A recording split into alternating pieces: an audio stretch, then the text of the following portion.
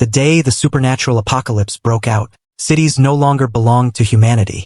Conventional weapons became a joke against the horrors. The horrors cannot be killed. Those who survive must rely on their instincts and training. The survivors are constantly migrating. Just as I accepted that humanity had no future, I unexpectedly awakened the all things vitality system. While others push broken carts on their flight, I am building a mobile fortress. Out of steel for the convoy, a rusty bicycle in my hands upgrades into an armored combat vehicle. A tattered tent can evolve into a mobile shelter. The most absurd part is, those unkillable horrors no longer chase me to tear me apart. Instead, they follow me like shadows. Looking at the rolling mist in the distance, I can't help but smile bitterly. I clearly just wanted to survive. So how did I become humanity's last hope? Having escaped from Jiangqing, I joined a convoy of survivors, planning to head to the survivor base in Shanghu. Some drove modified off-roaders.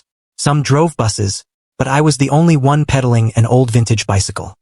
On the road, everyone must remember 2 iron rules. First, don't fall behind. Second, stockpile as many supplies as possible. And the first rule always takes precedence over the second, because without supplies someone might still save you. But once you fall behind, only death awaits you. Everyone had pinned their hopes on Shanghu. It was one of the few supercities in the country. Everyone believed there would be a way to deal with the horrors there. But before reaching the destination, word came that Shanghu had become a no-man's land. Hearing this news, he cooked a bowl of steaming instant noodles, trying to thin out the dead silence in the air.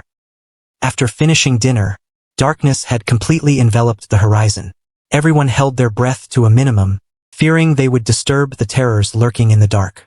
I took a deep breath, suppressing the tension in my heart. The rules of the apocalypse are simple. If you want to live, you have to endure. So I lit my last cigarette, letting the smoke bring a trace of false peace. After smoking, I wrapped myself in a blanket, preparing to make it through the night. But when my hand touched the blanket, a line of text suddenly appeared in my mind. Upgrade blanket? Requires 129 slaughter points. Moments later, I realized I hadn't awakened some combat ability, but had obtained an upgrade system. As long as I have slaughter points, I can upgrade anything I touch. Even a crossbow could evolve. However, the joy didn't last long. Before reality woke me up, I didn't have any slaughter points. Fortunately, at that moment, new information appeared again. Since it's the host's first time using the system, a loan of 300 slaughter points is available. Term, 1 month. I immediately laughed out loud. In this world, I could end up in a horror's mouth tomorrow. Only a fool wouldn't take the loan. So I confirmed the loan without hesitation. 300 points received. I looked at that vintage bicycle. The first iron rule of the convoy, don't fall behind. For me, this worn-out bike was my life. Therefore, I decisively chose to invest all my slaughter points into it. The next moment, an hourglass appeared above the bike.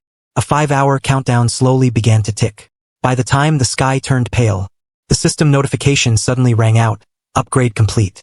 By the first glimmer of light on the horizon, I was shocked to find my vintage bike had completely transformed into a tricycle. It now had a spacious cargo bed in the back, and the system had thoughtfully installed a labor-saving device. When people in the convoy saw this, some were envious, some were greedy, and some were shocked.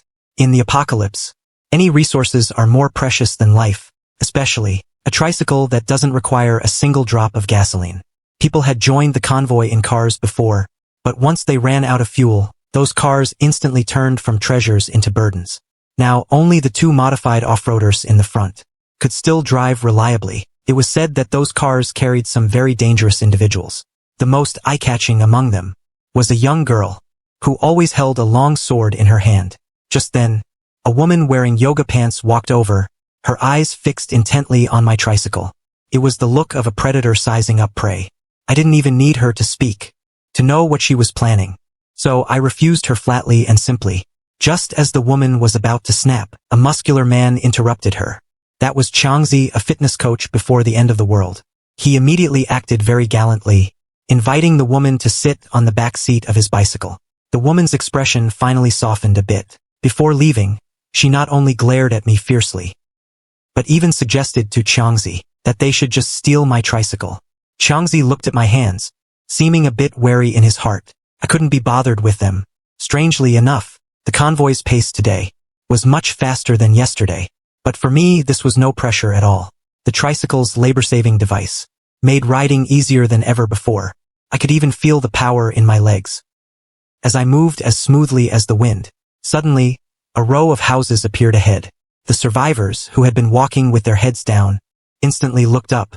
After all, many people's supplies were already hitting rock bottom. They could barely hold on. After the apocalypse, most towns became forbidden zones. The more densely populated a place was, the more horrors roamed. No one who fled from Zhongqing ever wanted to face those terrifying beings again. At night, the convoy would definitely bypass such places. But now it was daytime. Daytime meant opportunity. As long as we risked a dash, we might obtain new food and water. So the leading off-road vehicles suddenly sped up, charging straight for the town. The convoy seemed to be ignited, and even those exhausted survivors, on foot, gritted their teeth and quickened their pace. But the closer we got to the town, the more palpable that oppressive atmosphere became. Even though it was broad daylight, felt like a winter midnight. Even the air carried a bone-chilling cold. The lead modified off-roader suddenly slammed on its brakes, tires screeching against the ground, leaving 2 deep black marks. Just as everyone was hesitating in distress, a gruff voice exploded. "What's with the dawdling? I'm going in first." As soon as the words fell, a giant of a man over 2 meters tall squeezed his way out of one of the modified off-roaders. The moment his feet hit the ground, the entire earth seemed to vibrate. Took me a second to react to how absurdly powerful this guy was. He was a literal human beast. He didn't care what others thought at all. Like a colossus, he ran straight toward the distant supermarket. Then the other off-roaders followed. Even more absurdly, an old man started up his mobility scooter and shouted arrogantly, "You youngsters are no good. Just wait until I get out. You'll see me living the high life." This shout made everyone lose their cool, and they rushed toward the supermarket like a swarm. But I didn't follow. Instead, I set my sights on the shops lining the streets. The supplies in these shops might not be as complete as the supermarket, but they were very close to the exit. There's a rule for survival. Those who survive rely entirely on sunlight. As long as you step into the sun, those evil things can't catch you. Grabbed my backpack and rushed to the door of a tobacco and liquor store. Through the glass door, I saw a dazzling array of cigarettes and fine wines, piles of snacks and drinks, everything edible or useful. I swept it all into my backpack. Just as I was feeling delighted, a sudden chill ran up my spine. Behind me, there was actually a child who looked 7 or 8 years old. His face was whiter than a 3-day-old corpse. His eyes and mouth were twisted into an incredibly eerie smile. I couldn't help but curse under my breath. I wanted to vault over the counter and rush out the door, but when I reached the entrance, I froze. The glass door had been barred from the outside with a wooden stake. Someone had tried to trap me here. I stared through the glass door. A man and a woman were standing by my tricycle. The woman in the tight yoga pants was the same bitch I had rejected earlier. The man was her fitness coach, Changzi. Their eyes were full of triumph and cold smiles. But when they saw deep in the shadows behind me, a faint small figure, Changzi yelled, "Let's go!" They both hopped on the tricycle and quickly fled the scene. "Brother, wait until his heart breaks." A childish voice sounded like it was crawling out of bones. It said this horror is named the paper witherhead. Once it targets you, your body dies with no hope of life. Without thinking, I swung a blow at him, but a second later, the strike passed right through his body. That small figure didn't move an inch. That babbling childish voice sounded right behind me. If I hadn't been standing where the sun shone in, I'm afraid I'd be dead already. My eyes quickly scanned the room. Looking left and right, there wasn't even a decent weapon. So I steeled myself and kicked the glass door hard. The glass door finally shattered. I charged out. Outside it was after 4 p.m. The golden sunlight spilled over me, dispersing the chill in my marrow. In that moment, I felt like I had returned from hell to the world of the living. I looked back, but I was no longer afraid, because I was standing in the sunlight. I slung my supplies over my back and chased after the direction the tricycle had gone. Changzi and that yoga pants woman had driven toward the large supermarket. I hadn't intended to go in there, but now that they had my tricycle, I had to pursue them. The sun was gradually sinking in the west. Shadows on the street were growing longer. In the shadows, I could even feel countless pairs of cold eyes, staring intently at me. Yes, because of our arrival, things in Xinhua town were beginning to wake up. When I reached the supermarket entrance, I spotted that familiar tricycle at a glance. My things were still in the cargo bed. Killing intent intensified in my heart. I emptied my backpack and put it back on, then crouched low to slowly approach the supermarket. But when I actually walked inside, I found the situation much worse than I imagined. Most shelves were empty. A few figures were lurking in the corners. They saw me and immediately made a be quiet gesture. In that instant of confusion, an icy chill shot up my spine. A young girl with disheveled hair was shuffling between the shelves. She was fully 3 meters tall, holding a massive pair of scissors, and whispering an eerie voice, "Where are you? Come out. Let's play together." Cold sweat poured down my forehead. Having just escaped the paper with her head, I'd run into the woman in white with scissors. I tried to stay out of her line of sight and move to the other side. But just then, I realized there were many survivors in the food section. Even that 2-meter giant was there, but his expression was extremely tense. The scissors woman suddenly stopped. 2 points of crimson beneath her long hair suddenly turned toward us. In that moment, everyone froze. Only the sound of heartbeats remained in the air. Fortunately, she didn't discover us, and continued her mechanical walk away. Just as I breathed a huge sigh of relief, and prepared to keep gathering items, I suddenly bumped into the back of a survivor in front. Looking up, everyone had stopped, their eyes fixed on the path ahead. The 3-meter-tall scissors woman turned stiffly to look this way. She lunged forward, the shelves in her path collapsing with a crash.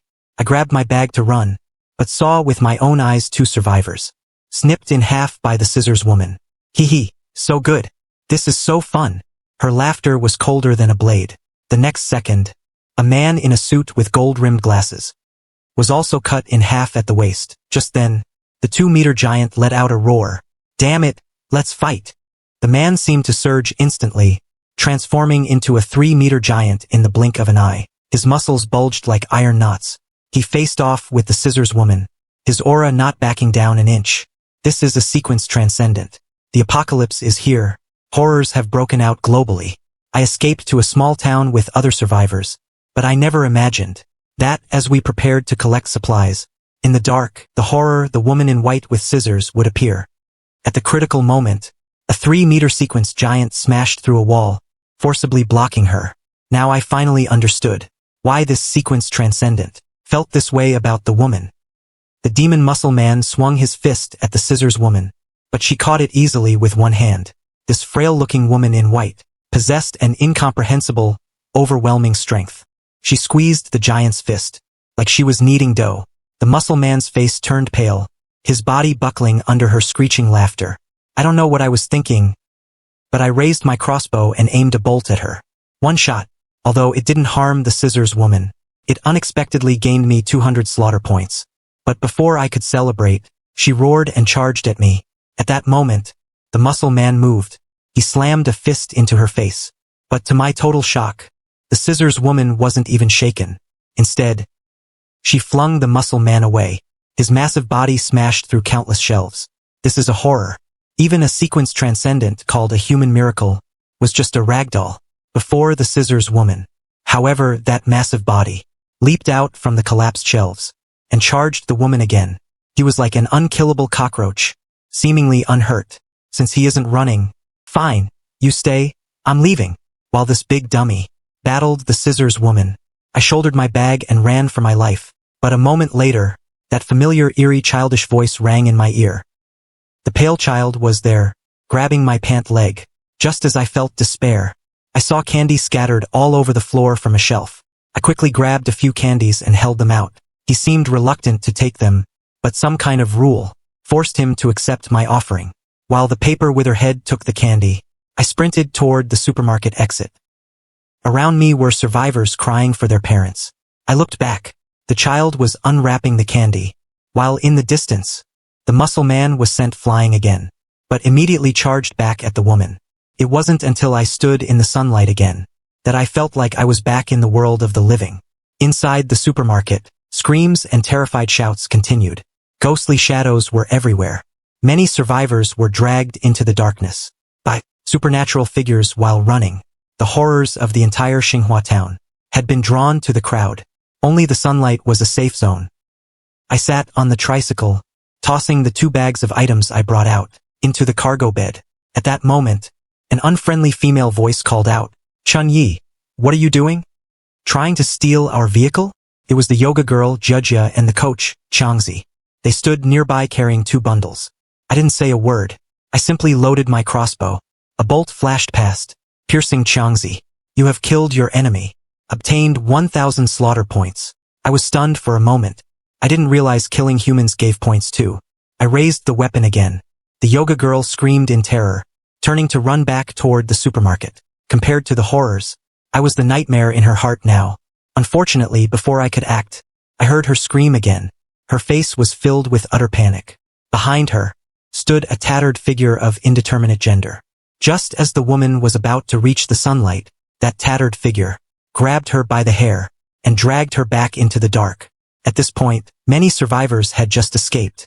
They were frantically throwing their supplies onto their vehicles to flee. I also stood up and pedaled the tricycle to leave. Before going, I didn't forget to pick up those 2 bundles and toss them into the bed. While everyone was racing against time to escape, a white figure suddenly flashed across the rooftops. I glanced up and saw a stern-looking young girl. She was like a legendary swordsman, moving in the opposite direction from me. Her target was the supermarket where the battle raged. In the apocalypse, only sequence transcendence can challenge the horrors. But I couldn't care about that. I burst through the town gate in one go, but was soon surrounded by a large group of people. They bombarded me with questions, but I ignored them. Most of these people were women. In the apocalypse, the elderly and children have poor stamina and find it hard to escape horrors. Adult women, though physical weaker than men, tend to survive more easily. Just then, a man stepped out of a modified off-road vehicle. He was dressed strangely, wearing a hooded sweatshirt and loose joggers, but he was barefoot. He bent down to grab a handful of sand, putting it in his mouth to taste it. His expression changed immediately. He shouted, "Move! Now! If we don't leave, it'll be too late." The people surrounding him paled instantly, scrambling back to their vehicles. It was as if some great terror was approaching. Someone shouted in a panic, "What about Nana and the Iron Corpse?" The man roared, "Don't worry. They'll catch up. Go. Stop talking." Soon, the movement of these cars was noticed by the other survivors. Panic set in. Some even tried to block the convoy. "No. My husband isn't out yet. You can't leave. I beg you. My brother is still inside. You can't abandon us." But the off-road vehicle ignored them. The driver floored it and sped away. I also pedaled my tricycle to keep up. The off-road vehicles ahead were incredibly fast, and the survivors without cars were quickly left behind. Fortunately, my tricycle was equipped with a labor-saving device, so I could barely keep from falling behind. Just then, a bus burst out of the town, wobbling unsteadily. I recognized this bus. It was originally part of the convoy. Before, it was packed with people, but now it looked much emptier. A survivor tried to stop the bus, only to be sent flying by the vehicle. I didn't know if they lived or died. Those people were running forward as if they'd gone mad. By now, I was drenched in sweat. But even so, the convoy ahead in my field of vision was reduced to a mere speck of light. Heaving breaths came from not far behind me. Clearly, a few people on bicycles were following close by. As for the survivors on foot, not a single one was in sight. I don't know how much time passed, but I finally saw the glimmer of light ahead again. It seemed they had stopped. A spark of hope for survival ignited in my heart. Half an hour later, I finally managed to rendezvous with the convoy. The people had already gotten out of their vehicles and started pitching tents. I even saw that strong man being carried to an open space. The strong man's left arm had been severed at the shoulder, his blood staining the grass red. Standing beside him were a young girl and the barefoot man. After about 5 minutes, I finally began to feel a bit better. So I pulled up the system and found that my slaughter points had reached over 1,200. After surviving this disaster, I was absolutely certain that the convoy must have sensed some danger. To avoid being left behind again, I decided to convert the manual tricycle into an electric one. I checked the system for upgrade options. To my surprise, the system quickly provided a definite answer. Before my eyes, a 3D holographic rendering appeared. According to the current plan, the upgrade would cost 1,200 slaughter points. It would take 15 hours to complete. I currently had just over 1,200 points. I could accept the 15-hour wait. Just as I was about to click confirm, I noticed an abandoned motorcycle parked by the roadside. Such sights were common in the apocalypse. A bold idea struck me. System, if I can provide the parts, can the slaughter points cost be reduced? The system quickly responded. If suitable parts are found, the slaughter point cost can be reduced at the system's discretion. Restraining my excitement and my trembling hands, I dragged the roadside motorcycle over to my tricycle. Then, I focused my attention back on the system's modification. System, can this motorcycle right here be used for the upgrade? Yes. Current modification requires 900 slaughter points. Only saved 300 points? That's a bit cheap, isn't it? System, is there any other way to save more points? Yes. If the host can disassemble all the parts from the motorcycle and perform a preliminary installation onto the tricycle, you can save another 100 points. If the host can find a third tire, another 100 points can be saved. I finally understood. The higher the completion rate of the goal before the upgrade, the more points I could save. But since it was too dark now, I had to give up on that for now.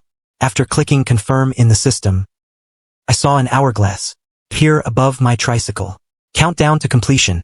6 hours. After eating dinner, I tentatively asked the system, how can one awaken a sequence transcendence? The system gave me 2 answers. First, by obtaining a sequence relic. Second, through self-awakening. A sequence relic required 3,000 slaughter points, while I only had 300 points left in my account. So, I had a sudden inspiration, and used those 300 points to exchange for a method to deal with horrors. It was black dog blood. Black dog blood could effectively suppress the horrors. I could even use this method to trade for the supplies I needed. When dawn broke the next day, the tricycle upgrade was complete. The front half of the vehicle was now a motorcycle, and the loading capacity of the rear bed had been enhanced once more. Many people mocked me, saying the bicycle was better, and that now I'd have to scrounge for gasoline. But some observant ones noticed something was off. Wait, isn't this the same tricycle he had before? To transform a tricycle into this in one night, how is that possible? Everyone looked at me with wary eyes, some even suspecting I might be a horror myself. But just then, the girl with the sword walked toward me. Her gaze fell upon my motor. Tricycle. She asked, is this motorcycle yours? Have you awakened as a sequence transcendent? At those words, the surrounding survivors broke into a commotion. So I made up a lie, claiming I was of the mechanist sequence. After I spoke, the girl led me toward the lead vehicles, likely treating me as a sequence ability user. I even saw the barefoot young man with the unique aura from last night. When he heard I was a sequence transcendent, his eyes lit up. Welcome, fellow sequence transcendent. This is going to be a whole new world. I was invited into their tent. From what I gathered, there were a total of 3 sequence transcendents in this convoy. The captain was the barefoot young man, named Chuche. The white-haired beauty, the Pathfinder sequence, was named Nana, of the Sword Immortal sequence. And then there was the big guy, Iron Corpse, who was of the Titan sequence. According to Chuche's explanation, there are hundreds of different sequences. Each sequence transcendent has their own unique abilities, such as battle sequences, support sequences, and supernatural sequences. Each country even has its own specific sequences. Our country has the Sword Immortal and Celestial Master sequences. The island nation has the Ninja and Onmyoji sequences. Sequence transcendents are not invincible. Truly killing a horror as a low-level sequence is almost impossible. Whether it was the dried finger jar in Xinghua Town, or the scissors woman in white, they weren't actually considered strong among the horrors. At that moment I realized clearly that human sequence transcendents are still too weak in the face of the horrors. Having said that, Chuche extended his left hand, his gaze fixed on me. You are the 4th sequence transcendent in our convoy. With you we have more security. Welcome aboard. I shook his hand and asked about the convoy's gasoline situation. But Chuche was firm. If I wanted it, I had to trade supplies for it. Even though I had awakened as a transcendent, I wouldn't get a single drop for free. I had thought that being a transcendent would bring status and perks. But reality gave me a harsh slap in the face. There was neither privilege nor favoritism here, only equivalent exchange. But Chuche added, the convoy would soon hold an internal trade fair. As long as one was willing to pay the price, anything could be traded. In this convoy, there were 4 four-wheeled vehicles, 2 modified off-roaders, the bus belonging to the Titan sequence guy, and the remaining car, which actually belonged to a female celebrity. She didn't have many supplies. Because of her pre-apocalyptic stardom, she had nothing, yet was always surrounded by a group of men with lecherous eyes. While I was hesitating over whom to trade for gas first, she actually brought an iron drum from her car. Mr. Chen, if you need it, I have a drum of gasoline here. I only want 8 pounds of rice. It was cheaper than the 20 pounds Chuche and Nana were asking for. I saw through her scheme instantly. She was using the cheap gas to buy my protection. I spoke plainly. Give me the oil. If you run into trouble later, I'll step in. Zhoulan stared at me intently. After nearly half a minute of silence, she gritted her teeth and agreed to the deal. When Zhoulan handed the gasoline to me, her younger brother grew frantic. Without gasoline, our car will just be scrap metal. The boy raised his voice deliberately, clamoring to take the oil back. Some were gloating as they watched the scene unfold. But Zhoulan didn't stop him. She just turned her head away guiltily. Fortunately, she wasn't the only one with gas. I walked straight to Chuche and traded the information about black dog blood for a drum of gas. Then I went to Nana and traded for an outdoor machete of a Japanese brand. Then the broadcast sounded, and the convoy began to depart. I followed behind the bus, having already become the number 4 figure in the entire convoy. Along the way, Chuche kept getting out of his vehicle, grabbing a handful of sand to taste. This was the convoy's greatest asset for survival. When Iron Corpse woke up, I finally saw what a transcendent truly was. The other day, I saw his arm severed clean at the shoulder, but today he was fully restored. The first thing Iron Corpse said to me was about the blood, saying if it weren't for my bolt, he'd be dead by now. But wasn't it mutual? Without him blocking that woman in white, I wouldn't have lived either. Then I mentioned that black dog blood could counter horrors. This news was of no small value. Just like that, I got a power source added to my tricycle's bed.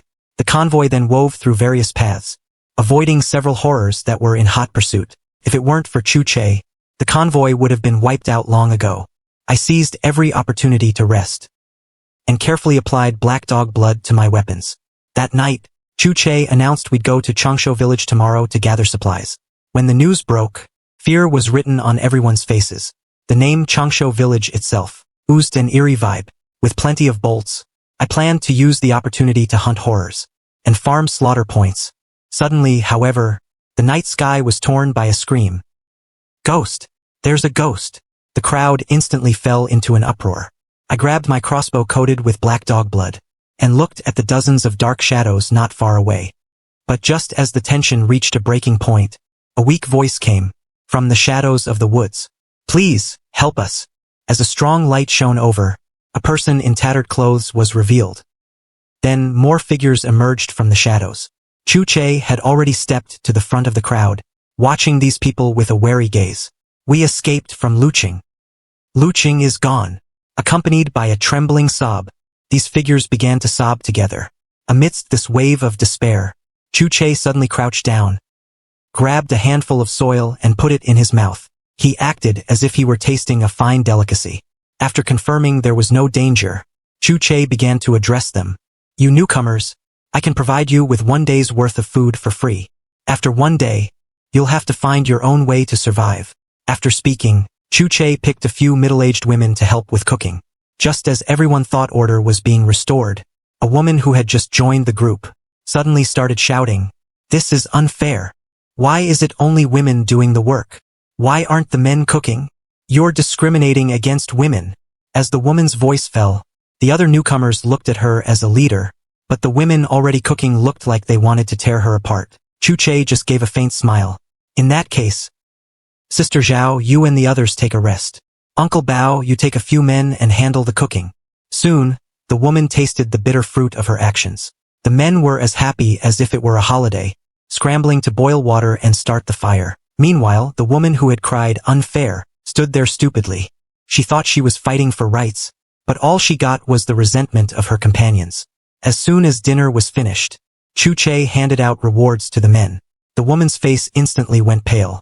Several older women even went up, grabbed her hair, slapped her across the face, and cursed her for being a troublemaker. Chuche didn't even have to confront her himself, to utterly crush her into the dirt. Early the next morning, most survivors were still chewing on coarse dry rations, while I was holding a bowl of fried rice with cured meat.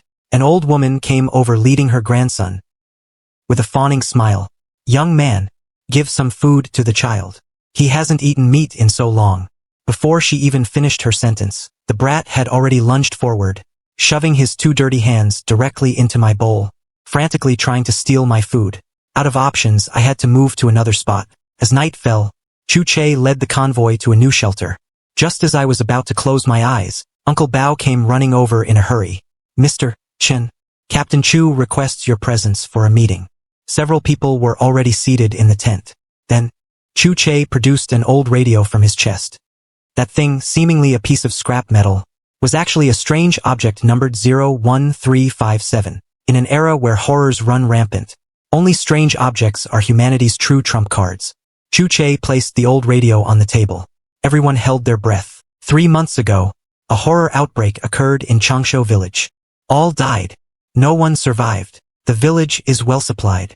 There is a small supermarket under the big willow tree in the center. Supplies are ample. It should be the focus of collection. The cellar at the village chief's house also has stored grain.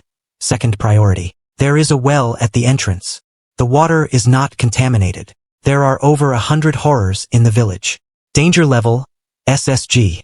As the intel ended, Chu Che's expression turned very peculiar, as if there were a ghost inside the radio. It took a minute before he began assigning tasks. First, go to the small supermarket under the willow tree, then to the village chief's cellar to collect supplies. While everyone was discussing the details, Captain Chu's familiar voice suddenly came from the radio. That Nana girl, she looks delicate, but she's like a wild monkey all day. Probably nobody wanted her before the apocalypse. For a Titan sequence, Iron Corpse is incredibly clumsy. He really is an oddball. The new guy has a hot temper. He definitely wasn't a good person before the apocalypse. I saw him hit an old woman and a kid with my own eyes. As for the star, Zhoulan, she looked great on screen. But in reality, she's nothing special. This strange object didn't just collect information. It even broadcast its owners' own private thoughts in public. Chu Che opened his mouth. But before he could explain, Nana's sword light had already flashed. The usually calm and silent captain showed true embarrassment for the first time.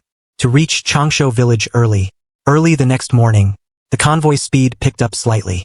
At the rear of the convoy were the survivors on foot, those who didn't even have a means of transport. I kept feeling like a pair of resentful eyes was watching me, but when I turned around, I found nothing.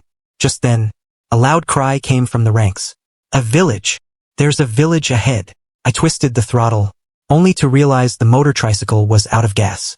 The bus behind me accelerated, leaving me in its dust. I could even see Iron Corpse's grinning face. By the time I caught up, everyone had already reached the village entrance. When I looked at this village, I felt a chill deep in my heart. Despite it being high noon with the sun blazing, the village was gloomy. It felt even more terrifying than Xinghua town. Captain Chu, wearing sunglasses and holding a megaphone, called out, "It's now 11 a.m. You must be out of Changshu village by 4 p.m. We won't wait for anyone." In the center of Changshu village stood an incredibly tall willow tree. The tree was so large it seemed abnormal. Unbeknownst to them, at the entrance to the village, an old man had suddenly appeared. He was a hunchback, leaning on a cane, facing the crowd. He revealed an incredibly sinister smile. Fear froze everyone in place. "Follow me closely." Iron Corpse gave a low roar, and was the first to stride into the village. Then I tightened my grip on my crossbow and walked alongside Nana. Despite the fear, some bold individuals followed immediately, but more survivors were still hesitating.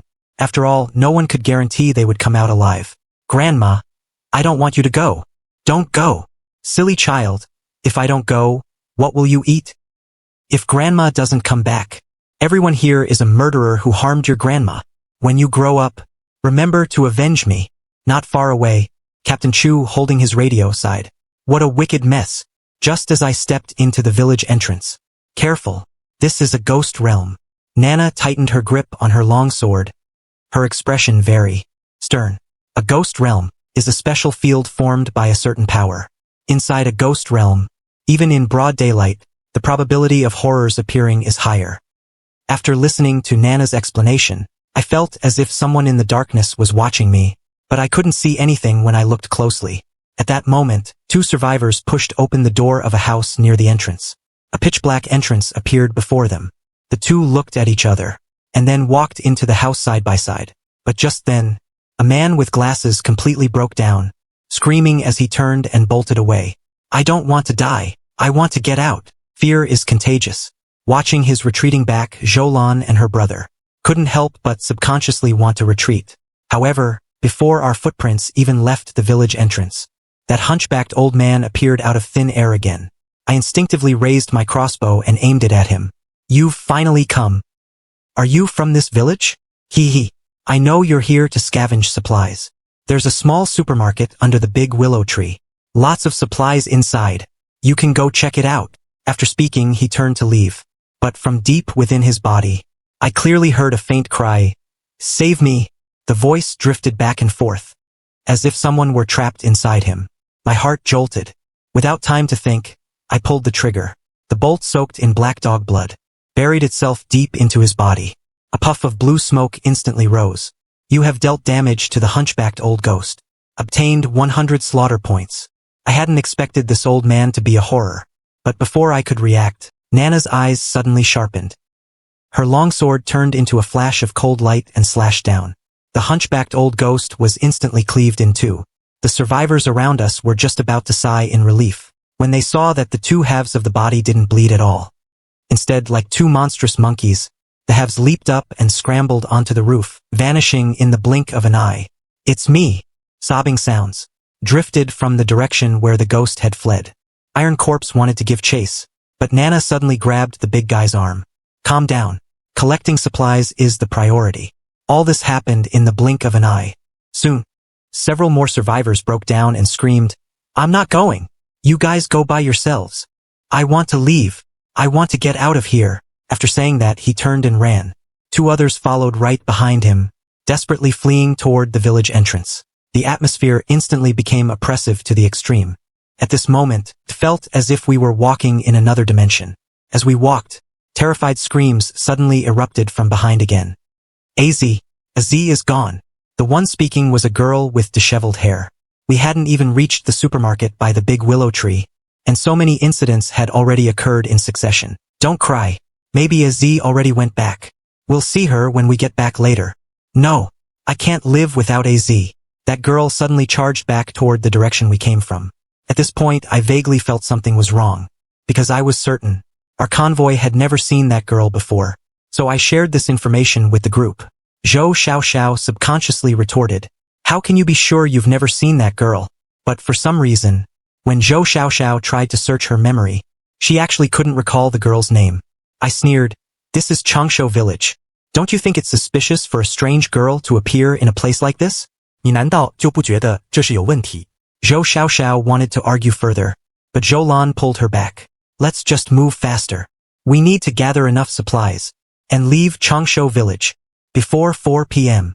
As soon as Nana finished speaking, everyone continued toward the big willow tree. Little did we know, just as Iron Corpse turned the first corner ahead, his entire body suddenly froze. "Iron Corpse, what happened?" "Nana, you come. Look." After he spoke, Nana and I quickened our pace. Then, I saw a scene I will never forget for the rest of my life. From the tips of the branches of that towering willow tree, corpses were hanging. There were at least 100 of them. The survivors behind us all froze in place, their eyes wide with terror. And beneath that eerie willow tree stood a small single-story house. The wooden sign read, "Big Willow Supermarket." The outer door was wide open, and we could even see the glass counters inside. The shelves were fully stocked with everything. For a moment, everyone's eyes lit up, as if they had forgotten about the corpses hanging above their heads. One old woman's face was especially full of greed. Outside the supermarket, a gust of wind picked up from nowhere, causing the corpses under the willow branches to sway slightly. "Everyone be careful. Don't disturb those things." After I warned everyone, I then cautiously moved toward the small supermarket under the tree. Not only were there abundant supplies, but the snacks inside were piled up like mountains. It was practically a treasure trove in the apocalypse. I had brought 2 backpacks. The first I filled with rice and flour, the second I stuffed with cured meat and dried fish. Nana also frantically stuffed things into her bag. Iron Corpse was even holding a massive sack, looting like crazy. The others were no exception. Within moments, The small supermarket was completely stripped bare by us. Not even a packet of salt remained. Finding this much in a small supermarket was already an unexpected windfall. Should we head back? But my backpack is only half full. This harvest is far from enough. Those who want to go back, go back. If you don't want to go back, follow us to collect more supplies. But you must be obedient. Otherwise, if an accident happens, we can't guarantee anything. However, just as we stepped out of the supermarket, a scream suddenly rang out. We saw survivor's body being tightly wrapped by a willow branch, and then violently dragged into midair. Within moments, that survivor was nothing more than another hanging corpse. Everyone's eyes widened in horror. That face was incredibly familiar to me. He had been following right behind me just moments ago. But now, in less than a minute, he had become another lost soul beneath the willow tree. My supplies are enough. I'm not going anymore. Find the rest yourselves. Fear made people afraid to stay. Ultimately, the group split into two teams. Nana, the others, and I continued forward, while the other team fled desperately toward the village entrance. Zhou Lan wanted to leave with those people, but Zhou Xiaoxiao grabbed the corner of her clothes. Sister, let's go with them. Following them is better than going out to die alone. Soon after, a gray three-story mansion appeared before everyone. My first reaction upon seeing it was, this is definitely not a place for the living. Go in, there's not much time left. Iron Corpse, carrying his large bag, was the first to charge into the courtyard. I and the others followed closely behind. Everyone's first target was the kitchen, followed by the bedrooms and the hall. The survivors searched almost every room thoroughly, only to find a small amount of rice and flour, hardly enough for a future restock, while everyone else split up to continue searching. On the third floor, found an electronic watch in a wardrobe, and tucked it into my pocket. I intended to trade it with Chuche for a solar charging panel. It might come in handy later. When there was only an hour and a half left, a voice suddenly came from the side building. There's a basement here. A young man wearing glasses pointed to the basement entrance, looking at everyone with an excited expression. Nana was the first to leap down. A moment later, her voice drifted up from the basement, full of uncontrollable joy. Chan Yi, Iron Corpse. It's full of potatoes in here. At that moment, the oppressive atmosphere was broken. Everyone scrambled to jump into the cellar. Bag after bag of potatoes was hauled up, and the joy of harvest was written on everyone's face. However, while we were busy moving things, I looked through the window and saw old Kuei's figure outside the first floor door. He was staring at us like the Grim Reaper. So I raised my hand and fired a bolt. You have dealt damage to the hunchbacked old Kuei. Obtained 100 slaughter points. Yi, what did you see? That old Kuei has been following us. Don't dawdle. I have a very bad feeling. We have to leave quickly. Iron Corpse didn't ask more, but his movements significantly quickened. One by one, the others climbed out of the cellar. Everyone's backpacks were stuffed to the brim. Even the Zhou sisters were almost bent double by the weight. Smiles of harvest were on every face. Nana checked her watch. Her smile instantly vanished. 40 minutes until 4 p.m. We must leave before then. Everyone immediately set out. Only that old woman crawled out slowly at the end. Except for the college student who found the cellar. Helping her, no one paid her any attention. But when I saw the weight on her back, I was stunned. She was covered in backpacks from head to toe. Compared to the other survivors, her harvest was actually the greatest. She seemed to notice our gazes, and revealed a smug smile, as energetic as a tireless workhorse. Nana, sword in hand, led the way. Everyone started walking back along the path we came. The sky was still a gloomy gray. Nana checked her watch. Usually, gathering supplies was a life or death gamble, but this time it had been unexpectedly smooth. However, as we walked, Nana pointed at the houses by the road and said, "Wait, we've walked this path before. Someone entered this house earlier and never came out." As everyone looked up, a giant willow tree stood quietly ahead. According to the direction we were heading, this willow tree should have been behind us.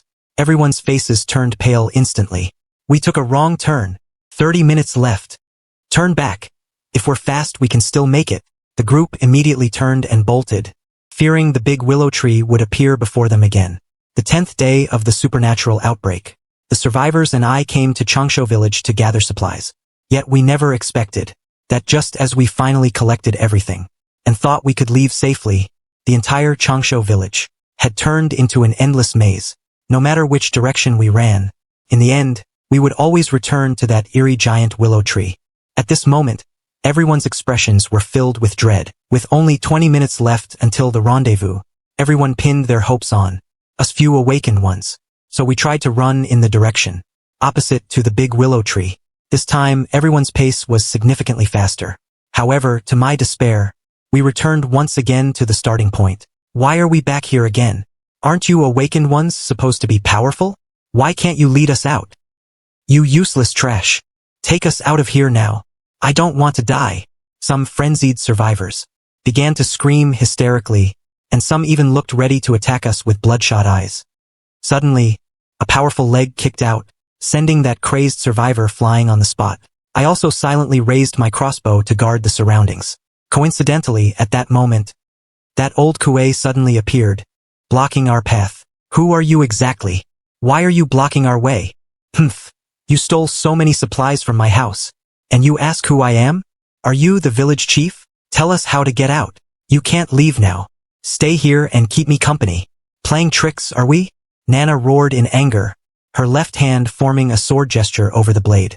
The next second, a faint blue light shimmered on the sword, with a fierce slash of sword light, before that hunchbacked old Kuei could dodge. The clothes on his back were torn apart by the sword chi. I saw that a human head was actually embedded in old Kuei's body. At this moment I finally saw clearly. That head belonged to one of the survivors who entered Changsho village with us. Now, he had become a part of the hunchbacked old Kuei. A chill rushed straight to the top of my head. Then I fired a bolt right at that human head. But the hunchbacked old Kuei didn't even look back, turning to run into a nearby house. At the same time, Nana sliced her finger with her sword. As the blood was consumed by the blade, the sword emitted a loud, resonant ring. Scarlet marks as the vessel. Break the bronze body. Draw the blood of no fear. 10,000 edges return to truth. Break. The moment Nana's words fell, a shocking scene unfolded. The light from Nana's sword suddenly swelled. She aimed at the house old Kuei fled into and struck, slicing the building cleanly into two segments. So this was the sword immortal sequence. The survivors present were undoubtedly jaw-dropped. After a while, I was shocked to find that there was no sign of old Kuei in the ruins at all. What surprised me even more was that, beneath the eerie giant willow tree, several familiar figures had appeared. These were the survivors who had left earlier. It turned out that none of them had managed to escape Changsho village. The living survivors were now filled with even more terror. Everyone was afraid they would be the next to die. Damn this supernatural trickery. Watch me smash it to pieces. Iron Corpse, who had just transformed, wanted to shatter this willow tree with a single punch. But just then, the corpse wraiths hanging from the branches moved like ghosts. Then, hundreds of corpse wraiths opened their eyes simultaneously. Controlled by the willow branches, these corpse wraiths fell from the tree like rain, launching a fierce attack against us. Iron Corpse was forced to stop and throw punches to meet the enemy, violently blocking the corpse wraiths in his way. But as more and more corpse wraiths appeared, Iron Corpse gradually became unable to hold them off. Some corpse wraiths even pounced onto his back. Seeing this, I raised my crossbow. The bolt coated in black dog blood accurately hit the corpse wraith from behind, accompanied by a hiss of acrid white smoke. The corpse wraith fell off Iron Corpse's back. You have dealt damage to a corpse wraith. Obtained 100 slaughter points. However, before I could react, the corpse wraith with the bolt in it pounced toward me. Fortunately, Nana blocked it in time. She slid her sword finger across the blade. With a sudden shout, the corpse wraith was instantly sliced into two. Yet it still dragged its half-body, crawling toward me. My heart went cold. This thing still wasn't dead. At this very moment, all kinds of screams were coming from the crowd. Some unlucky survivors were being dragged away by the corpse wraiths. Further away, that old woman laden with supplies was still dodging left and right. In the end, she took advantage of a nearby survivor's distraction, pushing him to be her scapegoat. Many survivors around saw this clearly, their eyes full of disgust and resentment. The Zhou sisters were also in a pathetic state at this time. Previously, they had planned to rely on Iron Corpse and Nana's protection to survive. Unfortunately, Iron Corpse had already charged at the tree, and it was even more impossible for Nana to protect her. She not only had to cover for Iron Corpse, but also protect me, the only support sequence in the team. Soon, A corpse wraith charged straight for Zhou Lan. "Sister, watch out!" Zhou Xiaoxiao swung the backpack on her back, hitting the corpse wraith hard, allowing Zhou Lan to narrowly escape death. But this was only the beginning.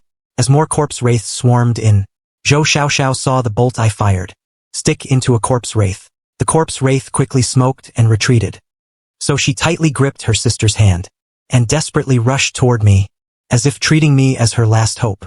However, at that moment, that agile old woman had already hidden behind me. It looked like she not only wanted protection, but also wanted to use me as a scapegoat if necessary. But how could I let her have her way? Before the old woman could make a move, I suddenly switched positions. A shadow pounced forward. Before that nimble old woman could even curse, she was dragged away by several corpse wraiths that suddenly lunged at her. I didn't feel the slightest bit of guilt. If I hadn't moved quickly just now, I would have been the one dragged away. "Chun Yi, save my sister." I quickly turned to look, and saw Zhou Lan pinned down by a corpse. Zhou Xiaoxiao picked up an iron bar from the ground, and pushed the corpse wraith off her sister. Yet the moment she pulled Zhou Lan up, corpse wraiths had already surrounded them in a circle, each revealing ghastly white teeth. She even recognized several of the faces. Most were acquaintances from the convoy, who had now all become man-eating monsters. Now the two sisters were back to back. "Sister, run first in a bit. As long as you get to Chan Ye's side, he'll protect you even if he doesn't want to save you." "What nonsense are you talking? I'd rather die here than go beg that bastard."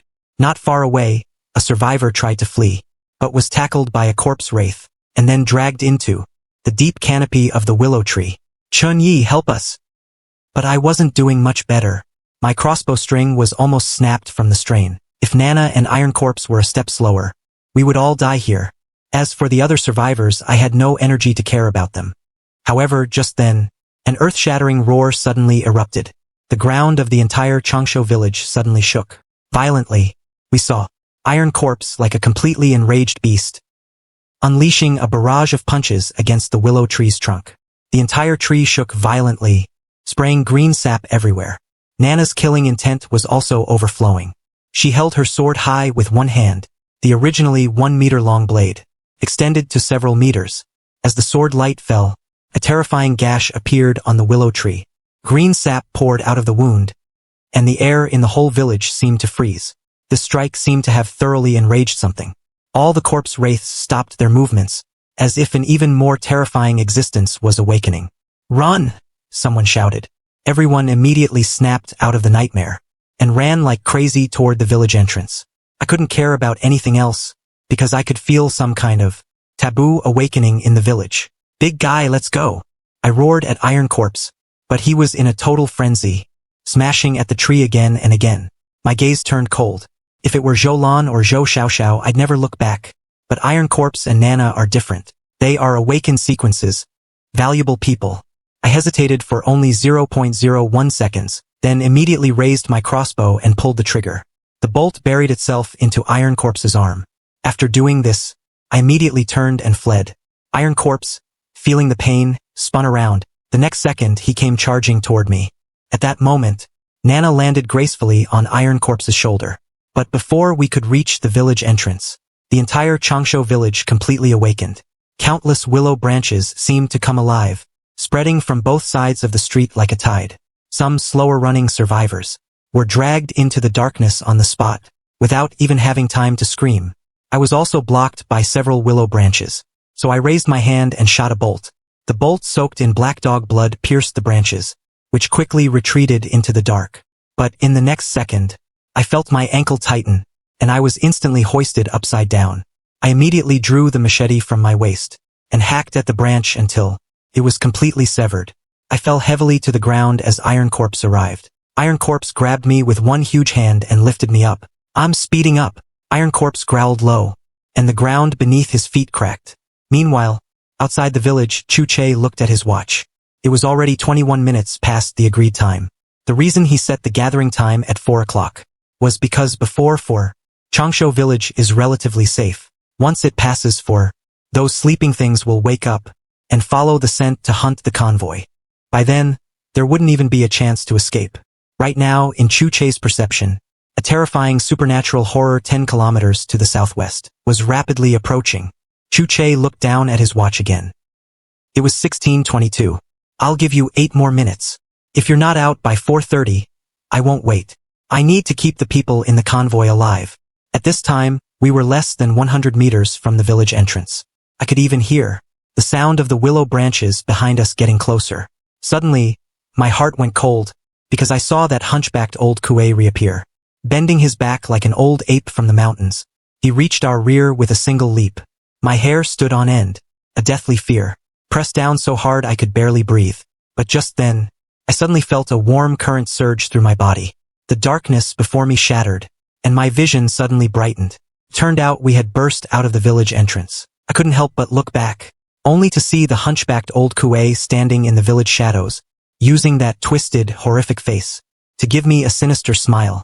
Before those outside could ask about the situation inside, Chu-Che had already bent down to grab a handful of soil and put it into his mouth. The next second, his expression changed drastically. He immediately ordered everyone to leave at once. Everyone scrambled toward the vehicles in a panic. I also rushed to my motorized tricycle, but when I twisted the throttle, I realized the vehicle was out of gas. Fortunately, Uncle Ebao ran over with a jug of fuel, saying Captain Chu-Che had lent it to me. Once I filled the tank, the tricycle could finally, barely keep up with the convoy. However, along the way I clearly felt something was wrong. 50 people had originally entered Changsho village, but now only a dozen or so had survived. Especially when night fell, the convoy was surrounded by an eerie aura on all sides. The nearest supernatural horror was only 7 or 8 kilometers away. I could even hear terrifying roars. At this point, the 2 off-road vehicles in front sped up uncontrollably. I twisted my throttle to the limit, but the survivors on foot in the convoy had long since been left behind and were nowhere to be seen. All night long, we were like prey trying to escape a beast, changing directions countless times, until the sky began to pale. The convoy finally stopped under a highway road sign. I looked up and saw that this was actually Yenzhou. Ahead was an endless desert. Even though it was late November, it was as hot as the height of summer here. Every breath felt like I was swallowing fire. This abnormal weather made everyone feel a bit uneasy, but I didn't have time to think too much. The hours of bloody battle in Changsho village had completely exhausted my physical and mental strength. Right now I had dark circles under my eyes, and I didn't even have the strength to walk. So I took out some bread and stuffed it into my mouth, followed by a bottle of mineral water. Only when I barely regained some strength did I impatiently open the system panel. However, when I saw the value of the killing points, I started dancing with excitement. The system had increased by exactly 7,000 killing points. Without any hesitation, I directly redeemed the sequence recruitment. In the next second, a glass syringe appeared in my hand. The blue liquid emitted a cold, eerie glow.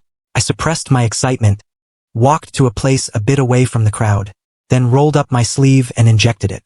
There was no piercing pain like I imagined. As the liquid flowed through the needle into my body, all my fatigue was swept away. My limbs seemed to be refilled with power. I closed my eyes and tried to feel the changes in my body.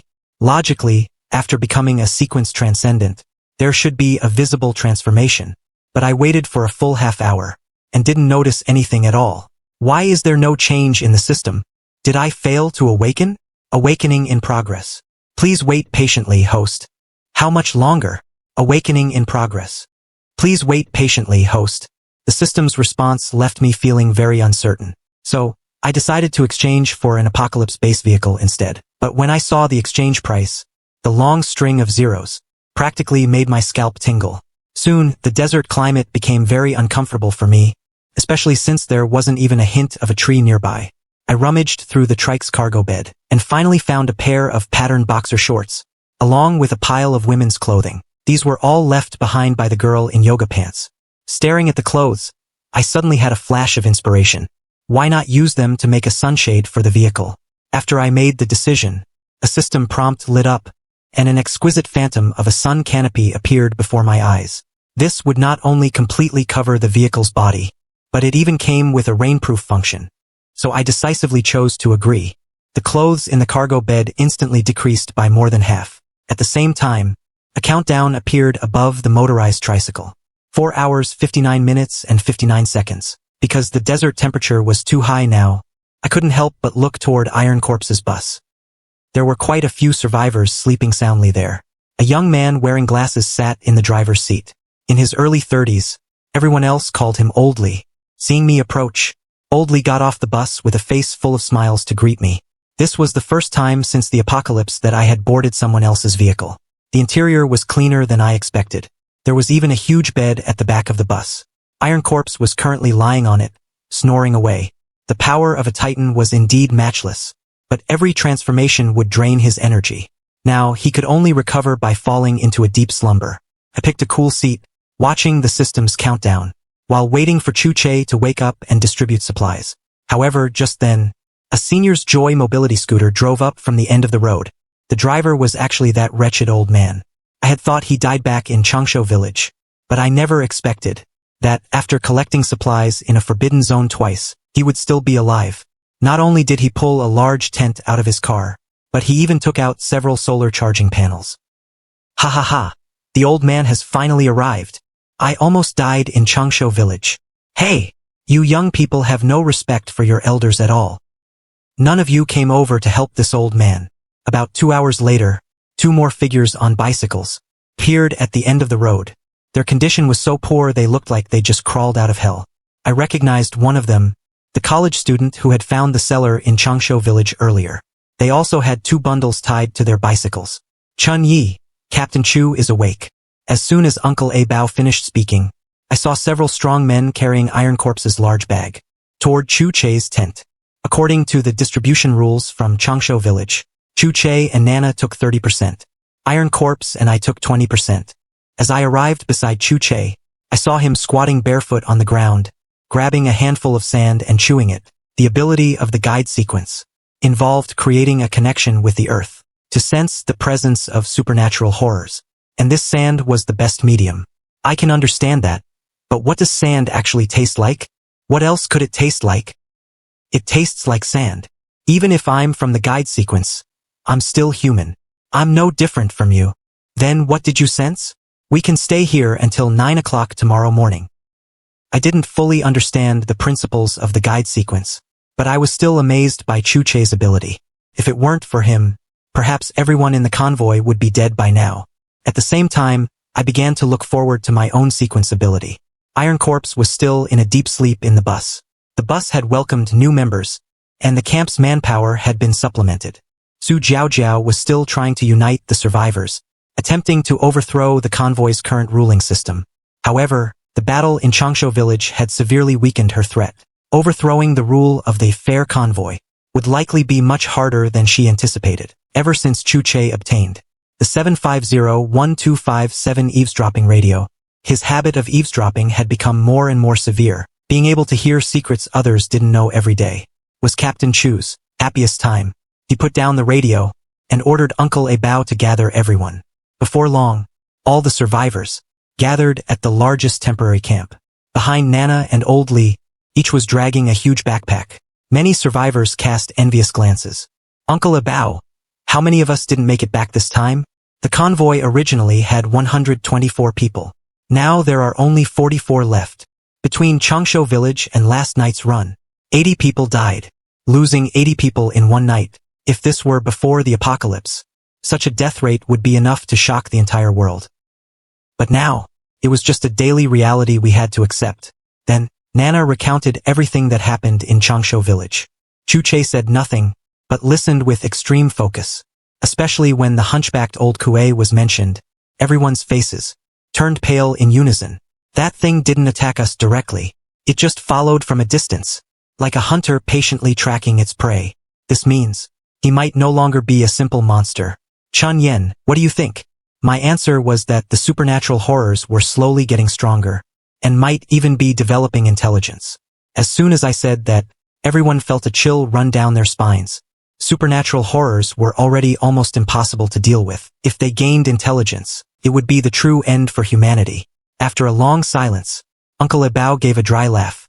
Haha, whatever, let's not think about it. The world is already this rotten anyway. How much worse can it get? Since Iron Corpse was still sleeping, Old Lee took his place for the supply collection, according to the previously agreed ratio. Even though I only got 20%, the supplies piled up to form a small mountain. I pulled my motorized tricycle over and started loading the supplies into the cargo bed. The cargo bed, which had been somewhat empty, was filled to the brim in the blink of an eye.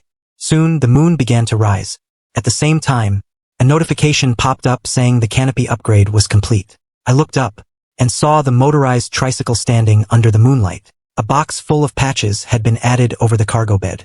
Its appearance was crude, looking more like a hastily modified three-wheeled delivery bike. "Chun Yi, is this your new vehicle?" A voice of praise came from behind me. I saw Nana holding a can of beer, circling the vehicle in a half-drunk, half-awake state. "It was just a bicycle before. It hasn't been that long.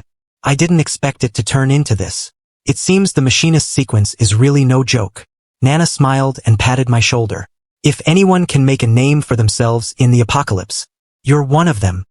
After a brief exchange, I used 4 cans of beer to trade for a whole carton of Hahua cigarettes and a carton of Chunghwa from Nana. Just as she walked away, I suddenly noticed something wrong with my body. It should have been a pitch-black night, but I could see everything so clearly.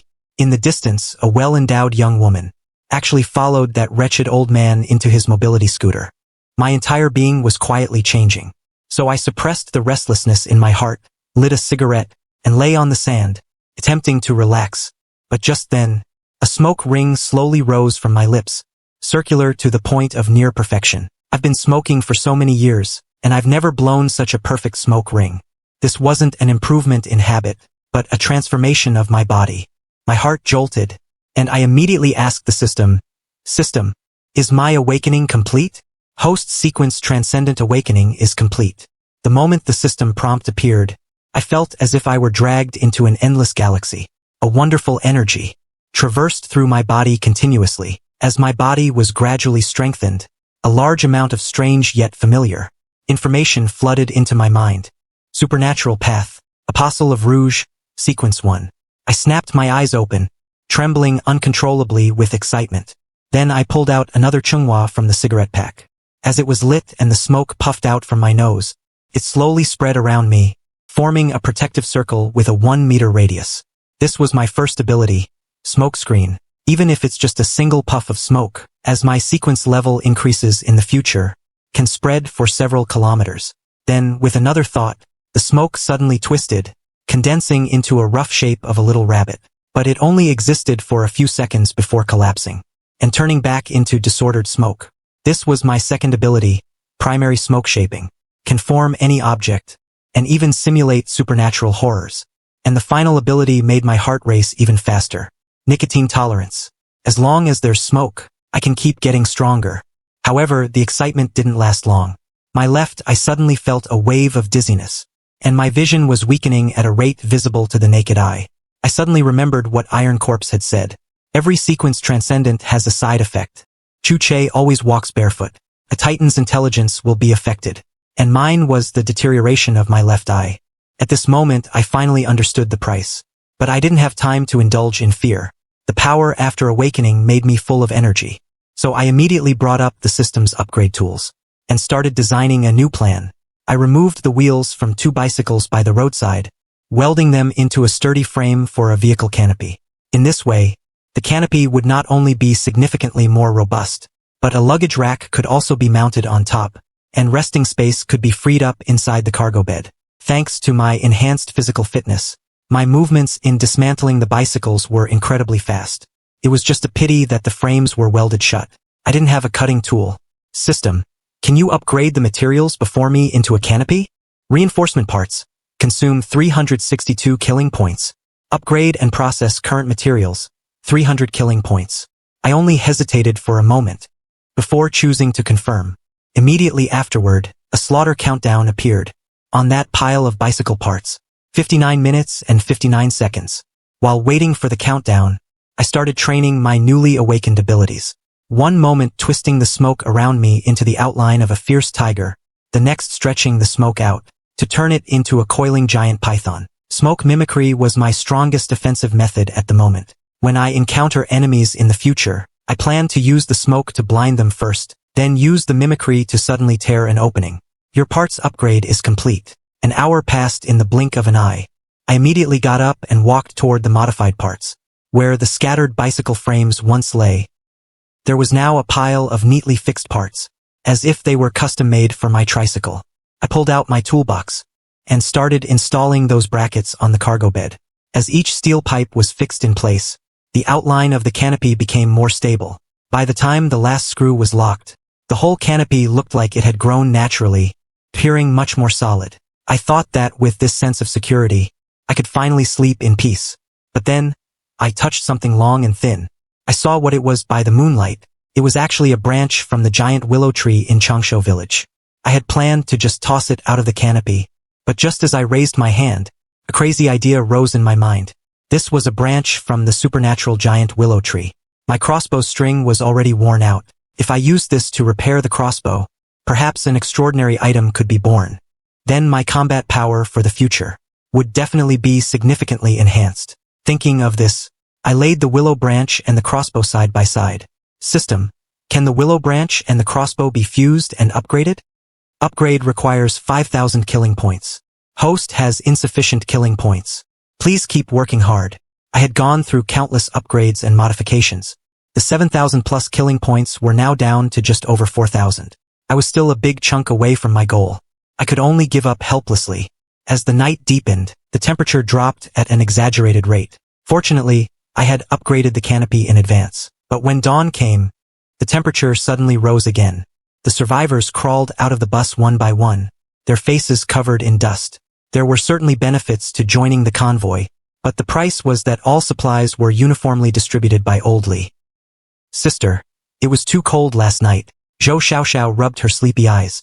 At this point, she was no longer pretending to be a boy. Sister, my breath stinks. I want to brush my teeth.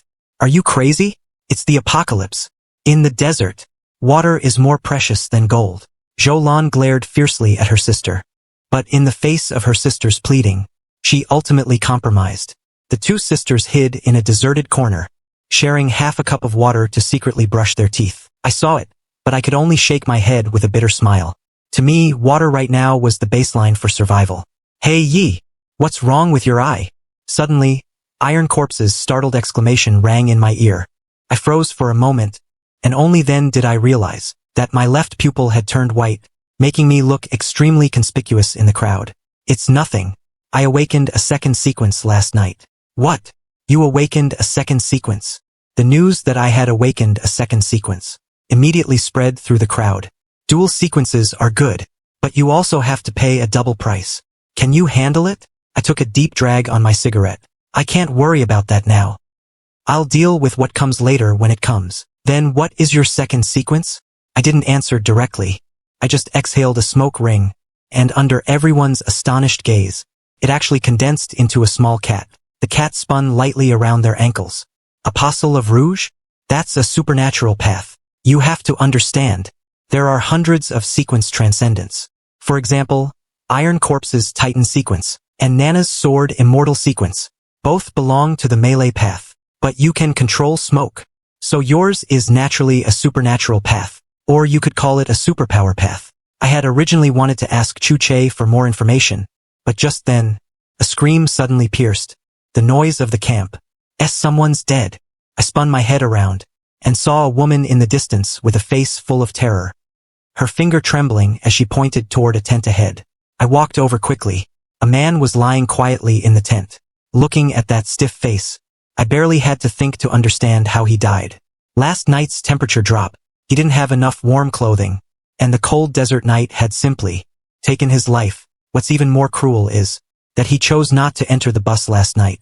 Entering the bus was certainly safe, but the price was handing over all your supplies. To be managed uniformly by Old Li, that was unacceptable for many people. If it were me and I hadn't awakened a sequence, or stockpiled enough supplies, the one frozen to death in the desert last night might have been me. The sorrowful atmosphere continued until 9 o'clock in the morning, when the convoy set off on time. The upgraded tricycle canopy was indeed sturdy, but the weight had increased by dozens of pounds. Combined with the wind resistance from the roof, even with the throttle twisted to the limit, I could never catch up with the convoy ahead. Even that Senior's Joy mobility scooter was running faster than me. Attention, attention! Something's happening ahead. I subconsciously reached for the crossbow at my waist. But before I could pull the string snapped right off, so I simply tossed the crossbow aside and pulled out the machete from my waist instead. The scene ahead made my heart tighten. Dozens of vehicles were blocking the highway in all directions. From a distance, it looked like a tragic scene of a massive car pileup. Chu Che quickly squatted down, grabbed a handful of sand, and threw it into his mouth. This was the sign that he was activating his guide ability. I immediately asked Chu Che what the situation was ahead. You all saw it. There was a convoy that had a car accident up ahead. We can't get through. Are there ghosts? No, there are no ghosts. Isn't this simple? Xiao Fu, go have a look. I saw that college student jump down from the bus, riding a motorcycle and speeding toward the front while everyone held their breath. In just a few minutes, he came back with a strange look on his face. There's no one in the cars ahead. There aren't even any bodies. As soon as he said that, everyone felt a chill in their hearts. When they were 50 meters from the scene of the accident, the convoy had just stopped. When Iron Corpse impatiently took the lead and strode over. Just to be safe, I took a deep drag of my cigarette. The smoke billowed out from my nostrils, forming a faint, ethereal shroud of smoke that drifted around me. It wasn't until Ironstone turned back and gave me the all-clear sign that I finally felt my heart ease. But then, another emotion surged up violently. With so many cars here, even if most were scrapped, as long as I could find one suitable vehicle, I wouldn't have to endure that beat-up tricycle anymore. However, choosing a car isn't just about looks. It needs to be durable and fuel-efficient. Not far away, a Jeep Wrangler sat tilted on the edge of the highway, its chassis crushed and deformed. My heart skipped a beat, and I spoke immediately. System check. Vehicle condition is at 69%. Usable after thorough repairs. Currently undrivable. How many killing points for a full repair? And how long will it take? Repair time, 7 days and 12 hours. Cost, 13,728 killing points. 7 days and over 10,000 points. I nearly choked on my smoke. But just then, peering through the car window, I thought I saw something different in the trunk. So I decisively pried it open. Inside sat two 30-liter iron fuel cans.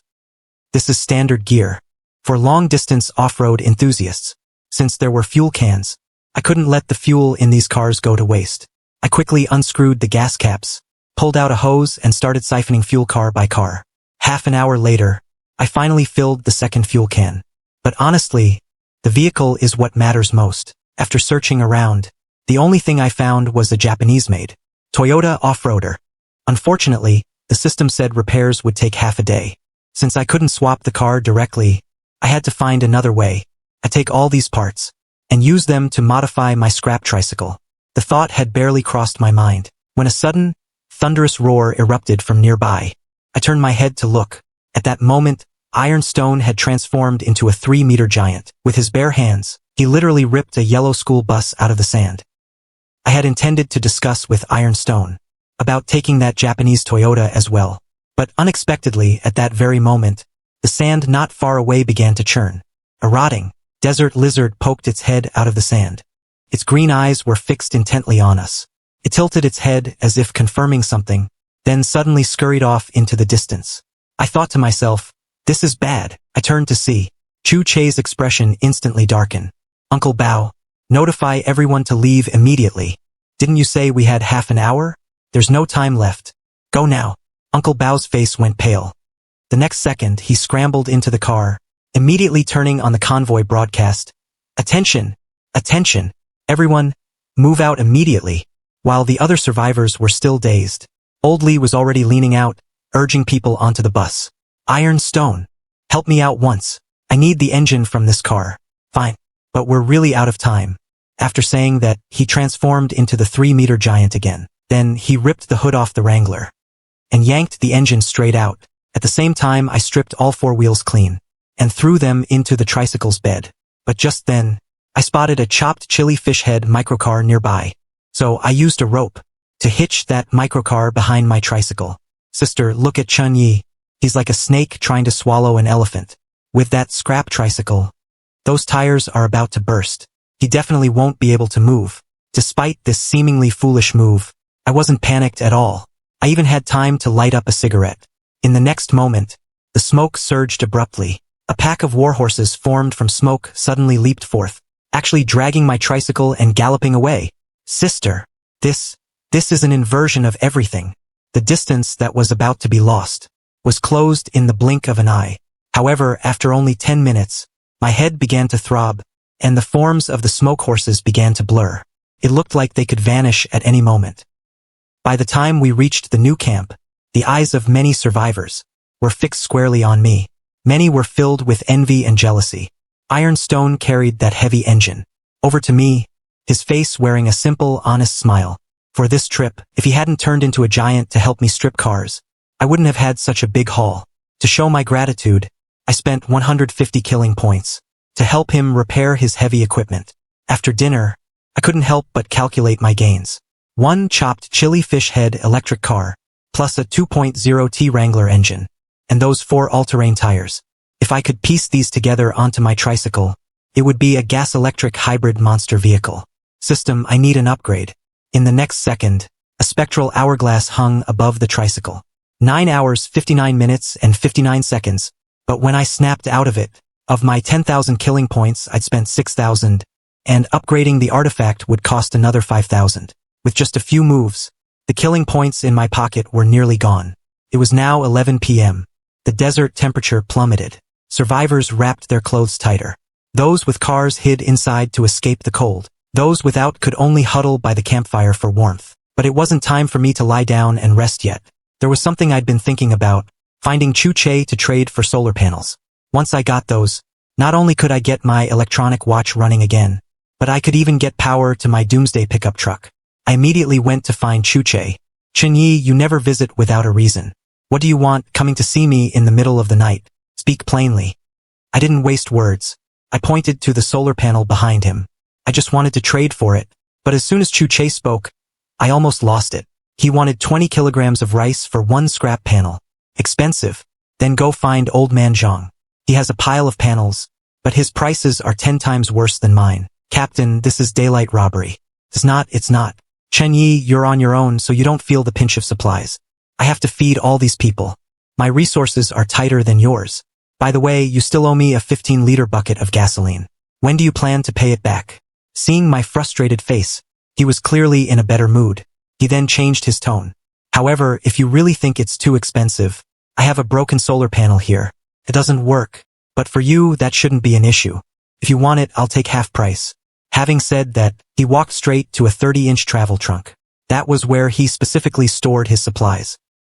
My eyes followed his movements. Just then, he casually pulled out a red skin from the chest and set it aside. In that moment, I felt a jolt of shock. I had a deep impression of this thing. I'd seen it at the last trade fair. I was almost certain it wasn't ordinary leather, but some kind of artifact material. System, what is this skin? Spend 100 killing points for identification? What? It even requires killing points to identify. I was startled. The system never set such conditions for ordinary items. Clearly, this was no ordinary object. System, what is this skin? Spend 100 killing points for identification? Confirmed. Identification complete. Item name. Scalp of the Skinner Ghost. This item can craft an artifact ranked around number 2000, but there is a chance of side effects. I suppressed my excitement and took a deep breath. Though it couldn't compare to the radio Chuche used for eavesdropping, it was still a top-tier artifact material. Wait, I'm guessing you want this, right? I tentatively asked him how to trade for it. However, Chuche didn't answer directly. Instead, he carefully picked up the red skin to explain its origin. Before you joined the convoy, a survivor out searching for supplies brought back this skin. But a few days later, he actually died in his own tent. His entire body had been skinned clean. I originally planned to trade it for something good when we encountered another convoy. Since you want it, I'll trade it to you. Hearing this made my skin crawl, but fortunately I have the survival system. So I paid a heavy price to acquire that red skin and that broken solar panel. Don't blame me for being greedy. I have to support the whole convoy. After all, this little bit of stuff isn't much. Once I had the items, I couldn't wait to get back to the shed and study them. But just as I approached my tricycle, a shivering, trembling figure suddenly appeared before me. It was a woman with an enchanting face. Despite her face being pale from the cold, she still exuded an undeniable charm. I'm Sulina. I came to warn you. Someone is planning to move against you. You must be careful. You ran all this way just to tell me that? Yes. You're a good person. I don't want anything to happen to a good person. Then can you tell me who wants to deal with me? I can't say. If I do, they'll retaliate against me. If you knew, you'd surely retaliate too. I don't want to see anyone else get hurt. After all, the world is already like this. Regarding this manipulative acting woman, I didn't pay much attention. Instead, I gave her a Snickers bar out of pity. However, she looked away with difficulty. I came to tell you this. Not because I want anything from you. Get some rest. Good night. After saying that, she swayed her hips and ran off. As it turned out, not long ago, Sulina had just stepped out of the bus. Before she could even exhale a breath of cold air, she was stopped by Su Jiaojiao. The first thing the other woman said was that this convoy was too unfair. Although both shared the surname Su, at that moment Sulina stepped back to create distance. But Su Jiaojiao became increasingly agitated. She began complaining about why women should cook for men, sometimes even facing insults, all while not even getting enough to eat. Those men do nothing, yet they enjoy the results with a clear conscience. Is this kind of life fair? Facing the emotionally unstable Su Jiaojiao, Sulina even regretted coming out for air in the middle of the night. Then, Su Jiaojiao's words became even more dangerous. She had already thought of a plan, which was to start with the weakest, Chen Yi. As long as they controlled him, they could slowly dismantle Chu Che's control. Then Su Jiaojiao would be captain, and Sulina would be vice-captain. They would build a utopia for women. In this apocalypse, as soon as she finished speaking, Sulina delivered a resounding slap that left Su Jiaojiao dazed in place. Sulina, I'll kill you. Before she could get close to Sulina, she was held back firmly by little Fu, who was passing by. Jiaojiao, don't be so impulsive. We're all in the same convoy. Get out of the way, little Fu. Move. Today I'm going to tear this bitch apart. Meanwhile, Sulina acted frightened. That sight immediately triggered the protective instincts of the men around. Jiaojiao, calm down. Let's talk it out. We're all in the same boat. Yeah, exactly. Don't be impulsive. There must be some misunderstanding. Misunderstanding? Ha! Misunderstanding my foot, you bunch of idiots. Why are you stopping me? Is it because of Sulina? It's her. Isn't it? Now that she's found a man, you all act like saints and try to talk me down. You actually think that of me? The reason I hit you was for your own good. Don't you know the reason yourself? At that moment, she looked pitiful. Even though she was the one who started the physical fight, in the eyes of others, she was the victim. I have to say, this woman's acting was superb. As for Su Jiaojiao's anger, Sulina didn't care at all. In her eyes, that was just the powerless rage of a fool. Give me 3 days. If I can't win over Chen Yi in 3 days, I lose. Sulina's original plan was to rely on Chu Che. As captain, he held supreme power. As long as she could lean on this big tree, she could live comfortably in the apocalypse. But she never expected Chu Che to be completely incapable of love. He had absolutely no interest in female beauty. Even when she took the initiative, he didn't show a single ripple of emotion. As for Ironstone, she didn't want to get close to him. She couldn't handle his massive 2-meter frame. So, she turned her sights to me. In her eyes, I was the only normal man in the convoy. And thanks to Su Jiaojiao's appearance, that seemingly unintentional warning scene could play out. I have to say, this woman's game was very high level. The scene of our conversation was seen clearly by the people on the bus. It wasn't a coincidence. It was Sulina's deliberate design. There was nothing between her and me, but in the eyes of bystanders, this woman seemed to have an ambiguous relationship with me.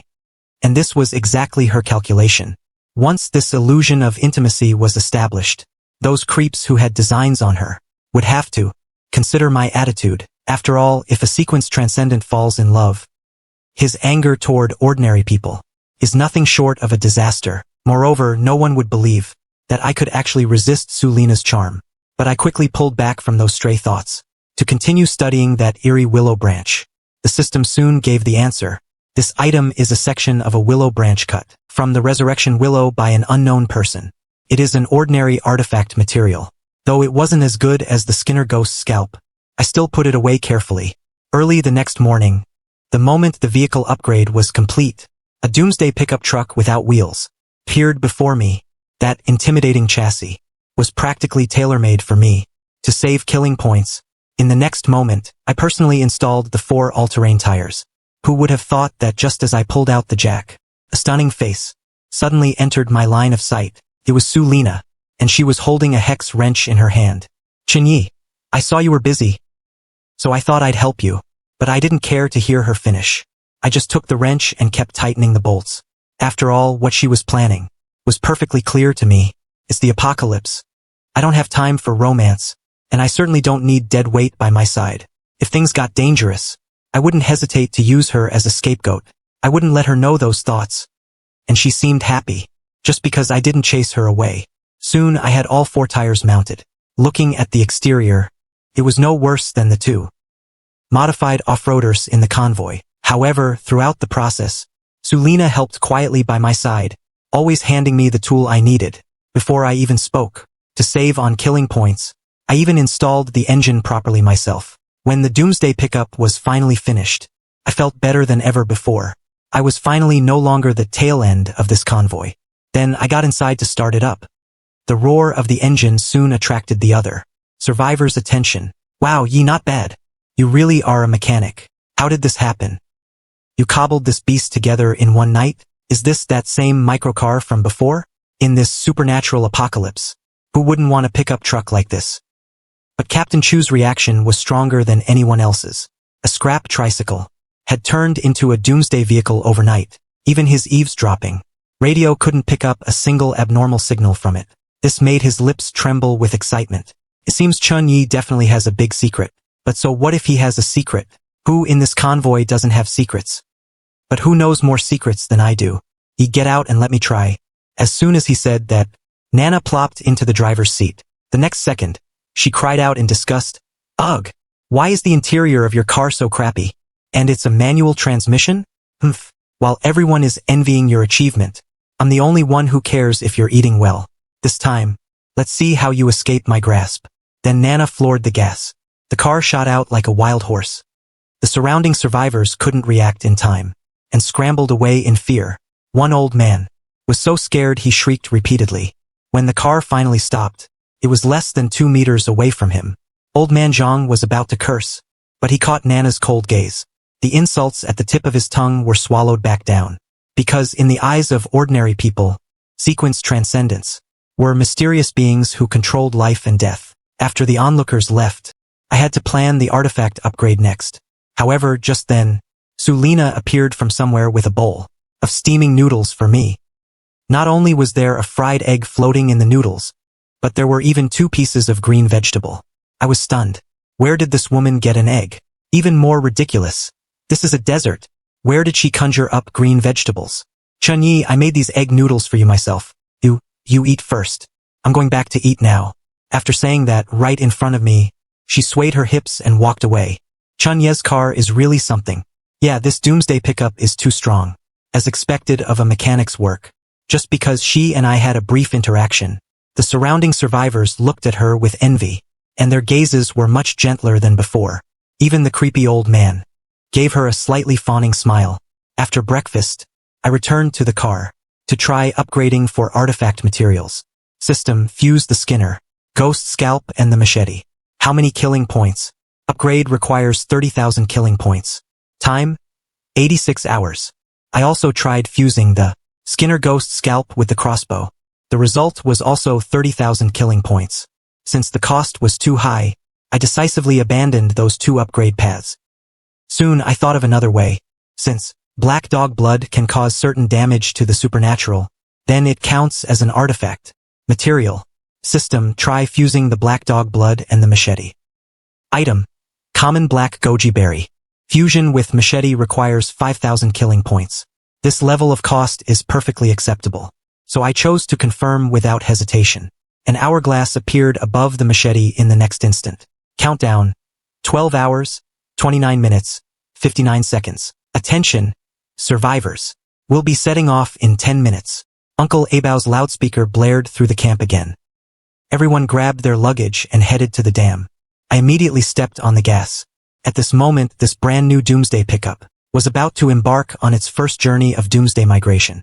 As the convoy started moving again, Captain Chu's modified off-roader was still in the lead, followed closely by Nana's pitch-black large SUV. But unexpectedly, the convoy hadn't driven far. When two charred cars blocked the highway, ahead of us, a young man pushed open the door of Captain Chu's car and stepped out. His name was Xiao Wang, the third person in Captain Chu's off-roader. Uncle Abao usually handled the convoy's general affairs, while Xiao Wang was an errand-running driver. As I walked over, Xiao Wang was crouching by those two charred cars to check the situation. There were two unrecognizable charred bodies in each car, and no supplies worth scavenging could be seen. Attention, attention! The path ahead is blocked. We need to leave the paved road. Many people crowded forward to ask Captain Chu about the situation. There's no other way. It's too dangerous ahead. If we try to force our way through, none of us will survive. Is it really that serious? Very serious. Although we have 4 sequence transcendence.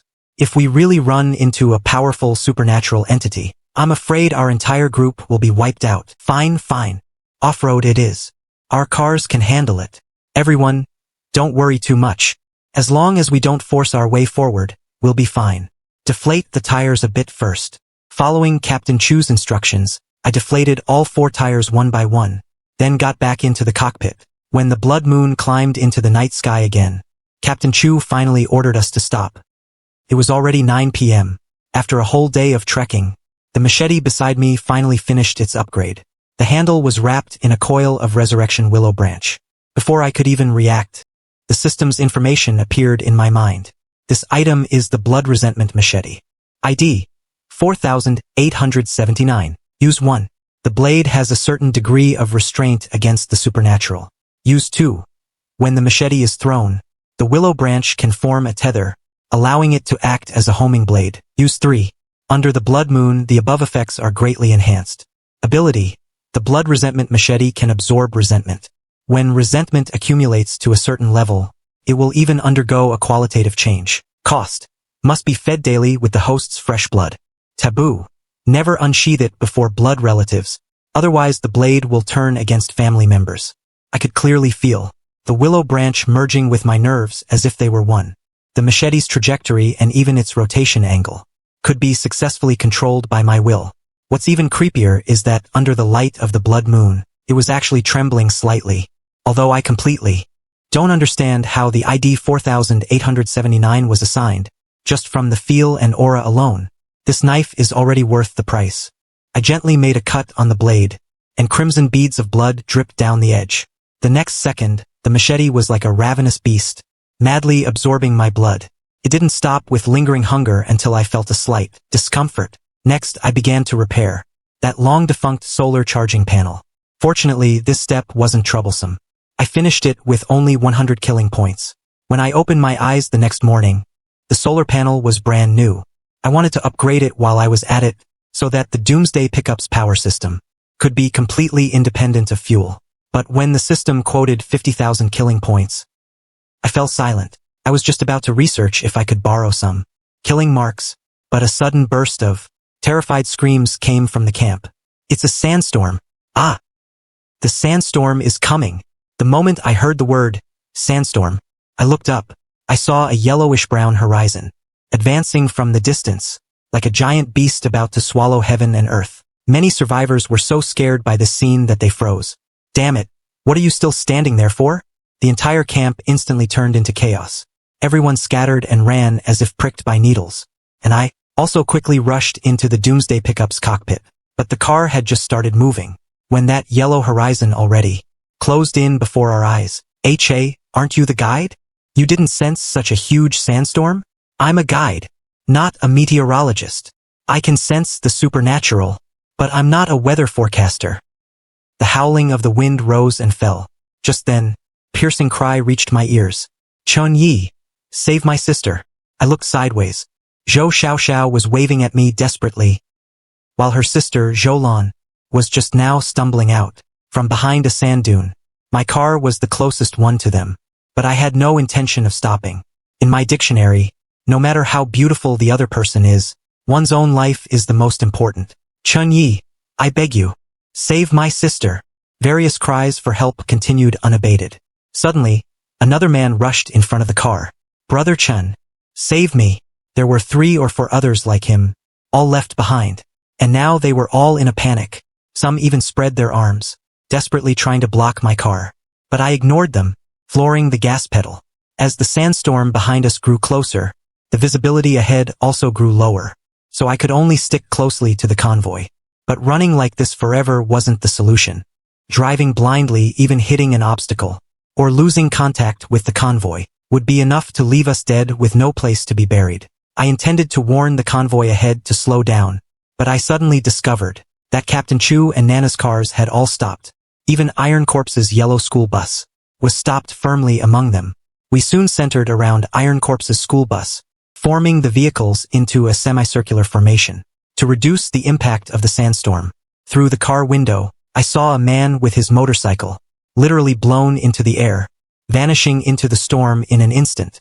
Then, the school bus door was pushed open with a bang, and Iron Corpse's massive figure soon emerged from inside. His body swelled by a full size, visible to the naked eye. He held a thick rope, walking between the vehicles against the wind. This guy actually wants to use the rope to secure all the vehicles together. But the wind was too strong.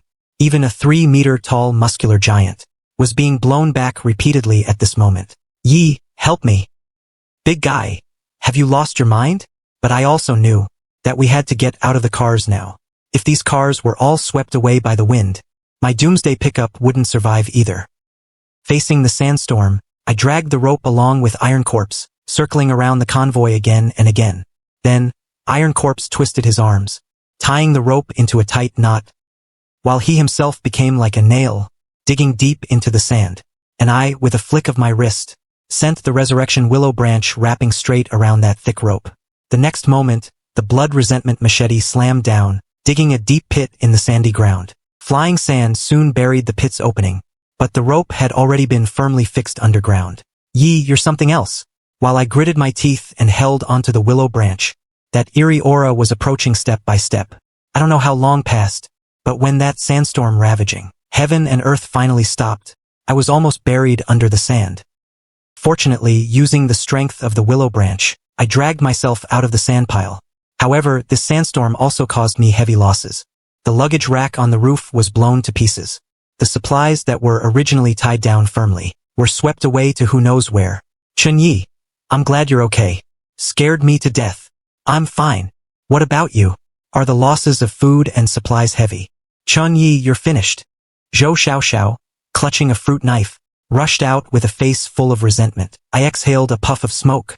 The smoke was like a swimming dragon, tightly binding her hands and feet. Chun Yi, you killed my sister.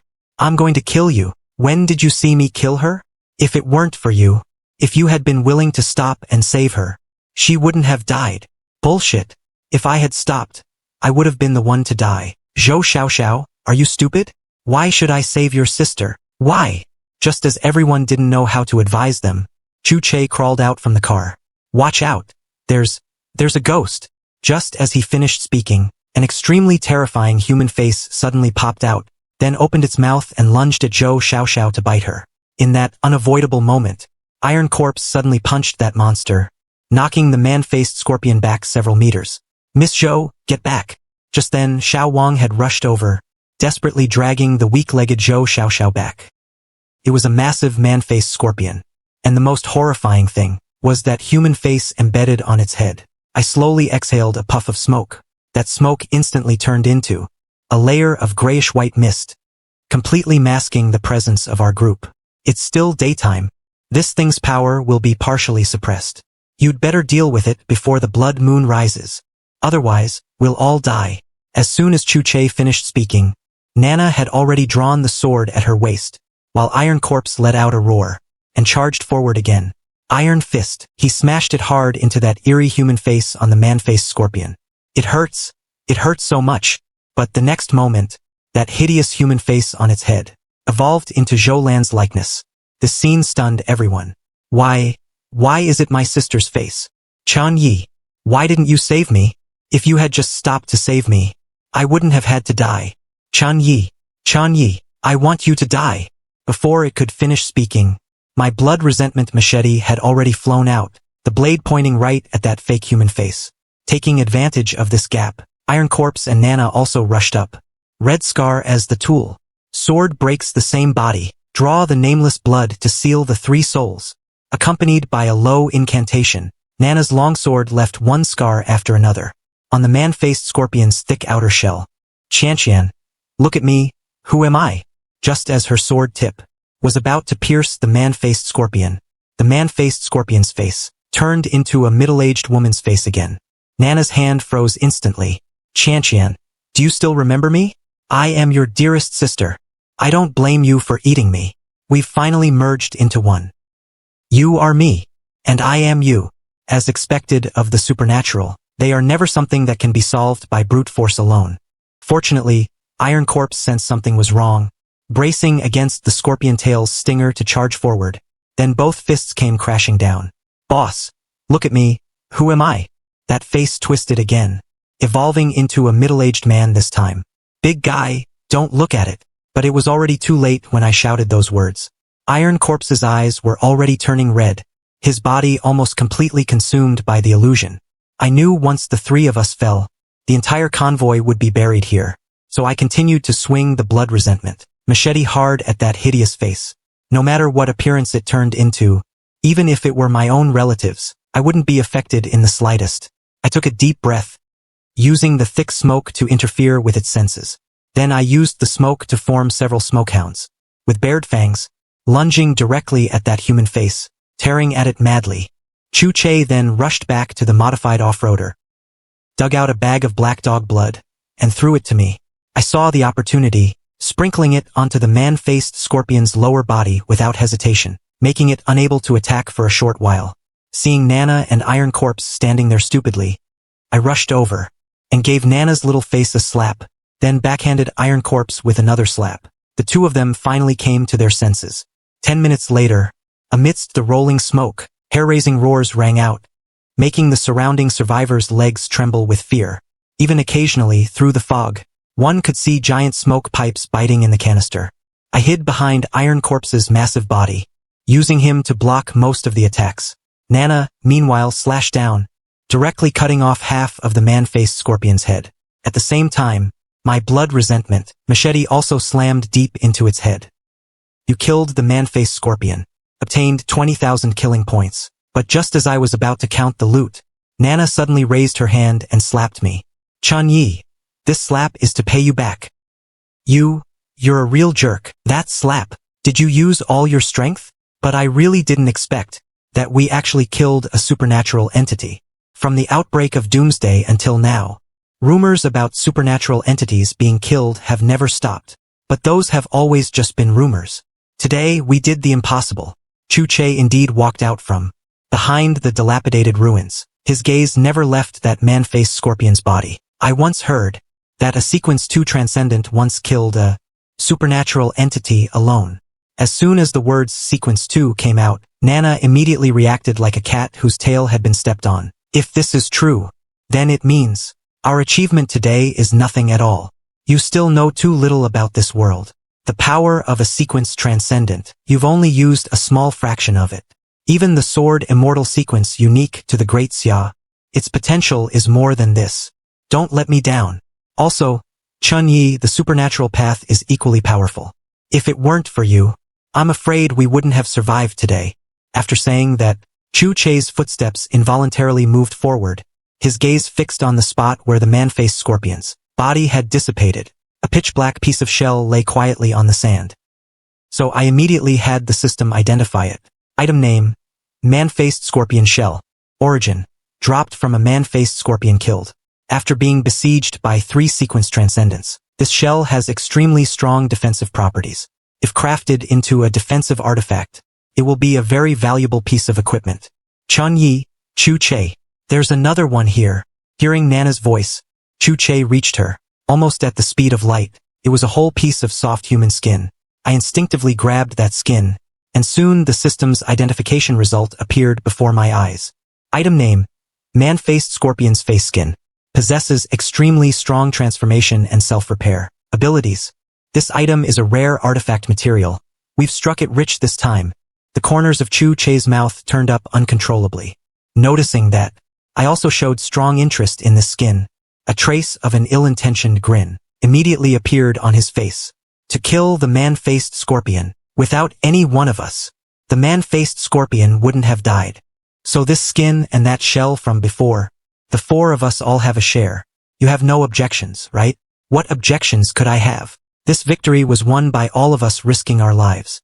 If any part had been missing, the outcome might have been completely different. Besides, after this battle, my own losses aren't small. As the sun slowly set, the first thing I did was check my doomsday pickup. The body was barely intact, but the windows on both sides had been shattered by the sandstorm.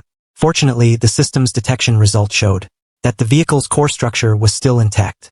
But when I looked back at the convoy, I couldn't help but fall silent. After the sandstorm, the already small number of people in the group was even smaller.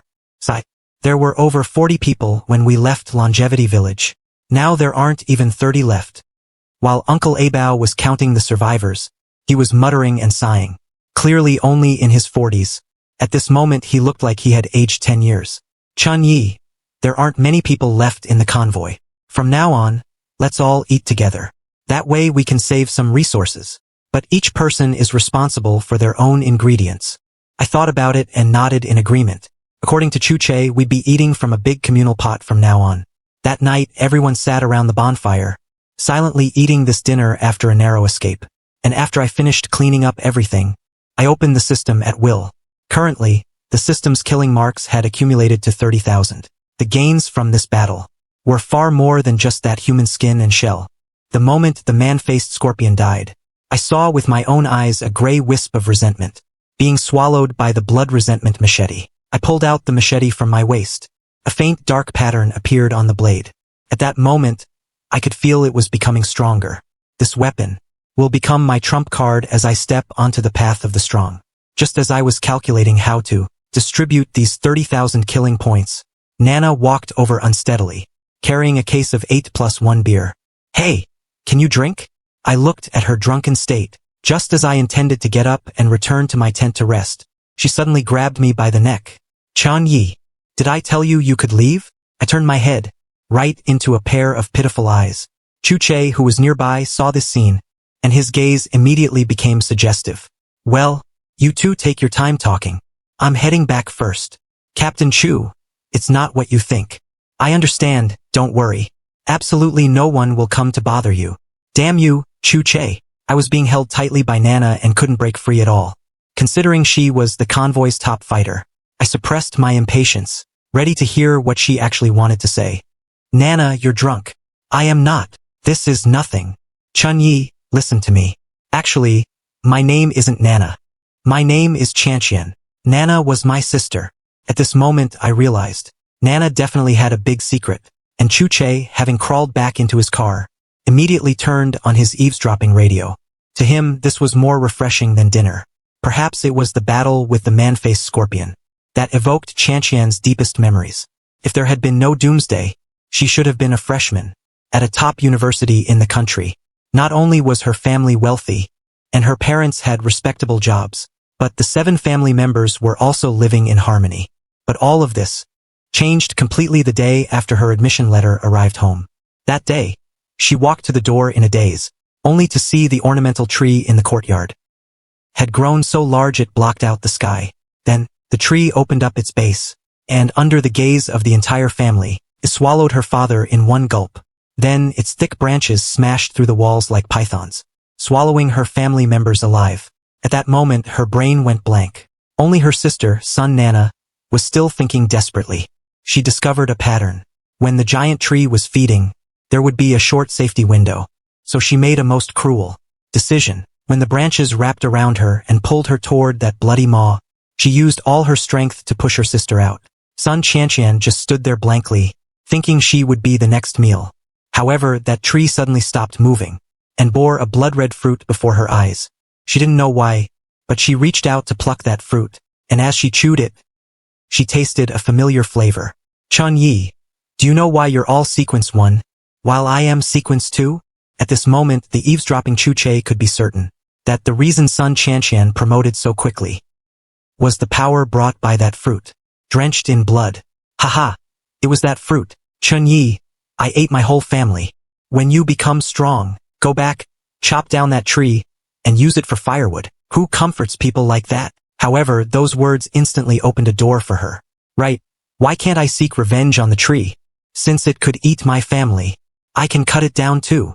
Qianqian's eyes became fiery for the first time. Chun Yi, get in my car. The next moment, Xiao Yuer tumbled out of the car, cursing. And not far away, Chu Che, inside his SUV, listening to the sounds from the eavesdropping radio, had a face as black as the bottom of a pot. My ears are tainted. You two are shameless. With the arrival of dawn, Qianqian and I, as if by agreement, never mentioned what happened last night. Chun Yi, that human-faced scorpion skin is a good thing. I want it. Brother, just give in to me. Okay. According to the convoy's rules, the four of us are supposed to split it equally. Then can you give me your share? You're a mechanic sequence. If you talk to the captain and the big dummy, it'll definitely work. Then help me upgrade my sword. She leaned closer and closer as she spoke, even proactively leaning into my arms. To upgrade her equipment, this girl has completely discarded her pride. What do you plan to trade for it? I've already gone this far, and you're still being so calculating with me? Business is business between us. I can help you make a wonder, but my services are very expensive. After saying that, she kicked me out of the car. Scumbag, remember this. It was I who played you. The car door slammed shut with a bang. I brushed the dust off my clothes, turned around and went back to my doomsday pickup to start planning. However, upgrading the Blood Edge machete requires 30,000 killing points. Step 2.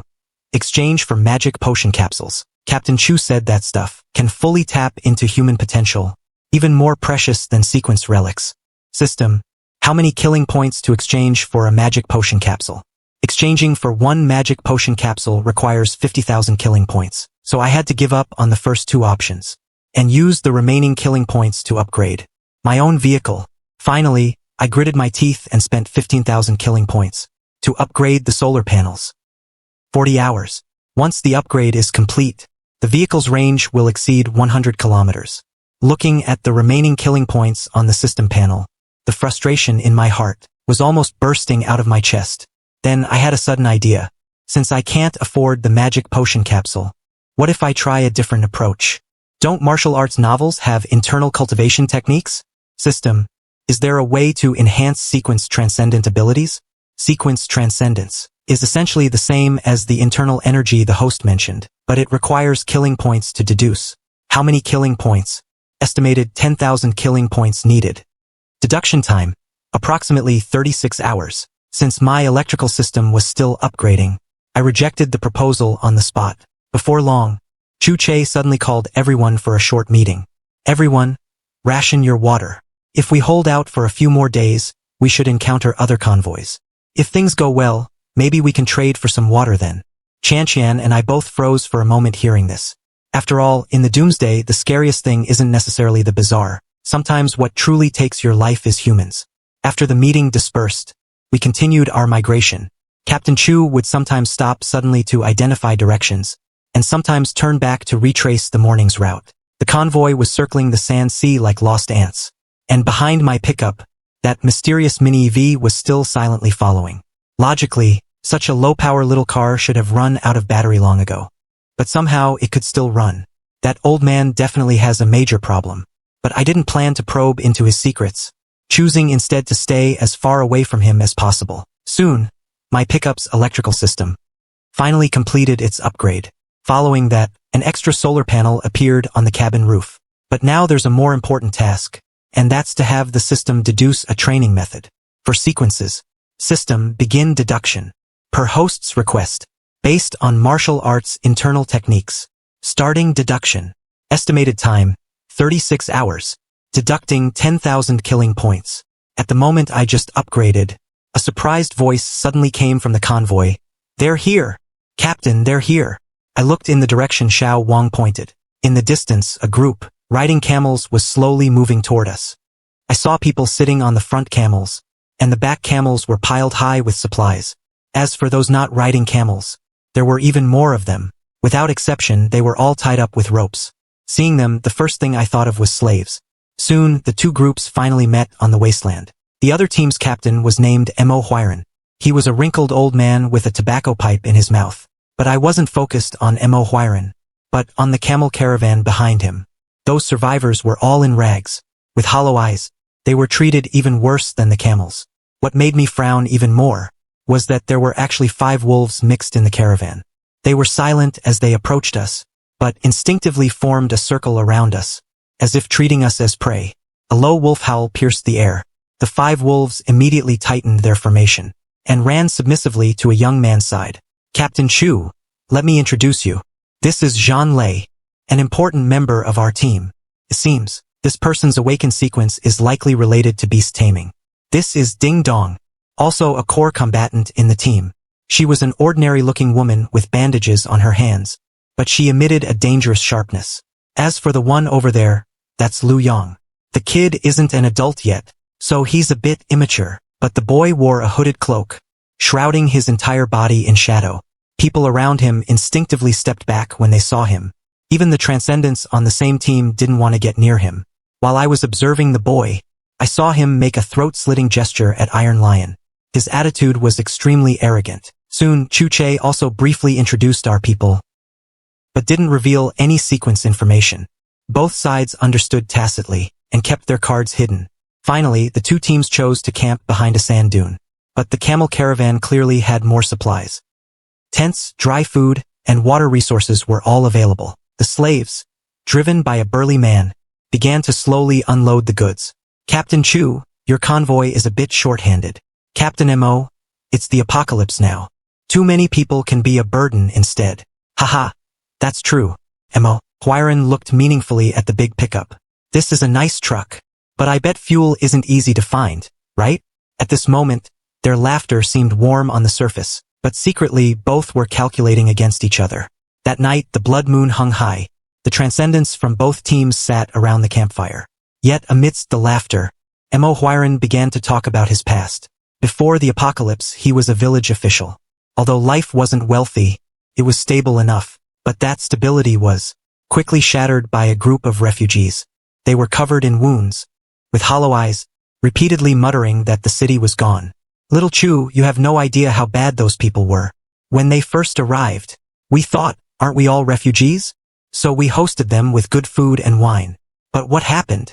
They ate and were ungrateful. They drank and wouldn't leave. In the end, even the women, the food, and the livestock were not spared. My goodness, those dogs really weren't human." Later, things happened in the village too. Ghosts wailing at night, people dying by day. Those of us who could run all did. The rest became food for those things. "Brother, I heard Shanghu is also finished. That's a city of tens of millions of people. How could it fall completely?" Mo Huiran didn't rush to answer, but instead beckoned to a burly man. "Go call that guy over." Not long after, the man brought over a skinny, tall fellow. "He escaped from Shanghu. Ask him yourself." In Shanghu, there was actually order at first. The military and scientific researchers were trying to find solutions. But those things came too fast. Some said it was a virus. Others said it was a supernatural invasion. Overnight, the whole city was as if it had been hollowed out. The more crowded a place was, the faster trouble happened. Subway stations, shopping malls, and schools all turned into slaughterhouses. Later, people formed teams to investigate, but not a single person could return alive. "Isn't there a survivor base in the south?" There was. Rumor has it hundreds of thousands gathered there. But then the bazaar spread inside. And overnight, it was all gone. As he finished speaking, everyone present looked despondent. Old Mo suddenly grinned. Said the one in his group used to be a popular star with tens of millions of fans. If it weren't for the apocalypse, old man Mo would never have had the chance to be with someone like that. He said she was an amazing dancer back then. He'd let Chu Che see for himself when it was safer. The next moment, a charming figure walked out gracefully. "Oh, Captain Mo, you're teasing me again. Hee. Look at you, little vixen. You're making my old bones fall apart." The two flirted as if no one else was there. My scalp just felt numb. That old man is old enough to be her grandfather. But the more I looked at this woman, the more I felt something was wrong. When my gaze landed on her neck, I was completely stunned. Now I finally understand what's going on. I instinctively glanced at Chu Che and Iron Lion. Both of them had quietly moved back half a step. On the contrary, in the camel caravan, many people had enchanted expressions. Captain Mo, along the way, besides us, Have you encountered any other survivor teams? I have. Including you, I've encountered 2.5 survivor convoys. Wait, 2.5? What's the situation with that half? You might not believe it if I told you. That half was a group of survivors living on the back of a giant elephant. He said that elephant was unimaginably huge. On its back was not only a human city, but also traces of human activity. But that wasn't the only legend. According to him, in a place even further away, humans had built floating cities in the sky.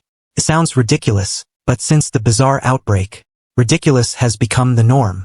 Later, concerning the true cause of the apocalypse, various ridiculous theories appeared. Some say it's the overlapping of 2 dimensions. Others say it's a precursor to the world resetting. The more extreme ones even claim this is the price for the return of the gods. And the extreme weather was just the beginning. By day, the heat waves can scorch the skin. By night, the cold can freeze a person to death. Mountains move, seas flow backward.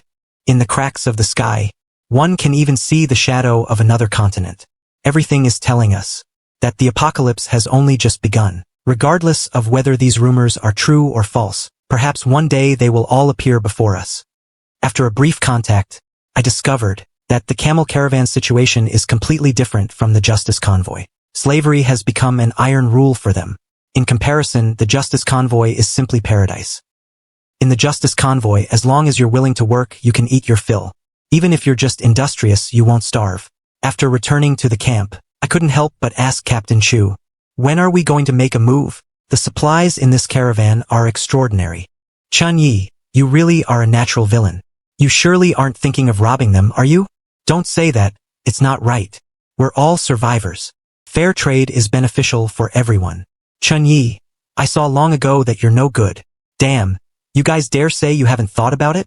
Chu Che fell silent for a moment and finally spoke up. Enough. What you're saying isn't without merit. One should not harbor malicious intent. But one must never let their guard down. I've already spoken with Old Man Mo. We begin trading tomorrow morning. We don't plan to rob them, but we must guard against others. I see that Old Man Mo is very treacherous. Chanxian is indeed the woman I'm involved with. Her view is about the same as mine. But just then, Iron Lion suddenly said, that Lu Yang in the camel caravan is very strange. Just now when everyone was eating, that guy was the only one who didn't take a single bite. But this is the apocalypse, where everyone fights tooth and nail for a mouthful of food. Yet he didn't even touch his chopsticks. Chu Che's face darkened. I think I know what sequence that kid belongs to. It should be the demon sequence. The demon sequence is the transcendent sequence best suited for the apocalypse. They cannot eat normal food. If they do, they have a strong rejection reaction. Human food is poison to them.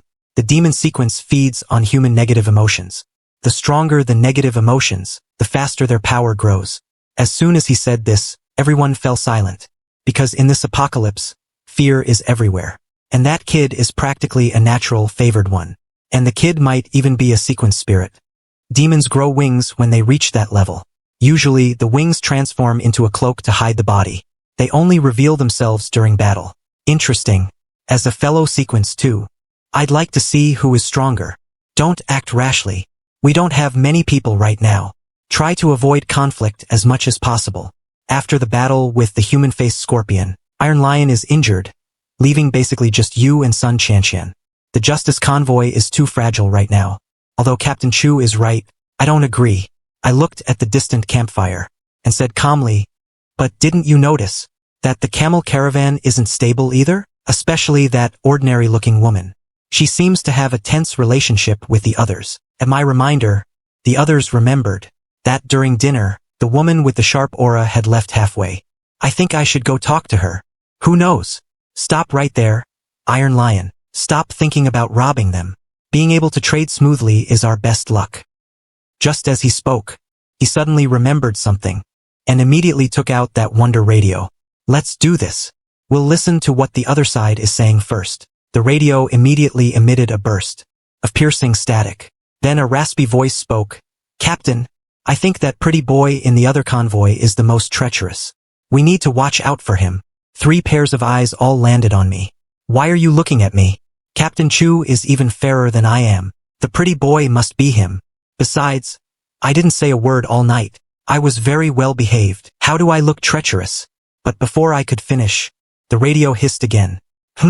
Yeah, that kid acted quite honest all night, but his shifty eyes were darting everywhere, and he even stared at our supply truck several times. We have to be careful of them robbing us. Listening to the eavesdropping radio at that moment, I momentarily wondered if I really was a total scoundrel. After all, Old Man Mo didn't plan to rob us either. I just saw the survivors in that convoy. They all seem quite decent. No need to worry. Following that, another voice agreed. The captain is right. I hope the trade goes smoothly tomorrow. Chu-Che reached out and turned off the radio. He simply told everyone to get some rest early. We'll prepare for the trade at dawn. But just as we walked out of the tent, a wolf howl shattered the night silence. I looked up and saw that man, who controls the wolves, slowly patrolling the caravan. He placed his hand on each camel's forehead. In the next instant, the agitated camels actually all quieted down. Sure enough, his transcendent sequence is related to beast taming. Such an ability is equivalent to a mobile army in the apocalypse. I gave him another look, then turned and went back into my doomsday pickup. The countdown on the system panel was flashing cold numbers. Technique deduction. Time remaining 13 hours. If the deduction is successful, my transcendent cultivation speed will multiply. My strength will reach a new level. However, at this moment, Chu-Che reopened that radio. As the noise started, a strange yet familiar voice came through. I remember you, you're from Little Chu's convoy, right? How did you end up in my tent? But in the next second, there was no sound from the radio at all. Chu-Che felt a chill run down his spine. That spy clearly knew the real function of the eavesdropping radio. This meant that the convoy would soon reveal its true face. As the first ray of morning light pierced the clouds, the survivors of the camel caravan were the first to move. They cleared an open ground between the two teams, busy arranging supplies and untying bundles from the camels' backs. Watching from a distance, I had to admit the caravan's foundation was indeed strong. Every camel's back was piled high with supplies. Suddenly, a massive skeleton came into view. Actually, it was the remains of a mutated giant ox. Strange patterns were faintly carved upon it. I had an idea in mind long ago. If I could integrate wonder materials into the pickup, perhaps I could fully evolve my ride into a true wonder vehicle.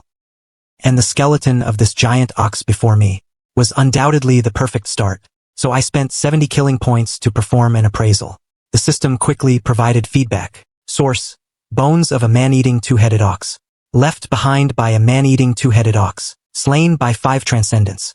One of the transcendents had their head bitten off on the spot. The bones contain mysterious energy. If made into a wonder, it would be an excellent large-scale collection piece. System: this thing, can it be used to modify my doomsday pickup? There are 2 plans for integrating the man-eating two-headed ox bones into the doomsday pickup. Option 1. Smelt them into the body. This can significantly improve the vehicle's rigidity and reduce impact deformation. Option 2. Smelt them into the chassis and frame. This will enhance off-road performance, while simultaneously increasing body strength. I was immediately intrigued. When I upgraded the doomsday pickup before, to save killing points, I used the cheapest materials provided by the system. As a result, this car often makes creaking and groaning noises. If I could add this set of ox bones, the quality of the entire vehicle would go up at least 1 level. But just as I was thinking, beside me, Mo Huaran's sarcastic voice suddenly came. Little Chun, do you want this thing? I pretended to be casual and greeted him. Captain Mo, you're up early. Yeah. After saying that, he patted the ox bones, his tone suddenly becoming heavy. Our camel caravan originally had 5 sequence transcendents. But since we encountered this man-eating two-headed ox, one of them will never wake up again. In that battle, many of us died. I wanted to comfort him with a few words, but I didn't know where to start. Generally speaking, a team with a guide protecting them is unlikely to be caught by abnormalities, unless something unexpected happened. Old Man Mo seemed to see through my thoughts. You guessed right. With us guides present, ordinary abnormalities indeed can't catch us. But there's always an exception to everything. I'm just a sequence 1 awe-inspirer like Little Chu, but that doesn't mean I can escape everything. The abilities of abnormalities are bizarre. Some are beyond imagination, like that man-eating two-headed ox. Having said this, he resumed his old fox expression. All right, young man, I've said my piece. How do you plan to trade for these ox bones? I touched the blood resentment cleaver at my waist. and glanced at the doomsday pickup in the distance. These two things were all I had. There wasn't much food left in the car either. So I gave an awkward smile. Captain M.O. You've made this thing sound so mysterious. I can't afford it. I was just asking casually. The smile on Old Man Mo's face instantly faded. As he turned around, he muttered, "Turns out he's a pauper." I pretended not to hear him, and turned to look at other supplies. I have to say, the caravan really had many good things. Food, medicine, bottled water, they were stacked in a huge pile. And Iron Corpse's side was even more exaggerated, took up the largest area in the open ground. And the most eye-catching were undoubtedly those two wonder materials taken from the human-faced scorpion. However, Captain Chu had discussed it with us. These two wonder materials weren't just for trading for supplies, but to solve the drinking water problem. Once a person is without water, they can only survive for 2 days at most in the desert. But despite that, the human-faced scorpion's tail and its face skin only ended up being traded for 10 cases of mineral water. If it were before the apocalypse, these wonder materials would be worth hundreds of millions. My task here was also very clear. Trade for as much as possible during this session. Soon, I traded a pack of instant noodles for a pair of high-top boots. Next, I traded 3 cigarettes for the small fan I liked earlier. While I was continuing to pick out items, unexpectedly, Old Man Mo's familiar weird laughter came from my ear. Hee, little Chun, what will you take for that bottle of white liquor? This old guy was a typical tobacco and alcohol addict. When he saw the bottle of liquor on my stall, his eyes immediately lit up. I smiled and told him he could just trade his ox bones for it. You kid, I saw you were treacherous before. You really are after my ox bones. So, will you trade? In your dreams. Unless you can give me 50 bags of rice, then I might trade the ox bones to you. While I was haggling with Old Man M.O., Chu Che walked over at some point. Seeing this, Old Man M.O. instantly switched to a sleazy smile. Little Chu, I have another trade. Do you want to do it? Unexpectedly, as soon as he spoke, suddenly, a pair of hostile eyes were glaring fiercely at me. It was that youth completely wrapped in a cloak. The youth noticed my gaze, and actually made a throat-slitting gesture at me. Little Chu, I think that one named Sue in your convoy, and the girl named Zhou are both quite nice. How about trading them to me? I'll give you 2 cases of water. One must know that in the desert, water is more precious than gold. Perhaps because Old Man Mo's gaze was too intense, Zhou Xiaoxiao felt as if she were being stared at by a predator. Sulina even shrunk toward me. Captain M.O., don't mention this ever again. TSK, Little Chu, you're still too green. It's the apocalypse. Is there any point in being such a good person? How about I add another condition? Someone came into my tent last night. Guess what he told me? Chu Che's face stiffened. He knew, of course, that someone had entered M.O. Huaran's tent last night. He just didn't expect the old guy to bring it up now. However, Chu Che still gritted his teeth and refused.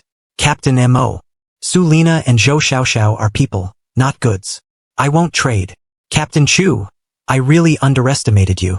Fine, I don't want those 2 women anymore. I'll just tell you straight. The one who entered my tent last night was a woman named Su Jiaojiao. She pretty much sold you guys out. People, sometimes you can't be too kind. Remember, it's the apocalypse. Hearing this, Chu Che's face turned grim. He didn't expect the one who betrayed the convoy was her. At that moment, a killing intent appeared in Chu Che's eyes for the first time. Thank you, Captain M.O. Haha, no problem. You and I are both captains. I'm like you. I hate double-crossers in the team most of all. Unexpectedly, as soon as the 2 finished talking, I immediately grabbed Sulina's hand and went to Old Man Mo's side. Captain M.O., our captain won't trade with you, but I will. Sulina is my person. As long as you give me those ox bones, I'll give this woman to you. What do you say? At this moment, hearing my words, Sulina almost collapsed to the ground. The moment I said those words, Chu Che was truly enraged. Little Chu, don't be hasty. If Little Chun wants to trade, that's his freedom. You're good in every way, except you're too rigid. Before, we were ordinary citizens. We had to endure being bullied, but now it's different. We are transcendence. You should change those old-fashioned concepts. After saying this, his predatory eyes scanned up and down Sulina again, his smile becoming even more sleazy. Hee, Little Chen, it's not impossible to give you those 2-headed ox bones, but one woman might not be enough, right? Old Mo turned to look at Zhou Xiaoxiao. At that moment, Zhou Xiaoxiao only felt a chill all over. However, in the next second, Mo Huaran's heart suddenly missed a beat. Before he could react, a cleaver descended from the sky, sending his head flying directly. And the instant I acted, that plain-looking woman not far away suddenly erupted with an amazing aura. She threw a backhand punch at the youth wearing the cloak. The speed was almost too fast to react to. Although the youth blocked the punch, he was still sent flying, spitting out a mouthful of blood. Ding dong!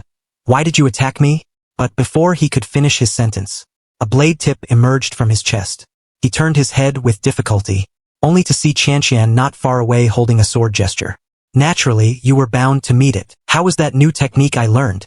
The taste is pretty good, right? Before her words could finish, a scream came from the distance. Several hungry wolves had pounced on Iron Corpse, and the Wolf King had bitten his throat. Iron Corpse roared, trying to break free, but at this moment he was at his limit. His hands were held tight by another wolf. These wolves were a fierce breed specially bred by Zhang Lei.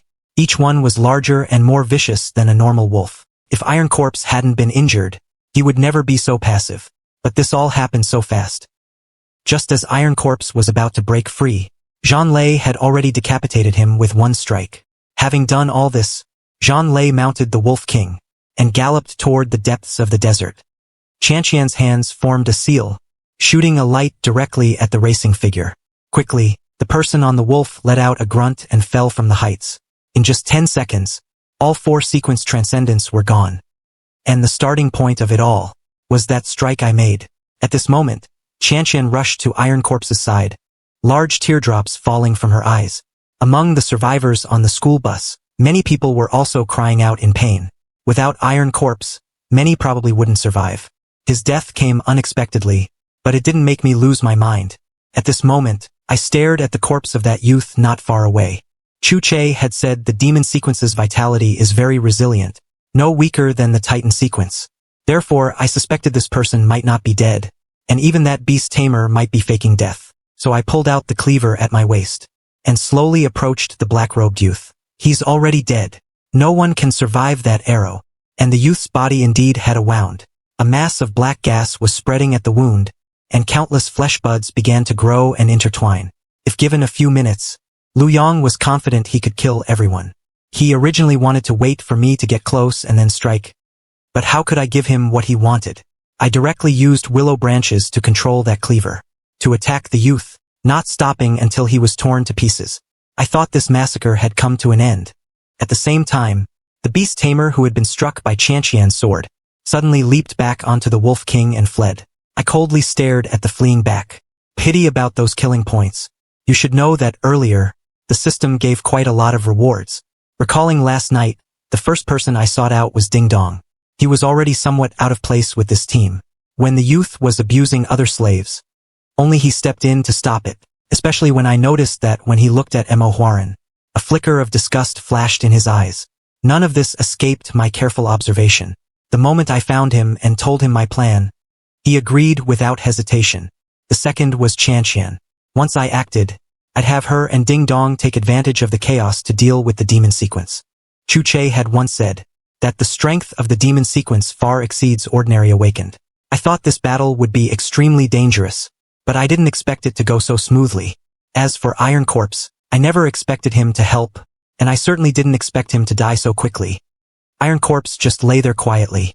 The convoy survivors even made a tombstone for Iron Corpse, with Tomb of Wu Haifeng written on it. I used to always call him Silly Big Brother, and he never minded.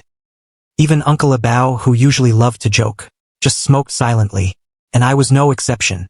After all, when I first awakened my power, all that knowledge about sequence transcendence was taught to me bit by Iron Corpse. If Iron Corpse hadn't died, I might have truly considered him a brother. Chu Che, it's getting late. Chu Che didn't answer. Instead, he turned to look at me. You shouldn't have been so reckless. You should have at least told me in advance. If I had the chance to do it over, I would still act. I would just notify Iron Corpse ahead of time, so he could hide. After hearing this, Chu Che's expression became even more silent. He didn't think I was wrong. It's clear that Mo Huaran and that youth were not good people. Perhaps among us, only you can survive to the end. Chu Che spilled a cup of tea in front of Iron Corpse. If one day I die, remember to burn some tea leaves for me every year. I looked at the countdown. Time was already running short, and just as we were about to leave, Chu-Che suddenly spoke in a strange tone. Yi Zi, do you know? Titan Sequence 1 is called Flesh Apprentice, but at Sequence 2 it branches into two paths. Which two? One is called Double Furnace Giant, and the other is called Peering Furnace. The Peering Furnace will grow a third eye on the forehead. This eye has divine uses. I once saw a file. If a Titan Transcendent who follows this path reaches a high enough sequence, the third eye left after death can even be used directly as a wonder. I was dumbfounded as I listened, and even Chantian stopped her crying. Do you remember Iron Corpse's strange state? One personality normally, but like a different person when fighting. Are you saying Iron Corpse will come back to life? No, Iron Corpse won't come back to life, because he never died at all. As soon as he spoke, Iron Corpse's body suddenly gave a twitch. Next, under everyone's shocked gaze, a new face appeared before everyone. Yi Zi, why are you three just standing there? Help me up already. Don't you know I almost died? By the way, my name is Wild Lion. Iron Corpse. That guy isn't dead. It'll just be a few days before he can come out. So, isn't the Titan sequence awesome? You can't even die from having your head cut off. But Yi Zi, I saw you seemed a bit guilty just now. That a cold-blooded guy like you could feel guilty. I really didn't expect it. I couldn't help but roll my eyes. Shut your dog mouth. It's getting late. Get in the car. Wild Lion laughed and climbed onto the cargo box. This time, we not only brought back plenty of supplies, but also a sequence transcendent for free. The convoy was finally looking up. But Titans are indeed powerful. Even with only one breath left, they can be reborn. I secretly noted it down. If I encounter a Titan sequence enemy in the future, I must not be soft-hearted. Suddenly, I thought of that demon sequence youth. Even though he was as dead as could be, I still wasn't at ease. I blew out a puff of smoke. The smoke turned into thousands of fine needles, and whistled into the corpse. A moment later, a skull formed of black smoke looked at me with resentment, but it soon dissipated in the air. As for the corpse of that old man Mo Huaran, I did the same treatment, but this time nothing happened. All right, everyone move the supplies to the vehicles immediately. All camels will be used for travel. We're leaving here in half an hour. The previous slaves of the caravan all became new members of the convoy. When they learned the convoy's rules, everyone was very excited, and their movements quickened. I also quickened my pace. A large hand formed of smoke suddenly grabbed the set of ox bones first, and placed them on my doomsday pickup, just waiting for the technique deduction to end. Then I will surely upgrade the doomsday pickup. What are your plans? Let me reintroduce myself. My name is Ding Dong, Fist Master Sequence 1. In this situation, I have no way to leave. I want to join the convoy. No problem, welcome.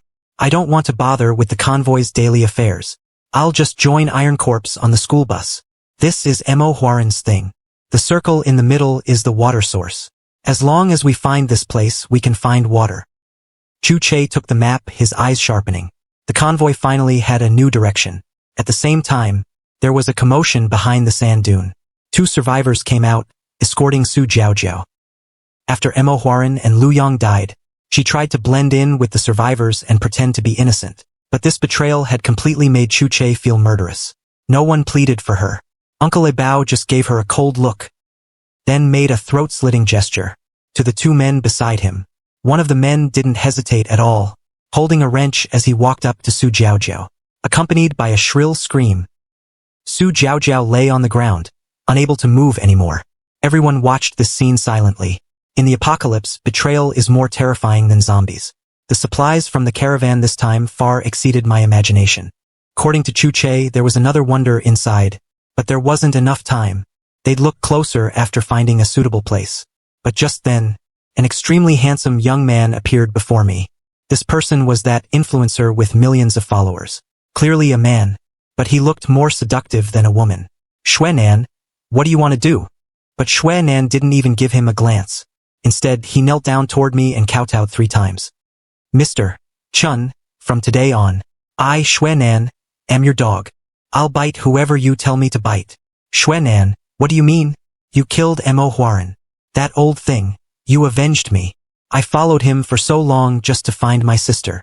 He lied to me, saying my sister went to another team. Then I killed him. Now you're even less likely to find your sister. You don't hate me? Heh, of course I do. But I'm more grateful, because he was lying to me. If it weren't for you, I'd still be in the dark. Get lost, I don't need a dog. The convoy was about to set off. Xuan'an's face flushed red, but in the end he said nothing. He just silently walked to a camel, and flipped himself up. Move out. As Uncle Abao's voice came through the loudspeaker, the convoy began to slowly start. However, Captain Chu's face was exceptionally grim. He suddenly slammed on the gas, his eyes fixed on the rearview mirror. Captain Chu, what's wrong? There's an abnormality behind us. It'll catch up in a few minutes. Instantly, the entire convoy accelerated across the board. No one asked Chu Che why he did that. Everyone just knew they had to follow the captain to survive. The convoy's camels were also following closely. Just then, a system prompt appeared before my eyes. It was the plan I had the system, deduce for training transcendent abilities. I was about to look closer at the vehicle, when I accidentally hit a large rock. The front of the car veered sharply, even knocking over a nearby mobility scooter. You! Before old Zhang could continue, a massive creature burst out of the sand. It opened its bloody maw, and the blast of its breath could blow up clouds of yellow sand. Faced with such a giant creature, if relying only on one's legs, fleeing would be pure suicide. I immediately called up the system to check the pickup status. Luckily, the engine was still running, but straightening the car in a short time would be too difficult. Damn it, why are you just staring? If you don't want to die, come help. Old Zhang was stunned by my shout, a flash of killing intent in his eyes. After all, his mobility scooter was destroyed by my collision. But seeing that terrifying killer snake nearby, he could only curse and come to help. In the urgent situation, we both erupted almost simultaneously, putting in all our effort to finally push the doomsday pickup upright. Then I stepped into the cabin. What are you dazed for? Get in. The old man was stunned for a moment, seemingly not expecting me to take him along, and then he also scrambled into the cabin. At almost the same instant, the giant sand snake was less than 100 meters from us. Even if the doomsday pickup raced at full speed, it still couldn't shake off the sand tongue behind it, nor could it shake off that massive monster.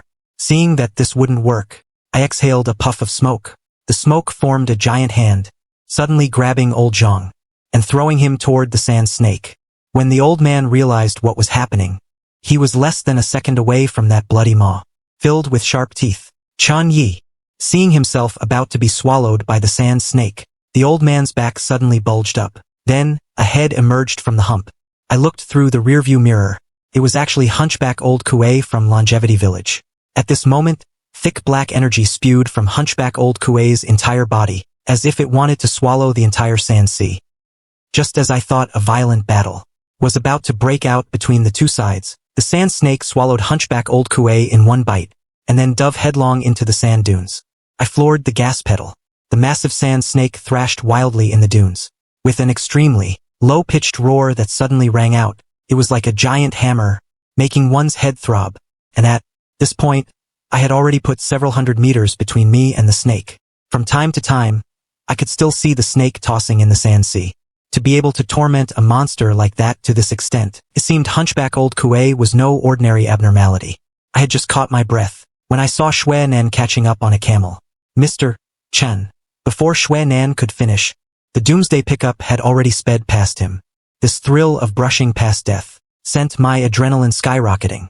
As the blood pumped, we finally stopped at a relatively safe sand dune. It smells so good. You guys killed a camel? Yeah. I've never had camel meat before. I don't know if it tastes good. Previously, the caravan's camels were handled by Zhang Lei. Under his careful care, these camels could even go for several days without water. But now that Zhang Lei had fled, without him, these camels probably wouldn't survive more than a few days.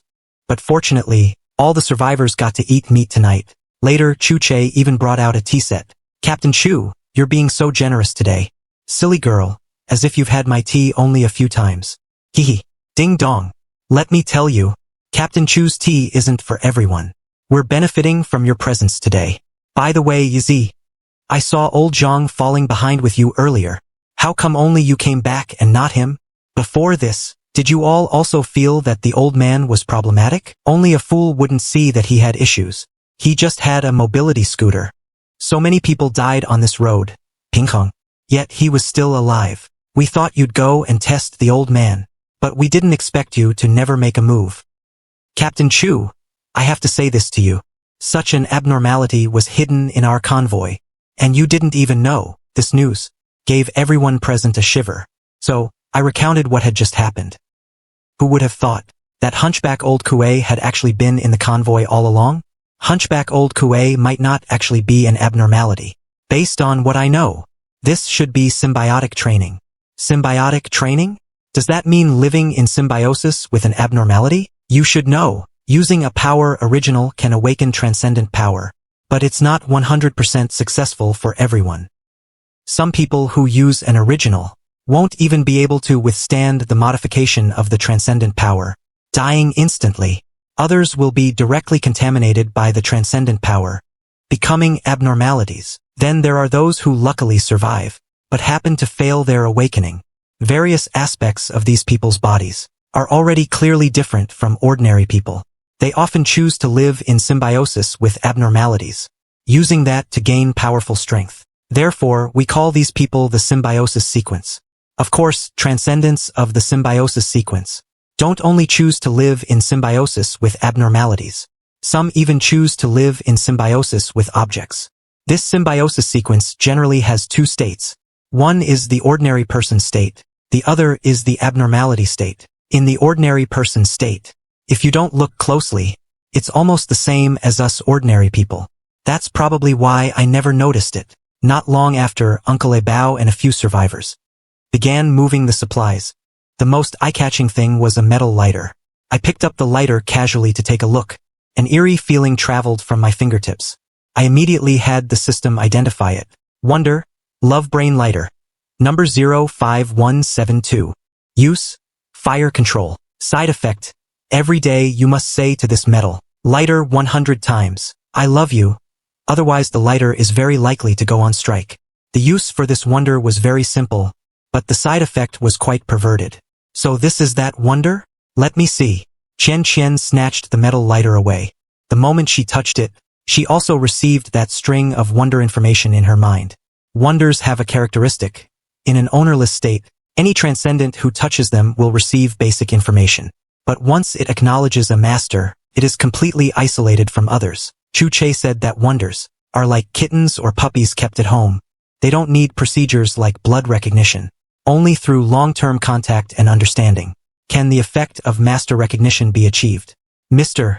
Chun, Miss C, I know how to use this thing. Just then, Ding Dong walked over. This Love Brain lighter originally belonged to Mo Huaran. At that time, my attention had been attracted by that youth of the demon sequence. So this wonder ultimately fell into Chu Che's hands. Ding Dong carefully explained how to use the lighter. The group listened, dumbfounded. Qian Qian was the first to step forward. She clicked the lighter as Ding Dong said, and blew gently toward the small flame. In the next moment, a 7 to 8 meter long flame erupted forth, like a simplified version of a flamethrower. If such power were directed at a person, the outcome would be self-evident. At this point, the convoy reached the resource distribution stage, and the supplies on site were a complete mess. According to the convoy's rules, what was obtained through individual action could be for personal use, while public supplies would be divided equally. What ordinary people could get was pitifully little. However, this time there were only 4 wonders being distributed, but there were 5 sequence transcendents. Clearly not enough to go around. Therefore, Chu Che proposed to finish dividing the ordinary supplies fairly first, then distribute the wonder materials.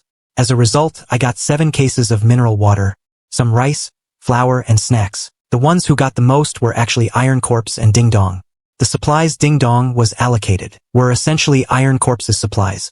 The two of them had their things piled up, quite a spectacular sight. There were also those few camels. Unfortunately, there was no food. It was estimated they wouldn't last long, and would become meat for the convoy. Alright, the ordinary supplies are divided. Next, let's divide the wonders and wonder materials. The 2 wonders in front of them. Ding Dong hadn't joined the convoy yet then, so she wasn't part of the distribution. However, whoever wanted these 2 wonders had to provide corresponding supplies to exchange shares with the other 3. The cow bone and that lighter followed the same rules. The moment they heard they were starting to divide the wonders, the entire camp went silent for half a second. Then countless pairs of eyes lit up like wolves. My heart also skipped a beat. I was determined to get that bone of the man-eating double-headed cow. I glanced at the system panel. After killing Mo Huaran and the Demon Sequence Youth, my kill points had surged to 20,000. Plus the previously accumulated values for upgrades. It was completely enough for a wonder. The first item to be divided is the cow bone. Everyone has a share. Whoever wants it must compensate the others. I'm not interested. Mr. Chun, if you can give me 2 camels, I'll let him have my share. 2? Why don't you just rob me? After a few rounds of bargaining, I eventually paid 1.5 camels to Mad Lion. Captain, you want the love brain lighter, right? Then give me your share. I won't compete with you for that lighter. Mr. Chun, you're being too ruthless. It's a fair trade, isn't it? I won't stop you if you want the wonder. Chu Che was a bit annoyed by my attitude, but I still paid some supplies as part of the trade. As for Chen Chen and Ding Dong, I also paid a high price in compensation. With this, the cow bone finally belonged to me. Next were the skin and fake stinger of the human-faced scorpion. Chen Chen took the skin, while the fake stinger was put away to be saved for an exchange. The final focus fell on that love brain lighter. Chu Che paid a huge price. Not only did he waive the gasoline I owed before, he also gave an extra 30 liters of gasoline and a bunch of miscellaneous supplies. I even suspected for a moment whether he had a storage space. On this matter, Chu Che remained tight-lipped. This man seemed to be hiding unknown secrets. Iron Corpse and Ding Dong, however, had a bumper harvest. The other survivors following behind them were all grinning from ear to ear. But there's one last thing for today. Captain, there's more? Can I sit this one out? I have to practice my sword tonight. I saw the bloodstains from the blisters on his hands, left by practicing the sword late every night. But Chu Che ignored him, only taking a crumpled map from his pocket. Ding Dong, you found this. You tell them. Ding Dong then took the map. Here is the water source. Although we divided quite a bit of water today, it won't last long. Next step. We must find this place before we drink the last bottle of water. Otherwise, none of us will survive. The surrounding survivors also learned about the water source, and cheers erupted from them. It was really the only good news in the convoy for many days. When the meeting ended tonight, I pulled out 2 pieces of bread as payment to have 2 of the survivors help move my supplies into the car. The harvest this time was great. Suppressing my excitement, I called up the system interface. Blood Moon Breathing Method Deduction completed. The moment I saw this name, I still felt some resistance in my heart.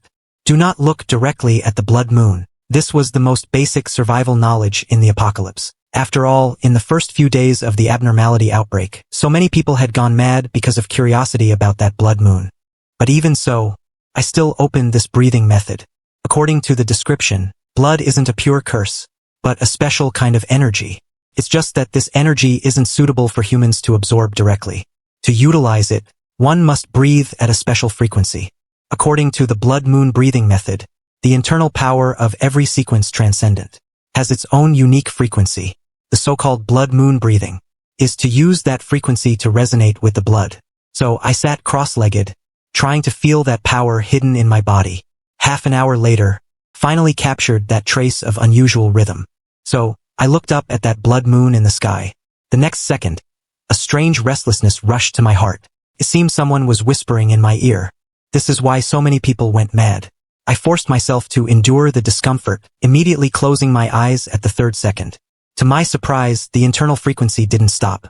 In just 1 hour of cultivation, I felt it was equivalent to the total of many days of training before. After 2 hours, I slowly opened my eyes, but I didn't continue practicing because there was something more important: system fusion. Cow bone upgrade. Using the man-eating double-headed cow bone as raw material, upgrading the Doomsday pickup. The plan was as follows. After the upgrade, the pickup would be transformed into a wonder. Required kill points, 20,000. Time required, 96 hours. After confirming everything was correct, I went straight to sleep. At this time, the night wind was blowing across the dunes. Chen Chen returned to the car full of fatigue. Cousin, you're so late again today. Cut the crap. I'm exhausted. I'm going to sleep. Don't bother me. In the yellow school bus not far away, most of the survivors had already fallen into deep sleep. Mad Lion was sleeping on the big bed at the rear of the bus. A head was working hard to grow out, slowly turning into the appearance of Iron Corpse. However, just then, a sharp scream suddenly rang out in the camp. I woke up from my dream. Uncle Abao had already rushed out of the car with a flashlight. It's Xuanan. Something happened on Xuanan's side. I squeezed in to take a look. Xuanan's mouth was covered in blood, and a burly man beside him was clutching his neck, lying on the ground. Xuanan killed Hu Ji. My God!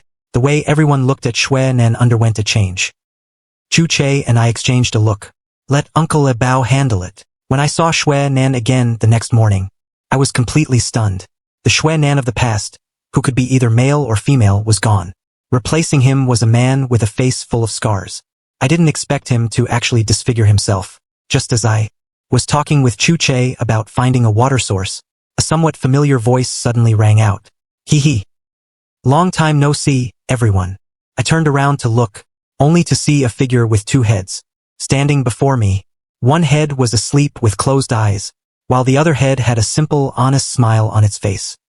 Iron Corpse, you big idiot, you're finally back. That day, I thought you were dead.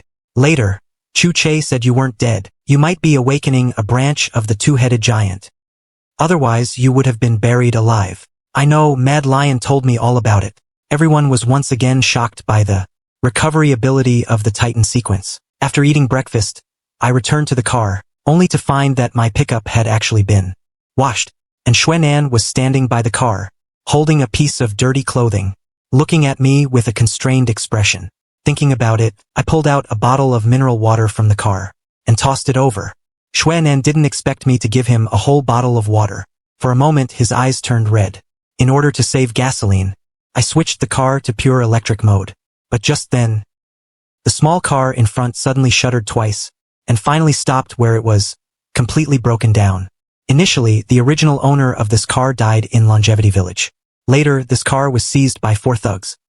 Just as I was packing my tools to continue on the road, one of the, for men, a bald one, suddenly ran toward me.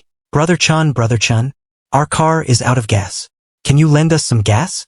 When we find a gas station, the 4 of us will pay you back double. I didn't answer, only taking tools out of my car, then walking up to that car without gas, and began dismantling the car's windshield. Chun Yi, don't push it too far. And one of them, with dyed yellow hair, was rummaging for a weapon in the trunk, clearly wanting to teach me a lesson. He was ranked 3rd among the 4 thugs. Before the apocalypse, relying on some family influence, he killed a man over a disagreement but was only sentenced to 3 years. He originally thought he could use connections to get out once the heat died down. Little did he know the apocalypse would come sooner than his release. In the chaos, he and several others escaped from prison, joining survivor convoys along the way to survive until today. Unfortunately, they didn't know at all what a sequence transcendent meant. Even in the entire convoy, everyone seemed to tacitly assume I was the weakest one. After all, the smoke sequence didn't seem to pose much of a threat. In Yellowhair's eyes, this world had always been bad people bullying good people. But he never thought that one day bad people would also be beaten back. Damn you! Yellowhair roared, raising a steel pipe and smashing it down hard at me. But what greeted him was a giant hand condensed from smoke, which slapped him flying.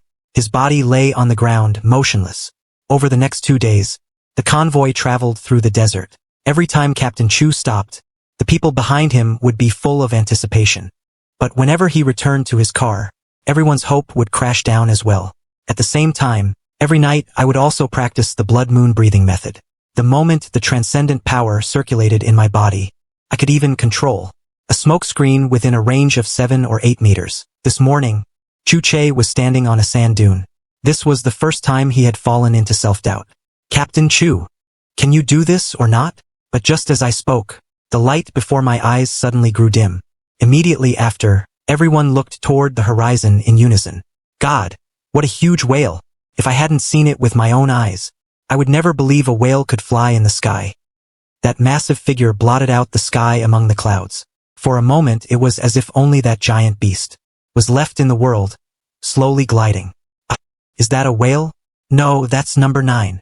Why has he appeared? On that giant whale's back, not only were there rows of houses floating, there were also many men, women, and children looking down at us. That kind of gaze felt very uncomfortable. While everyone's eyes were wide, that whale actually descended slightly. The huge belly fins kicked up a violent wind in the air, slowly approaching the convoy. I suddenly looked up. Fortunately, the whale seemed to have no interest in us, only gently flapping its huge fins. And then, like a ship sailing into white clouds, re-entered the firmament. Chu-Che didn't speak for a long time. Until that shadow completely disappeared, did he finally utter a word. That is number 9, the sky whale. Sky whale? Is that also a wonder? Yes, he is one of the top 10 wonders. Number 9, sky whale. I thought wonders were only weapons. Like that radio of yours. I didn't expect living things could also be wonders. The higher a wonder is ranked, the greater the price to pay. When Chu-Che mentioned the word price, his gaze grew somewhat deep. Those people just now were also survivors. It's just that we rely on cars, and they rely on the whale. The methods of migration are different, but the essence is the same. Are there abnormalities in the sky too? In the sky, under the sea, underground, anywhere you can imagine, there are abnormalities. Even with a number 9 wonder, if you get entangled, there is only death. Although the shadow of the sky whale had long since vanished, the oppressive shock lingered for a long time. But fortunately, I was about to obtain my second wonder. Compared to the previous upgrade, I was clearly more looking forward to this one. From a bicycle to the doomsday pickup, and now to this wonder, I have put a lot of effort into this. That evening, Uncle A Bao proposed holding a New Year's party in the convoy. This was the last night transitioning from 2030 to 2031. Dozens of tents formed a circle, like the last city in the apocalypse. In the convoy these days, camel meat was the last thing lacking. After all, these creatures could live for half a month, without water, without a problem. So, tonight's feast was considered quite hearty. At least everyone could get a few pieces of fresh meat. But the one who surprised me most was Sulina. Accompanied by a melody from a broken radio, her dance had an indescribable charm. The male survivors around were almost all swallowing their saliva. Their eyes looked like they wanted to swallow her whole. But Sulina only gave them a casual glance, eventually letting her gaze fall on me. I watched the following programs for a bit, but my mind was already elsewhere. After all, 2 hours remaining until the Doom pickup upgrades.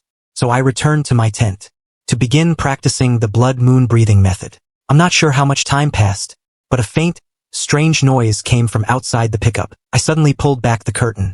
I saw a section of black metal extending from the car body, and a bull bar-style crash guard appeared at the front. It was a typical off-road modification style. Checking the vehicle's information.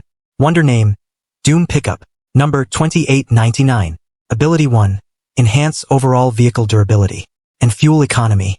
Ability 2, this vehicle is most fearless of collisions. If danger is encountered, please floor the accelerator and ram straight through. Ability 3, shadow drag. A shadow chain can extend from the bottom of the car to bind target creatures, dragging them under to be crushed and decomposed into fuel. Price. A fresh life must be sacrificed every month, preferably a human. Taboo. No drinking or eating inside the vehicle, otherwise there is a risk of being consumed by the car. There must be no smell of blood in the car. You must not be injured, otherwise there is a danger of being swallowed by the car. Once combat becomes too intense, there is a risk the vehicle may defect. Note, if you are Chun Yi, all prices and taboos can be ignored. You can drive this Doom pickup however you like, and you can even control the car completely. Review, this wonder evolved from 2 wheels, and is condensed from Chun Ye's hard work. Now, it regards Chun Yi as a father figure. Triggered trait, when Chun Yi drives this Doom pickup, the driving mastery skill will be activated. Those driving stunts seen in movies are not difficult for Chun Yi to achieve. This trait has the privilege of being designated to a unique person. The next morning, when the brand new Doom pickup started up, I immediately felt that completely different sense of stability. With every turn and acceleration, I could clearly feel the contour and weight. This was probably the manifestation of the trait in action. However, the journey ahead was not smooth. In just a few days, more than 10 people had fallen behind due to lack of water, and even the camels collapsed in the sand dunes from exhaustion, no longer moving forward. Faced with this situation, Uncle A Bao was also at his wit's end, only able to urgently prepare jerky for emergencies. Boss, we're out of water. Boss, do you still have any? Big brother, I'm out too. The last bit was drunk this morning. Damn it, those transcendents have so much water. Why don't they share some with us? Ever since I slapped Yellow Hair to death, the remaining 3 thugs had long hated me to the bone. So, they turned their spearhead toward my boss. Rather than dying of thirst, we might as well take a big gamble. How about we go and rob them? Who do you want to target? I want to target Chun Yi. That night, the boss was in charge of lookout, and the second was in charge of the action. But what they didn't know was that, as they approached that doom pickup, a pitch-black tentacle beneath the car silently and slowly reached out. The next moment, the second felt something slimy wrap around his waist. Immediately after, his body instantly lost balance, and he was mysteriously dragged under the car. The entire process happened without even a single shout, followed by the crisp sound of bones being crushed. This was the third ability of the doom pickup, Shadow Drag. At the same time, the fuel gauge, which was nearly empty, was suddenly filled. This scene scared the boss in the shadows nearly to death, and he subsequently fled back, crawling and rolling. The next morning, when Uncle Abao did a head count, he found 1 person missing. The boss only said that the second had run off alone in the night, and Uncle Abao didn't ask further. After all, such things were no longer unusual. The subsequent journey remained difficult. More people showed symptoms of dehydration, and even the camels began to die in large numbers. Just as despair was spreading, a hint of coolness suddenly appeared in the hot air. The next second, Chu Che's modified off-road vehicle suddenly accelerated. Cousin, Chun Yi and the captain have all rushed to the front. Chun Yi doesn't do anything without a motive. Let's catch up quickly. Understood, cousin. Watch me. At the same time, the Iron Corpse's school bus also started its engine. With that, the entire convoy moved forward at full speed. 20 minutes later, the boundless desert was finally no longer the only scenery. More and more green vegetation appeared ahead, and the air gradually grew moist. I could clearly feel every cell in my body cheering. As if sensing my mood, the front of the doom pickup excitedly kept lifting up. From the driver's seat, I could almost only see blue sky and white clouds, until the front descended, and within my sight, a blue-green lake appeared before my eyes, like a piece of beautiful jade fallen into the desert, shimmering with the luster of life in the sunlight. That gust of moisture hitting my face made it feel like I had returned to the world of men from hell. I never thought a body of water could be so beautiful. Cousin, it's water. Damn it, I finally made it through. Heaven-shaking cheers erupted from the school bus. Some daring survivors simply jumped directly into the lake. But just as I was about to approach the lakeshore, I suddenly remembered what Chu Che had said. In the sky, on the ground, in the water, there are abnormalities everywhere. I suppressed the excitement in my heart. After all, I wasn't in a rush at this moment. So I looked up at Chu Che. At this time, circles of green ripples were radiating around him. An incomprehensible power was flowing around his body. Hey Chu, right? Why aren't you going down too? Hearing my voice, Chu Che gave a rare, gentle smile.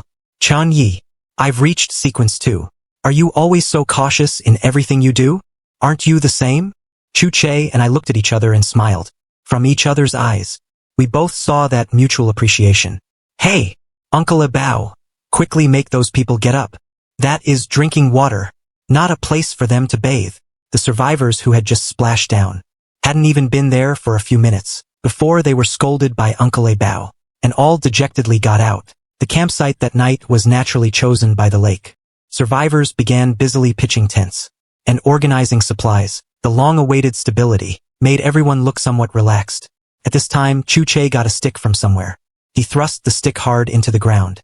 The next second, a transparent circular light screen descended from the sky, enveloping the entire camp within it. After doing all this, Chu Che's face instantly turned pale, and he collapsed in exhaustion. This is the ability of a Sequence 2 guide. The God Hider's new skill, Secret Barrier. It can weaken the aura of living people within a certain range, making it less easy for abnormalities to discover us. However, we can only stay here for 3 days at most. We must leave after 3 days, right? Uncle Abao, go and inform all survivors. Never leave the barrier range without permission. When everyone heard they could finally rest safely for 3 days, the entire camp erupted in heaven-shaking cheers. Besides the secret barrier, after Chu Che reached Sequence 2 God Hider, he also awakened 3 other abilities. One is weather perception, capable of perceiving weather changes within 24 hours. And the second ability is marking. As a guide, he can imprint information on specific locations or objects for later followers or the team to track. The third is mystic communication. When two guides are within a certain range, they can sense each other and perform simple information exchanges. Before the apocalypse, these abilities might have been insignificant, but now they are incredibly valuable survival methods. The 3 days of rest passed in a flash, and the convoy set off again. They soon reached the edge of the desert. However, this time everyone became very fearful, because on the other side of the sand line, an even more bizarre sight awaited us. On one side was the boundless desert, the sun hanging high in the sky, and on the other side was pure white, heavy snow. I looked down at the slippers on my feet, then looked toward that barely repaired pickup. Chu-Che, are we really going in? Unexpectedly, upon hearing the name Rong City, everyone's face changed. According to common sense, the more densely populated a place is, the easier it is for abnormalities to breed. It could be said that the danger of Rong City had long since far surpassed Longevity Village. After hearing Chu-Che's plan, everyone began to back out. If there were any other choice, I wouldn't want you to take risks either. Moving forward, I've gathered information in advance. The several villages surrounding Rong City have long since been looted clean of supplies. Relying on that radio, Chu-Che could accurately grasp the surrounding supply-gathering situation. But even so, everyone's expressions were still filled with hesitation and fear. Seeing this, Chu-Che simply spread out a map, pointing at one of the areas. I've arranged it this way. It's definitely not to send you to your deaths. This Chongwang district of Rong City is closest to us. This area has 3 large supermarkets. As long as we find one of them, we can collect enough supplies to deal with the extreme cold weather. In my perception, there are no more than 3 active abnormalities in this area. As long as we move fast enough, it won't be a big problem. If an entire district only has 3 abnormalities, that only means the level of horror of these 3 abnormalities must far exceed other abnormalities. Captain, I actually have a way. It just depends on if you dare to try. Say it. Captain, why don't you go as bait? You can set up the secret barrier here first. A few of us will hide inside. When you take some survivors out and lead the abnormalities of Chongwang district away, we'll take the opportunity to gather supplies. How about we meet back here then? Even if you get entangled by abnormalities, as long as you throw a few survivors out to distract them, it'll be enough for us to escape. Chu-Che looked at me with a face full of anger. He didn't expect I could say such a thing, much less expect that I would ask a guide with 0 combat power to be the bait. Chan Yi, shut your mouth. However, in order not to freeze to death in the extreme cold, the final outcome of the discussion was that tomorrow morning, I and several other sequence Transcendence would lead survivors into Rong City to gather supplies. Chu-Che would remain outside in charge of support. I had just returned to my own car, my exhaled breath forming white mist in the air. I could even hear the cracking sound of ice forming on the car window. Unwilling to endure it, I decided to go to Chanxian's off-road vehicle to leech some heat for a while. Unfortunately, Xiao Yuer gave me no face at all.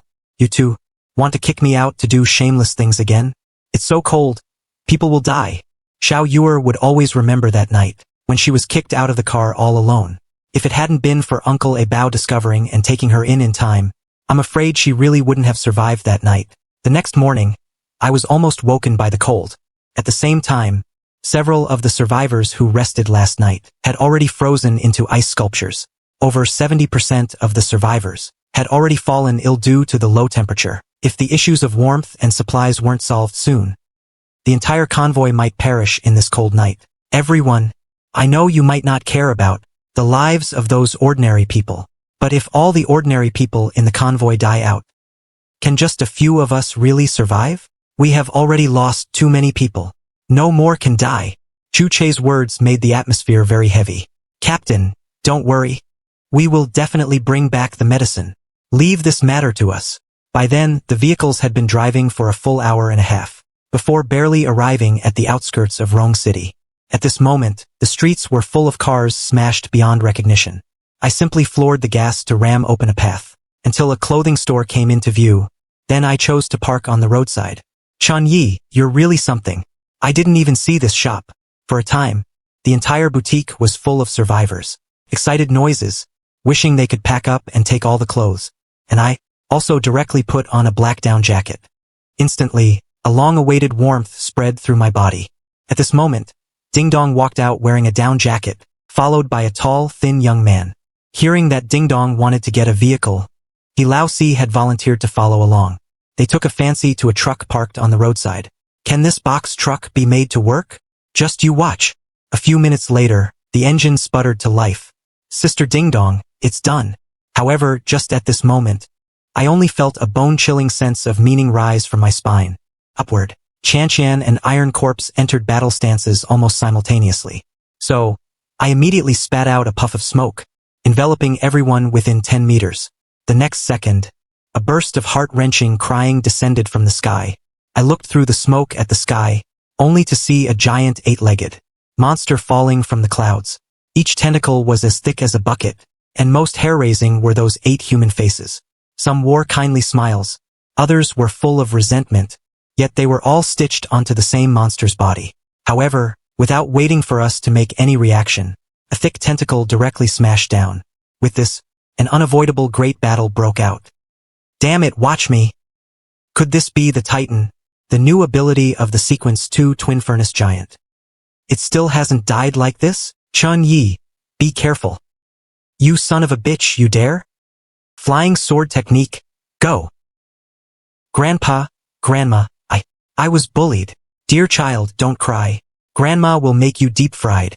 Human hearts using these few people who bullied you. Go to hell, Iron Corpse roared, interrupting the octopus's nonsense. The air cannon on his arm struck the octopus directly. At the same time, I was also condensing a more massive spatial entity. But the moment we went all out, a wave of eerie energy centered on the octopus, spread outward. Haha, this is the life siphon field. Let's see how you bully me now. The next second, an ordinary survivor's body actually shriveled up at a rate visible to the naked eye. My heart jumped in shock, and I quickly circulated the blood moon breathing method. Only then did the feeling of my internal essence being drained quickly dissipate. But Qian and the others weren't so lucky. Their faces were pale, and their breathing was weak, as if they would collapse at any moment. I made a prompt decision. An essence formed from oily smoke angrily smashed toward the octopus. In the distance, a group of people wearing black cloaks were slowly approaching. Blood Tears of Mercy, Map of the Sea Valley. The Lord is above, witnessing the weekend. The faces of these people couldn't be seen, yet everyone had their hands clasped in prayer. More strangely, 2 people in the team were carrying a litter, on which sat an extremely charming woman. And beside her, a cloaked man with a bowed head was holding high a giant, blood-red scythe. In that moment, I only felt a chill rush from the soles of my feet to my crown. This was yet another abnormality. Sturdy. I immediately hid my figure completely within the smoke. Why have you come? Chen Lang, who said you could cross the line? Sorry. We've been hungry for too long. We really couldn't help it. We'll leave right now. Leave right now. After saying that, that massive body, as if facing a great enemy, turned and fled. Now you want to leave? Is it in time? The black-robed person's voice carried mockery. Then he knelt with a thud toward the woman in red on the litter. Lord Death, the 8-faced one has not followed the agreement. Please descend your divine law. At that moment, the woman in red calmly stood up. Subsequently, she took that blood-red scythe from her side and spoke. You are guilty. She swung it lightly, and a heaven-spanning blood blade instantly slashed out. The 8-faced one didn't even have time to scream. Before that massive body was directly split in 2. However, strangely, the 2 halves of the split body were still struggling, finally only able to drag the 2 halves of the body and flee. This scene made everyone afraid to breathe. Just then, that black-robed man came to within 3 meters of us. We are also human. No ill intent. Can you come out and meet? At that moment my nerves were still tense, but his voice carried a power that brooked no refusal. My name is Wu Jianshan, a Sequence 3 God-Seer of the God-Worshipper path. Happy to meet you all. His tone was very sincere, but the point I noticed was not Sequence 3, but this God-Worshipper sequence. I had never heard of it before. What surprised me even more was that this man before my eyes actually gave me a mysterious sense of familiarity. But before I could speak, Qian and the others on the side suddenly shed tears of excitement. Cousin uncle? Your cousin uncle? Qian, you're still alive? This is great. Second uncle. Your second uncle. Uncle Wu, is it really you? I was completely stunned. Wait, you're all relatives? Chanqian nodded while wiping her tears. Yes, cousin uncle used to live right next door to us. When I was little and my parents came home late, I often went to his house for dinner. Cousin uncle is a very good person. At this time, Wu Jianshan slowly turned his gaze toward me. Chan Yi, do you really not remember me? Just as his voice fell, the memories in my mind began to grow disordered. Scene after scene flashed by: the college dorm, staying up all night playing games together, skipping class to drink together. My relationship with Wu Jianshan was so good we could wear the same pair of pants. But the problem was, how could this 40-year-old man in front of me possibly be my classmate? After thinking for a moment, I raised my hand and slapped his forehead. Wu Jianshan.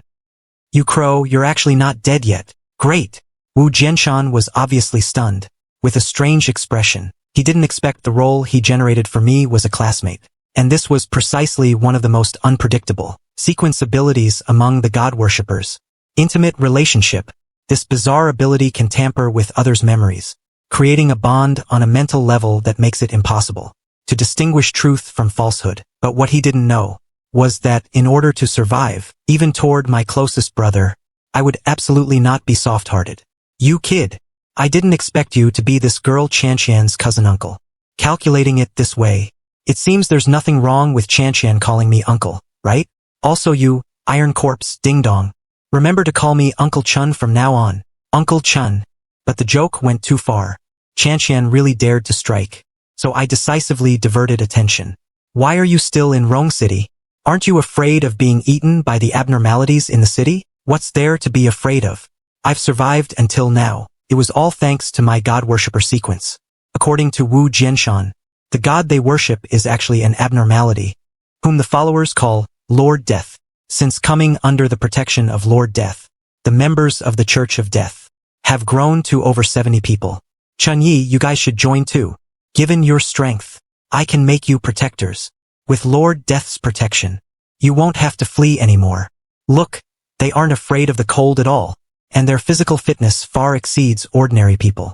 Cousin uncle, many people in our camp are still sick. Living in the city, you must be familiar with the pharmacies. Take us to find some medicine. We need to get back early. Then, Chanqian explained the situation of the camp in detail. In her eyes, her own uncle wouldn't have any bad intentions. But after Wu Jianshan heard this, a glint of greed flashed through his eyes. After all, the god worshipper sequence relies on faith. The more believers he has, the stronger he becomes, and the deeper the protection the followers receive.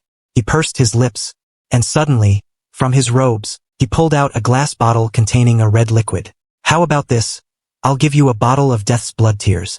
Take it back and dilute it with water to drink. Those people will recover. It's faster than medicine. Seeing our hesitant expressions, he pulled out another bottle and walked toward several weak survivors. Those people had most of their vitality sucked away by the eight-faced one earlier. Now their faces were pale and their legs were weak. Wu Jianshan leaned down and gently fed the liquid to everyone. A few seconds later, their complexions actually recovered, and they could even stand up on their own. Chanqian and Ding Dong could hardly believe their eyes.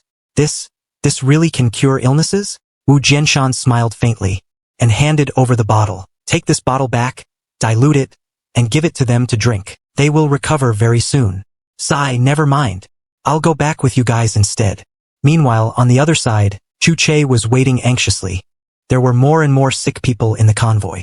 In just one day, another 5 people were frozen into ice sculptures. If it weren't for his transcendent sequence physique, he probably wouldn't have been able to hold on much longer either. You see, once something goes wrong on our end, the lifeline for the entire convoy will be severed. Fortunately, we didn't keep him waiting too long. When my doomsday pickup truck slowly emerged from the wind and snow, Chu Che stood up almost reflexively, and a light flashed in his eyes. It's Chun Yi and Iron Corpse. They're back. They're back. We're saved. Inside the camp, all the survivors shouted in excitement. At that moment, we were like heroes returning in triumph. We left with only 3 vehicles, but returned with 5. The convoy had an extra van and a large bus. You're finally back. Did you find the supplies? We found a down jacket shop. It's enough to keep everyone warm. Ding Dong pulled open the cargo door. A thick layer of down jackets was piled high inside. People couldn't wait to change into winter clothes, feeling as if they had seen the hope of survival again. As for the fifth vehicle, that was he, the fourth's trophy. A thief who everyone hated before the apocalypse had now become a hero in everyone's hearts. Did you find the medicine? Chu Che was still uneasy. Qian pointed to the mysterious man beside her and smiled. Captain, take a look at who this is first. At that moment, Chu Che was clearly stunned. You're Chu Che. Take a look at who I am. Wu's voice to Chu Che even changed its pitch. That's right. It's me, Wu Jianshan. You're still alive. My God, I thought you were dead. Chu Che's voice trembled, his eyes turning red. But I just felt. This reunion was a bit too convenient. Yet I couldn't find anything wrong with it. But in the next moment, the doubt in my heart was scattered by a new thought. God Worshipper Sequence, a mysterious ability to borrow power from Lord Death. If I really had a chance to observe that Lord Death up close, perhaps I could use my smoke to mimic his power. I had never thought about mimicking an abnormality before, but now the opportunity was right in front of me. I heard you have many sick people here. I brought medicine with me. Saving people is the priority. Right. Saving people is the priority, Wu Jianshan said while taking out the red potion and dripping it into clear water. Out of trust for Wu Jianshan, the survivors didn't even doubt the source of this potion. They all consumed the diluted medicine. As a result, in the next second, the survivors who were originally on their last breaths instantly stood up. Seeing the situation, I used the system to perform an appraisal on that potion. Name: Diluted Tears of Death. Source: Abnormality, Lord Death. Tears of Death contain unknown energy. Ordinary people taking it can alleviate or cure most illnesses. The concentrated form of the liquid can enhance the power of Transcendent Sequence users. I was stunned. It turns out this thing can not only cure diseases, but even enhance transcendent power. Chu Che, is this how you've been surviving all this way? Captain Wu, we can't stay in one place for long. Chu Che briefly explained the current situation of the convoy. After Wu Jianshan finished listening, a glint of excitement flashed in his eyes. Chu Che, how about this? Take them and come back with me to live in Rong City. Why go into the city? As soon as he said that, everyone's expressions changed drastically. Don't be nervous. I am now a transcendent of the God Worshipper Sequence. As the Archbishop of the Church of Death, we have God's protection. There will be no danger. God? You mean that abnormality? Qian, it's fine if you don't understand me, but from now on, you are not allowed to call him an abnormality again. That is blasphemy. From the moment I became a God Worshipper, he can only be called God. Out of trust for Wu Jianshan, we didn't refuse immediately. After all, if we could live peacefully in city houses, it would be much safer than drifting in the wild. A few hours later, Wu Jianshan invited us to join the Church of Death again. I was instinctively wary in my heart. Even if he was an old acquaintance, I wouldn't easily trust any organization. So Chu Che and I decided to wait and see first. Then Wu Jianshan sat in Chu Che's SUV, personally leading the way, as the group drove towards Rong City in a grand procession.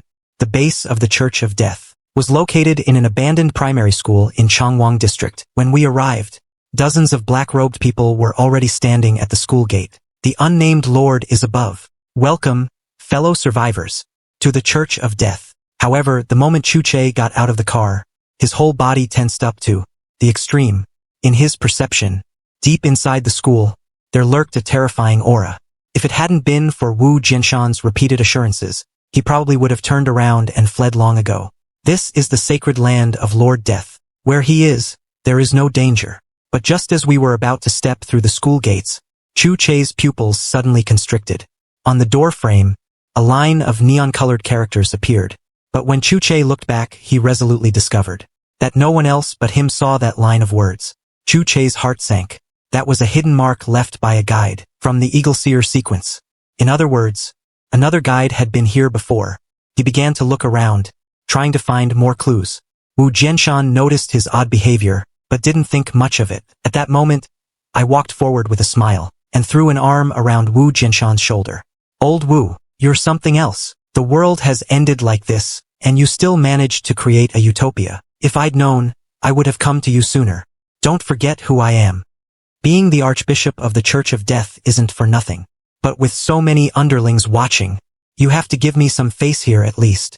Those black-robed people, seeing their archbishop so close to me, bowed their heads in respect one after another. They mistakenly thought my relationship with him was extraordinary, and it was precisely this misunderstanding that later provided me with a lot of convenience within the Church of Death. Soon, 2 rows of black-robed people stood behind Wu Jianshan, their palms pointed at the smoke rituals at 10 points.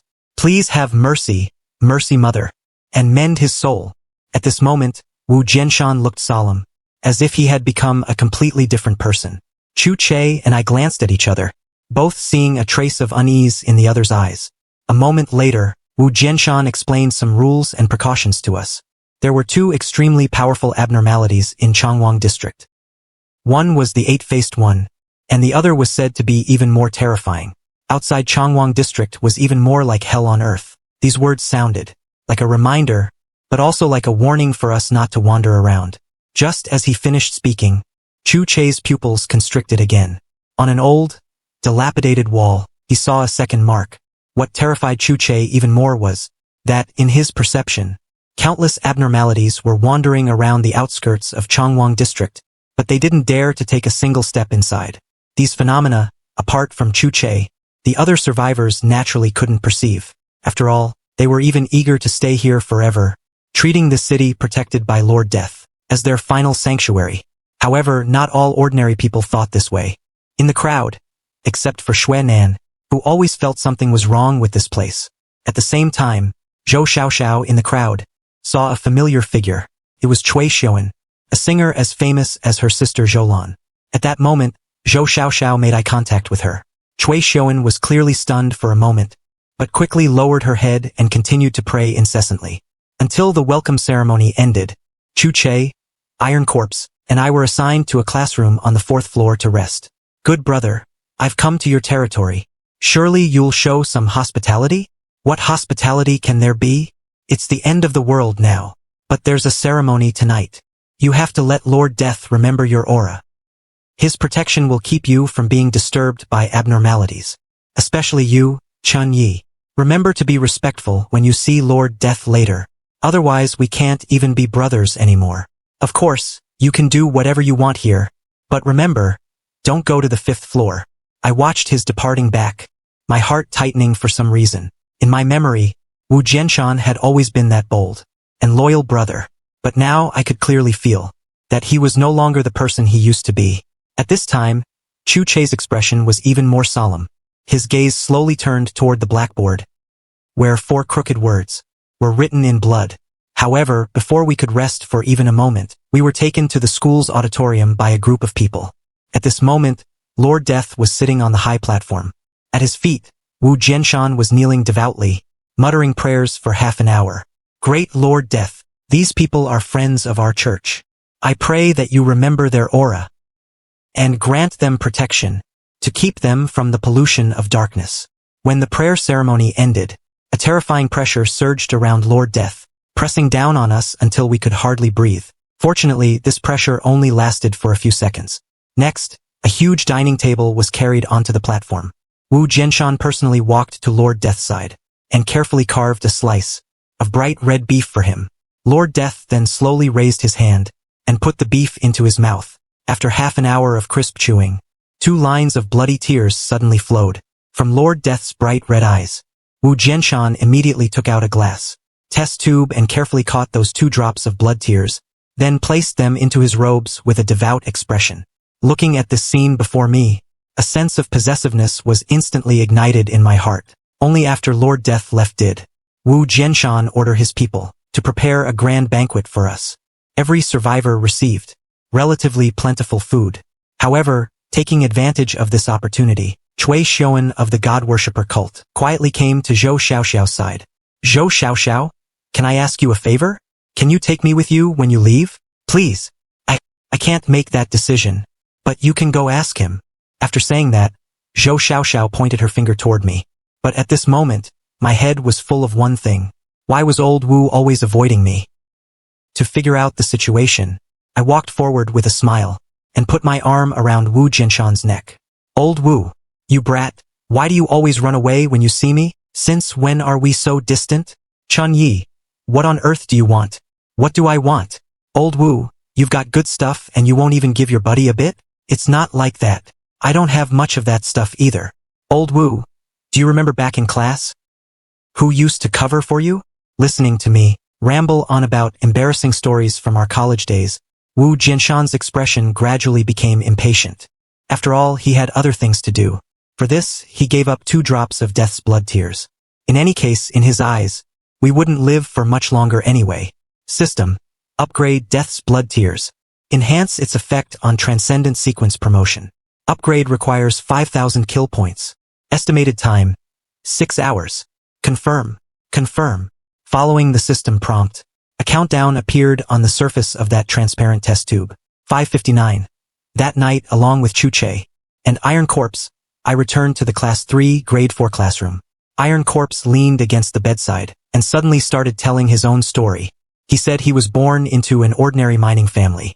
Who knew that a few years later, his parents would pass away from illness, leaving only him and his younger brothers and sisters to depend on each other. Fortunately, at the critical moment, his second uncle took them in. Later, Iron Corpse became a bus driver, and his siblings successfully got into university. Though this family was repeatedly shattered by fate, they managed to find hope through that little bit of affection. However, when he mentioned caring for old Wu in his old age, I felt something was slightly off.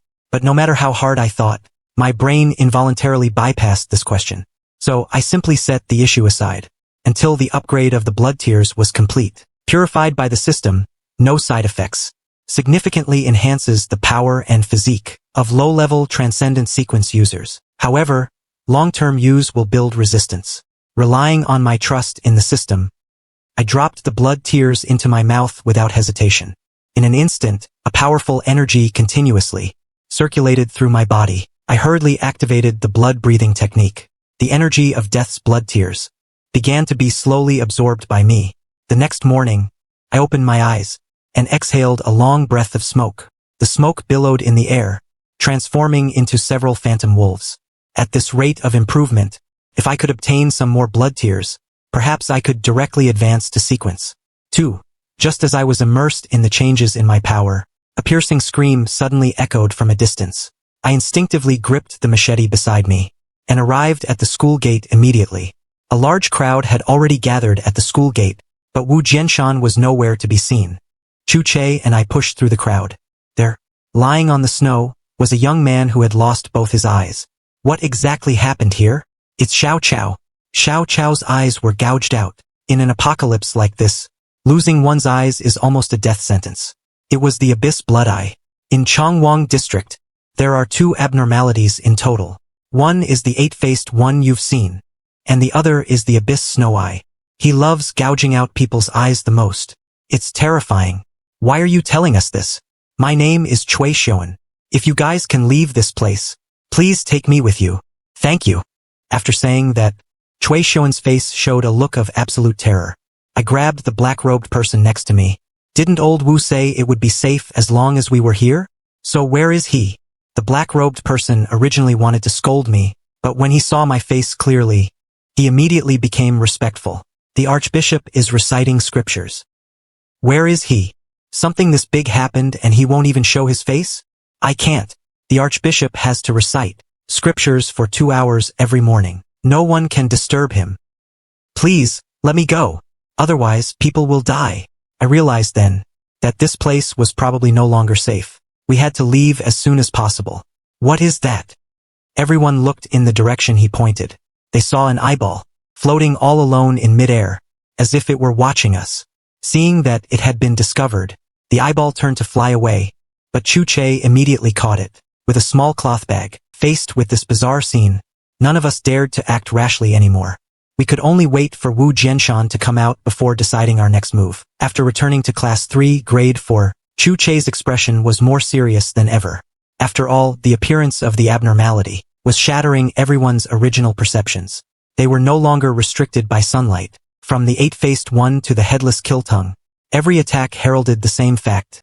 Abnormalities were growing stronger at an alarming rate. Humans now had no retreat left, so we can't lose any more people. Chuche, why are these abnormalities completely reckless now? Is there really no hope for us? The reason for the abnormalities strengthening might be related to the enhancement of blood energy. or the deepening of the fusion between worlds. Furthermore, the influence of the blood also covered the daytime, causing the abnormalities to adapt to the new environment. Human living space was becoming increasingly narrow. Ding Dong originally wanted to grow potatoes in the school, to seek a glimmer of life for everyone. However, with the accident that just occurred, the so-called safe zone might no longer exist. Chu Che looked at the terrifying words on the blackboard, realizing that the peace here was being shattered by their own numbers. The more people there were, the more abnormalities were attracted. Just as everyone was falling into panic, Wu Jianshan of the Church of Death suddenly appeared with a smile on his face. "Are you willing to join the Church of Death? Old Wu, if you hadn't come out, I would have gone looking for you." Chu Che just caught an eyeball. "Take a look at what this is." Without a word, Chu Che pulled the eyeball out of the cloth bag and repeated what happened this morning. After Wu Jianshan heard this, he reached out and crushed the eyeball. This should be a sub-eye of the Abyss Blood Eye. The Abyss Blood Eye can see everything around it through its sub-eyes. None of the abnormalities in Chongwang district are easy to deal with. Currently, the only safe place is this school. You all stay here and don't wander off. I will pray to Lord Death about this matter. I believe those heretics will be cleared away soon. After lunch, Chu Che and Uncle Abao found the surveillance room to discuss privately. "Uncle Abao, are you saying someone wants to join the Church of Death immediately?" "That's right, Chu Che. Some people see that we can settle down here, and they're starting to get ideas. Then stabilize them for now. Don't let them act on impulse. Wait a few days and see. When are we leaving? Everyone else wants to stay. Why do you insist on leaving? This place just doesn't feel right to me. I feel like something could happen at any moment." Memories also surfaced in Chu Che's heart. Maybe it was a mistake to bring everyone here. In his perception, some of the eerie auras here were not even inferior to Lord Death himself. If that group of heretics really turned hostile, many in the convoy would surely become casualties. "Uncle Abao, try to gather as many supplies as possible these next 2 days. Find out exactly where the nearby gas stations are. But whatever you do, don't alert the others." Meanwhile, I went to Wu Jianshan's office and stated my intention directly. "You've wanted us to join the church from the beginning, haven't you? Anyone can see there's something fishy about this. But we're brothers in arms, aren't we? I can help you settle this matter. It's just that the kid Chu Che is a bit suspicious. He's definitely doubtful of your words right now. Master Chun, what exactly do you want? Stop playing games with me. First, give me the title of Vice Archbishop to maintain order, and give me another 100 drops of Death's blood tears. Then I'll handle the matter of everyone joining the church for you. What do you think Death's blood tears are? Do you think they grow on trees? Get out. There's no room for you here. Don't be in such a rush. Besides, it's not like I'm the only one who wants the blood tears. The others need a share too. Otherwise, why should we sequence transcendence? Join your Church of Death for no reason?" After a round of bargaining, eventually, I obtained 10 bottles of Death's blood tears from Wu Jianshan. This was enough for me to quickly promote to sequence 2. The price was that I would help him deal with everyone else. Everything was moving in the direction I wanted. However, when I came out into the hallway, Chu Che's punchable, smiling face suddenly appeared in front of me. "Boss Chen, looking so smug. You must have made a killing, right?" "Chu Che, what are you doing here?" "Nothing. Just wanted to see if Boss Chen wanted to share a sip of the soup with me." "Captain Chu, I have a deal for you. Are you in?" "What kind of deal?" I recounted the deal with Wu Jianshan, exactly as it happened. Wu Jianshan gave me 4 bottles of Death's blood tears. "Let's split the work. You're responsible for keeping the survivors steady. Don't let them join too quickly. I'll handle Wu Jianshan. How about it?" Chu Che pondered for a moment, obviously somewhat tempted. He might not know the true function of Death's blood tears, but he knew that these things were definitely hard currency for trading supplies. "I don't believe Wu Jianshan only gave you 4 bottles. We're in the same convoy. Can't you even trust me?" Getting 4 bottles out of that old fox Wu Jianshan was only possible because of our relationship. As I spoke, I pulled 4 small glass bottles from my coat. The liquid inside glowed with an eerie luster. "Chu Che, this is good stuff. Use it carefully." "I know that already. I don't need you to remind me."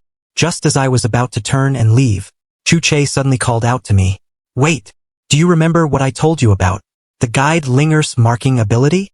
"I remember. I saw 3 marks left by other guides. Only I can see them. Even more bizarrely, there are strange words written on the blackboard of every single classroom. He told me this because I was calm and selfish enough to not easily trust anyone. If Taisher and the others knew about this, they'd probably go tell Wu Jianshan immediately. In this world, anyone who dares to block my path to survival is an enemy. However, right then, piercing scream suddenly shattered the dead silence of the campus. In the classroom of Class 2, Grade 3, Xiao Chao's corpse was hanging right there from the ceiling fan. Soon, several survivors, led by Uncle Abao, dug a shallow pit. They buried Xiao Chao's body in a hurry. This is the apocalypse. No ceremony, no mourning. Person who had lost both eyes simply had no way to survive in such a world. But these things had nothing to do with me, because at that moment, I noticed a follower of death walking up to the 5th floor with a look of excitement. The entrance to the 5th floor was tightly sealed with black cloth. I watched the figure in the black robe pass through the cloth, but a long time passed, and that follower never came back down. I suppressed my curiosity and didn't go up. In the apocalypse, curiosity is often more fatal than the abnormalities themselves. So I found a secluded spot, upgraded the death's tears, and while I still had time, I slipped away to the school's playground. Several off-road vehicles used by the followers of death were parked there. So, I set to work dismantling usable parts from the cars. The followers saw me stripping their vehicles, and though they glared at me with fury, no one stepped forward because of my relationship with Wu Jianshan.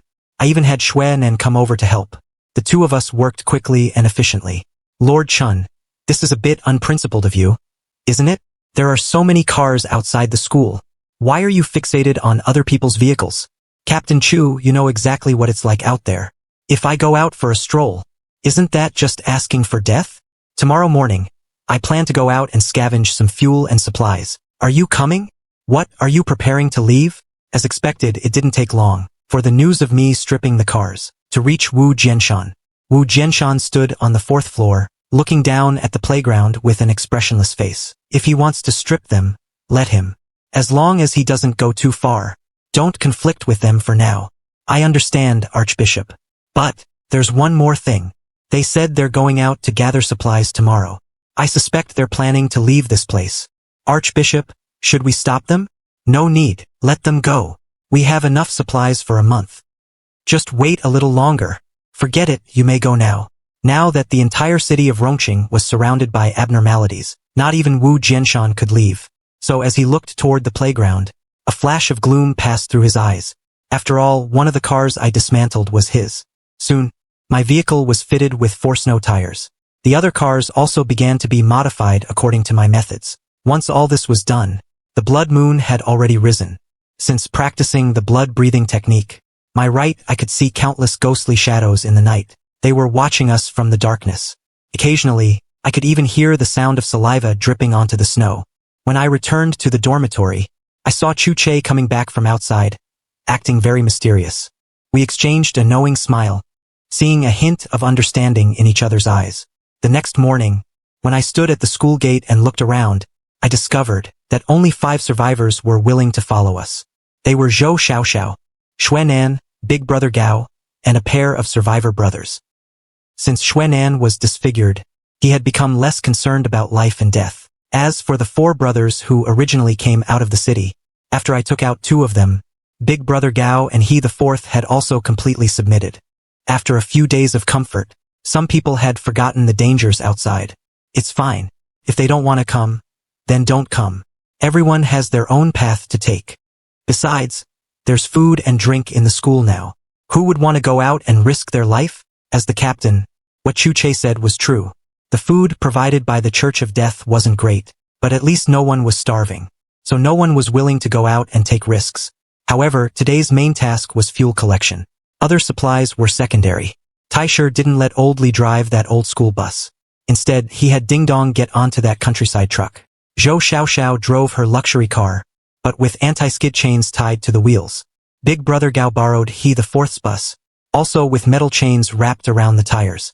Xuanan and that pair of brothers were all in his vehicle. Everyone, this supply run is extremely dangerous. You all know the situation outside. Even though it's daytime now, do not let your guard down for a second. According to information from the Church of Death, There aren't many supplies left near the second primary school. So this time we have to go a bit further. If conditions permit, it's fine to bring back some other supplies too. And whatever you do, do not fall behind. I wish you all a successful mission. After saying that, he stepped aside to let us out of the school gate. This time, Uncle Abao didn't choose to follow the convoy. After all, he was old. Living in this cold apocalypse was already hard enough. According to last night's plan, we would take turns leading the way today. Chan Yi, how's the situation up ahead? The situation is not optimistic, but it's not impossible to deal with. Alright, then it's up to you. Half an hour later, after Taisher and Ding Dong swapped places, it was Qianqian's turn. No problem. By the way, Captain Chu and Chun Yi, you two have been acting weird lately. Especially you, Chun Yi. I'm warning you. He's my great uncle. If you dare to stir up trouble, I won't let you off. Son Qianqian, do I look like that kind of person? He's your great uncle and he's also my brother. Besides, I'm at least like an uncle to you. Is this the attitude you should have when talking to an elder? The other end of the walkie-talkie went silent for a few seconds, leaving only the sound of static. I looked at the thick snow ahead, then exhaled a thick cloud of smoke. The smoke quickly formed a snowplow shape, pushing the deep snow on the road to the sides. Half an hour later, it was Taisher's turn to lead. He even jumped out of his vehicle. I thought he needed to relieve himself, but the next second, both of his arms turned into cannons. With 2 blasts of air cannons, he cleared a path through the snow ahead. When it was Qianqian's turn to lead, she directly summoned the fiery flying arrow. That strange object sword, numbered over 3,000, hovered in front of her car's hood. Wherever it passed, the ice and snow instantly turned to steam. 10 minutes later, the convoy stopped in front of a gas station.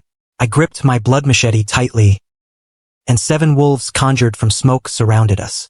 Soon, everyone began working according to the plan. Some were pumping gas, others were responsible for carrying the fuel drums. Even, Zhou Xiaoxiao was put to work like a man. All right, Qianqian shouted. Everyone, including Big Brother Gao, breathed a sigh of relief, but in the next second, Chu Chei's face suddenly darkened. Not good. Quick, get in the cars. I'd seen that expression on Chu Chei several times before. Every time it meant someone was going to die. So everyone immediately rushed back into their vehicles. In this convoy, if not falling behind was the first rule, then following Chu Chei's leads was definitely the second. Seeing that the convoy was only 1 kilometer from the school, everyone couldn't help but relax. Zhou Xiaoxiao even started playing some music. Only Chu Chei's face grew darker and darker. Xuanan's terrified voice came over the walkie-talkie. Captain Chu, Chun Yi, look over there. Is that a person lying in the snow? They're here, and there's a lot of them. Everyone, please try your best to stay alive. At that moment, the walkie-talkie fell into a deathly silence. Taking a deep breath of cold air, the exhaled smoke surrounded my entire off-road vehicle. In the next moment, I slammed it into gear, flooring the gas pedal. The vehicle kicked up a massive cloud of snow, speeding down the main road. Along the street now, on the rooftops of the residential buildings, humanoid monsters were crouching.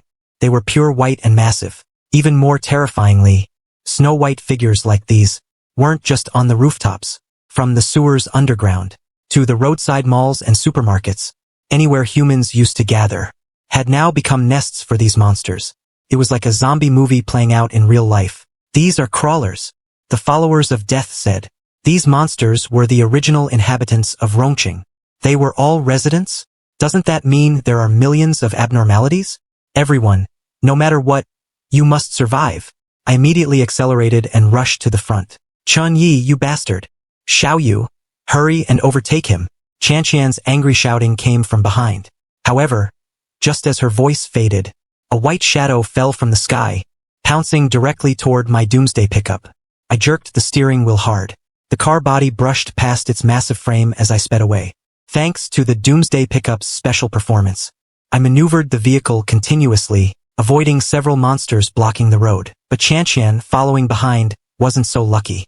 The crawlers I had dodged all turned and lunged at her off-road vehicle. Once her car was forced to a stop by the abnormalities, the consequences would be unthinkable. Qianqian watched my taillights getting further and further away. She took a deep breath and nimbly flipped out of the car window. Xiao Yu, keep the steering wheel steady. Before she'd even finished speaking, Qian was standing on the car roof with her sharp sword. A sword energy condensed into fire, instantly engulfing the surrounding white crawlers, incinerating those monsters into charred corpses. However, the true crisis was not over yet. Though the fire dragon temporarily suppressed those monsters, only a moment later, the white crawlers surged back like a tide. In desperation, I exhaled a massive cloud of smoke. In the next second, over a dozen wild wolves formed from smoke, began tearing into the crawlers. The terror of smoke simulation lies in the fact that, as long as I am alive, these wild wolves can keep appearing endlessly. I even simulated a humanoid form, possessing massive power, easily tearing a crawler in half. In just a few minutes, the pressure on the convoy was greatly reduced. Unfortunately, the trouble was far from over. On the other side, Taisher and Ding Dong's truck was also surrounded. Taisher let out a roar and jumped down. His sandbag-sized fists slammed down hard, instantly turning the crawlers into a bloody mist. His double-hearth giant form fully erupted. Under the power of Titan Sequence 2, these crazed crawlers were no match at all. Haha, this feels great. So good. Come on, more. An out-of-control Taisher didn't retreat, he attacked, charging toward the densest cluster of crawlers. As for Chuche, he hid his car inside the defense circle we had formed, temporarily becoming the safest vehicle in the convoy. But the danger soon shifted to that bus. At the critical moment, a crawler squeezed into the cabin, grabbed the older of the two brothers, and dragged him out of the bus. In the next second, over a dozen crawlers swarmed him. The angry younger brother, seeing his sibling being mauled, instinctively rushed out of the bus to save him, only to have his own neck bitten hard by two crawlers. I gripped the steering wheel, feeling a chill in my heart, because less than 300 meters ahead was the school's gate. I thought we were finally going to be safe, but just then, a massive eyeball was hovering above the school gate. When my eyes met its gaze, I felt as if my own eyeballs were going to be sucked out, so I immediately manipulated the smoke to block its line of sight. But by doing this, I was almost driving blind. Without hesitation, I activated the Doomsday Pickup's ramming mode. The pickup seemed to sense my resolve. The entire vehicle lunged forward, aiming straight for that hovering dark red eye. Wu Jianshan was standing by the fourth-floor window. He saw with his own eyes that pickup truck going crazy, crashing directly into that giant eyeball. Wu Jianshan instantly broke into a cold sweat. He knew all too well the power of that eyeball. Chan Yi, you idiot, you're asking for death. These words weren't out of concern for me, but a fear that my death would ruin his plans. But in the next second, the expected tragedy didn't happen. The Doomsday Pickup actually sent the eyeball flying, and it was flying right toward the fourth-floor classroom, his office. How is this possible? Chan Yi, you did that on purpose, didn't you? That massive eyeball smashed straight through the fourth-floor outer wall. At that moment, Wu Jianshan quickly chanted a spell. In an instant, the figure of Lord Death appeared right in front of him, and grabbed that bloodshot pupil firmly. At the same time, our vehicles rushed through the school gate. Those white crawlers seemed to have met their natural enemy, and all of them stopped at the gate, not daring to advance further. Accompanied by the low-voiced prayers of Death's followers, that bloodshot pupil immediately broke free of the restraints, and floated above the school playground. Wu Jianshan immediately chased it down from the fourth floor. Blood Eye, you've gone too far. However, just as he finished speaking, the eight-faced one from before slowly floated over from the ruins on the other side. Wu Jianshan, with so many living people in your Church of Death, can you really finish them all by yourself? Old man Qian, surely you haven't forgotten the scars from that day? Even Snow Shadow and the other brothers are here. We just want to see how much power your Church of Death really has left. He was right. If Lord Death showed even a hint of weakness, it would be the end for everyone here. Just as the battle between the two sides was about to erupt, I pulled out a fully charged phone, preparing to record Lord Death's battle. Captain Chu, who do you think will win this time? It's hard to say. But this exchange should only be a probe. Neither Wu Jianshan nor those abnormalities will go all out just yet. But after this, the real war is likely coming. We have to be prepared. I agreed with Chu Che's assessment from the bottom of my heart. After all, the abnormalities couldn't just give up on over 100 living souls. And Wu Jianshan, although I still wasn't clear about his true purpose, judging from the conversation just now, this former good brother of mine had clearly set out on a path of no return. If I didn't make plans early, I'm afraid in the end even I would be consumed by him. Thinking of this, The bit of guilt in my heart about what I was going to do next gradually dissipated, but the battle that followed was a real eye-opener. That bloodshot pupil seemed to possess some kind of mental control ability. It continuously released eerie waves. The white crawlers in the school acted as if they were being remote-controlled, charging forward on its behalf. Even more absurd was that even the survivors in the convoy were affected. Their eyes were unfocused, and their bodies were completely out of control. In contrast, the Transcendents were much less affected. They quickly stabilized the situation, forcibly restraining the ordinary survivors. And in this chaos and despair, Wu Jianshan was seen continuously reciting the death scripture. As his voice echoed, the figure of Lord Death suddenly appeared before him. Then Lord Death gave a gentle wave of his hand, and countless crawlers trying to break into the school were instantly blasted to pieces. But in my eyes, the Lord Death before me looked more like Wu Jianshan's puppet. This god worship sequence really has something to it. While Lord Death was continuously swatting away the crawlers, that massive bloodshot pupil suddenly turned blood red all over. Immediately after, a wave of scorching heat rushed toward us. Lord Death seemed to sense the danger as well, instantly becoming entangled with that power. As the overwhelming flames raged wildly, the entire ground was scorched into molten lava. Fortunately, we had parked our vehicle in advance, at the base of the school's perimeter wall, but those in the Church of Death who were too close to the fire didn't even have time to scream before they were instantly reduced to piles of black ash. Luckily, it was Lord Death who was facing the Blood Eye. I then realized that the Blood Eye's mental control seemed ineffective against Lord Death, so it turned its focus toward Wu Jianshan instead, attempting to use some eerie ability on him. However, Wu Jianshan's eyes remained closed the entire time. But in the next second, he suddenly opened his eyes. Abyssal Blood Eye. Why don't you take a look at my eyes? Instinctively, it looked up. At that very moment, Wu Jianshan's eyes were suddenly filled with a sense of deep self-reflection. I only caught a glimpse, but the kindness in my heart was instantly amplified 1,000 times. Then, scene after scene of the past flooded my mind. Like the moment I didn't save Zhou Xiaoxiao's sister, I was filled with immense regret. If I could do it over, I would definitely go back to save her. Thinking of this, my face was already covered in tears. Captain Chu, I'm not a good person. Wu Jianshan gave me 10 bottles of blood tears, but I only told you there were 4. And Qianqian, I admit I was only interested in your body. I'm a total scumbag. I'm a bastard. I deserve to die. And Taisher, I always laugh at you for being stupid. Even though you're not that bright, I always bullied you. However, the situation with Captain Chu on the other side was even more heartbreaking to watch. Chun Yi, I'm sorry to you too.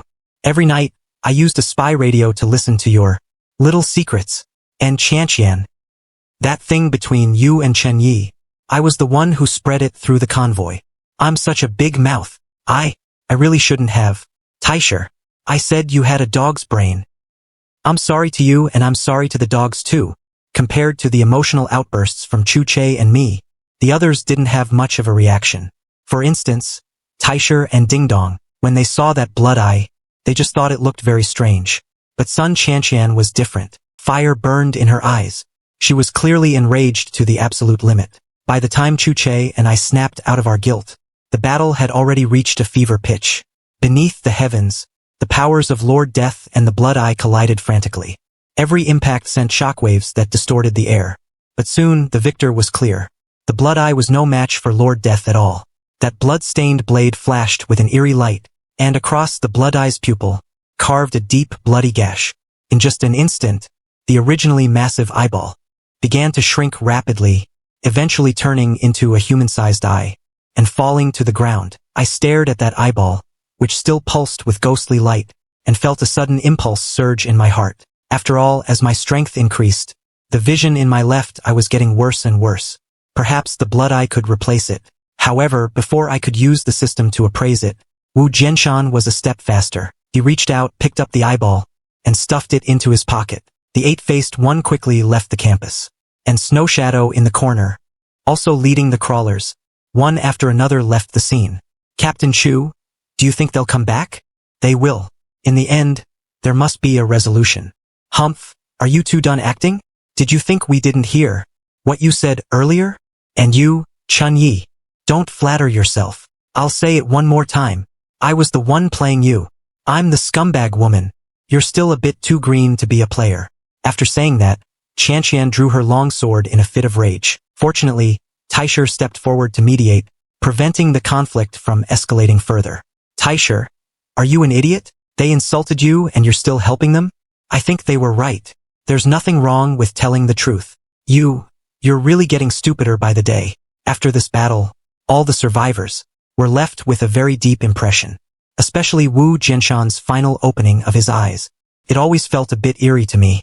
However, after Lord Death's deterrent only lasted for 2 days, the situation at the school became increasingly grim. Whether day or night, countless abnormalities wandered the school's perimeter. They seemed to be waiting for an order, preparing to attack again. To avoid any accidents, Wu Jianshan issued a strict order. All Church of Death members were forbidden from going outside. Uncle Abao also warned all the survivors to avoid leaving the classrooms as much as possible. Yet, the survivors in the school were not at peace. Some Church of Death members believed that these abnormalities were a disaster brought by the convoy. Consequently, several conflicts broke out between the two sides. Fortunately, the Transcendents stepped in to suppress them, preventing the situation from spiraling further out of control. Wu Jianshan was actually quite fair. He personally beat several troublemakers in the church into submission. From then on, those people didn't dare to act rashly again. Since returning from outside the school, Boss Gao Xuanan and Zhou Xiaoxiao were allocated a fair amount of gasoline and supplies. But Zhou Xiaoxiao's luck wasn't great. The small car that had been with her for many days had already been turned into a pile of scrap metal by the abyssal Blood Eye's mental fluctuations. But this woman used some unknown method to get He Lao Si to personally teach her how to repair cars. I saw her following He Lao Si several times, learning by circling around a vehicle. Compared to their gains, my system had now accumulated 37,000 slaughter points. Without hesitation, I directly purified 2 bottles of Death's blood tears. To prepare for the coming disaster, I also modified the Doomsday pickup, installing auxiliary lights on the front and roof. This would make it easier to escape at night. At the same time, I would take out that iPhone and repeatedly watch the battle footage between Lord Death and the Abyssal Blood Eye. Right now, I could only preliminarily simulate Lord Death's movements. To that end, I once asked Wu Jianshan to let me personally worship Lord Death, but Wu Jianshan rejected me without mercy. But what I cared about wasn't just simulating Lord Death's form. More importantly, it was that Abyssal Blood Eye in his hand. So I went to Wu Jianshan's office again. He wanted everyone to join the Church of Death, and I only wanted that eye. Thus, this deal finally had value for negotiation. Chen Yi, last time you took 10 bottles of blood tears from me. What about what you promised me? Soon, I pulled out a piece of paper from my pocket. The paper was densely packed with the names of survivors. Don't say I'm not a good brother. This is an application to join the Church of Death. From our convoy, half of the survivors here already want to join your church. How about it? I won't take your stuff for nothing. When Wu Jianshan saw that paper, with all those names, a smile finally touched the corners of his mouth. In order to get that Abyssal Blood Eye from Wu Jianshan's hands, I even used the survivors of the entire convoy as bargaining chips. After Wu Jianshan finished listening, his temple twitched slightly. What do you want? Just say it. Since you're being sincere, then I won't beat around the bush either. Last time, after you killed that Abyssal Blood Eye, that eyeball from its body, isn't it time to give it to me? Chan Yi, I've never seen someone as shameless as you. If you hadn't deliberately provoked it, Lord Death wouldn't have even clashed with the Abyssal Blood Eye. The more he spoke, the angrier he got, even spitting in my face. I helplessly took a step back. Old Wu, don't be in a rush. I'm just saying, if you want everyone else in the convoy to join the Church of Death, you have to pay a price. Fine, I can give you that eyeball, but I want the files on all the team members, and you must guarantee they all join the Church of Death. On the surface, I reached a deal with him. In the next moment, I began to spill all the details of my teammates. Of course, I couldn't tell the whole truth. For example, regarding Chu Che's marking ability, I conveniently left out some key details. Wu Jianshan wasn't stupid either. He compared the information his subordinates had collected over the days, one by one with mine, before finally tossing that Abyssal Blood Eye into my hand. Anyway, his thinking was very simple. Once we were all dead, this thing would eventually be returned to him. However, just as I came out of Wu Jianshan's office, I saw Chu Che with a sneer on his face. Didn't you say before that Captain Wu only gave you 4 bottles? Are you also planning to see old Wu? But Chu Che ignored me and walked straight into the 4th floor classroom. When he came out, he had 3 bottles of blood tears in his hand. Carrying the blood tears, he went to another classroom. Soon, Uncle Abao's coughing came from inside. Che, you're here. Originally, Uncle Abao didn't just have a happy family, but also a 3-year-old grandson. Unfortunately, the apocalypse arrived. Uncle Abao watched his loved ones die one by one before his eyes. In just a few days, Uncle Abao's hair turned white overnight, and he looked much older. After coming to Rong City, the extremely cold temperatures caused Uncle Abao's health to deteriorate further. Uncle Abao, just lie down. No need to rush. This is the blood tears I got from Captain Wu. It's the undiluted kind. It might be better for your illness. Che, did you promise Wu Jianshan something? No. Uncle Abao, you're overthinking it. Che, you're a transcendent, so you must know the truth. I won't say more. Uncle Abao, rest well and recover. Once you're better, I'll take you away from here. With that, Chu Che fed Uncle Abao a drop of blood tears. However, this drop of blood tears would only buy him a little more time. Xiao Wang, the convoy assistant nearby, watched all this with eyes full of sorrow. Xiao Wang, go tell everyone that they can join the Church of Death. Captain, how can we do that? Don't say another word. Do as I say. Meanwhile, I went to an empty classroom and impatiently pulled out the blood eye for appraisal. Appraisal will consume 1,500 slaughter points. Do you confirm? Confirm. Item name: Abyssal Blood Eye. This is a remnant shadow of the Abyssal Blood Eye, one of the 3 major abnormalities in Rong City's Changwang district. It retains some of its powerful abilities. If a high-level artifact crafter is found, it can be crafted into a cursed artifact, maximizing the power contained within the eye. When the Abyssal Blood Eye clashed with Lord Death, it had abilities that were not fully released. Therefore, this eyeball is an extremely expensive artifact material.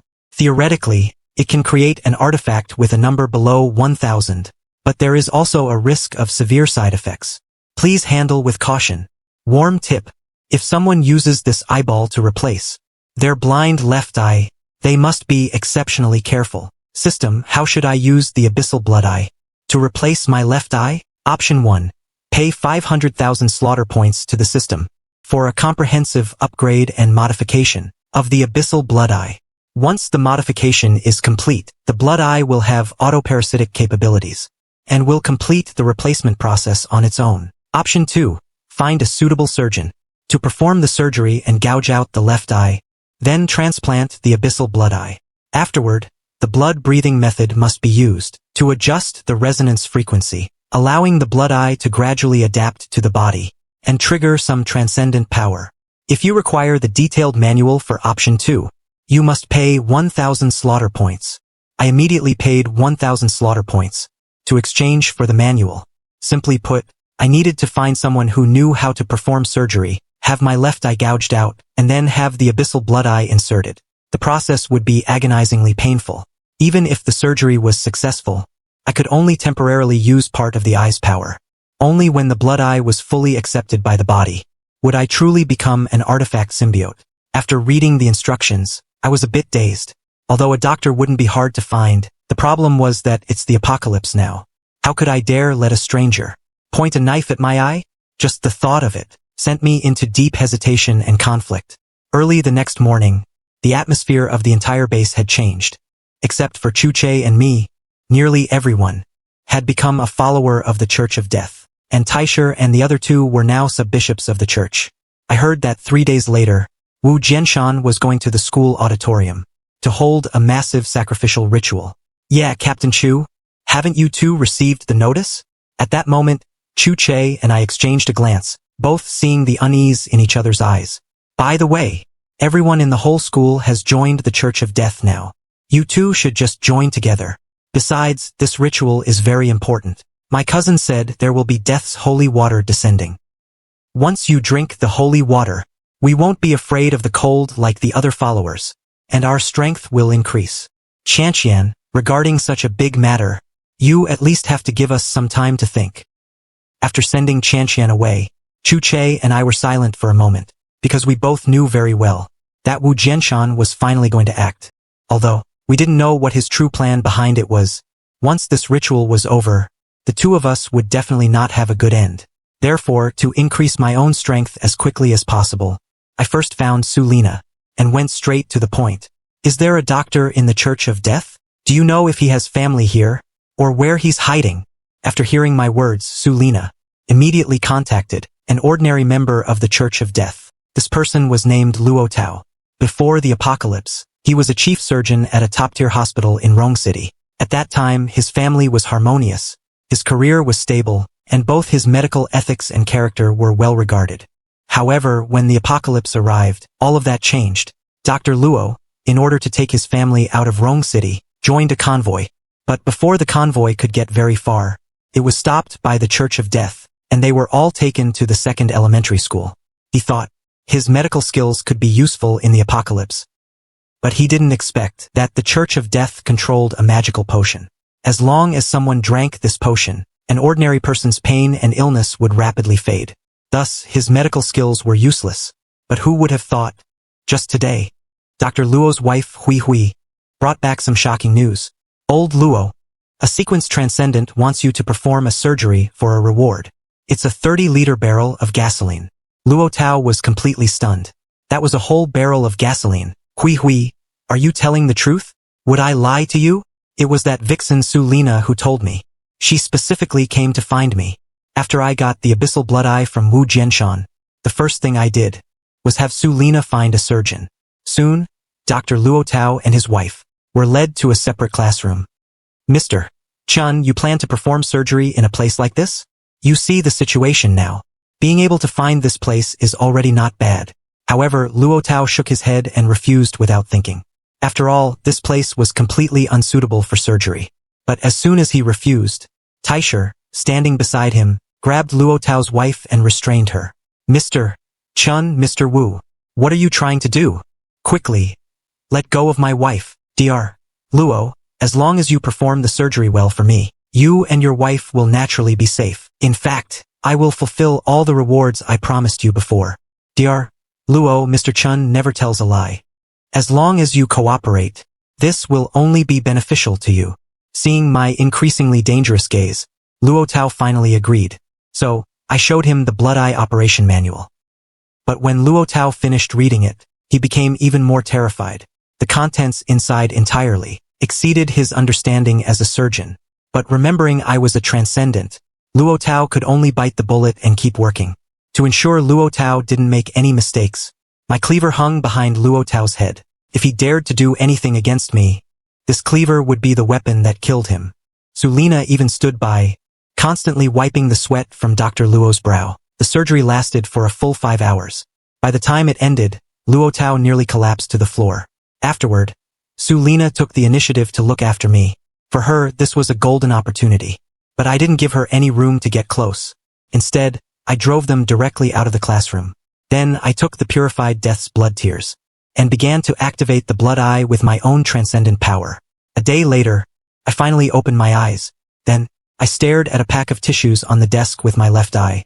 In the next instant, that pack of tissues spontaneously ignited. This was an ability the blood eye had used against Lord Death, although it was far from the terror of the abyssal blood eye days ago. For the current me, it was already quite satisfactory. However, when I walked out of the classroom, the entire school was shrouded in an indescribably eerie atmosphere. All the Church of Death followers were incredibly excited, all waiting for the arrival of the New Year's Eve ritual. What made me even more uneasy was that, as night fell, around the school, a large number of indescribable abnormalities appeared. But the survivors didn't seem nervous. Only Cui Xiuan, a member of the church, felt increasingly panicked. Soon, she sought out Xuanan. Ms. Cui, you're looking for me? Xuanan, give this notebook to Mr. Chu and Mr. Chun. You must remember. After saying that, she hurried away. Xuanan calmly tucked the notebook into her shirt. Xuanan, where are you going now? Nothing, I'm going to find Mr. Chun. Hey, you should also persuade Mr. Chun and Captain Chu. Everyone is in the Church of Death now. There's no point in them holding out. Look at us, we have plenty to eat and drink. When Lord Death deals with those things outside, those dirty things will have to scramble far away. But before he could finish speaking, Xuanan suddenly kicked the man in the stomach. Who do you think you are? Mr. Chun and Captain Chu are people you can talk about behind their backs? If it weren't for them, you'd all be dead already.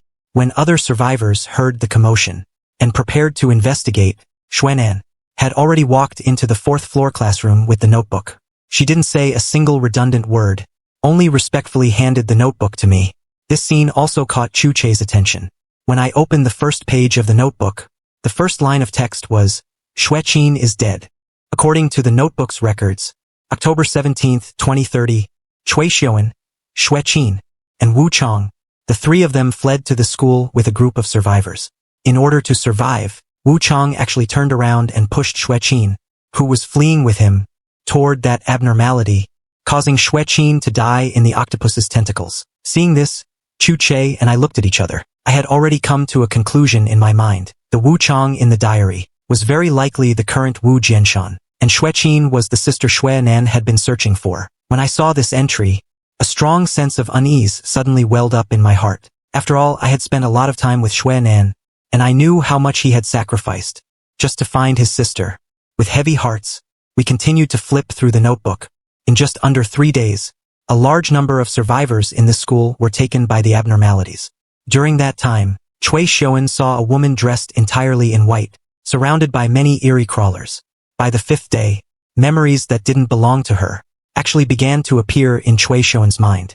It turned out Wu Chang had not only graduated from a top domestic university, but he was also the head of a large internet company.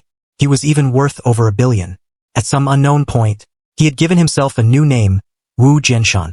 Even more absurdly, by the 7th day, Wu Jianshan, from out of nowhere, brought Xueqin's corpse back to the classroom. He even set up incense and candles, performing ritual bows every day. Cui Xiuan described in the diary how Xueqin lay there, looking even more beautiful than when she was alive. Later, Wu Jianshan began to form the Church of Death. Every day he would enter the room where Xueqin was to chant scriptures. Occasionally, if someone was defiant and tried to interrupt him while he was chanting, they would be beaten nearly to death by Wu Jianshan. What was most shocking was that, when someone was severely ill and on the verge of death, Wu Jianshan would take out a bottle of red liquid and feed it to them, and that person would miraculously recover completely. October 29, 2030. Cui Xiuan accidentally witnessed Wu Jianshan feeding human flesh to the deceased Xueqin, and Xueqin's eyes actually shed slow tears of blood. From that moment on, Cui Xiuan finally realized that Wu Jianshan was no longer a normal human being, and she had to find a way to escape from there. The diary ended abruptly at this point. A chill ran down my spine after I finished reading. Most of all, I never imagined that Lord Death would actually be Xuanan's sister. That temperament so distinct from humans. Now that I think about it, it's no wonder Xuanan didn't recognize her. While I was lost in thought, Chu Che unexpectedly discovered a strange letter on the floor. We opened the envelope, and its contents immediately put us on high alert. It mentioned that on November 7, 2030, a convoy of 32 people fled to this elementary school.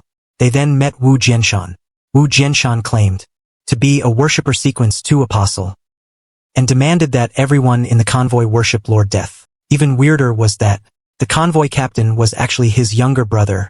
The deputy captain was Wu Jianshan's nephew, and the convoy manager was his own son. Reading this made my and Chu Che's skin crawl, because the situation described in the letter was almost exactly the same as our current convoy situation. Just then, Chu Che and I both felt a sudden wave of dizziness. Our consciousness felt like it was being forcibly suppressed by something, and even our suspicions of Wu Jianshan were being erased by some power. Chu Che endured the dizziness and quickly wrote a line on a piece of paper. Do not trust Wu Jianshan. Only half a minute later, his eyes turned vacant as he looked at those words. However, once the seeds of doubt are sown, they can never truly vanish. Wu Jianshan's image in our hearts began to plummet from that moment. A few days later, I discovered a giant octopus-like abnormality, along with a floating giant eyeball, and a white-haired girl, appearing at the school perimeter together. Behind them, followed a pack of blood-white crawling monsters. Facing a combination of abnormalities of this scale, Wu Jianshan immediately summoned Lord Death to disperse them. Although Lord Death was a newly born abnormality, her power was extremely formidable. Yet even so, she seemed somewhat strained against such a lineup. Just as the situation was about to spiral out of control, Lord Death suddenly unleashed a terrifying power. She lifted her head, and with eyes that seemed to hide the stars, she lightly swept her gaze over those abnormalities. But in the next second, all the abnormalities instantly lost their will to fight. What was even more terrifying was that anyone seen by those eyes would feel an intense surge of shame in their hearts. In our convoy, many people burst into tears on the spot. Seeing this, I finally understood.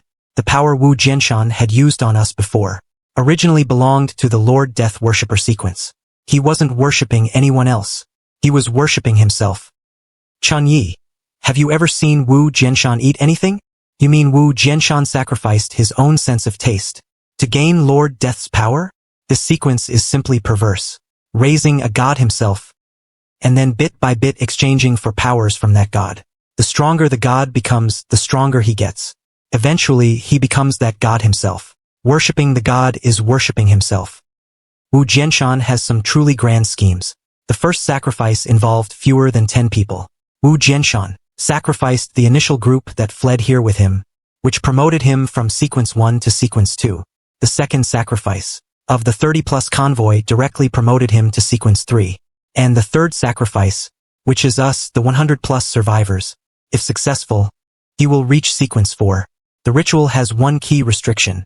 He can only sacrifice members of the Church of Death. This explains why he's been forcing us to join the church. Just as we reached this conclusion, to our surprise, the classroom door was suddenly kicked open by Chanqian. Captain Chu, Chun Yi, what are you two doing?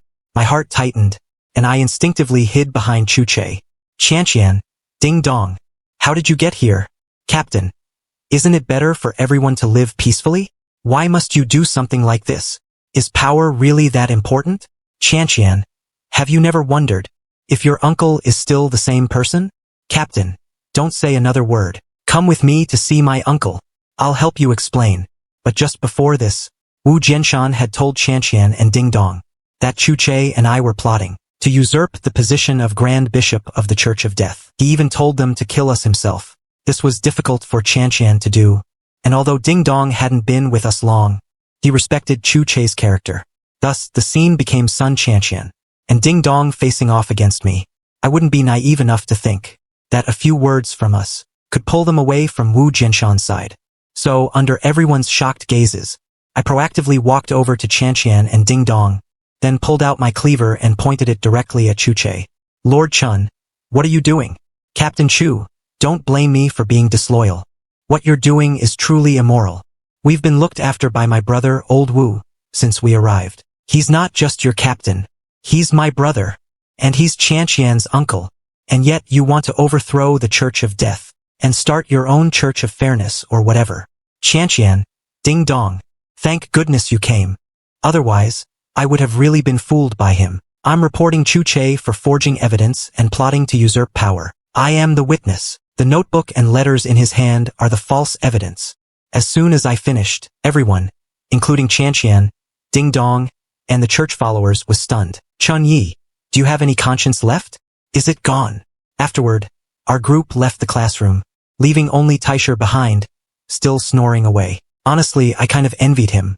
The simpler you are, the less likely you are to suffer from insomnia. In the corridor, Chanqian, Ding Dong, and I escorted Chu Che. Because of my rhetoric just now, the church followers looked at me with much more approval than before. Chun Yi, you're really not human. Isn't it normal to join them if you can't beat them? Suddenly, I glanced out the window, only to see a corpse hanging on the playground. With one look, I recognized it was Cui Xiuan. Many survivors were whispering under the tree. We soon arrived at class 4-1. Sun Chanqian wanted to say something more, but Wu Jianshan coldly cut her off with a wave of his hand. Don't worry. They are all my friends. I won't do anything to them. Chanqian was silenced, unable to speak a word, and could only bite her lip and leave. Sit. You two must have already read the contents, right? Then he tossed the notebook and the letter onto the desk. I've been looking for this. I just didn't expect Cui Xiuan to be the one who took it. Cui Xiuan used to be very popular in the country, and she was beautiful. When she first arrived, some people wanted to harm her. It was I who gave her food, so she could survive. To put it bluntly, if it wasn't for me, 90% of the people here wouldn't have survived until today. But some people just don't know how to be grateful. Chun Yi, I killed Cui Xiuan. Do you think I did something wrong? Every man for himself, or the heavens will destroy him. If I were you, I would have done the same. As expected, they all say you and I are from the same mold. But you already know, the worshipper sequence doesn't worship a god, but oneself. When I first awakened as a worshipper, I was indeed happy, but that happiness only lasted for a very short time. An early-stage worshipper is very weak, hardly enough for an abnormality to pick their teeth with. Out of desperation, I found Xue Qin. When I learned that worshipping required sacrifices, I was also conflicted. After all, I'm not a natural-born killer, but people always change. Without sacrifices, we would all have been torn to shreds by the abnormalities. So I sacrificed them to Lord Death. But I don't feel I was wrong. As long as I am strong enough, I can expel the abnormalities. As long as I pay enough in sacrifices, I can even rise to sequence 9. Looking back through history, which person standing at the top didn't have mountains of corpses and seas of blood under their feet? Chun Yi, I know you're like me. You understand that some things must be viewed for the sake of the big picture. So, little Chu, I invite you both to join the Church of Death. Once I rise to sequence 4, I will be stronger, and Lord Death will be stronger. At that time we can clear the entire city of Rongqing and rebuild our home. Saying this, Wu Jianshan's eyes were incredibly sincere. He even brought out a box of tea and 5 cartons of high-end cigarettes. Seeing these things, my heart clearly swayed, and a fawning smile appeared on my face. Old Wu, you really know me. My Lord Bishop, please look after me from now on.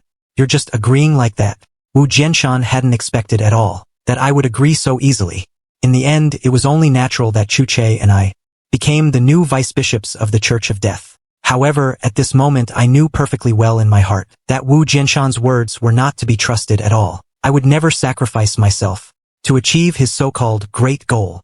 Once he rose to sequence 4, we probably wouldn't even know how we died. Therefore, I would never sit back and wait for death. After all, tomorrow is the final day of the ritual. Once he successfully promotes to sequence 4, all of us will become his sacrifices. So, after consulting with Chu Che, we decided to act separately starting at midnight. That night at midnight, Chu Che and I secretly came to the window. I immediately turned into a wisp of blue smoke and vanished into the depths of the night. As for Chu Che, he had already prepared a rope and lowered himself from the window. At the same time, draped in a black robe, I slowly appeared in a dark, secluded corner. I know you understand human speech. Someone who can make decisions, come out. As soon as my voice fell, a snow-white figure floated over from the distance, accompanied by a giant 8-armed, octopus-like abnormality. Who is this being so mysterious? Could they be up to some shady business?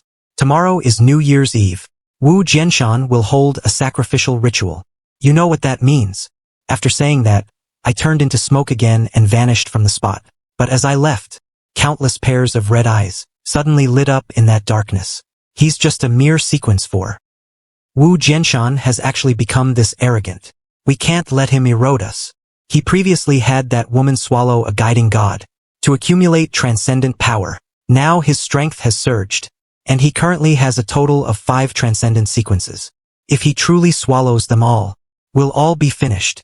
Then when do we act? Better sooner than later. The faster, the better. But who was that person? Why help us? Unclear. Humans are truly a hassle. But in that case, let's act tonight. At this moment, in some corner of the school, I took out a bottle of maximally enhanced Death's blood tears and swallowed it in one gulp. In the next second, my body was enveloped in a surge of powerful energy, soaring from sequence 1 directly to sequence 2. 2 hours later, I returned to class 4 to 3. Chu Che had also coincidentally returned early. Although I didn't ask Chu Che what he had done, he suddenly handed me a bag. The 2 words Chen Yi were even floating above the bag. This is a guide's mark. There are some stones inside. Remember to drop one at intervals. I'll be able to see it. Captain Chu, let's skip the nonsense. You and I both know that tonight as many of us as can escape should. With these marks, I can still track your location.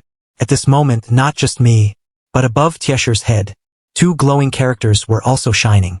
Clearly, Chu Che had already made preparations. However, before the plan could even begin, an accident occurred ahead of schedule.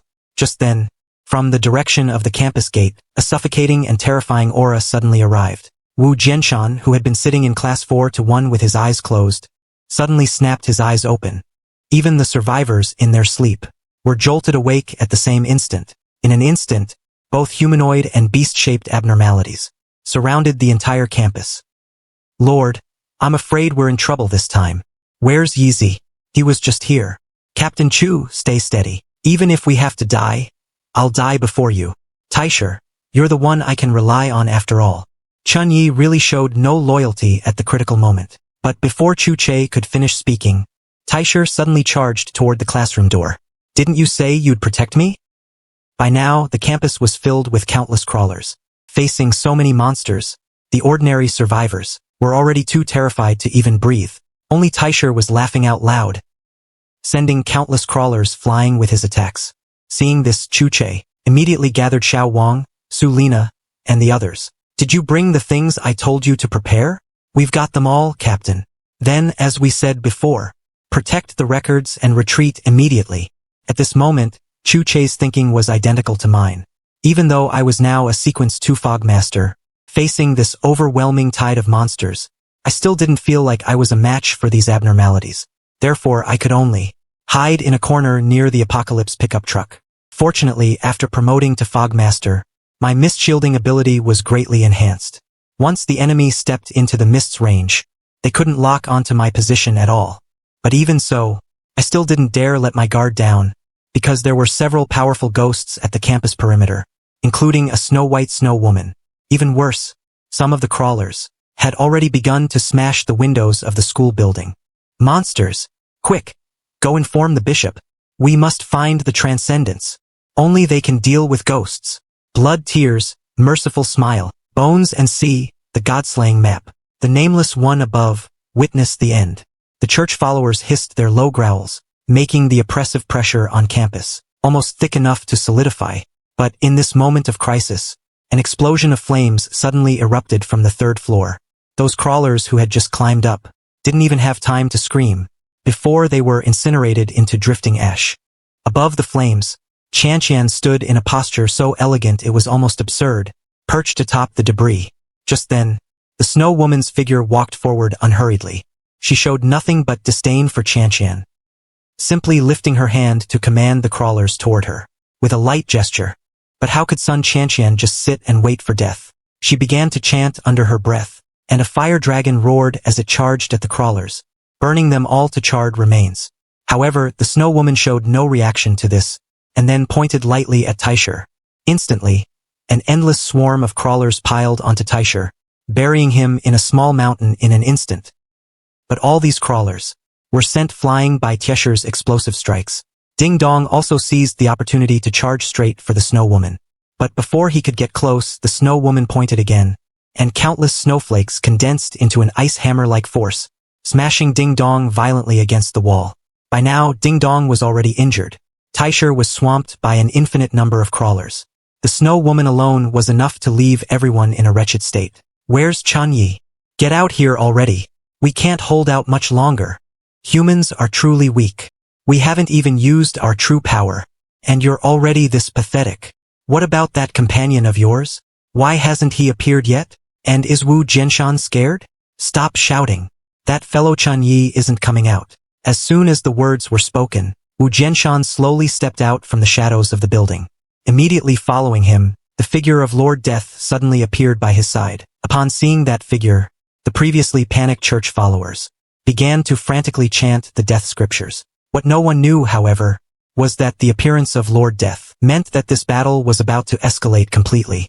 Even the snow woman, who had just been so imposing, now stared intently at Lord Death in midair. You've finally appeared. Lord Death did not reply, only floating silently in the air, gripping her scythe, and the terrifying aura radiating from her body actually caused countless crawlers to retreat uncontrollably. Seeing this, Qianqian and the other two immediately moved closer to Wu Jianshan. They all knew that this was no longer a battlefield they could intervene in. Only Chu Che quietly hid in a corner with his people. Clearly, he was thinking the same thing as me, intending to find a suitable moment to escape from here. However, while everyone was in a stalemate, Wu Jianshan stepped out onto the playground. Leave the rest to me. As soon as Wu Jianshan finished speaking, the Snow Woman immediately lifted her hand and pointed toward Lord Death. A massive blizzard then centered on the Snow Woman and charged directly at Lord Death. That same force that had easily pushed Qianqian and Ding Dong to their limits hit Lord Death, but only caused her figure to sway slightly. An abnormality with a giant wolf's head somehow circled around to Lord Death's back at some point. In just a brief instant, dozens of top-tier monsters launched their assault. The abnormalities launched an attack on Lord Death at the same time. I immediately pulled out my phone and started recording, afraid of missing a single detail of Lord Death's battle. The scene that followed finally made me realize why the other abnormalities were so terrified of her. The Snow Woman's blizzard could only make Lord Death pause for half a second. The eight-faced beings barely managed to land a hit on her, but Lord Death blocked it with a casual gesture, and the force was completely neutralized. Then, Lord Death's scythe sliced through the air, cutting off the tentacles of the eight-faced beings one by one. Even the Snow Woman lost an arm in the blink of an eye. This was the true horror of Lord Death. However, the more Lord Death gained the upper hand, the more anxious I became, because both Chu Che and I knew that once the abnormalities were defeated, Wu Jianshan would sacrifice everyone here without hesitation. This wasn't the ending I wanted. Everyone, hang in there. If we take down Wu Jianshan, Lord Death won't be able to last much longer. Chun Yi, get out here. Don't think I won't recognize you just because you're disguising your voice. Chun Yi, how can you be so heartless? Am I not your best friend? In just a minute, the abnormalities surged forward like a tidal wave. Even with Lord Death by his side, Wu Jianshan was forced to retreat. Amidst the chaos, I waited for everyone's attention to be fixed on the battlefield, and then dashed into my doomsday pickup. Qianqian, Ding Dong, stop him. Chun Yi, anyone else can live today, but you must die. With Wu Jianshan's roar, every eye on the field instantly fixed on me. Just then, Chu Che and his group emerged from the shadows. Captain, what about Chun Yi? He'll survive even if you're dead. Move. But hearing Wu Jianshan's order, Qianqian, who should have been fighting the monsters, was visibly stunned. On the contrary, Ding Dong was the first to react, blocking the school gate directly. My cockpit was now filled with a thick mist. Anyone who dares to stand in my way, even Wu Jianshan, who was once like a brother, I will not hesitate to strike. I floored the accelerator, and the doomsday pickup charged at Ding Dong like an unleashed beast. Facing the oncoming truck, Ding Dong's right fist, wreathed in white mist, slammed violently into the hood. After a deafening crash, Ding Dong was sent flying backward. However, the doomsday pickup was also shaken to a dead stop by that single punch. Chun Yi, you're dead. Death's divine general. Seeing me trying to restart the engine, Wu Jianshan could only grit his teeth and unleash his ultimate move. Then, Lord Death's aura suddenly exploded, and the blood-red scythe in her hand ignited. With a raging fire, she sliced the ambushing eight-faced beings into several pieces. Seeing this, the Snow Woman didn't dare hesitate and turned to flee. But before she could get away, her head fell silently onto the snow. A diamond shard then fell with a clatter. The most pathetic was that wolf-headed monster. Caught in the shockwave of Lord Death's power, only a single wolf tooth remained, glowing faintly in the snow. Now, from the lowest crawler to those nameless shadows, all were fleeing in terror. Luckily, in that moment, my doomsday pickup's engine roared back to life, but I soon realized in despair that Lord Death had suddenly appeared behind my truck. In a moment of desperation, I used my mist to create a decoy of Lord Death, but it only held her off for a few seconds. The decoy was quickly shattered by her blood-red scythe. By the time I recovered from the shock, the scythe had pierced through the roof of the truck and pinned me inside. I stared blankly ahead, stunned and unable to believe what was happening. At this moment, the doomsday pickup roared like an enraged, untamable beast. Chains lashed out frantically toward the Grim Reaper, only to be snapped like twigs by a casual tug. The moment Sulina saw the roof of the car pierced, she collapsed directly into the snow. How could he die? They say the wicked live for 1,000 years. A monster like him couldn't possibly die here. It's impossible. Meanwhile, Wu Jianshan, watching the scythe tear through my body, let a rare, uncontrollable madness flash across his face. But a second later, a sharp pain struck his heart. He looked down, only to see a wood-cutting knife piercing through his chest from behind. Master Chun, how is this possible? Before he could finish his words, his vision plunged into darkness. Simultaneously, The corpse belonging to me inside the Doomsday pickup was slowly dissolving into smoke. Even the hollow eyes of the Grim Reaper flickered with a moment of confusion. After all, it all happened too fast, leaving no one time to react. "Why aren't you leaving yet?" With that, I dashed from the shadows toward the Doomsday pickup. With Wu Jianshan's death, Chu Che and the others immediately snapped out of their stupor. The haze in everyone's eyes vanished instantly. What a terrifying ability. "Everyone, escaping is the priority now. Remember to take your respective markers. This time we split up. Try your best to stay alive until I come to find you." Chu Che was the first to leap into his vehicle. The other survivors hesitated no longer, racing frantically toward any functional car nearby. "Iron Corpse, guard the rear. Tao Yi, leave this place to me." "Idiot, you're still talking about guarding the rear? Do you want to die?" As my Doomsday pickup sped away, a willow branch swiftly snatched the tentacles from the ground. Soon, the school had turned into a complete human tragedy. Countless monsters swarmed in. Those survivors who failed to retreat in time were torn apart one after another. In the snowy wasteland, I watched the tragic scene through the rearview mirror, my heart completely cold and unmoved, because if Wu Jianshan hadn't died, not a single one of us would have escaped today. Fortunately, I had ascended to Sequence 2. My control over the smoke was far beyond what it used to be. The smoke condensed into a sharp blade at the front of the car, cutting through the deep snow on the road. On the other side, while charging forward, Chu Che pulled out a lighter and blew gently on the flame. A blazing fireball erupted, instantly vaporizing the crawlers in his path. Once we were clear of the school's immediate perimeter, the anomalies on the road finally grew sparse. This reminded me of Chu Che's plan from before. So, I pulled out the stones engraved with my name from the bag. Every few miles I dropped one. Looking back, these faintly glowing stones were strikingly visible in the night, but I knew very well that running blindly like this wasn't a permanent solution. Sooner or later we would hit a new anomaly. After thinking for a moment, I drove the car to a secluded intersection and stopped. Then I lit a cigarette and exhaled slowly. The smoke drifted in the night wind, shrouding a radius of dozens of meters into a hazy domain of mist. In this absolute domain I created with my own hands, anyone besides myself, whether human or anomaly, would be instantly stripped of their senses upon entering. With that done, I began to review the trip to Chirong City, and that god-worshipper Wu Jianshan. He had left a deep impression on me. Yet it wasn't until after he died that I realized I actually did have a very close brother. But that brother was nothing like Wu Jianshan. At that moment, I understood it was Wu Jianshan's ability. He had merged himself with someone in my memories. The more I thought about it, the more a chill ran down my spine. Wu Jianshan's power was truly terrifying. It made you trust a stranger as a lifelong friend without defense. Not to mention, even at Sequence 3, he could suppress the Snow Girl and 8 face monsters simultaneously. That level of strength is absurd just to think about. But such a dangerous man eventually died at my hands. The true power of the Carmine Apostle only begins to show at Sequence 2. If not for the sheer trickery of the smoke clone, our entire group would have been wiped out today.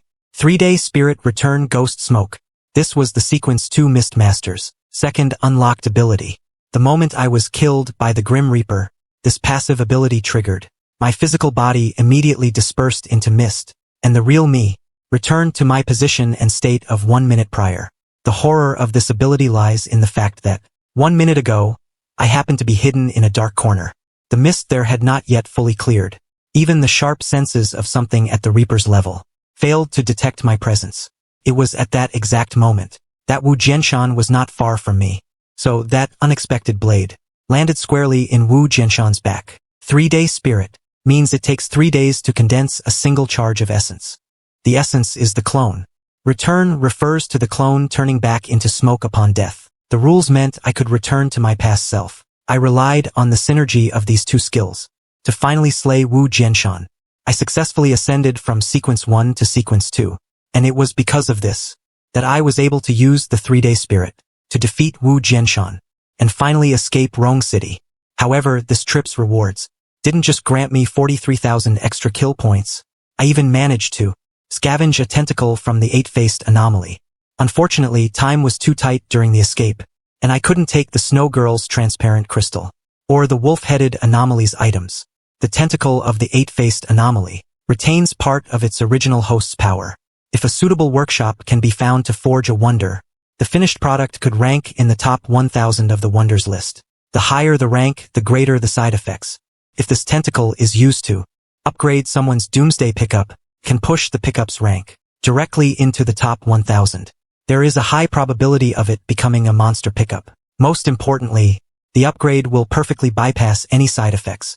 There is only one reason for this, because you are the addict. How many kill points are needed to upgrade to a monster pickup? To upgrade to a monster pickup, the host must pay 200,000 kill points. With my current savings, that was impossible. Out of options, I could only spend 30,000 points to upgrade the bloodstained cleaver. To my surprise, just then, a faint sound came from the surroundings. I initially thought Chuche had found me, but for safety's sake, I didn't rush out of the mist. Instead, I used the smoke to simulate the Reaper's presence to stay alert, and hid inside the doomsday pickup, ready to flee. But what I never expected was that the source of the sound was actually a black goat walking upright. It loitered around the edge of the mist, seemingly sniffing for something in the air. It made me feel a sense of danger. But soon, the goat anomaly started walking toward my direction. However, it clearly didn't know that any human or anomaly stepping into my mist would lose their sense of self. Thus, as soon as it got within 10 meters, the various discomforts forced it to retreat. An hour later, several more goat anomalies passed by one after another. This made me realize completely just how terrifying the wilderness is without a guide. After all, you never know the abilities of these anomalies. Once a fight breaks out, it is highly likely to attract every anomaly in the entire region. This is experience bought with the lives of countless people. So I had to wait until the surroundings were completely silent. Then I started the Doomsday Pickup's electric mode and slipped away quietly, but just 10 kilometers out, I seemed to hear the voices of Chuche and Chanqian. Chan Yi, I finally found you. But when I snapped my head back, I found no one behind me, so I immediately sped up. Chun Yi, wait for me. I haven't even gotten in the car yet. Open the door. Chun Yi, are you going to leave me all alone? At that moment, I had a very strong premonition. The moment I stopped the car, an unknown entity would immediately board the vehicle. And just like that, I encountered countless people on the road wanting to hitch a ride. There were old people, children, and even people I was familiar with. These anomalies seemed to be waiting for an opportunity to strike. But I turned a deaf ear to all the calls. Until the sky began to lighten, I finally reached a relatively safe area. Strangely, the temperature here had risen significantly. So I changed out of my down jacket and took a refreshing nap in the car. By now, the morning mist was thickening. Even the sun, just rising on the horizon, was beginning to be shrouded in clouds and fog. While I was sleeping soundly, Chu Che's voice suddenly startled me awake from outside the door. Chun Yi, are you inside? But when I saw the unfocused gaze of the person who arrived, I realized this was indeed Chu Che. Yi, you sure have a big heart to be able to sleep at a time like this. Damn, it really is you, Captain Chu. If you hadn't come, I would have died. When I got out of the car, the first thing I saw was a thick rope tied around Chu Che's waist. He explained that he had followed the stones I left behind, but found that this particular mist was completely different from the natural fog surrounding it. His first instinct was to think of me, but when he stepped into the mist, he couldn't see his hand in front of his face, so he tied on the rope as a precaution, for fear of getting lost while searching. Chun Yi, this mist of yours is seriously sinister. Right back at you. You old fox. I knew you wouldn't die. We both knew we were the two most likely to survive in this convoy. One was deeply calculating with endless trump cards. The other was sinister and cunning, willing to do anything to stay alive. By the way, is it just you? Just me, Xiao Wang, and Uncle Ah Bao. I haven't found the others yet. Don't worry. Iron Corpse is so strong, ordinary anomalies can't touch him. Sun Chanqian, that little brat, is as sharp as a tack. As for Ding Dong, he's with Sun Chanqian, so they should be fine. Iron Corpse was the most pure-hearted transcendent in the convoy, and the only one who still insisted on saving people in the apocalypse. His school bus was full of people, because he always thought about saving just one more. Now that we've scattered, either he'll be the one who saved the most survivors, or not a single soul will remain. There was much less snow after leaving Rong City, but the fog here hasn't been this thick before. Yi, can't you control smoke? Try to see if you can manipulate this fog. But I tried countless times and there was still no reaction. After all, the mist is my own ability, whereas this natural fog is something else entirely. The next one to find is Iron Corpse, who is closest to us. Captain Chu, you didn't say before that your marking ability could find people. I can sense items I've marked, but I can't mark more than 10 people. So we all actually have your mark on us. Then why did you have us carry stones? Because the sensing has a range. If they're out of range, I can't find them. Captain Chu, you're a real hawk, even guarding against your own teammates. Don't call me a fool. What was up with your clone against Wu Jianshan? And this mist of yours has changed so much. You never mentioned any of that. If I couldn't mark you, I wouldn't have found you today. Who knew someone with your honest looks was also hiding their abilities? Circumstances forced me. Wu Jianshan's power was no joke.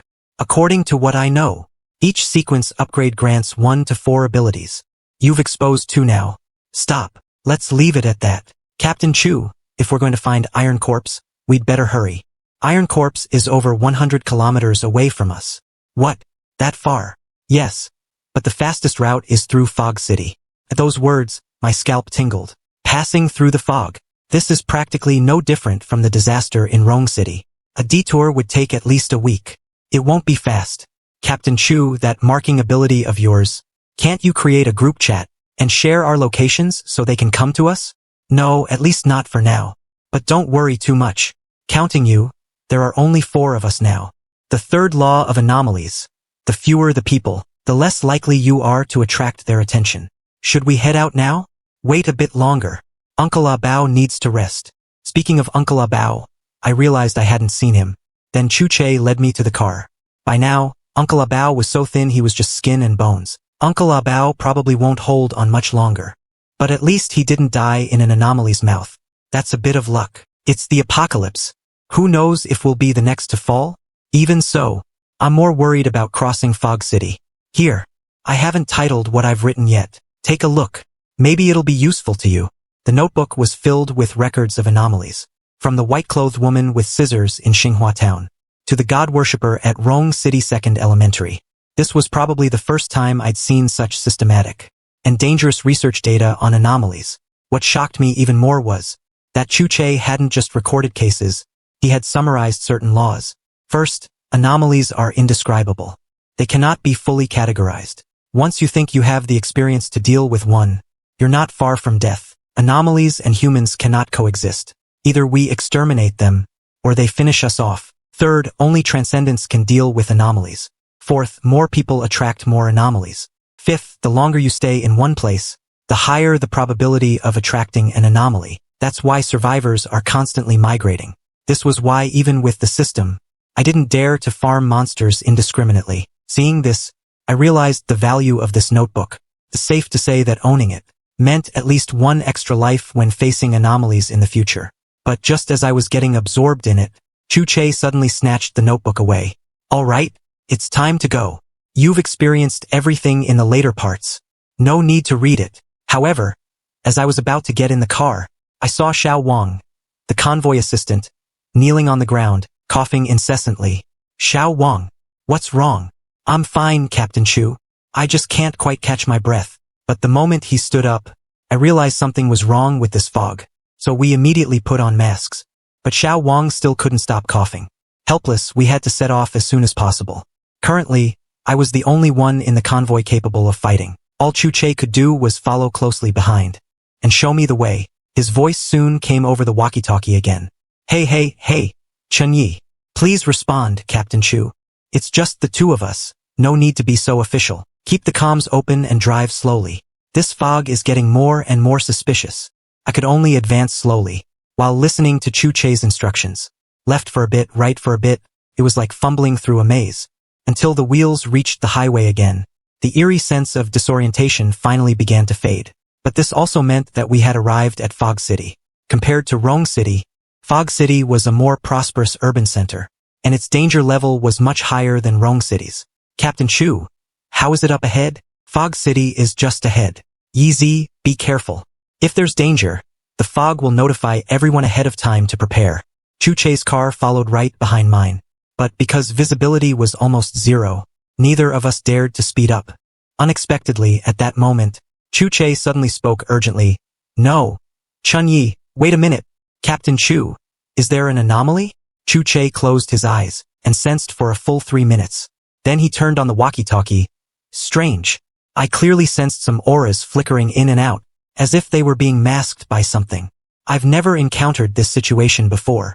Captain Chu, how about we take a detour? Iron Corpse can still hold on for a while. He is a sequence 2 after all. Impossible. There are at least 3 powerful anomalies following us. Each of their auras is no weaker than the 8-faced anomaly. This sentence left us with absolutely no room for retreat. Ultimately, the convoy drove fully into Fog City. However, Fog City's surroundings were a total haze. I could barely see anything beyond 5 meters. Only some roadside signs were faintly discernible. Just as I was adjusting my direction, a weak voice came from deep within the fog. Help! Help me! Chun Yi, did you hear a cry for help? Captain Chu, there's a cry for help in this hellhole? Does that seem reasonable to you? Wait, this isn't an anomaly. I don't feel any anomalous aura. It's a person. There are actually survivors here. Good heavens! Captain Chu, Iron Corpse can't wait that long. Sharpening the axe won't delay the woodcutting. If there are survivors here, we can ask for directions. It might help us leave this city faster. You're the captain. You call the shots. So, we parked the cars in a relatively safe spot. Xiao Wang and Uncle Ah Bao were so affected by the fog that they had to stay in the car to rest. The sound is just ahead. It should be the 2nd floor of this barbershop. After Chu Che confirmed there were no anomalies nearby, I was the first to head upstairs with my blade. In a corner of the 2nd floor, a middle-aged man wearing a mask was shivering as he lay there. Both of his legs were severely injured. Are you a person or a ghost? You already asked me to come up and save you. Isn't it a bit late to ask that now? I didn't bother to explain to him, and simply used the smoke to support him and bring him downstairs. Seeing this, Chu Che raised his hand and cast a hidden barrier. After questioning him, we finally got the whole story. This man originally belonged to a small survivor group of 17 people. He broke his legs while out looking for supplies, and had to hide in the barbershop to survive. I beg you to take me to the People's Road convenience store ahead. Just take me there. Someone will receive you. We can take you, but we need a guide for Fog City. Can you arrange that for us? No problem. I'll have someone lead the way for you. If my legs weren't ruined, I could be your guide myself. We're all locals, and very familiar with Fog City. Following his instructions, we soon arrived at a medium-sized supermarket. This is the place. If you knock, someone will open it. I raised my hand and knocked on the iron door. After a few seconds, a cautious inquiry came from inside. Who is it? It's me, Xiaohua. I'm back. As the roller shutter door slowly opened, a dirty-looking girl poked her head out. The moment she saw me and Chu Che, a flash of greed that was hard to hide flickered in her eyes. Uncle Zheng, you're back. And these two are? Xiaohua. These two are Mr. Chun and Mr. Chu, transcendent beings. Hearing those words, the greed in the girl's eyes was immediately suppressed. My legs are injured. Have Xiao Long and Ah Hao come out to help me. An impatient grumbling immediately came from inside. Coming. So what if you're injured? Did you think we'd carry you? Soon, 2 young men with dyed yellow hair walked out in a swaggering manner. Oh, new arrivals? Looking pretty cool, aren't we? Their eyes scanned over my and Chu Che's faces, quickly turning into naked appraisal. What are you two crazy about? These two are transcendents. Are they someone you can afford to provoke? Would you two like to come in and have a seat? You saved Uncle Zheng, and we haven't had a chance to thank you properly. No need, we're in a hurry. Uncle Zheng promised just now to arrange a guide to help us leave Fog City. Can you make the call? I can't decide that on my own. Why don't you two come in first? I need to discuss it with everyone inside. Seeing me and Chu Che hesitate, she added hurriedly, rest assured, it won't take long. 20 minutes at most. The more she explained, the more I could see her guilt, especially when I looked at the floor inside the roller shutter door. There were faint traces of dried blood. Clearly, this place was not clean. So I immediately stopped Chu Che, who was about to agree. We're in a rush. You're a local of Fog City. Just come with us. Sir, it's not that I don't want to help you, but my parents are inside. I can't leave alone. I don't want to hear excuses. You're coming with me now. Unexpectedly, at that moment, from behind the roller shutter, over a dozen people wearing masks suddenly rushed out. They were holding various weapons, and there were even 4 or 5 guns. Luckily, my reaction was fast enough. My body instantly turned into a wisp of green smoke and flickered to the rear. Everyone was stunned at this sight, while Chu-Che took advantage of the gap to quickly hide behind the SUV. He then pulled out his lighter, ready to release his sequence ability at any time. In an instant, killing intent flooded my mind. These people had clearly done this before. Don't be afraid, brothers. They're just transcendents. It's not like we haven't dealt with them before. They must have a lot of supplies. But just as they were about to move, the yellow-haired guy in front suddenly burst into flames. The searing sensation on his skin made the yellow-haired guy scream repeatedly. In the next second, he charged directly into the thick fog and never came back. It's him. He's the one behind this. At this moment, a hint of crimson flashed in my blood eye, but because it wasn't fully synchronized yet, I wasn't very satisfied with the blood eye's power. Still, it was more than enough to intimidate these people. How can he be so strong? Wait, why was Old Man Xia so weak? Why is this one so strong? You've killed transcendents before? For safety, Chu-Che and I never showed our heads, staying hidden behind the vehicle. After all, the other side was still holding truth in their hands. And right then, I used the second control ability of the blood eye. That was to make the person holding the truth pull the trigger on their own companion. Are you crazy? Who told you to pull the trigger? I watched all of this, my face grim to the extreme. I don't deny that I've done many dishonorable things, but it was all to survive. But the actions of this group in front of me rendered them unworthy of living. So, I used the blood eye's control ability again.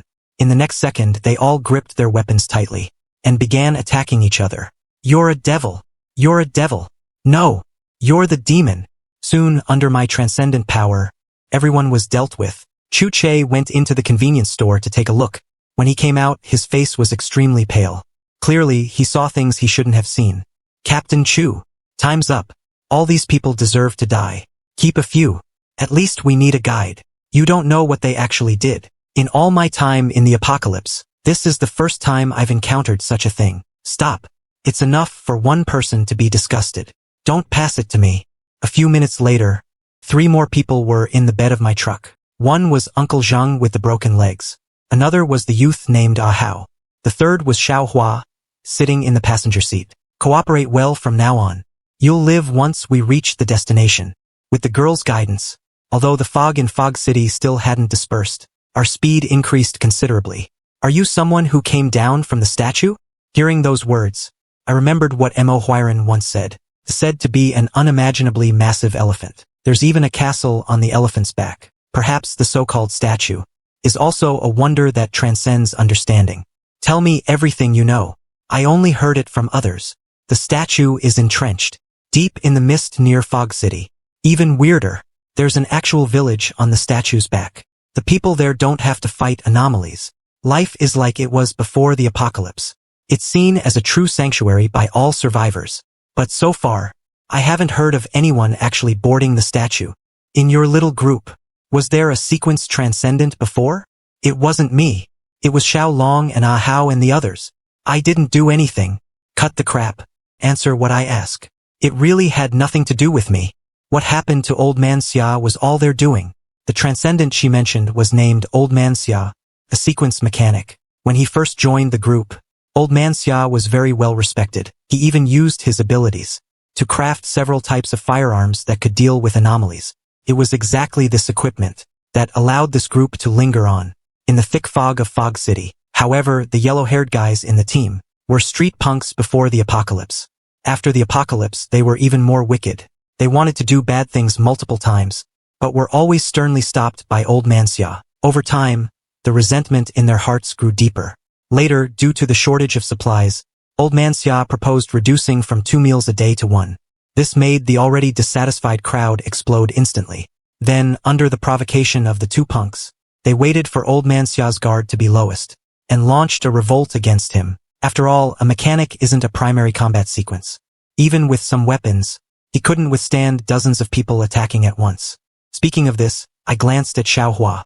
She was clearly one of the key instigators of that riot. After the mechanic died, how did you all survive? It's the fog slaves.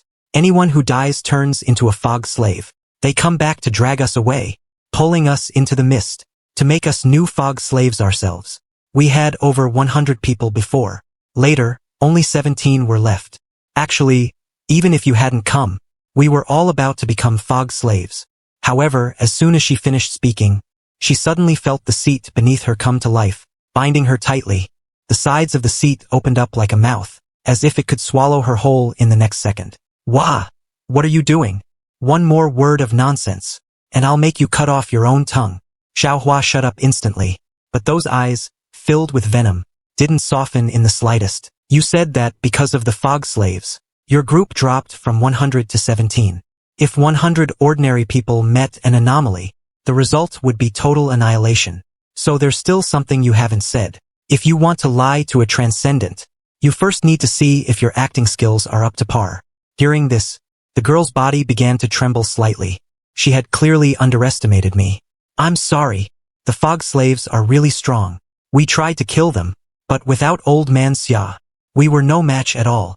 We lost many people trying to kill them, but those things simply won't get hurt. No matter how we attack, it's useless. Originally, we should have all died in the first attack, but fog slaves only appear for 3 minutes. They disappear after 3 minutes. Why 3 minutes? I don't know. It's precisely because of those 3 minutes that we've barely managed to survive this far. This is a rule-based anomaly. Rule-based anomalies are more terrifying than ordinary ones.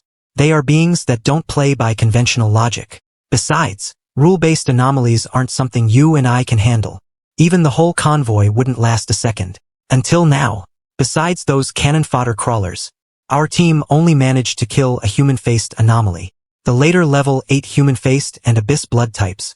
Any one of them was beyond the team's ability to defeat. The power of anomalies is simply invincible against an ordinary convoy. Captain Chu, how much longer until we reach Iron Corpse's position? At this speed, at least 2 days. To save time, we only stopped to rest for 5 minutes at a time. More than 10 hours later, we finally reached the Wujiang Bridge. The thick fog had completely swallowed the entire bridge. Yi, I have some bad news. Can you just say it all at once? I sense a big fellow under the bridge. How big? I don't know. But it's huge. Should we wait for it to leave before crossing? I'm afraid we can't. There are anomalies catching up from behind. Yi, we must cross Wujiang Bridge now. To avoid disturbing the unknown thing under the bridge, we immediately switched to electric drive mode, then silently drove into the fog. But at that moment, Uncle Bao and Xiao Wang in Chu Che's car suddenly stopped breathing. Yet, even Chu Che didn't notice this. Shortly after we drove away, at the entrance to the Wujiang Bridge, several blurred figures emerged. Those shadows were clearly very close, yet none dared to step onto Wujiang Bridge. Suddenly, a terrifying roar came from under the bridge, as if some gargantuan beast was churning the water. I desperately suppressed the fear in my heart, but the middle-aged man in the back seat suddenly screamed.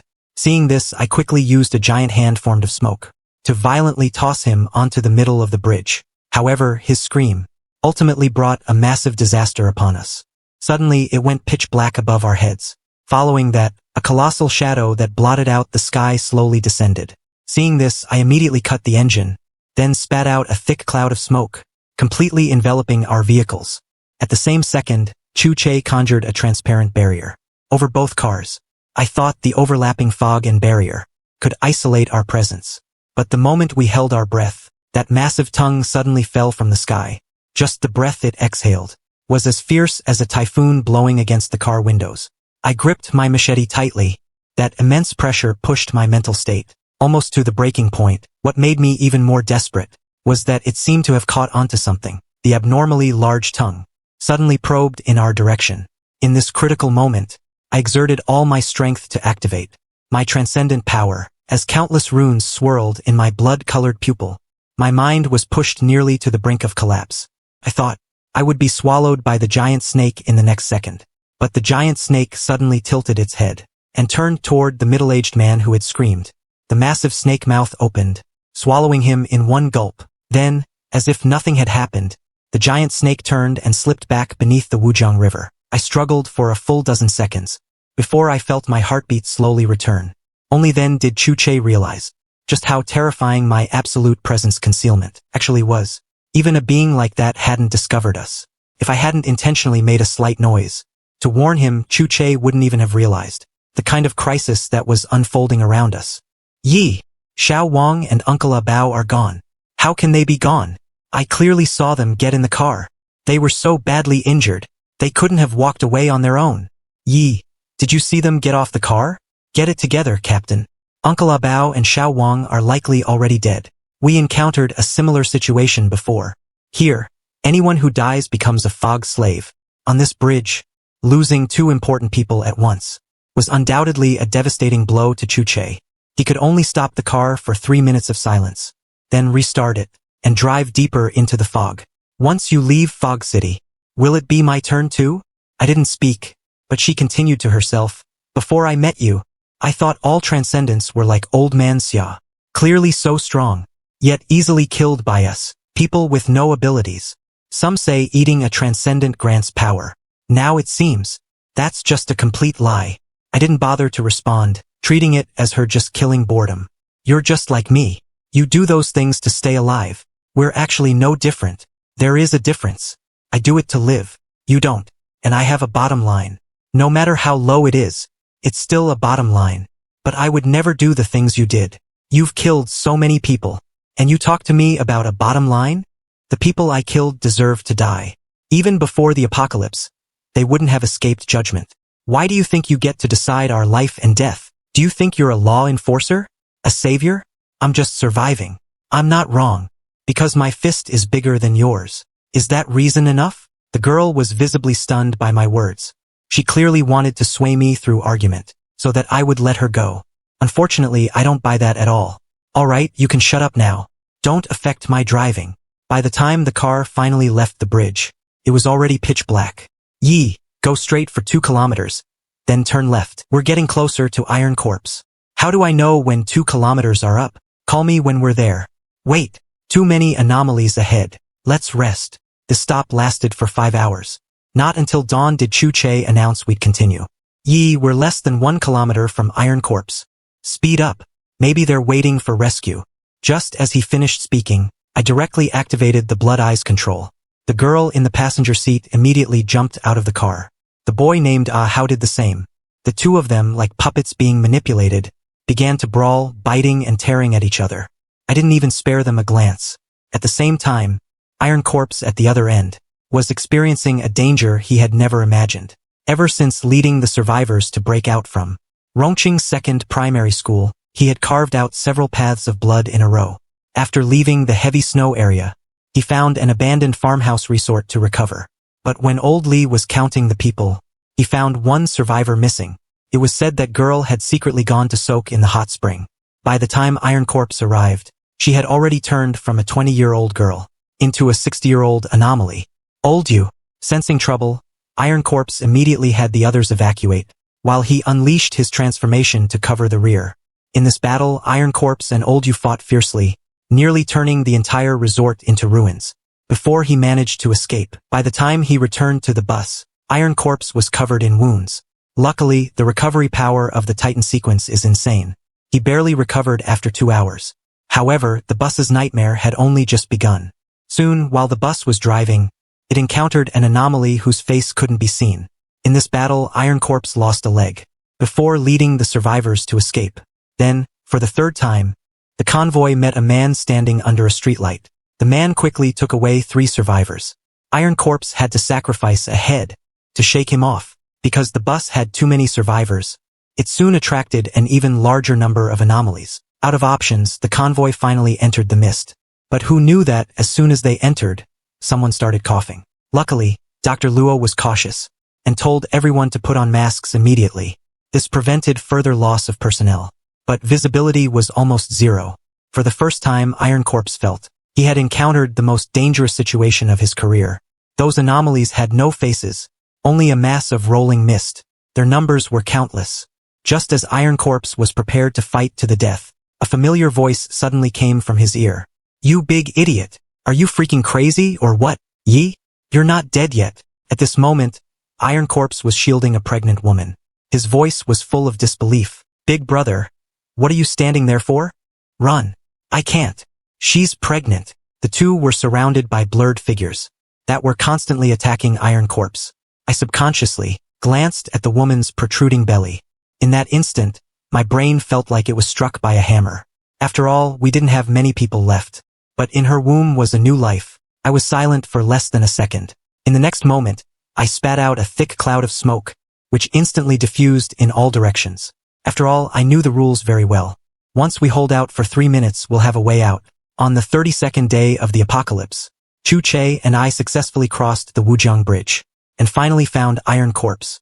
But what met our eyes was the worst possible scene. At this moment, Iron Corpse was being heavily besieged by fog slaves. His entire body was covered in scars. Every move he made was forcibly overdrawing his physical health. I didn't hesitate at all, and immediately spat out a thick cloud of smoke. The smoke quickly condensed into the form of a Grim Reaper. In an instant, those blurred figures began brawling with the Grim Reaper. At the same time, the runes in my left eye's pupil suddenly awakened. With a flash of blood-colored light, the haze that was about to approach me was instantly ignited by flames. But just then, I felt my arms suddenly tighten. 2 fog slaves had closed in from who knows where, tightly grabbing my arms and dragging me toward the depths of the mist. Xiao Hua's words immediately echoed in my mind. Once dragged into the depths of the mist by fog slaves, one becomes a new fog slave. On the other side, Iron Corpse saw me being grabbed. In the next second, he charged over without hesitation. "You fool! What are you doing? I'm going to help Chan Yi. Captain, you go first. We'll catch up. Idiot! Even if we all die, it's impossible for him to die." Just as I was about to be completely dragged into the abyss, a fog slave that resembled Uncle Ah Bao suddenly appeared beside me. "Chan Yi, go quickly! Go quickly!" At that moment, I was almost certain it was Uncle Ah Bao's residual consciousness. Therefore, I directly turned into a wisp of green smoke and vanished. When I reappeared, I had already slipped into the cabin of the Apocalypse pickup. Then, the moment the vehicle started, fog slaves from all sides pounced at the same time. Even the mist I had just dispersed recondensed into form within the fog. I could only slam on the gas pedal. Little did I know at that moment, Iron Corpse's figure suddenly appeared in front of me. "You idiot! Why are you back?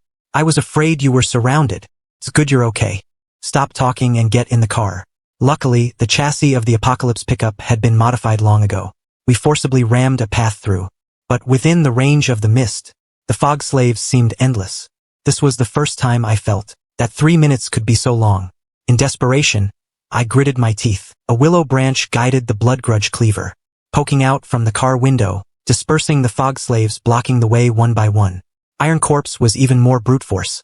He fired consecutive air cannons out the window. The violent airwaves flipped the road surface, and even almost flipped the entire vehicle over. Just as we were about to lose control, the Apocalypse pickup actually triggered its own ability. Next, countless chains suddenly shot out from under the car. Those fog slaves who were about to approach, before they could even react, were tightly entangled by the chains. They were dragged directly into the depths of the chassis. What should we do now? Listen to my command in a bit. Don't panic. I immediately rushed out of the car door. Then I exhaled sharply. In the next second, a massive amount of smoke poured frantically from my mouth. In an instant, everything within 100 meters was swallowed by the smoke. 12 o'clock direction. Hearing this, Iron Corpse didn't hesitate. He fired a shot directly toward 12 o'clock, scattering all the nearby fog slaves. And those fog slaves who had just entered the smoke seemed to instantly lose their orders. They stood frozen in place. But even so, more and more fog slaves rushed into the smoke, pouring in continuously. In the moment of crisis, I suddenly thought of Rongqing's endless swarms of crawlers.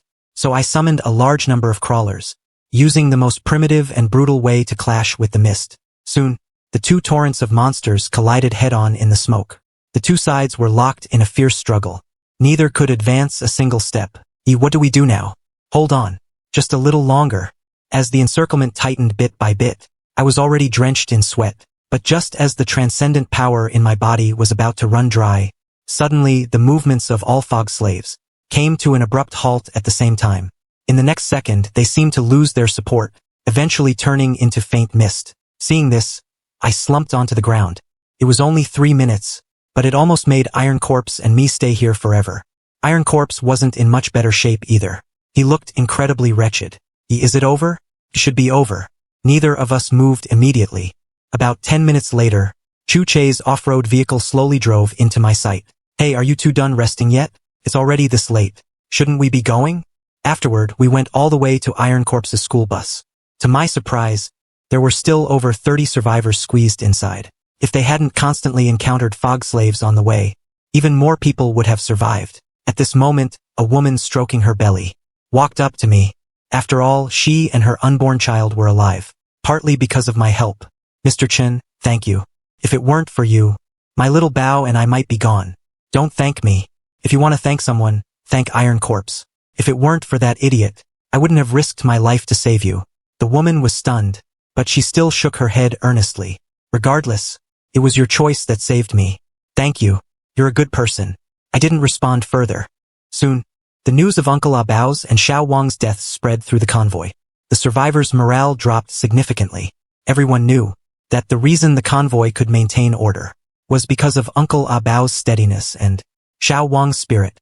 After their deaths, Xiao Fu was pushed by everyone to be the new convoy assistant. What was even more surprising was Xue Nan took over the position of convoy supervisor, causing those survivors who had once bullied him to feel a trace of panic.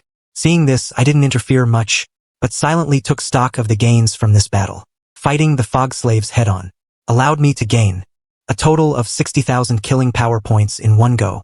Chu Che had a rare moment of kindness and ordered the convoy to rest for 30 minutes. Taking this opportunity, I simply removed the passenger seat and tossed it aside. Then I took a relatively intact seat from a nearby off-road vehicle to replace it. Xue Nan had been helping me the whole time. He was very agile. He even found a functional car music player from an abandoned van. This made my mood slightly better. At least the road wouldn't be so boring. On the other side, Su Lina and Boss Gao stayed by Captain Chu's side, organizing the clothes that Uncle Ah Bao and Xiao Wang had worn. They sorted them one by one. They dug a small hole in a roadside planter and gently buried those clothes. There was no ceremony, and no one spoke. In the apocalypse, this was already considered decent. I was still fixing the seat when I noticed Xue Nan wiping the car door for me, while nonchalantly chewing on chocolate candy. You still have chocolate? Yeah, my sister likes these. I'll give it to her when I find her. It's just a pity I couldn't protect her well. I hope when I see her again, she won't be mad at me. You always mention your sister. So what's her name? Her name is Xue Qing. Mr. Chun, have you heard of that name? No, I haven't. If I hear it in the future, I'll tell you. Xue Nan was clearly relieved to hear that, and a rare smile appeared on his face. Seeing him, with such a hopeful look, I didn't tell him the real answer. Instead, I let him live on with hope. Alright, no need to wipe the car anymore. Go tend to your own business. On the 32nd day of the apocalypse, after confirming the convoy had reached a safe zone, Chu Che finally showed some kindness. Not only did he arrange for everyone to rest for 30 minutes, he even held a simple and hasty funeral for Uncle Ah Bao and Xiao Wang. In this battle, I gained a total of 60,000 killing power points. Move out. Move out. Everyone move out quickly. Remember, the number 1 iron rule of the convoy is to never, ever fall behind. Oldly, is everyone on your side accounted for? 34 people in total, all here. Gongping convoy, moving out. Since the start of the apocalypse, this is the first time I've heard music. Captain Chu, how far are Sun Chanqian and Ding Dong from us? Not far, about 30 kilometers away. If everything goes smoothly, we'll meet them in 2 hours. Sister Lina, nothing happened to Sister Chanqian and the others, right? Don't worry, Chanqian is so strong. Maybe they're already safe. Chanqian, hang in there a bit longer. The 3 minutes are almost up. Vow, Dragon Breaker. Ah, take this. We finally held on. Burning evil into the 8 directions. This strike slashes all evils. Your progress speed is just unreasonable. If this continues, I'll start to wonder if you're secretly cheating. It's not that I'm great, it's that this sword is different. It seems to have been born specifically to kill these things. It was made for this. Such a treasure makes people jealous. If I had one too, maybe I wouldn't have been almost sent off by Chun Ye's car. Let's go, Chanqian. When I see Chun Yi again, I have to apologize to him properly. Attacking him this time was wrong of me, Ding Dong. If he knew it wasn't your intention, he'd definitely understand. Captain Chu, you said it was only 30 kilometers, but the convoy has circled the same area 5 times. It's dark now. Why haven't we seen a sign of Chanqian yet? Are you reliable at all? What? I thought you never cared about the lives of others. There's no other way. The anomalies in Dao City are too many. We'll stay at this restaurant tonight. Supervisor Xue, remember to arrange the rest. Yes, Captain. Captain Chu is using his sequence ability again. It seems the number of anomalies in this area is indeed ridiculously high. Godhider. Secret barrier. No one is allowed to leave this barrier today. Even if you need the bathroom, hold it in. Is it that serious? We're not even allowed to go to the bathroom? Keep your voice down. He's not Uncle Ah Bao. Do you want to die? Ah, Mr. Chen, what's wrong? Did that knife just move? Blood Grudge Cleaver upgrade complete. Oddity name. Oddity number 2001. How did the number become 2001? Has a new oddity appeared during this time? Description. A cursed blade forged from pain, grudge, and bloodline competition. This power stems from countless resentful souls. The price is equally heavy. This is a killing elegy composed by the user and the resentful souls together. Ability 1. Significantly increases damage to anomalies. Suppresses low-level anomalies. Significantly enhances suppression against high-level anomalies. Ability 2. Willow branches activate like tentacles, extending up to 50 meters. Effect doubles under the blood moon. Ability 3. Absorbs environmental resentment, condensing it into grudge within the blade. Initial stage, Howl. Grudge flows through the blade. Sharpness and damage to anomalies are significantly increased. Final stage, Bitter Crying. When grudge reaches the spiritual realm, it can be consumed to launch a powerful slash, accompanied by a shockwave of countless pained faces. After use, the grudge drops back to the initial stage. Faces briefly manifest, emitting a bitter cry, causing an indiscriminate mental shock to the surroundings. Advanced stage, Eternal Curse. Requires extremely harsh conditions to trigger oddity awakening and gain stronger unknown abilities. Price, the owner must offer a part of their body as a sacrifice. Priority given to sight, hearing, taste, smell, or self-awareness. Sacrificing sight yields the best effect and can even raise the oddity's ranking. Sacrifice is only needed once to gain the oddity's permanent loyalty. A choice must be made within 3 hours of obtaining the oddity. Otherwise, terrible consequences will occur. The price of this sacrifice is too high, and yet it's only an oddity numbered around 2000. Maybe I can use my right eye. Since stepping into sequence 2, the vision in my right eye has been fading every day. Wait, why don't I use my hemorrhoids? Hemorrhoids are a part of me too. Everyone has to get those cut eventually anyway. It's just a matter of time. It seems feasible. I won't do it. Go away. Even this broken knife can react like this. Alright. I won't do that. Damn it. That damned arrow hit me because of you. My ranking of 2000 is gone. I'm not satisfied. Just you wait. I'll remember this grudge. According to the prompt, I must decide on the sacrifice within 3 hours. As my sequence advances to sequence 3, my right eye will likely go completely blind. In comparison, this eye doesn't seem that important anymore. Lena, go call Dr. Luo over. On the 32nd day of the apocalypse, under the system's modification, the Blood Grudge Cleaver finally completed its transformation, officially being promoted to an oddity ranked around number 2000. At the same time, my personal strength also reached a qualitative leap at this moment. Go call Dr. Luo over. Yes, Mr. Chun. Dr. Luo? Yes? Mr. Chun wants you to come over. He says he has something for you. It's him again. What does he want to threaten me with this time? Heavens, why doesn't a lightning bolt strike him? And just end him? Chun-Yi, don't go too far. This convoy isn't just your playground. Ah, is this man crazy? He wants my husband to help. So why does he have to act this way? After dinner, help me remove my right eye. You're simply a lunatic.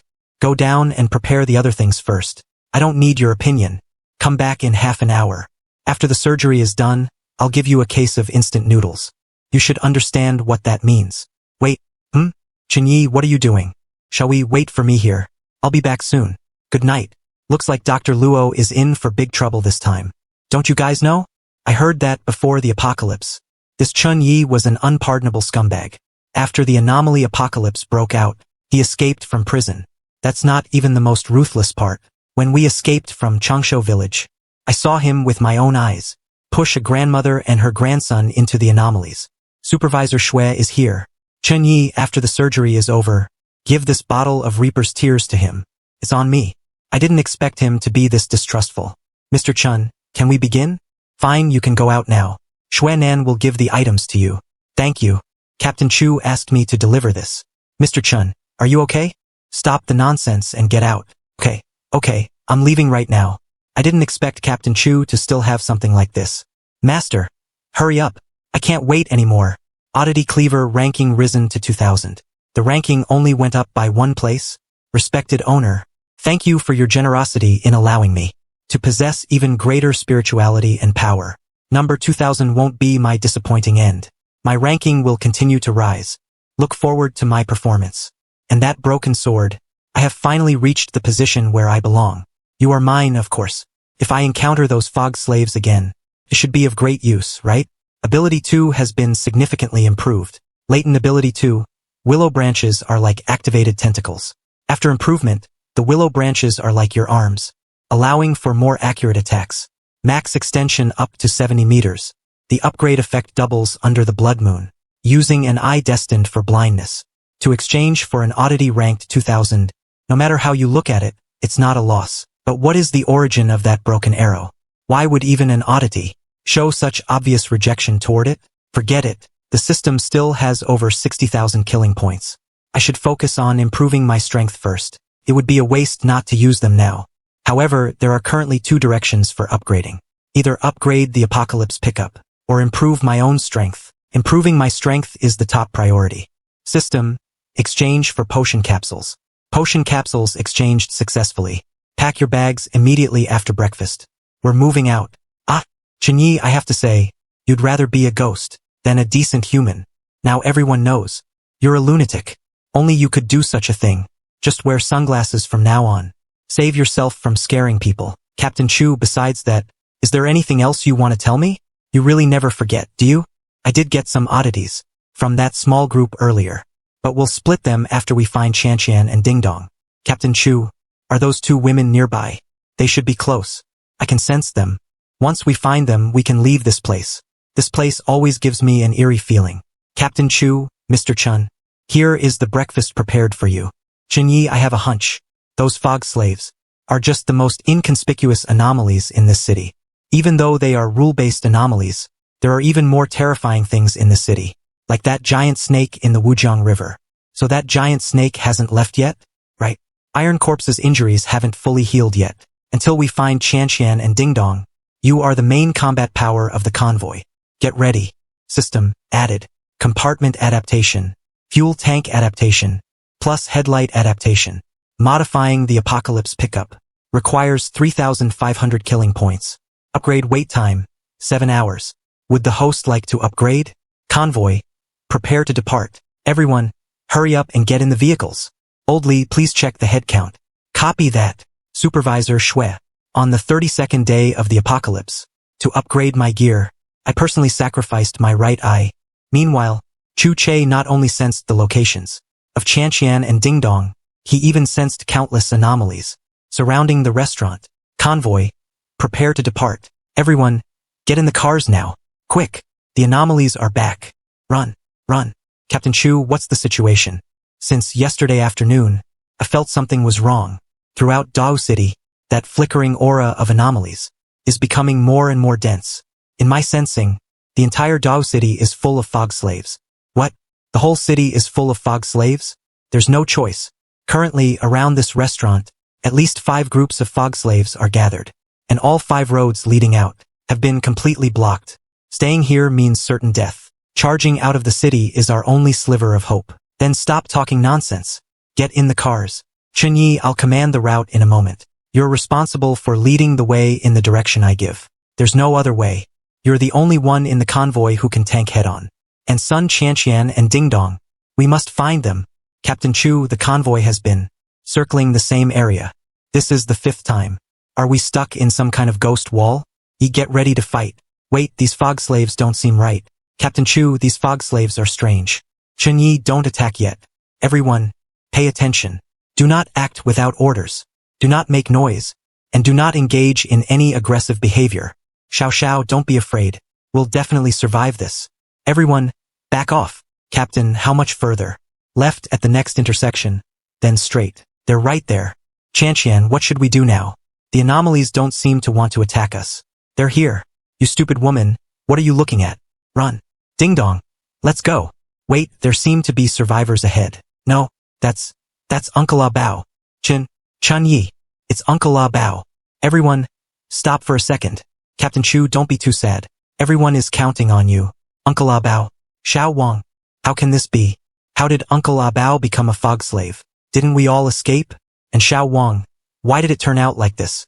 Anyone who dies in the thick mist will eventually become a fog slave. Uncle Ah Bao and Xiao Wang didn't make it out. Haha, Bao Shu, what's wrong with you?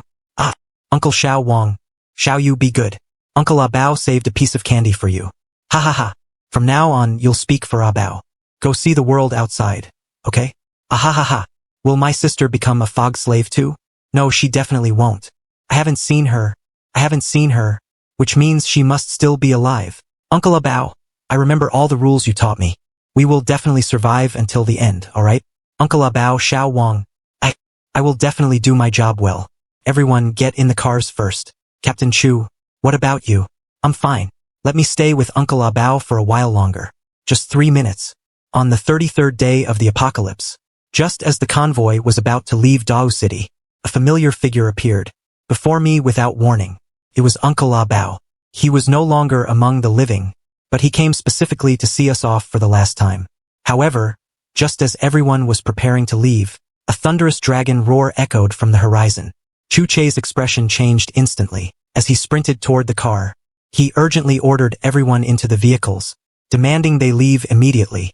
Uncle Ah Bao, Xiao Wang, goodbye. Captain, stop wasting time. Uncle Ah Bao can't come back. Let's go. That sound from behind couldn't be that giant snake in the Wujiang River, right? Is it turning into a dragon? Captain Chu, listen for a second. I feel like that giant snake isn't coming for us. It's already this late, what does he want now? If one day I could simulate the Wujiang master with smoke, he would never have to fear anything again. Such a creature, you can probably only see it in myths. Don't forget, this is the apocalypse. Anything is possible. The fog slaves didn't attack us today. It must have been because of it.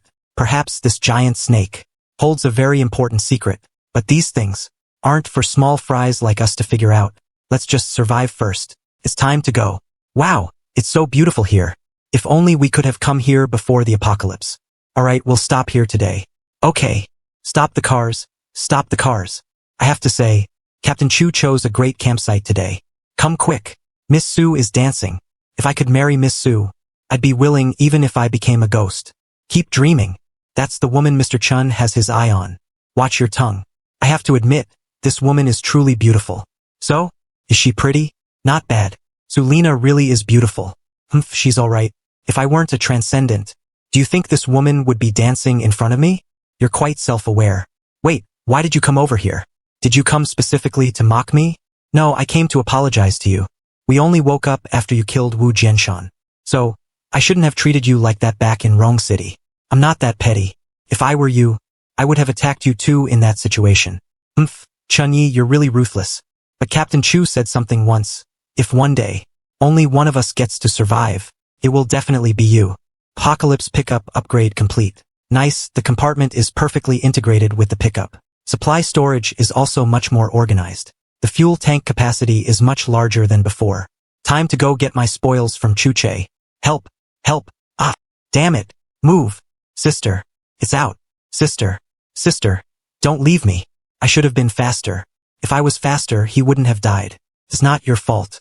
Even if you were faster, you couldn't have saved him. Xuanan, handle the cleanup. Yes, Mr. Chun. You few, come with me. Captain, is this place really safe? Don't worry. Besides its ridiculous size, I haven't sensed any eerie aura from that fish. Xuanan, notify everyone that we'll rest here for 3 days. We must leave here after 3 days. Yes, Captain. Attention, everyone. No one is allowed to leave the common area. We depart in 3 days. Supervisor Xue. How about I process that big fish? The brothers are starving. Go ahead. Why aren't you eating? This fish is huge. Something feels off. Let's wait and see what happens after the others eat it. Oh man, it smells so good. Don't hog it. Save some for me. You're way too cautious.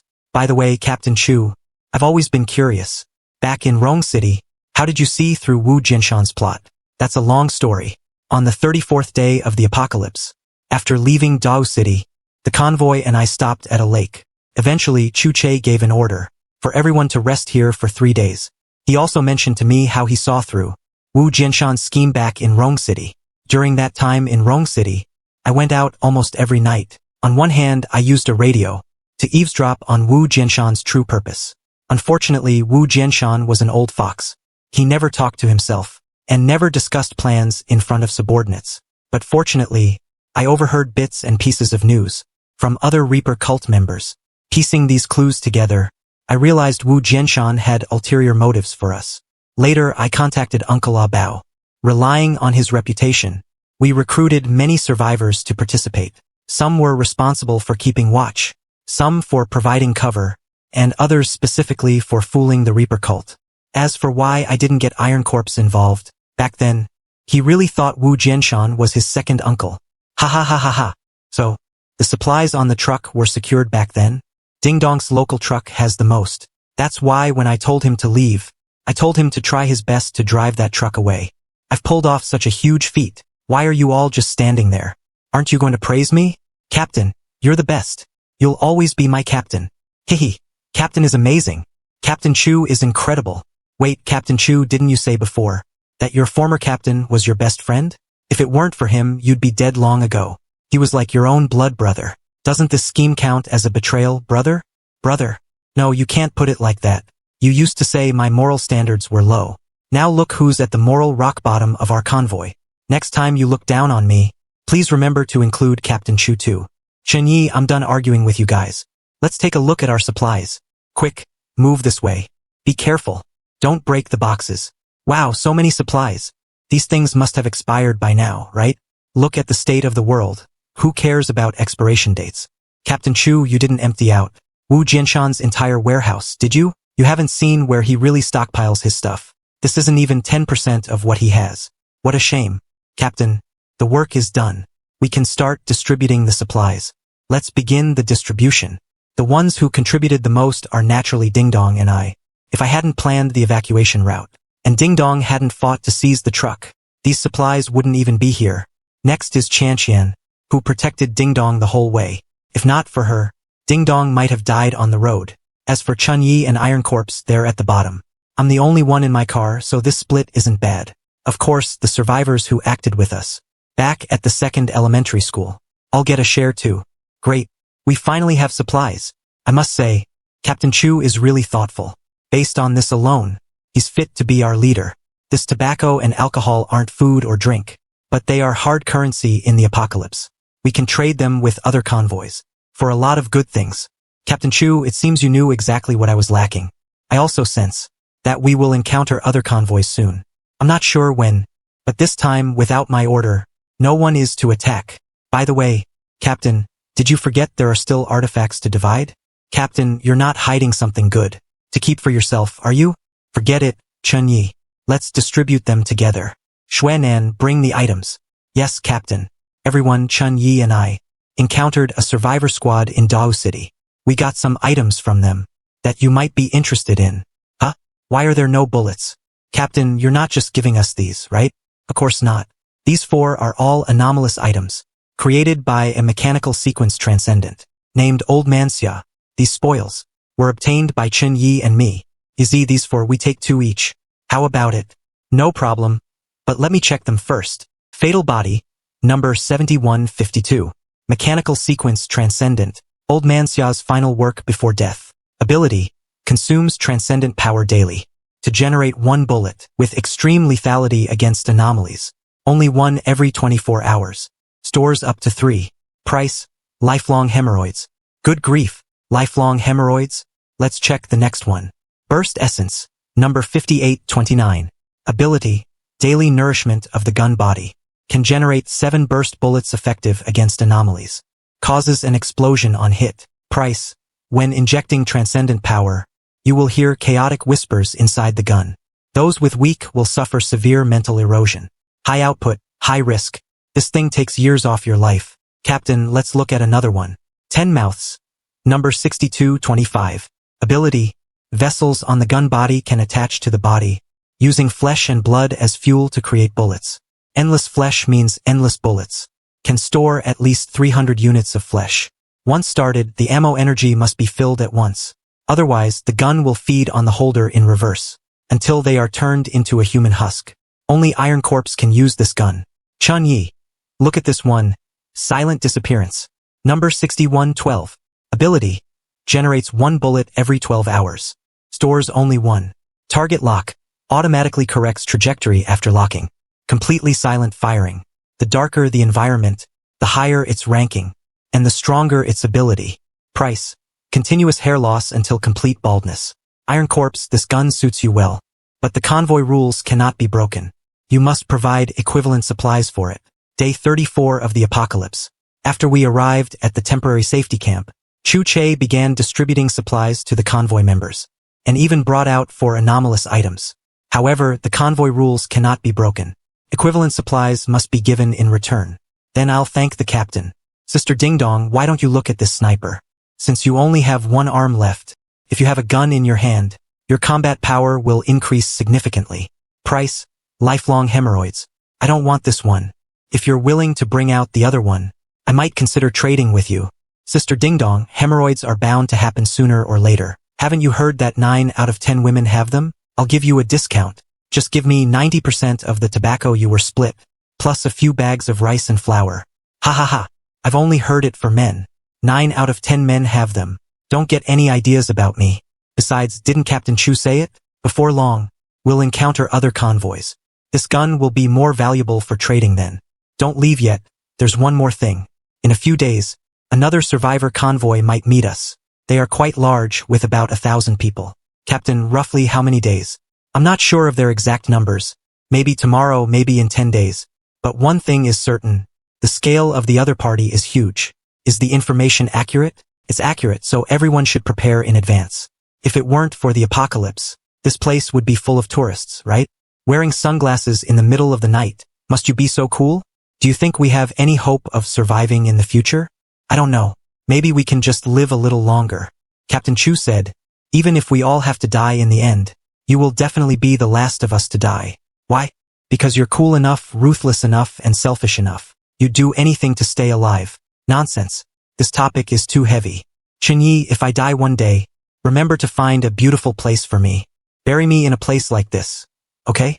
At Qianqian's age, she should be sitting in a bright classroom, going to snack streets after class, not discussing where she'd look good buried. What are you dazed for? Hurry up and promise me. Otherwise I won't even be at peace in death. Alright. If you really die, I promise to find a place 100 times prettier than this, to bury you. Pinky swear. No changes for 100 years. Aren't you being childish? Hurry up or I won't feel at ease. Fine. Pinky swear. No changes for 100 years. That's good. So beautiful here. You big oaf. Even you know what's beautiful? My brain just doesn't work well. It doesn't mean I'm actually stupid. I can still tell the difference between pretty and ugly. The price of the Titan sequence is indeed too high. I think it's quite good. When you're a bit dumber, you have fewer things to worry about. I used to have insomnia often, but now I sleep really soundly. Turns out the side effect of the Titan sequence isn't stupidity. It's great wisdom appearing as folly. Ha ha ha ha ha. I think so too. Don't move. I don't feel any eerie aura. Oh my god. What is this? So many butterflies are flying out of the lake. Chen Yi. Quick. Take a picture of me. So beautiful. Am I dreaming? Strange. Could these two have honey on them? Ha ha ha. Looks like even the butterflies don't really like you. I don't believe my charm can't attract butterflies. Captain, is this still our world? That's no longer important. Since these butterflies are transformed from lake water, let's call this Fairy Lake. By the way, I have one more important thing. March 18th, 2031. We left Dao City, traveled about 100 kilometers, and arrived at an unknown lake, which we named Fairy Lake. Fairy Lake is located southeast of Dao City. The scenery is beautiful. Flowers and grass reflect each other on the shore, suitable for short-term camping. The lake surface reflects blood and starry sky, which is highly deceptive. Note, large fish exist in the lake that will actively attack humans.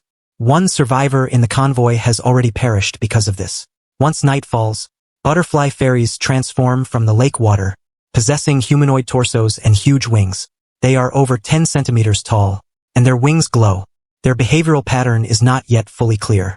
Initial assessment. Butterfly fairies tend to approach pure-hearted, emotionally stable people. They show obvious aversion to those with dark thoughts or excessive murderous intent. Chan Ye's heart is sinister. He deserves to be shunned by the butterfly fairies. Based on what? Why did only a few butterflies come near me? Iron Corpse, what do you think about catching some big fish? To make smoked fish for our reserves? Sure, leave it to me. What are you staring at? Quick, help out. That's a huge fish. This should be enough to eat for several days, right? You actually dragged such a large fish up. Let me do it. She's this fierce even with only one arm? All Master Sequence 2, Light Mountain. It's my turn. Whoosh. Miss Sun is indeed amazing. Of course.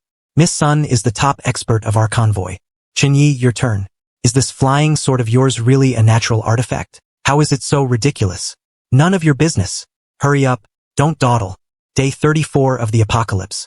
While I was taking pictures for Chanshan, countless butterflies suddenly floated from the distant lake. But that wasn't the most absurd part. Countless fish shadows gathered in the lake water.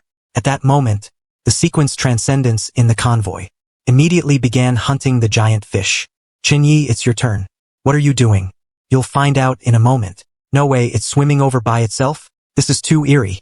Are you crazy? Is Mr. Chun someone you can just comment on? What kind of ability is this? It's kind of scary. There's no harm in telling you. It's an artifact symbiosis sequence. Everyone will find out sooner or later anyway. It's getting late. I'm going to rest. Hey, Yeezy. Don't forget what you promised me tonight. You're so boring. System. How many killing points to upgrade the blood breathing technique? Upgrading the blood breathing technique requires 100,000 killing points. As the sequence level increases, the system is really asking for more and more. However, nothing unusual happened at Fairy Lake tonight. Maybe I can get a good night's sleep. Everyone, get ready. The large convoy shouldn't be far from us. Excellent. We've collected a lot of supplies on this journey. We can finally trade for some decent stuff. It's a pity these potatoes from Longevity Village are all spoiled. Potatoes should have been one of the easiest crops to grow. Unfortunately, the soil seems to have a problem after the apocalypse. It's not just potatoes. Almost all vegetables can no longer grow normally. If we can't resume planting, humanity won't be able to hold on much longer. Sister Ding Dong, we're about to meet the large convoy the captain mentioned. Maybe they have a way. It's hard, unless we find a permanent and safe residence, or any amount of supplies will run out eventually. Hey, don't think too much. Lunch today is still mostly fish meat. Did you guys feel an earthquake? Could it be a giant anomaly? Captain, look over there.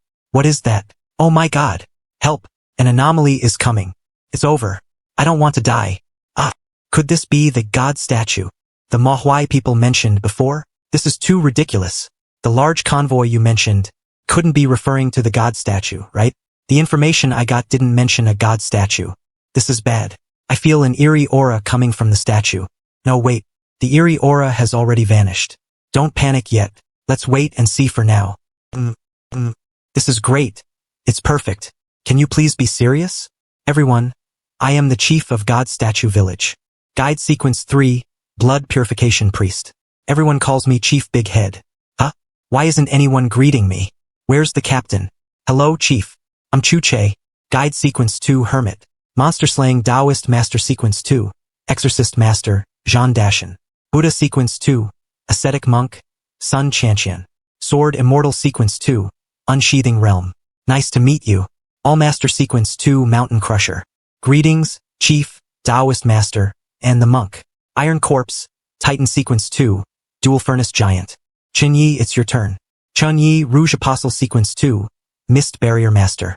I didn't expect that among you, there would be someone on a supernatural path, and a Rouge Apostle at that. Is there something wrong with the supernatural path? It's not that it's bad. It's just that, from what I know, the supernatural path has many branches, at various sequence levels. For example, the Rouge Apostle must face a choice upon reaching Sequence 3. What are the branch paths? One is still Rouge Apostle, and the other is called the Lord of the Mist. As for the third, sorry, I only know this much. Lord of the Mist sounds much more domineering than Rouge Apostle. Ha ha ha ha. Standing around here is no way to talk. Why don't you come for a tour of our God Statue Village? Day 35 of the apocalypse. Just when we thought we were about to meet a survivor convoy, we never imagined that what appeared before us was a colossal god statue that blotted out the sun. And even more absurdly, the people descending from the statue's back invited us to climb up and travel with them. Oldly, is everyone here? No problem, everyone's here. Alright, this is our god statue village. Please, after you. Whoa, this village chief is too incredible. Building a village on the back of a god statue. It's simply a miracle. The air here is so fresh. It would be so nice to live here forever. So much fish meat. It seems the villagers' supplies aren't as abundant as I imagined. Everyone, why don't you tour the village first? Then we'll trouble you, Chief. Xiao Zheng, please make the arrangements. Yes, Chief. Look, outsiders. Man, there are actually old people and children here. It looks just like a normal world. Everyone, this is our village's temple. Every outsider who comes to God's Statue Village comes here to offer a stick of incense to 17 grandfather in the temple. 17 grandfather? That's right. Our village was originally established by 17 grandfather himself. If not for them, there wouldn't be a God Statue Village today. This 17 grandfather looks like a woman no matter how you look at him. Alright, thank you for attending the ceremony. Next, let me take you to see other places. I hope you have a pleasant experience in God Statue Village. Professor Liu, come here for a moment. I'm busy. Don't bother me for no reason. Ha ha ha ha. Professor Liu was a university professor before the apocalypse. Later, he awakened the botanist sequence. This entire vegetable patch is the result of his work. Professor Liu has cultivated many seeds that can survive in the post-apocalyptic environment. When the time comes, we can trade a portion of them with you. I'm sure you'll be interested. At present, our village can only barely manage to this extent. Every once in a while, we organize people to go down and scavenge for supplies. But supplies outside are becoming harder to find. If it weren't for Professor Liu holding things together, we probably would have starved to death long ago. By the way, you guys rest here for a bit. Tonight, God Statue Village will host a simple welcome dinner for you. Everyone should attend together. Xuanan, go and prepare some supplies to contribute to tonight's welcome dinner. Yes, Captain. Brother, did you know? The host for tonight's banquet is Su Manxing. Who is Su Manxing? Why does that name sound so familiar? You don't even know her? She's the host of Voice of Midnight, the goddess of all shut-ins. Whoa, it's really her. Oh my god. I never thought I'd see her in my lifetime, let alone have her host for us. It's worth it. Totally worth it. You're dreaming. You think she's here for you? She's here for Chun Yi and the others. A woman like her is out of your league. Welcome to God Statue Village, Captain Chu and your team. We've prepared a modest banquet tonight. Please accept our humble hospitality. Captain Chu, did you come from the Great Witch Market? Yes, Chief. Have you also been to the Great Witch Market? We passed through. There's a giant snake in the Wujiang River. Man, if not for the God statue, none of us would have survived. Chief, you also encountered that giant snake in the Wujiang River? Indeed, our God Statue Village is short on everything. A while ago, Taoist John and Master Deshan took 20 men to scavenge for supplies at the Great Witch Market. But in just half a day, only 5 returned. Sigh. Chief, do you know where those mist slaves come from? I suspect that deep within the thick fog, there exists a portal to a foreign dimension. Otherwise, there's no way to explain the endless stream of mist slaves. Those who were dragged away might just be reflections of that foreign dimension. By the way, did you encounter the ghouls under the lamp in the Great Witch Market? About the ghouls under the lamp, better let Taoist John tell it. The ghouls under the lamp are anomalies we met in the Great Witch Market. They usually appear as a man or woman under a street lamp. Their rules are extremely bizarre. They will mimic the appearance or voice of someone you know. The moment you respond, you will be haunted by them. Until death do you part. Luckily, I had the 5 Thunder Axe back then, or I wouldn't have made it out either. Remember, if you encounter a ghoul under the lamp, never respond. Otherwise, even the gods can't save you. Alright, everyone quiet down. Professor Liu recently cultivated some new seeds. Since our distinguished guests are here, why not give us your opinion? We aren't agricultural experts. Asking for our opinion is just nonsense, isn't it? Chief, aren't these just ordinary potatoes and lettuce? How did they become ideal seeds? You may think. These are just common crops found everywhere before the apocalypse.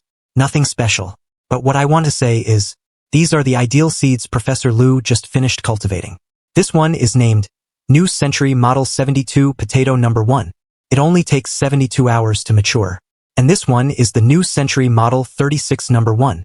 It was just completed 4 months ago. It only takes 36 hours to mature. Chen Yi, I advise you not to act recklessly. How can someone like this be a village chief? Is something wrong with his head? And that idiot Chen Yi, better not start a fight at a time like this. These new varieties are resistant to drought, cold, disease, and pests. Even in a harsh environment, as long as it's not too extreme, they are guaranteed to survive. If the convoy has these things, won't we never lack supplies again? No, wait. Chief, if they mature in 72 hours and are edible, Then why is the village still short on supplies? Sigh, I'm not afraid to tell you. You see, this is one of their drawbacks. Not all potatoes and lettuce can become qualified ideal seeds. Even in our hands, the number of qualified seeds is not many. Then what about the field we saw earlier? What was that all about? Day 36 of the apocalypse. The survivors and I arrived at God's Statue Village. But to our utter surprise, in this apocalypse where anomalies run rampant, God's Statue Village is like a forgotten paradise on earth. And when night fell, the village chief personally visited to invite us to a banquet. Then what was that field we saw earlier all about? Yeah, so many rice fields. Haha, what you saw is just the tip of the iceberg. More than half the crops in the base depend on Professor Lu's transcendent power to ripen. Without him personally monitoring them, we couldn't sustain this scale at all. So those crops are not the same thing as these ideal seeds. Good thing Chun Yi didn't make a move, otherwise we would have been in big trouble. Let's end today's banquet here. After we eat tomorrow morning, we'll start trading. Xiaozheng, take Captain Chu and the others to rest. Yes, Chief. Captain Chu, this way please. Alright, tonight, keep a close eye on the ideal seeds. I have a feeling that man named Chun Yi is not someone to be trifled with. Everyone, rest here tonight. Call me if you need anything. I'll head back now. What do you guys think of this today? That old man today deliberately showed us those two types of seeds. He has many tricks up his sleeve. Chun Yi, I'm warning you not to act recklessly like last time. I'm not an idiot. This is God's Statue Village. If I dared to act, none of us would probably make it out. What do the rest of you think? Captain, I have no objection. I'll arrange all my supplies for you tomorrow. The chief did this to let us know he has good stuff in his hands, to give us an idea. The trade is set for tomorrow, to give us time to discuss it back here. As for Chu Che's bargaining chips, weren't you always writing those notes? That stuff is solid currency. It should be worth a lot. Forget it, if I'm not mistaken. That old guy surely has a copy too. We get fleeced by them today. We'll go fleece someone else 2 or 3 times over tomorrow. The losses must be recouped. Chun Yi, only you would think that way. You're the only one who'd think of such a path. But don't be too pessimistic. Once we get the seeds and learn to plant them, we can trade them with other convoys later. By the way, Captain Chu, do you want to go eavesdrop on the chief tonight? If he says something, it might come in handy for tomorrow's trade. What are you looking at? I'm not doing it for myself. It's for the convoy. I don't believe you don't want to go tonight. Chun Yi, I'm not like you. Humph, hypocrite. To be safe, I'd better eavesdrop a little.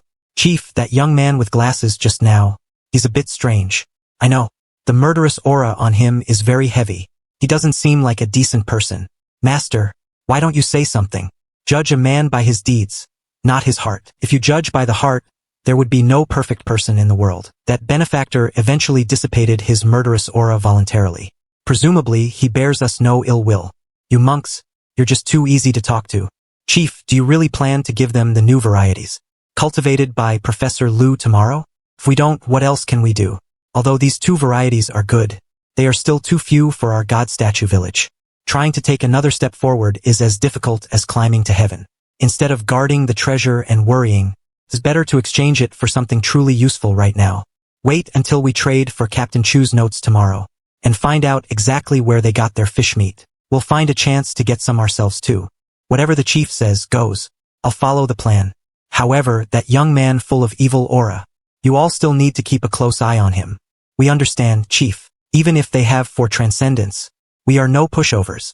If pushed too far, we'll just have 17 grandfather make a move. Can they really turn the world upside down? Nonsense. Can 17 grandfather just be used casually? Are you insane? Do not mention 17 grandfather ever again. 17 grandfather, does he refer to those 17 half-sticks of incense in the temple today? No way, can those things come out and fight? As for you, kid, you were staring intently at that middle-aged woman in their convoy today. Do you have some ideas again? Chief, you know my celestial sequence has its needs. I won't interfere in this, but don't go too far. At least it has to be mutual. Otherwise, I can't help you. Don't worry, don't worry. What could possibly go wrong with me? He really is an old lecher. Maybe this can be used as leverage. I can use it tomorrow. By the way, Chief, regarding that outsider the village rescued earlier, what did you see in his pre-death memories? Pre-death memories? Is this a Guide Sequence 3 ability? There's no need to hide this from you. I indeed saw some things in that man's memories. I'll tell you today, so you can be prepared. That outsider was originally a survivor from a certain convoy. When they reached this area, they were attacked by flying anomalies.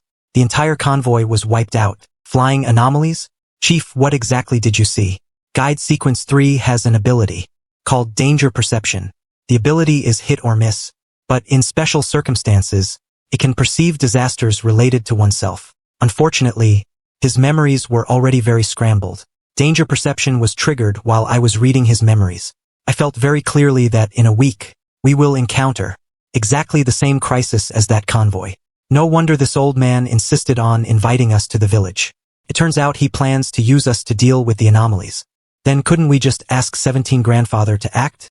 Master 17 could naturally turn bad luck into good, but calling him out too frequently isn't a good thing. I let them come up to the village, partly because I wanted to borrow their strength to resolve this crisis. The fewer times we use 17 Grandfather, the better. I didn't expect that just by eavesdropping once tonight, I'd uncover so many of God Statue Village's core secrets. Let's try practicing the blood-breathing technique on the God Statue and see if there are any changes. Why does my mist simulation lack the same combat power as my real body? Why can't it be indistinguishable from the real thing? The effect of the potion capsule is wrong. If it's 99% truth plus 1% fiction, even the fake can become real. System notification. Mist simulation ability upgraded. Ability unlocked. Mist simulation. Advanced branch. Phase 0. One of the advanced directions for mist simulation. By obtaining the pheromones or signature items of the target, the similarity and combat power can be greatly enhanced. In the final stage, it can even become indistinguishable. Who's there? When did you get here? I've been here for half an hour. I saw Mr. Chun was practicing, so I didn't disturb you. Are you waiting specifically for me? You could say that. Mr. Chun, why don't we make a deal? What do you want? When Mr. Chun leaves God Statue Village, could you take me with you? In exchange, I can tell you a secret about God Statue Village. A secret that supports this village's existence to this day. Chui Xiaoan? There was another girl who wanted me to take her away before. Pity she couldn't fulfill her wish in the end. We aren't interested in the secrets of God Statue Village. No need to say more, Miss Su. We will be leaving soon. Grandfather, my foot is getting late. Time to go back and rest. Mr. Chun, then I'll be going now. Sigh. It seems the water in this village is deeper than I imagined. Whatever, I hope everything goes smoothly. Chu Che is right. There aren't many humans left. If we can huddle together, maybe we really can pull through. The chief will be coming to trade supplies with us soon. Anything else you guys want to say? Just hope we don't get ripped off too badly. Captain, if the price is really too high, forget it. Don't worry, we won't lose out today. Captain, did you really eavesdrop last night? Chunyi, nonsense. Captain Chu, the chief invites our guests over. Everyone, if the trade is successful today, these 2 types of ideal seeds are yours to take immediately. You can even verify their authenticity on the spot. Rest assured, God Statue Village never deceives people. Besides, humans are fewer and fewer now. We should support each other and help one another. Chief, our convoy also hopes to have long-term cooperation with God Statue Village. Anything we have, the chief just needs to ask. I Chu Che, guarantee I won't disappoint you. Since that's the case, I won't beat around the bush. You know the value of these 2 types of seeds. That fish meat from yesterday, we want 90% of your current stock. In addition, 30 bags each of rice and flour. Opening his mouth and asking for 90% of the convoy's supplies? This isn't a trade. It's daylight robbery. By the way, add 3 artifacts and 2 artifact materials. Chief, you're being too greedy. You just said there aren't many humans left, and we should unite and help each other. Is this how you show mutual assistance? To be honest, you've disappointed me greatly. Exactly. Chief, the trade hasn't even started and you're already fleecing us. This is too much. Yeah, Chief, if we give it all to you, our convoy will be living on the wind. Captain Chu, you've seen the miraculous nature of these 2 types of seeds. If this were before the apocalypse, stop. Chief, you know that was before the apocalypse. Besides, your success rate for these seeds is pitifully low. Even if we trade for them, it won't be enough to feed the entire convoy. It's a bit low, but your convoy doesn't have many people. Chief, don't think I don't know. It's exactly because the success rate is too low that you're thinking of trading them for supplies. Even Professor Liu probably can't guarantee stable production, right? Besides, even if we do trade, how many can you give us? In the end, we'll still have to go out and scavenge for supplies, still risking our lives on the edge of a blade. How does this square-faced fellow know? The success rate is too low? Trying to outsmart me? The first piece of leverage is established. Captain Chu, Taoist John, How about a cup of tea together? Sure. The second piece of leverage is set. Hey, Taoist John, where are you going? Don't leave yet. Captain Chu, no matter what, as long as you get the 2 varieties cultivated by Professor Liu, they will certainly solve a huge food problem in the future. At least you have to give me 80% of what I just asked for. 80% isn't impossible. However, if we really give 80%, a week from now, don't expect us to help you. Then we can only ask the 17th grandfather in your temple to step in. How did you know? Chief, don't forget that I'm a guide. I have my own methods. Chu Che, didn't you just say that if I asked, you wouldn't disappoint me? Now you've disappointed me greatly. Chief, didn't you also say we should help each other? Yet your first request was to bleed us dry. Your ruthlessness disappointed me, too. Day 38 since the apocalypse began. At the God Statue Village Trade Fair, the big-headed chief opened his mouth wide, demanding 90% of the supplies. But unexpectedly, Captain Chu already held leverage against him. The chief's face instantly paled. Chu Che, didn't you say just now that if I asked, you wouldn't disappoint me? You've disappointed me so much now. Chief, didn't you also say we should help each other? Yet your first move was to hollow us out. Your cruelty disappointed me as well. Then what do you suggest? How about this, Chief? The supplies you mentioned just now, we will give you 10% at most. Forget the rest, we aren't rich either. As for the 2 types of seeds, we want 300 caddies in exchange. In return, a week from now, we will help you block the upcoming danger. This thick-eyebrowed, big-eyed captain is actually quite black-hearted. Chu Che, are you crazy? We can't even scrap together 100 caddies, let alone 300. Impossible. Absolutely impossible. Since there's nothing to talk about, we'll just take our leave. Isn't it just asking for an exorbitant price? I can do that too. Is this the real Captain Chu? Captain Chu. Wait a moment. So this is Captain Chu's true colors. Captain Chu, please don't leave. At this point, I won't hide it from you anymore. God Statue Village is nowhere near as wealthy as you think. On the contrary, we have already suffered several eerie attacks. Now very few humans are left. This time, on behalf of all survivors of God Statue Village, I'm begging you. Chen Yi, what do you think? Captain Chu, you decide on these matters. Yourself. Chief, you're making this difficult for me. How about this? Final condition, we give half our supplies. That is the bottom line. As for the rest, it's impossible. Fine. We'll trade according to Captain Chu's terms. Xuanan, go take out half of the convoy's supplies. Yes, Captain Chu. Ding dong. The ideal seeds will be your responsibility from now on. Rest assured, Captain Chu. Cleaning suits in the apocalypse? Does this thing really work? A cleaning suit is literal. It's like taking a bath, but much cleaner than a bath. It works as long as you inject extraordinary power. Then how much for this cleaning suit and peachwood sword? Not expensive. 1 caddy of rice or flour will do. 1 caddy of rice? Why don't you just rob me? At most 1 pack of instant noodles, plus some dry food crumbs. Take it or leave it. Hey, Miss Sue, don't go. I'll trade. Is that okay? Should have just said so earlier. Big brother, what are you looking at? Vajra demon subduing fist? For real? This is a real fist technique. If you don't believe me, I can demonstrate it right now. Hiya. Ha. Whoa, that was so cool. You're amazing, master. Monk, is this internal or external energy? Whether it's internal, external, or extraordinary power, the essence is the application of energy. You awakened one's possessed sequence abilities. As for me, I have simply broken down the Buddha sequence's demon-subduing power into a method that anyone can cultivate. If you practice this Vajra demon-subduing fist as written, you can also achieve the power to subdue demons. Doesn't that mean anyone can learn the abilities of other sequences? In theory, yes, but in practice, it's extremely difficult. Similar sequences would be much easier. For example, Mr. Wu here, the Titan sequence focuses on the physical body, which is compatible with my Buddha sequence. Therefore, he can cultivate this technique. Hey, monk, I don't understand what you're saying, but I like this fist technique. What's the trade? 100 caddies of rice, some oil, salt, soy sauce, and vinegar, at least 10 sets of winter clothes, and 10 sets of autumn clothes, 100 caddies of rice. Why don't you just rob us? But seeing as Mr. Wu shares a destiny with me, I'll sell this manual at half price. Hehe. I'll trade. He really is a simpleton. but to get more supplies for the village. This monk is even selling his own sequence abilities. He truly is. Wait, this is system. Can I cultivate this breath-swallowing technique? No. The technique is exclusive to the Buddha sequence. It is incompatible with the host's Rouge Apostle sequence. The sequence barrier cannot be broken. Can it be adapted based on the breath-swallowing technique to make it compatible with the Rouge Apostle sequence? So, how many slaughter points are needed? Adapting the technique is feasible. Slaughter points required 20,000, as expected, for the system to derive. A cultivation method for sequence 2 from scratch would cost 100,000 points. But adapting an existing one only costs 20,000. This is a steal.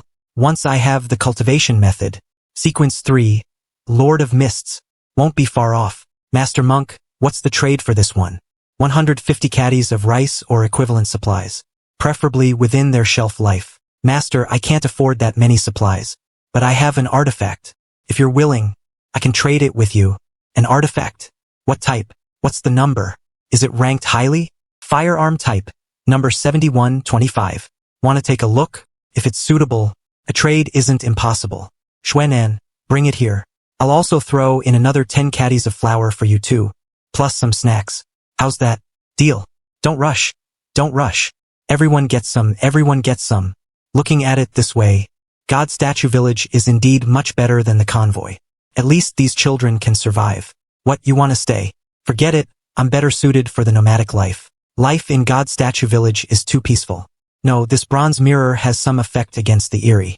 Sister Ding Dong, this is traded from that Taoist priest. Just a small Dharma tool.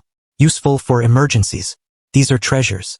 If they can really be grown stably, maybe in the future we won't have to go out every day to scavenge for supplies. Sister Ding Dong, I'm so jealous you can become extraordinary. I want to take you as my master. Please teach me how to become extraordinary. You want to become extraordinary? Is it to seek revenge on Chenyi? So I won't teach you. Sister Ding Dong, I wouldn't dare. Actually, there was no real grudge between you and Chenyi. I know roughly what happened. In that situation, if it were me, I wouldn't have saved your sister either. Even for an extraordinary, they would die in the face of such a natural disaster. She had no obligation to save anyone. I don't think like that. I just want to become extraordinary. Once I am, I'll be able to find my sister. Maybe my sister isn't dead yet. I can take you as my apprentice, and I can teach you the fist technique. But I can't guarantee you'll awaken a sequence and become extraordinary. Do you understand? I understand. I understand, Master. You've only just started practicing. No need to push yourself so hard. Master, I'm not tired. I know it's already very late to start. If I don't risk my life, I'll never awaken.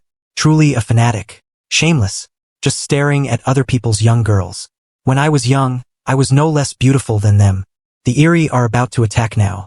Get your butt back to your room. Oh please, it's still broad daylight. What's there to fear? This is a house-guarding talisman made by Taoist John. We explained how to use it during training. You must keep it safe. This is your family's life-saving charm. Understood? Understood. Thank you, Assistant Zheng. Could I have a few more?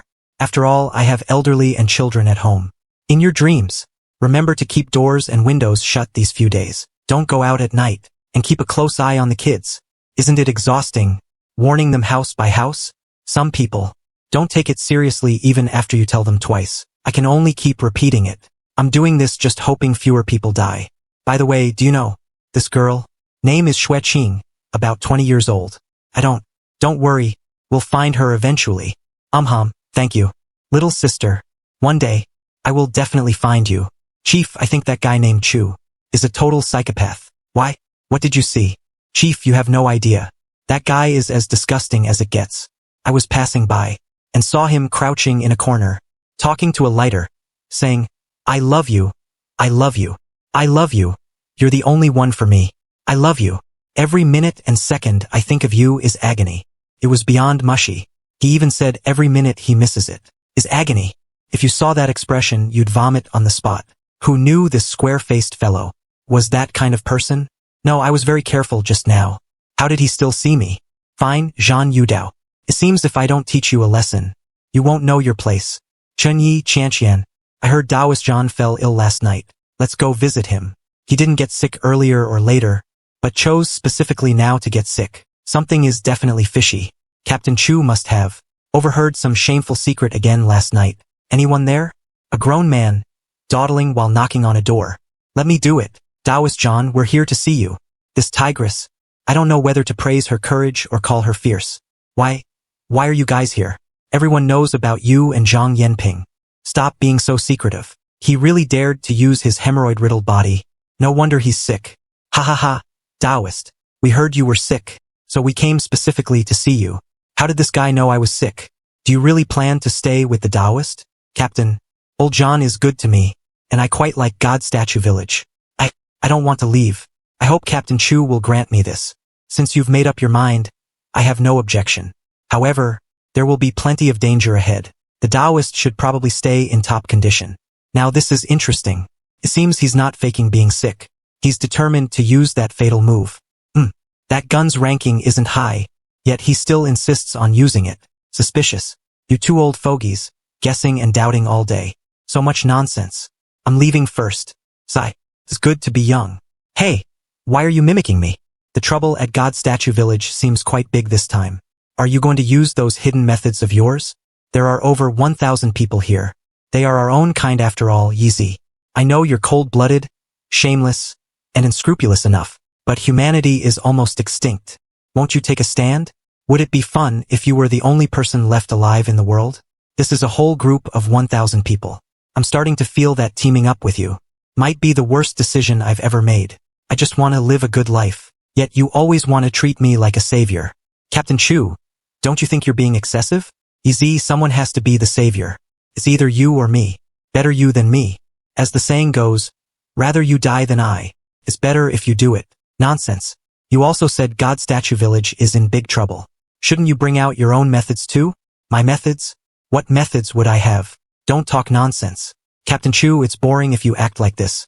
What are you talking about? I don't understand. Captain Chu, you're really shameless. Day 40 since the apocalypse began. God Statue Village has entered a state of full combat readiness. Although the location of the battle is unknown, under Captain Chu's instructions, I've decided to stay and face the Eerie together. Easy. Someone has to be the savior. It's either you or me. Rather you than me. It's better if you take the lead. Bullshit. You also said the trouble is serious. Is it time for your own tricks yet? What tricks? Don't talk nonsense, Captain. This is getting tiresome. What are you talking about? I really don't get it. Captain Chu, you are truly shameless. Fine, since I'm stuck with a captain like you. But before that, I need the human face debris. Mr. Chun, the convoy's rules cannot be broken. In exchange, you must pay 60% of the supplies. Hey, stupid woman. You home? Coming. I'm coming out now. Remember that piece of human face debris skin from when you split off. I need it urgently now. I can give it to you, but you have to do something for me later. What thing? Haven't decided yet. We'll talk about it later. If I can keep the essence residue from the god of death and the snow maiden, perhaps my strength will advance further. Chu Yuan's crown spiritualizes the turbid breath, granting life to the shadow of October. Peek into the divine sea. The mist's room. Could it be that self-awareness is truly being born? Does it have a mind of its own now? Zhou Xiaoxiao has a mirror. Xiao Yuer has a peachwood sword. They all have protective items. Except me. Maybe Mr. Wu didn't notice me at all. Old Li. This is a house-guarding talisman. Good stuff. Tomorrow will be dangerous. Have people stick them all over the house now. No matter what happens, do not open the door. Even if it's you? Yes, don't open it. There are many Eerie that can mimic human voices. Once the danger is cleared, I'll naturally come find you. Who knows how many will be left after tomorrow. I'll write the characters messy first. That way I don't have to worry about them falling into others' hands. Dogface Chuche, is this even writing? Are you doing this on purpose? Chinyi, why are you here? Today, I searched the entire God Statue Village area. Surprisingly, I found nothing. Captain Chu, don't you have any sense of it at all? No. In heaven and earth, besides the spiritual pressure of the statue itself, there is no abnormal Eerie aura. Captain Chu, what use are you then? Hey, you think it's possible we've encountered an Eerie that even you can't sense? I won't deny such existences exist. A guide's sensitivity to Eerie auras is beyond the understanding of other sequences. Then is there a possibility that the Eerie are evolving? They might have entered the village long ago, and we just haven't noticed. That's not impossible, except, you see, this is bad. I sense Eerie auras. They're in the village, and there's a lot of them. Shocking. When did they get in? Come on, let's go check it out. Strange, why did the eerie aura disappear just now? Ha ha ha. I'm sorry. I'm sorry. I didn't want to either. I had no choice. I don't want to die. I don't want to die. Wait, Captain Chu, what's going on? I don't know. I didn't feel any eerie aura from him. Could it be this person really committed suicide? Sigh. It's my fault for arriving a step too late. To think the one who died was him. You know him? I do. His name was Wu Dawei, a construction worker before the apocalypse. He was in charge of maintenance in God Statue Village. And he was a very honest man. He did whatever he was told. Who would have thought he'd do something like this? Everyone. Things might be even more serious than we imagined. He wasn't the only one who died. What do you mean? His family and neighbors are all gone. The scene was covered in knife wounds. It's like they were carved away one by one. And it was done with the knife in his hand. They're all dead. No one was spared. You're not joking, are you? An usually honest and dutiful person killed all his family and neighbors and then committed suicide? Day 41 since the apocalypse began. In Chu Che's perception, God Statue Village finally welcomed the eerie attack. You're not kidding, right? An usually honest and dutiful man killed all his family and neighbors, then killed himself? Captain Chu, let's go tell the chief. Grandfathers, please protect us. Bless God Statue Village to pass through this crisis smoothly. Chief Wu Dawei is dead. Captain Chu, Mr. Chun, and the others are here. What? Has it started? 18th Grandfather, protect us. Bless God Statue Village to survive this tribulation. Invite them in quickly. Please enter. This is Su Mansheng. Why is he here? He even became a grandfather in the temple. Right? That old woman called him that before. Chief Wu Dawei is dead. And other villagers from the 132nd Division are all dead too. Chief, did you sense anything just now? Perhaps they are already here. God Statue Village is very dangerous now. Can't you see the memories of the deceased? Wu Dawei's body is right outside. Why not take a look? I saw Wu Dawei kill his friends and family, and then commit suicide right in front of Captain Chu and Mr. Chun. The killer is Wu Dawei. What? That's what I saw. But it might not be the truth. I can only see the most profound memories before death. There are many details that Wu Dawei himself might not have realized. I certainly can't see them. However, I can feel his panic, despair, and regret. Clearly, something beyond his comprehension had happened. I am certain the Eerie is in God Statue Village, and more people might die very soon. Chief, the people at number 12 are dead. They're all dead. How many died? They're all gone. A total of 7 people in number 12 all gone. Except for Wu Zhengxiang. Everyone else was murdered. Let's examine Zhengxiang's body first. I can clearly feel the fear he felt before death. But other than that, there's nothing more. Chief, are you okay? I'm fine. It's just that every time I use my power, it drains my energy. This matter, I'm counting on you all. We won't go back on what we promised. Chen Yi, Qianqian, go check the situation with Iron Corpse and Ding Dong. Yes, Captain. Captain Chu, this matter isn't simple. We need to prepare an escape route in advance. There are 1,000 people here. If we leave, God Statue Village will be a dead end. Why not gather everyone together? For unified protection? Sun Qianqian, are you stupid? Haven't you noticed the pattern? The ones dying are all from the same house, and they're all closely related. Could it be a rules Eerie? If we forcibly gather everyone, we might trigger the rules directly. Normal people wouldn't suddenly slaughter their own kin, unless there's some force majeure involved. Force majeure, slaughtering kin. Chen isn't a good person either. Captain Chu isn't anything good either. I don't trust anyone. Captain Chu, Mr. Chun, Miss Sun, wait a moment. One more person hasn't died yet. Ha ha ha. Don't do anything reckless. Don't do anything reckless. Put the knife down quickly. We've finally survived until now. Don't throw your life away. Someone's there. You can't see them. A masked opera performer. Was there similar info in the other victims' memories? No. Chief, why not look at his memories? I can't see the memories of the living. Then isn't that simple? Don't be reckless. He's faking it. Old Chin must know something. He's just hindered by the chief being here. How about we ask him tonight? Alright, that woman committed suicide in the temple. Damn it. We finally made some progress. And the lead just went cold. Of all the people to pick, you had to choose me. Day 42 since the apocalypse began. While I was patrolling the edge of the village alone, a change descended without warning. Before I could even assess the situation, the Eerie had already found me. Of all the people to pick, you had to choose me. Who are you? Shut your mouth. Bro, that man in sunglasses from your convoy. Why does he feel even scarier than the Eerie? Sure, keep your voice down. He's Black-Hearted Chun from our convoy. If you meet an Eerie in this apocalypse, you might have a chance. But if you meet him alone, there's no coming back alive. You're Black-Hearted Chin? I'm doomed. What did you just call me? Sorry. I didn't mean it. I really didn't. Shut up. In this spatial domain, only one can live for a minute. Haha, you have less than a minute. Make your choice. Is it you who dies or him? Heh, it's useless, Transcendent. We are not in the same dimension. You can't kill me. Besides, I smell a heavy scent of blood on you. This choice should be very easy for you. Oh, a curio symbiote? I didn't expect that humans could already reach this level. You talk too much. Die. Abyss control. Aha, nice moves. If we were in the same plane, your blood I would indeed cause me some trouble. But now, whatever you do is futile. 35 seconds left. Kill him and you can live. I don't want to die. Mr. Chun, you won't kill me, right? Shut up. The wishing crown makes the forest murky, granting the remains a 10-month shadow. Haha, humans are getting more and more interesting. To be able to pull dead souls back to the human world. You weren't a good person to begin with. Why act merciful? It's just killing one person. If you can't make a choice, who dies in the end won't be up to you. Monthly shadows of Shanghai, do peering into the divine sea. Misty time, listening to the commandless wind. You even summon back a pest like the eight-fingered face. Think you can control him? Cooperating with him will only drag you into endless darkness, never to come out. I know you're conscious. Stop the nonsense. Help me or you'll never come back. Wait, no more talk.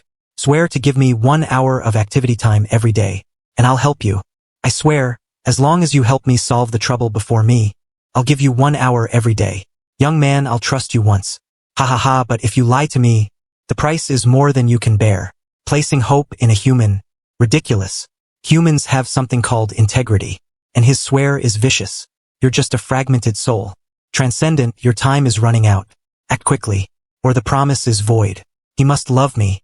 Come out. Get out here. Time's up. 3, 2.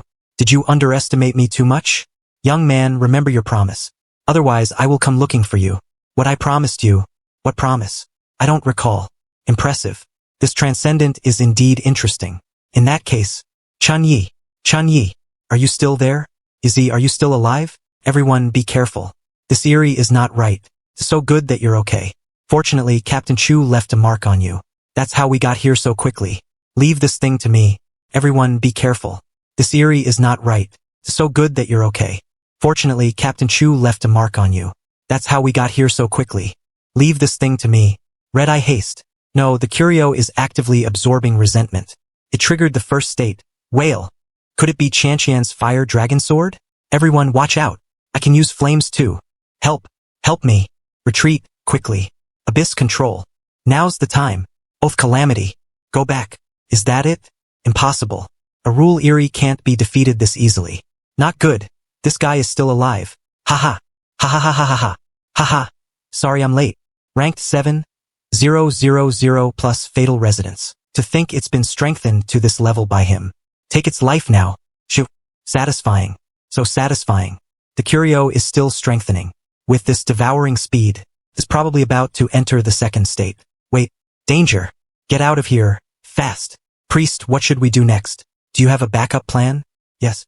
The chief indeed prepared a fallback. But once we take that step, the entire God Statue village will be in danger. Ha. Captain Chu, what is that? Not good. The Eerie aura is growing frantically. We are already in great danger. Everyone, these are wraiths. Please deal with them with all your might. Talisman. Day 45 since the apocalypse began. The moment I personally shattered the Eerie mask, I thought the battle was decided. Little did I know that beneath that mask, it wasn't his true face, but countless imprisoned resentful spirits. Go. Transcendent, this is only the beginning. Ha. This guy can actually throw such an explosive punch. Whoa, wait. Haha. Leave this kind of guy to me. What? His physical strength is actually greater than Iron Corpse's? Dashin, go help in the village. Professor Liu, what about you? I'm not like Datu. I have some means of counterattacking. I can't really help much here. Go, there are many people in the village. The situation might be even more complicated there. With this lady here, I'll be fine. Professor Liu, I'll count on you then. Please ensure his safety at all costs. Don't worry, with me around, Professor Lu will be safe. Is this also a curio? This thunder god. Descend with divine power. Oath collection. Chenyi, what do we do now? It won't be long before the curio reveals its second state. Not enough. Not enough. I'm going to have some real fun. Ha ha ha ha. Ah. Is this a transcendent wraith? What did he experience before he died? He can actually predict my movement path, but close combat is not my forte. Die. The feast has just begun. Go and crush everything here. Leave no one alive. Day 46 since the apocalypse began. As the battle between the two sides escalated, the resentment on the battlefield grew thicker. At the same time, the blood grudge cleaver in my hand was about to trigger its second form. However, right then, something even more terrifying happened. The ghost fan with the flowing gold mask actually summoned a transcendent level band from the mask. The feast has just begun. Go and crush everything here. Leave no one alive. Everyone, go. Quickly, head to the temple. Be careful.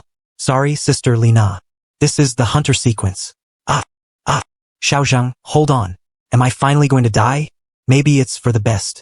I've had enough of living like this. Stop talking nonsense. You won't die. Your chief must have a way. I have medicine too. It's over. You, big monk. I'll leave these eerie to you. Mr. Chun. Enough. There are too many. This is bad. Sequence 3 transcendent level. And a close combat type 2.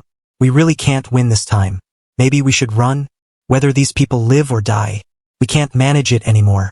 Where can you run to? Today, everyone will become my nourishment. Open the door. Look what time it is. Chief, you are absolutely ridiculous. Still keeping the door shut? If you don't bring out your trump cards now, we're done helping. Everyone hold them off for 1 minute. Just 1 minute. Are you an idiot? It's the apocalypse, and you still want to be a good person? What do you get out of risking your life for these strangers? If a man doesn't look out for himself, the heavens will destroy him. There are fewer and fewer humans. If you flee, the 1,000 plus people here will all die. Eventually, you'll be the only one left in the world. Everyone shut up. 1 minute it is. Dragon breaking sword. Rise. Thunderbolt talisman. How is it possible? It's only sequence 2. Yet it's already affecting the laws of the world. Curio ultimate phase. Tonku activated. This item's second form. Tonku descends to the human world for the first time. Counts as at least a second-tier skill, right? Day 47 since the apocalypse began. Facing the endless tide of eerie, everyone was pushed to their limit, and I was finally forced into a corner, forced to use the Curio's second form. Only when methods are stacked does it count as a fight. Alright, enter.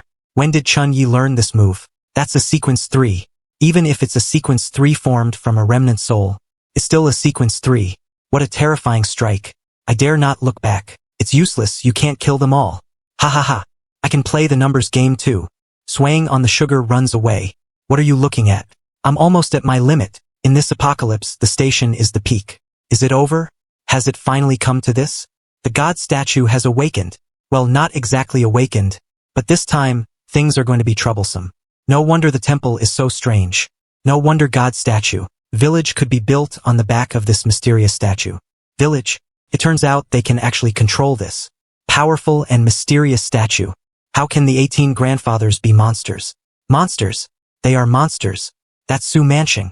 How did he become like this? And Grandpa Qiao, Aunt Zhang, didn't the chief say they went on a mission and went missing? How could they be here? So that's how it is. The 18 grandfathers are less worshipped by the villagers and more like an eerie symbiosis sequence, living with the statue. Transcendent as time goes by, these people will eventually twist in the darkness, ending up neither human nor ghost. Good grief. Hurry up. We can't hold on anymore. Ha ha. Ha. Ha ha. Chun Yonggu, looks like the village is in big trouble. Good. Excellent. Ha ha ha ha. Whether you hate me or want to eat me, I only have 1 minute. After 1 minute, if you're still unwilling to help, the village will cease to exist. Or I will use the power of the contract. What does the village's end have to do with me? Chun Yonggu, I've become like this. Do you think I'm still human? Su Manching, you signed the contract yourself. I didn't force you. Besides, you are now a sequence transcendent. What else are you dissatisfied with? If not for God Statue Village, you'd be like everyone else, rotting in some unknown corner. Well said, Chun Yonggu. I was also tricked by you back then. Now we are nothing, neither human nor ghost. What's the difference from being dead? Oh no, Mr. Chief, have you ever experienced the passing of time here, enduring that bizarre whispering in your ear every day? Chun Yonggu, I promised you back then that I'd do anything for the village. But now I was wrong. I regret it. Ha ha ha. Chun Yonggu, let me eat you. I've thought about it for a long time. Everyone, I beg you to hold on a bit longer. It'll be ready soon. Everyone, this time might be my last time speaking to you as the chief of God Statue Village. Perhaps in a few minutes, God Statue Village will no longer exist, but I, Chun Yonggu, have never done anything against my conscience. The 18 grandfathers, before each became a grandfather, they were volunteers to become a transcendent, to live in symbiosis with the statue, to provide protection for the village. If it weren't for them, the village would have vanished long ago. Of course, transcendence of the eerie symbiosis sequence cannot avoid being affected by the eerie, eventually becoming monsters with twisted personalities. But I, Chun Yonggu, will never regret the decision I made back then. If you want to curse or hate, remember my name. Don't curse the wrong person. And now the village is in danger. We need some of you to step forward. Chief, what exactly do you mean? Speak clearly. Receive the blessing of the 18 grandfathers. Become temporary transcendents to protect the village. But after 24 hours, you will die. Is anyone willing? Receive the blessing of the 18 grandfathers. Become temporary transcendents to protect the village. But after 24 hours, you will die. Is anyone willing? Chief, are you finally done? Is God's Statue Village really going to end today? It's laughable. I did so much, and in the end, I'm the only one who cares about this village. Chief, I'll do it. You'll die. Are you still willing? Chief, if it wasn't for you, I would have been dead long ago. Rather than being slowly tortured to death by the eerie, I'd rather drag them to hell with me. Count me in. You kid, you didn't even call me. As expected, honest folks hide big things in their hearts. Some things just have to be done by someone. Count me in. A temporary transcendent is still a transcendent. An opportunity like this, it wouldn't be right if I, Zhang Longgang, didn't have some fun. Chief, you wouldn't forget about me for something like this, would you? Ha ha ha. Principal, I am a peace officer. I wear this uniform and earn this living. Protecting the village is my duty. I'll go too. Count me in. And me, I'm old and don't have many years left. I'll go too. Me too. Me too. Old man, are you ready yet? I can't hold on much longer. Give me 1 more minute. Just 1 minute. Children, just reach out your hands to the 18 grandfathers to obtain the transcendent power. Stop the talk. Time is running out. I say, Big Monk, you're a bit too useless, aren't you? Mr. Chun, you're Yeezy. Move aside. Hold steady and break. Sharpness born from within. 1 gives birth to 2. 2 give birth to 4. For eyes infinite. Where the flute points. 10,000 arrows slay evil. I really want to sleep. Priest, leave the rest to us. Take a rest. So this is what it feels like to be a transcendent. Not bad. Too bad it's only for a day. So what? 1 day as a transcendent. Many people don't reach this realm in a lifetime. Experiencing it before dying. It's worth it. Stop talking, brothers. Next, it's my turn. Even if it's only for 1 day, I'll let these ghost things know that God's Statue Village is inviolable. The fire of humanity will never be extinguished. Kill them all. Children, I Chun Yonggu am sorry, but I really had no choice. Captain Chu, what are your orders, Chief? Kid, do you know why the guide sequence 3 is called the Blood Sacrifice Priest? Kid, you old geezer. Fine, since you want to act cool, I'll play along. Considering your age, please enlighten me, Chief. Watch closely. This is what you call a blood sacrifice priest. Glorious and unceasing, I sacrifice to govern heaven and earth, returning all phenomena to madness. I see. So this is the blood sacrifice ritual. To pour out one's life in despair. Don't rush. Let me go. I won't let him get away with it. Is it over? But those children will never come back. I didn't expect you to have so many cards up your sleeve. The feeling is mutual. The whole team is covered in blood, and you're the only one who's still clean. I'm in the guide sequence. I have no combat power. I'm not like you guys. My methods are for self-defense. Not suitable for combat. Then what use are you? That line again. Can't you say anything else besides that? No. I only know this one, but it's enough to annoy you to death. Chen Yi, your grandfathers are long gone. Go look for them yourself. Thank you for your help this time. If it weren't for you, God's Statue Village would have been finished long ago. We will surely do what we promised you before. Captain Chu, this old guy must still have trump cards, right? He hides them so deep. The 18 grandfathers in the temple. are actually genuine sequence transcendents. If they could temporarily leave the statues and join the battle, we wouldn't be this passive, but they have been contaminated by the eerie. The chief didn't dare release them. If he forced them to act, it might lead to even more terrible consequences. They can leave the statues? How do you know all this? Just guessing, I'm just guessing, Chan. Did you forget our captain's hobby? He has a magical radio that can eavesdrop. Do you think he wouldn't listen? I see. Captain Chu, you really are a hypocrite. This man and woman are really damn annoying. Forget it, I'm leaving God's Statue Village soon anyway. What do the secrets here have to do with me? Do you really plan to stay after this battle? God's Statue Village may not be safer than the outside, but at least there's a little peace here. Even if it's only temporary, it's enough. System. Check kill points. Current kill points, 219,000. This is a huge profit. System upgrade, Chi devouring technique. Upgrade requires 20,000 kill points. Confirm? Confirmed. Upgrading. Estimated completion in 72 hours. Please wait patiently, host. Look, this is transcendent power. Someone has awakened. It should be an auxiliary sequence of the construction type. Make way, the chief is here. Xiaoxi, which sequence did you awaken? Chief, I awakened the architect sequence. Homestead builder. Ha ha ha. Good. With the architect sequence, the village can form effective defenses. Chi devouring technique upgrade complete. Truly thank you all this time. Chief, if it weren't for you, even without us, God's Statue Village wouldn't necessarily have vanished. It seems you've guessed it. I'm curious how you knew. Everyone knows what's going on. Ha ha ha. Forget it. In this apocalypse, those without secrets won't survive. However, there are two things you definitely don't know. Which two? The first is the return to city plan. Someone is gathering transcendence to prepare for a return to the city. The city? Isn't that paradise? Is this real or fake? Don't ask me for details. I only received the news. Which city? I don't know who's organizing it either. If you want to know, you'll have to investigate yourself. And the second thing? The legendary oasis. Have you heard of it? A convoy once said they were going there. They said there's food, medical care, and supplies just like before the apocalypse. To be honest, I don't really believe it. If such a place existed, the Eerie would have found it long ago. But they spoke so convincingly, I can't judge for sure. Alright, time's up. You should leave. Goodbye. Everyone, prepare to set out. Everyone, time to hit the road. Bah! Watch your mouth. What do you mean, hit the road? Captain Chu, we're departing. Departing? You're an adult and a captain. Can't you say something auspicious? Exactly. Xuanan said that just now. I've already scolded him. Xuanan deeply realizes his mistake. I believe he will never make such a mistake again. Come, Xuanan, apologize to everyone. Sorry. Captain Chu, you really are shameless. You're the guide. Before the apocalypse, how could creatures like God statues exist? Is this still the world we knew? Don't think about returning to the old world. Even if we can return to the city, life will likely be very different. As long as someone really dares to build it, to say the least, the Eerie within 1,000 miles will probably find their way there. The Eerie are terrifying, but transcendents aren't bad either. We will succeed one day. Captain Chu, when will this rain stop? It won't stop for at least 24 hours. But there's some good news. Captain, what good news? The nearest danger is recorded 50 kilometers away, and there's no sign of it approaching us. So we can camp tonight. Gao Lauda, take some people to set up the tents.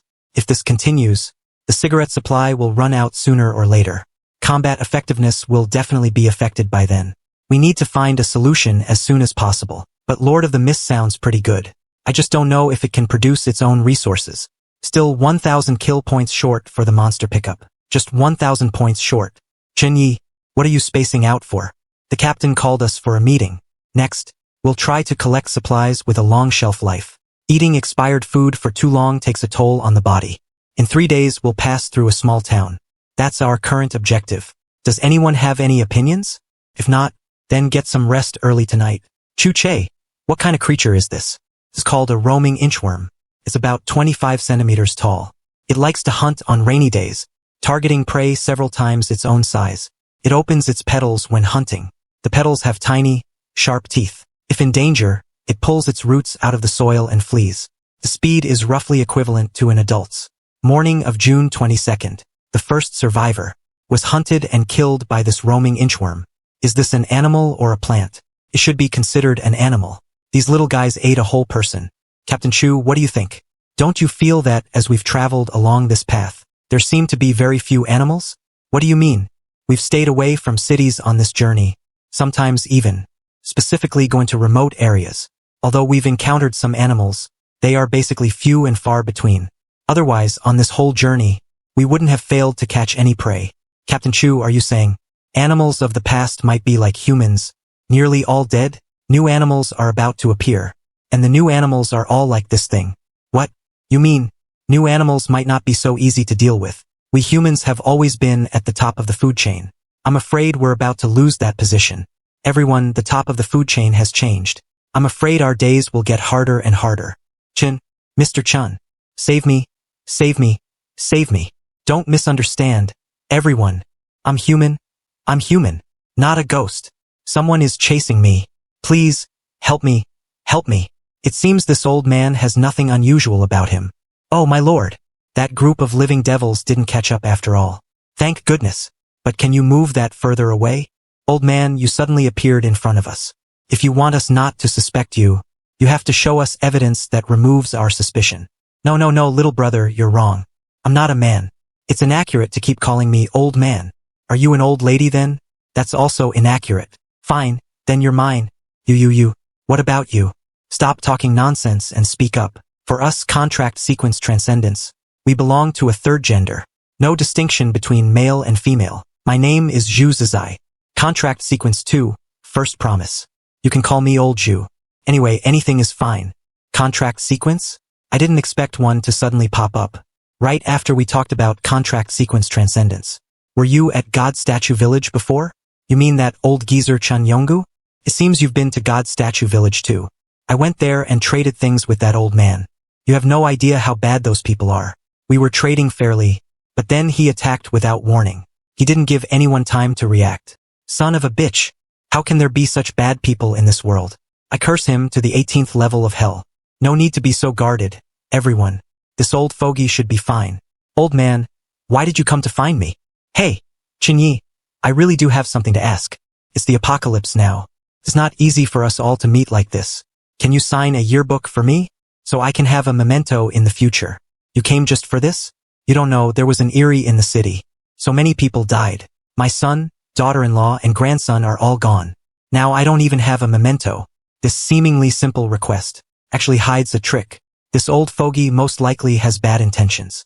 Chinyi, stop looking through it for now. Help me write one. Meeting is destiny. Write quickly. I still have to find others to write in it. Chinyi, don't overthink it. Old man, what do you want my signature for? Misunderstanding. This is a misunderstanding. Give me the yearbook. I won't let you write anymore. You young people really have no martial ethics. Brother Chinyi, don't worry. I have no ill will. It's all a misunderstanding. This is a magical artifact. Zhu Zizai. Look at who I am. You're still alive? Day 51 of the apocalypse. Survivors encountered an unknown, mysterious old man in the wilderness. Look at who I am. How are you still alive? What do you plan to do now? In the end, I couldn't harden my heart. Forget it, you're the captain. Do as you see fit with this matter. But this guy has many artifacts. He probably has quite a few secrets too. Don't worry. Leave this kind of thing to me. I'll make sure to give you an explanation. Captain Chu, do you have interrogation skills? Interrogation. Is it hard? If he doesn't listen, just hit him. I have plenty of methods. I've been wronged. I just wanted Mr. Chun to sign my yearbook. No other intentions. Really, you have to believe me. Haha. Old fogey. You still dare play tricks on me? Taisher, take him down first. Haha. Ouch. System. How long to upgrade the Doomsday pickup? Upgrade requires 24 days. Confirm? Confirmed. Kid. You don't keep your word. You don't keep your word. You liar. Demon. Devil. What do you want? Speak up. What's your purpose for doing this? What exactly is that address book for? Ha. Stop tickling. I'll talk. Let me go. I'll tell you everything. The contract sequence has an ability. As long as you get a signature, the content of a contract can be formulated based on that signature. So Chunyi, back then, when he wanted your signature, he wanted the cleaver and gun you have. That ability is way too terrifying. It's not as exaggerated as you think. This ability has strict limitations. A blank contract paper must be used, and that paper cannot have any writing on it. No creases. No stains. No damage either. A normal person wouldn't just sign a blank piece of paper given by someone else. So that blank paper you found earlier, it wasn't ordinary paper. It was a blank contract, so that old fogey disguised it as a yearbook to trick us into signing. Correct. And there's another key point. This kind of contract isn't effective for everyone. Zhu Zizai is sequence 2. If he targets you, the effect will be greatly diminished. After all, you're sequence 3. Using a contract to forcibly control you is very difficult. Then why did he go for me instead of Ding Dong? He came to me, but I was busy and ignored him. What about you? Did he go to you too? He did. I was busy then too. That old man is very cunning.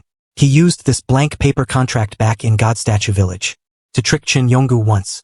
But Chen Yonggu is sequence 3 after all, so he didn't suffer too much. That old guy didn't mention it at all. He probably wanted to see me get humiliated. These old guys are each more devious than the last. Next time I see him, I won't let him go. Humph. I wonder if that dog Chuche fell for it. With that little fox's nature, it's likely hard. It would be interesting if these two collided. Too bad I won't see it. Where's the old fogey? Easy. I'm sorry. He ran away. He ran away. That old guy had so many good things. You let him escape? I didn't expect it either. That old guy has another artifact. It's an inconspicuous strand of hair on his head. Who would have thought a hair could be an artifact? That's what helped him escape. I was careless this time. You didn't even get the artifact, Captain Chu. You let him go on purpose, didn't you? It seems I can't hide it from you. You see, your suspicion is still so heavy. As for the reason, I can't say it now. I'll give you an explanation when the time comes. But there's one thing I can tell you. Zhu Zizai didn't come to kill you. You should have felt that yourself. Go to hell, you beast. I'll beat you to death today. For arrows, wait, no. It's 5 arrows. Chun Yi, I am the captain after all. Ah, my hair. Let go. Let me go. It's fine. They didn't use transcendent powers or artifacts. Just let them fight. They're just venting. Forget it. Don't mind those two psychos. Are you hungry? You haven't eaten breakfast yet, have you? A little. Want me to return the artifact? In your dreams. Everyone, supplies are getting scarcer. If we don't find a replenishment point, we won't even have potatoes to eat soon. So, the next objective is Xining Town. Everyone take note. No matter what happens, we must evacuate within half an hour. Give me 3 minutes. No, 1 minute. Wait for my signal before acting. There's actually a grain and oil store. Let's go inside and check. Maybe we'll find something. Most of the time has already passed. There's actually nothing. Well, did you find any supplies? No, sorry. My judgment was wrong this time. What use are you? Are there any large hotels or restaurants in town? Places like that usually have reserves in their warehouses. Already checked. The largest hotel in Xining Town is the Caesar Hotel. The warehouse is empty. Other restaurants and diners, and small supermarkets, none of them have supplies. Even places like that have been emptied. Aren't there 20 minutes left? If we don't find supplies, I might not survive until tomorrow. Rather than waiting here to die, I'd rather charge in and take a chance. Everyone stay put. Think of a way. Captain, look. Don't go up yet. Wait down here. Whoa. Mr. Chun is too amazing. Badass. Mr. Chun is badass. Let's go. Oh no, it's the tangled crowd. I'll hold it off. I'll do it. It won't die. Now. Vehicle. The tangled crowd. One of the most threatening Iris known so far. Highly fused between individuals, with no obvious core. Cannot be completely killed. Only driven back. Comprehensive assessment. With current human combat power against such an Iri, the win rate is infinitely close to 0. It seems that if humans want to retake the city, it's almost impossible. Unless a sequence 1 appears among humans, there is no hope. If only I could be like this guy. Thinking of nothing, only of surviving. However, this guy seems a bit different lately. At least he's gotten a little better. Day 52 of the apocalypse. While the convoy was out collecting supplies, we were pursued by the tangled crowd. At the critical moment, a few sequence transcendents and I tore an opening and escaped this extremely troublesome eerie existence. Alright, we'll rest here tonight. The haul this time is quite substantial. It's enough to last us a while. Yeah, thanks to Mr. Chun. Not a single hair was lost on this trip. Ha ha ha. Oh no, it's gonna rain heavily.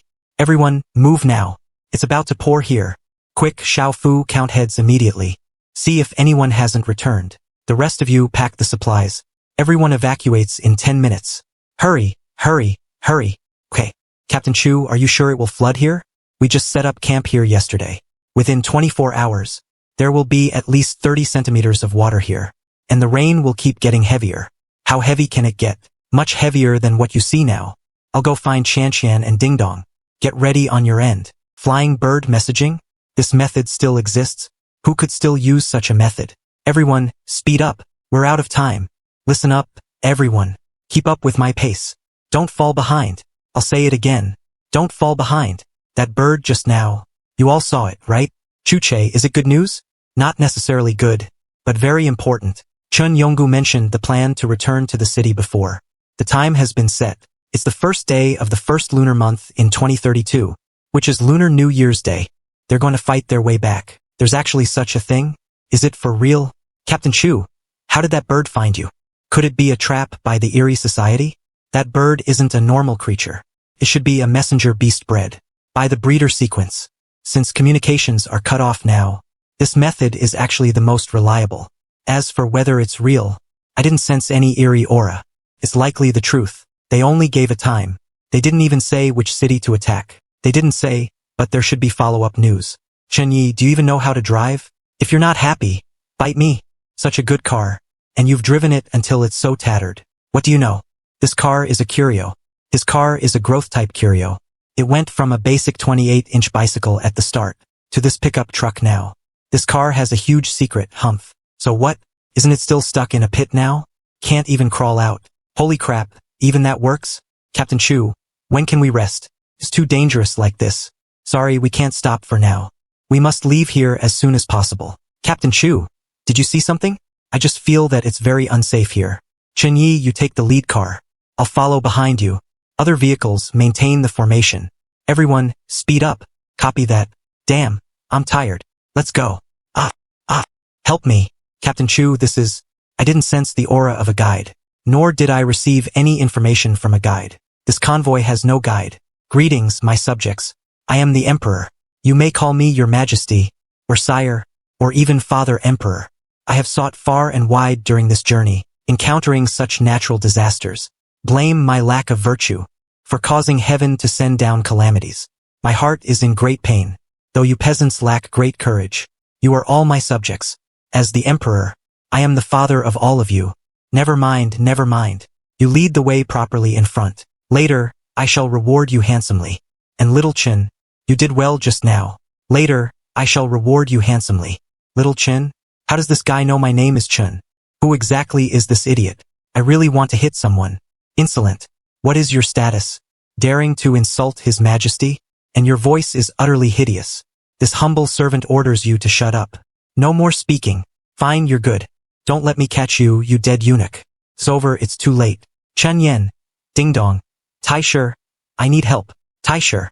If you don't wake up, we're all going to be finished here. Taisher. Wake up now. It seems it's my turn to take the stage. Let me try my fourth ability. Hidden Wind. Dignity. Save me. In the name of nothingness, pause. Everyone, the danger isn't over yet. Leave here quickly. I've already seen a very bad vision. Captain, what kind of training was that just now? I don't know, there are too many sequences. I only know a part of them. Now is not the time to discuss this. Let's leave first. You bumpkins don't even know this. Your Majesty, why don't you have mercy and tell these fools? This is the drizzling sequence. That person is named Chun Hao. Although he's as stupid as you all, this sequence is very strong. Don't mess with him, these guys are truly shameless. A bunch of idiots. Damn it, these peasants actually refuse to communicate with His Majesty. If it weren't for His Majesty, would they even know what the drizzling sequence is? Shao Zi. Your Majesty. Shao Zi, how much longer until we leave here? Replying to Your Majesty about 2 hours. Rest assured, Your Majesty.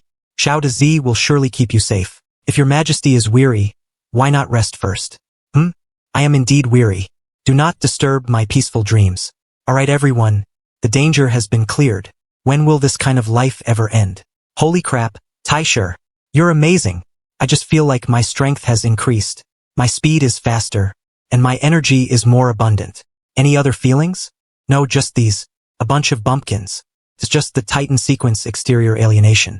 Is it worth being so surprised? You're really courting death. We must show him some color. There's a good show to watch now.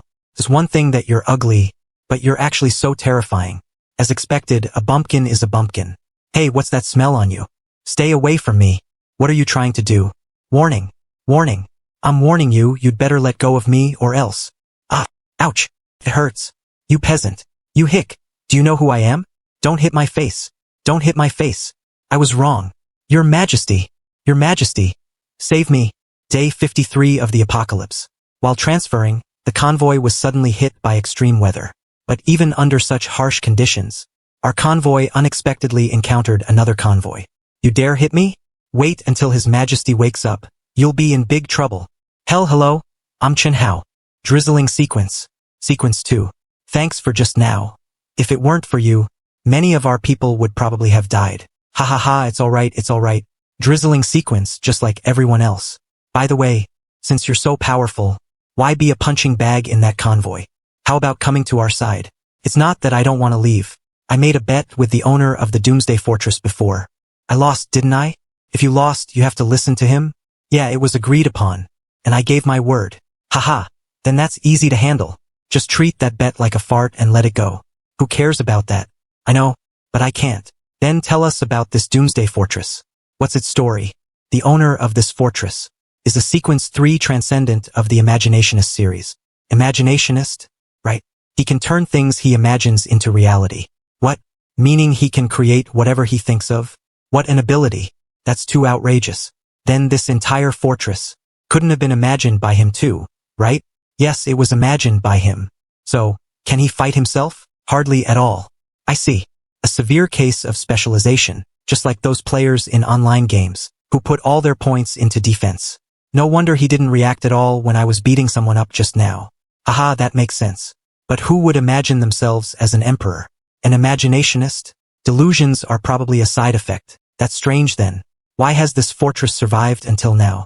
Because they previously met a transcendent. From the rune sequence, he carved the entire fortress with concealment runes, which can completely mask the aura of the living. And the fortress can power the runes.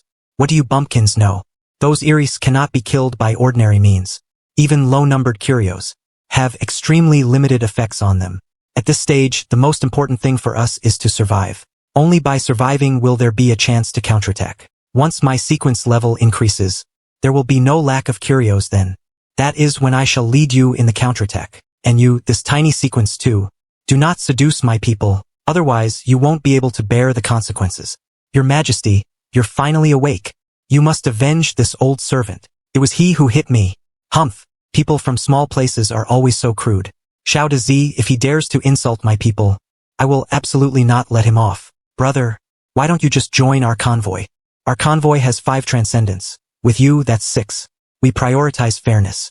If you're unwilling, no one will force you. Do you think Chen Hao is like you? The things he promised me, he will do even if it means death. Bumpkins, let me tell you one more thing.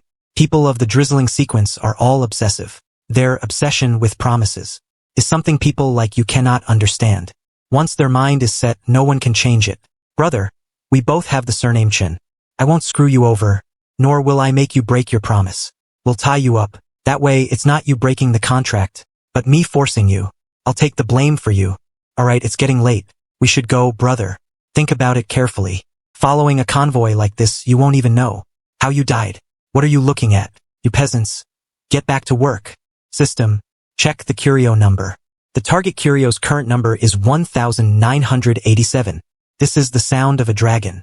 Cousin, that was a dragon's roar just now. It really was a dragon's roar. Oh my god. How is that possible? Why wouldn't it be possible? Shut up, don't make a sound. Wait, why is this dragon looking at us? No, it shouldn't be coming for us, right? That's a divine dragon. What do we have that's worth its attention? Right, it must be a coincidence. Wait, this divine dragon really is coming for us. Everyone, don't move. Don't make any movements that might provoke it. As long as we don't provoke it, we still have a chance to survive. It must be coming for me. It must be. I am the true dragon son of heaven. I am its master. What kind of thing could injure a legendary creature like this so badly? No, this is a resentful dragon. You idiots. Run. This is mine. Let go. It belongs to whoever grabs it. Taisher, it's up to you. Ha ha ha ha. Alright, this is a dragon scale. So many troublesome people. Ah, what are you all looking at me for? Forget it, I'm not playing anymore. Don't go. Take out the scale and let me see. Is he? Hurry up and hand the thing over. Since everyone has seen it, I'll keep this for safekeeping. Any objections? No objections. Agreed. Chuche, you really are shameless. Now there are 150 people in the convoy. How should we settle them? However, do you have a way? You've actually reached sequence 3. He died and I kept my promise. So I leveled up. What kind of vehicle do you want? 2 double-decker buses. At least enough to hold 150 people. In the name of nothingness, vehicle appear. When will the vehicles arrive? 1 day at the fastest. If it's slower, it'll take 2 days. It's the apocalypse already. Yet there's still a creature like a fat guy around? Mr. Chun, you're looking for me? Find a few people. To go and grab that fat guy. Don't worry, fat guy. Leave this to me. Sister Lena, why was Mr. Chun looking for you? Sulina, let's mind our own business. I don't want to cause trouble. Mr. Chun wants to find a few people to drag that fat guy out. Hi boss, you. See what you can do. You and you, come with me. This lady was looking for me, presumably wanting me to replicate more food, right? Mr. Chun Hao, rest assured.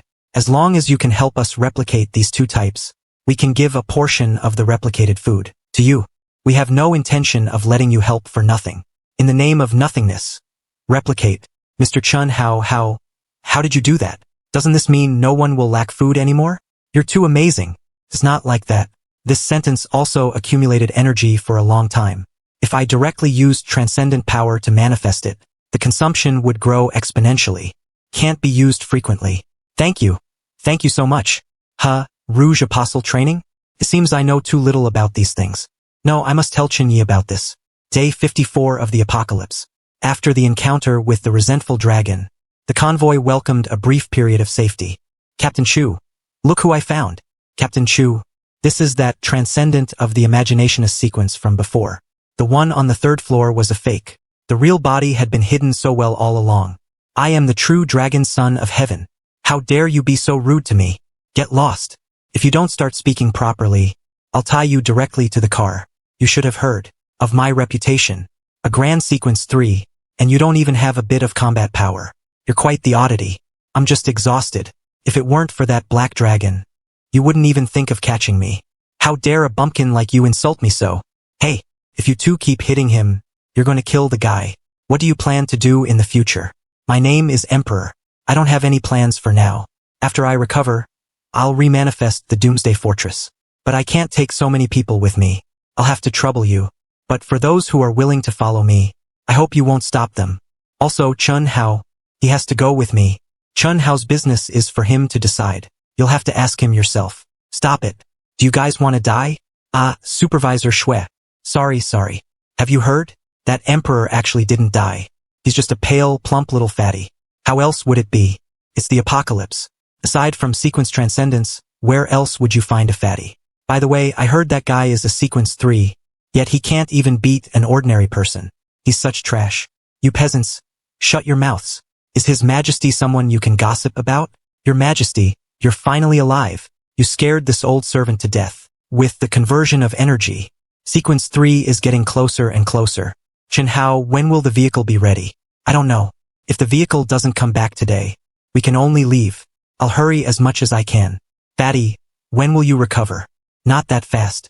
At least 5 more days. Take this notebook. It contains information related to the Rouge Apostle. The Rouge Apostle is actually an incomplete series. Sequence 4 is the peak. Damn it. It seems a job change is inevitable after reaching sequence 3. Did my eyes deceive me? System. Check the Doomsday pickup. Detection complete. Target. Curio pickup number 0899. Ability 1. Once the Eerie power is released, the 8-eyed human face is a high-level Eerie, possessing extreme intelligence. Its death was an abnormal circumstance. Its residual Eerie power has significantly influenced the vehicle body, further enhancing the overall rigidity of the frame. Ability 2. There's a monster in the car. A timid and shy monster is hidden inside your car. It always appears when you're not around. This is a timid monster, but that doesn't mean it isn't dangerous. Except for Chun Yi, it is dangerous to anyone else. It possesses powerful combat capabilities. If conditions permit, can even devour gods. If it gets injured during battle, it also has the ability to regenerate. This requires sufficient vitality as replenishment. There are 2 ways to replenish vitality. One is using other creatures as a source. and the other is replenishment through hibernation. The monster possesses some simple human intelligence. After a preliminary familiarization, you can have it help you do things within its power. For a pickup with a simply intelligent monster, its specific abilities cannot be summarized in one sentence. This requires you to discover more of its abilities in your future life. Ability 3, Shadow Drag Advanced Version. From the most unexpected angles, it extends one or multiple tentacles to pull the target under or into the car to be devoured, crushing it to become fuel for the vehicle. Ability 4, Monster Domain. This is an unaccessible ability. After using this ability, within a 100-meter radius, tentacles covered in suckers emerge from the ground to attack enemies. In states of irritation or madness, this ability doubles accordingly. Taboo 1. Do not approach the monster pickup without obtaining the owner's consent. 2. If a tragic battle occurs, the monster pickup will undergo an inquiry. System, please help me strengthen this pickup's engine. Deduct 10,000 kill points. Wow, even this is possible. If this were before the apocalypse, it would definitely be global headline news. The entire convoy plus the original people now totals nearly 200 people. With so many people, migrating without transportation is very difficult. It won't be long before powerful Eries catch up to us. Captain, what should we do now? The convoy will rest here tonight and set out tomorrow. Captain, among these survivors are a few so-called nobles. What they did before in the Doomsday Fortress was simply appalling. They not only seized a peasant's wife and daughter, but even insulted them right in front of him. Such a thing actually happened? You can handle these people as you see fit. The stability of the convoy is most important now. Even if there are transcendents, it's impossible to spend all their energy on them all the time. You must get these newcomers adapted quickly. The convoy's rule is, this smell is as disgusting as ever. What do you want to do? Aren't you afraid His Majesty will blame you? His Majesty? Huh? Old Gao, you guys beat them to death. Don't give them a single chance to catch their breath. Xiao Fu, why don't you tell us? What exactly are the convoy's rules? So we don't violate them in the future and make things difficult for you. Actually, our convoy is relatively loose, but there are a few iron rules you must remember. Tell us, what iron rules are they? The first iron rule of our convoy is, do not fall behind. Falling behind in the convoy is basically equivalent to death. I see. Since it's the apocalypse now, I thought food would be the top priority. Why does the convoy have such a strange rule? It's not like that. As long as you're still in the convoy, even if you have no food, others will share some with you. Go to Supervisor Xuanan. He won't completely ignore you. The second iron rule of the convoy is to collect as many supplies as possible without falling behind. The third iron rule, fairness, is the foundation of everything. If you want anything, you must give something of equal value in exchange. That's why we're called the Fairness Convoy. Xiao Fu, I heard there's a vehicle in the convoy that's a curio. Is it that pickup truck? Yes, that vehicle belongs to Mr. Chun Yi. No matter who you offend, don't offend him. Remember, in this convoy, if you provoke other transcendents, you might still survive. But if you provoke Mr. Chun, you can only pray for yourself. How could we? We're just curious. Just curious. Your Majesty, that ugly wretch named Xuanan, actually dared to treat Your Majesty's subjects like this. Your Majesty, if this person isn't killed, the people's anger won't be appeased. These people got what they deserved. My original intention was just to give people a sense of competition, so that my subjects can live a little better in this apocalypse. But some people use the power I gave them to show off. Today, consider it as him clearing up the pests for me. Your Majesty is so benevolent. It is truly a blessing from heaven. Your Majesty, there's one more thing. I don't know if Your Majesty is aware, but when you dealt with that black dragon earlier, I saw a scale fall from the black dragon's body. Those people thought I didn't notice, but I saw it very clearly. They were the ones who took it, Your Majesty. That's our property. That's for sure. However, going at it head-on definitely won't work. After all, they have 5 transcendents. We can only use our wits. Day 55 of the apocalypse. After the Doomsday pickup completed its upgrade, it completely transformed into the monster pickup. At the same time, the Emperor began to plot in secret to reclaim the Black Dragon scale. Huh? Isn't this the powerful boss Gao from before the apocalypse? What are you doing here? It's the apocalypse. What's so strange about seeing me? It's just that I can't quite remember who you are. It's normal that you haven't seen a small character like me. 你没见过，也很正常. I just didn't expect you to end up in such a state. It's all because of this damn apocalypse. Yeah. For example, someone like Sulina, wouldn't she have been at my beck and call before the apocalypse? But now that she has a transcendent relative, this woman actually dares to order me around. Who could have imagined it? Boscow, if you had the chance, would you want to leave this place? Let's find a good spot and set up our own survivor base. How about it? Are you crazy? I say, Boscow, you used to be quite a figure. Why are you so timid now? I know you're gonna say there are Eries everywhere outside, and we won't last long if we leave the convoy. Haha, look at this. This is from our previous Doomsday Fortress, a rune from the wall. This kind of rune can isolate the scent of living people. As long as I have this, and we steal that curio pickup truck, won't we be free to roam this apocalypse as we please? Why bother groveling to those high and mighty transcendents? You want to steal that vehicle? Are you tired of living? If we get that truck, our future will be much easier. That vehicle is a curio. Once we get it, there's nowhere we can't go. A curio. Boscow, do you know what that means? Forget it. If you can get the truck, I'll agree to your request. Haha, it's a deal then. Just wait for my good news. Humph, this idiot dares to steal Chenye's truck. The deaths of my two brothers back then were related to this very truck. No, I must tell the captain and Mr. Chun about this. Old he, where you going? I'm gonna take a leak. You go to sleep first. What the hell? This idiot. He wants me to find you after I get the truck? In his dreams. Now that I have the truck and the rune. The world is huge. Where can't I go? But this transcendent is really an idiot. He didn't even lock the truck. It's my lucky day. So much food. These transcendents really. Mr. Chen. Old he and I aren't close. I have nothing to do with him. This plan sounds pretty good. Why didn't you choose to cooperate with him? I didn't dare. Haha, good. You're a smart man. Here's your reward. Take it. Thank you, Mr. Chun. Your Majesty, here is your breakfast. Xiao Detzi, are they awake? Your Majesty, Miss Ding Dong is already awake. She's currently having people move her flower pots outside to get some sun. Miss Ding Dong, good morning. Morning, Your Majesty. Are you out for a stroll yourself? Ding Dong, I'll be straight with you. I came to find you, in hopes that you'll return that resentful dragon scale to me. Back in the old Nyo Mountain ancient path, I heard your voice and thought you seemed like an honest person, which is why I came to you. You saw the situation then. I lost everything for that dragon scale. By all rights, that thing should be mine. Look, Emperor, regarding the dragon scale, you should ask Captain Chu and the others. Ding Dong, I know a person like you would never tell a lie. Please give the dragon scale back to me. I'm sorry, but I really don't know. The dragon scale isn't in my hands either. Sigh. Your Majesty, what should we do next? What else can we do? Let's go find Iron Corpse. He's the most simple-minded. Let's see if we can get something out of him. 1 + 1 is equal to 3. 3. Hey big guy.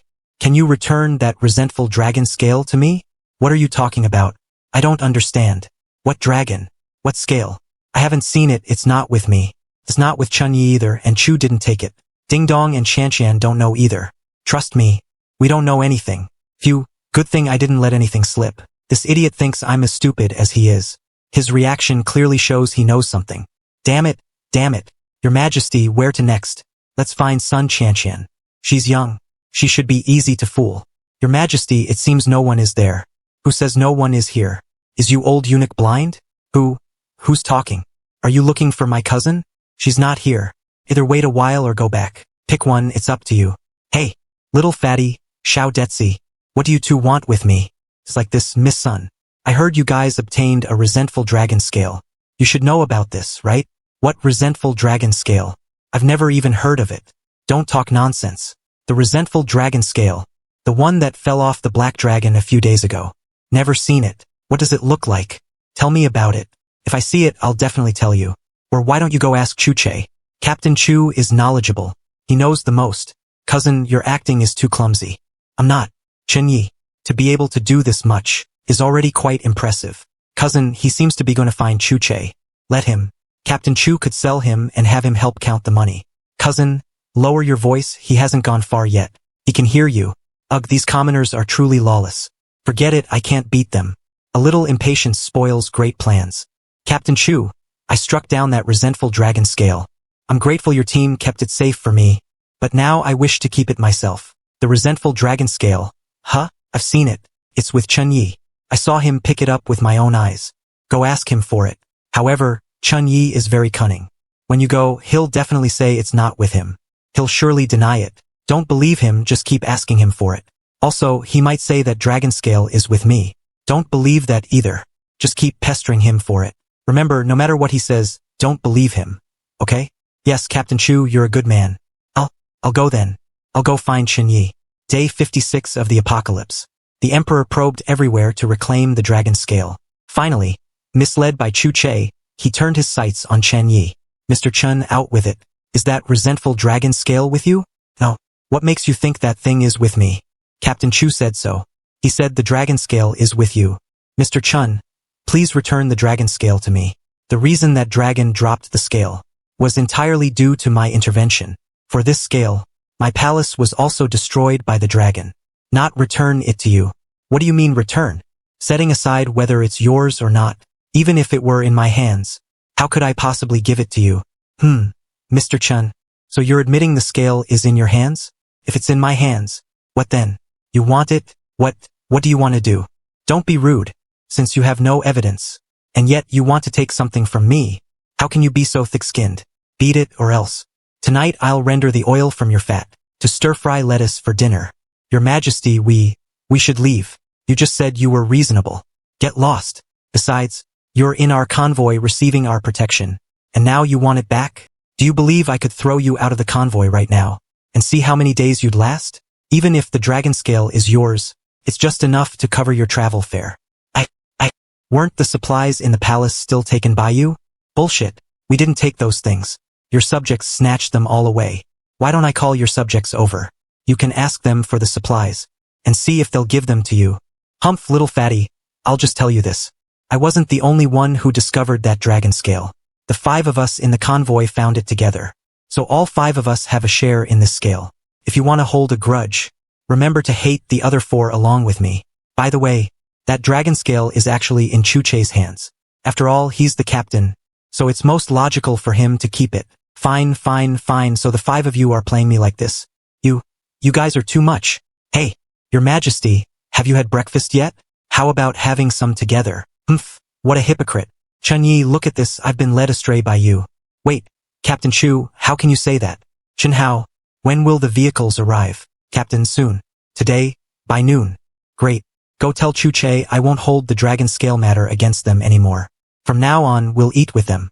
Don't discuss this with Chun Yi. That man has no shame and no bottom line. He definitely wouldn't agree. Chu Che should at least agree. He's the captain. He still cares about his reputation. Yes, Your Majesty. Then should we still tell Chu Che and the others about the legendary oasis? We still have to tell them. Currently, we have no better way to get to the legendary oasis. We can only rely on them, Your Majesty. Your Majesty suffered such a great humiliation today. It's because of Xiao Detzi's incompetence. It's fine. It's never easy for those who want to achieve great things. As long as we can find the legendary oasis and get that curio heart, everything will be fine. Your Majesty, many cars have arrived at the camp. Just 2 cars?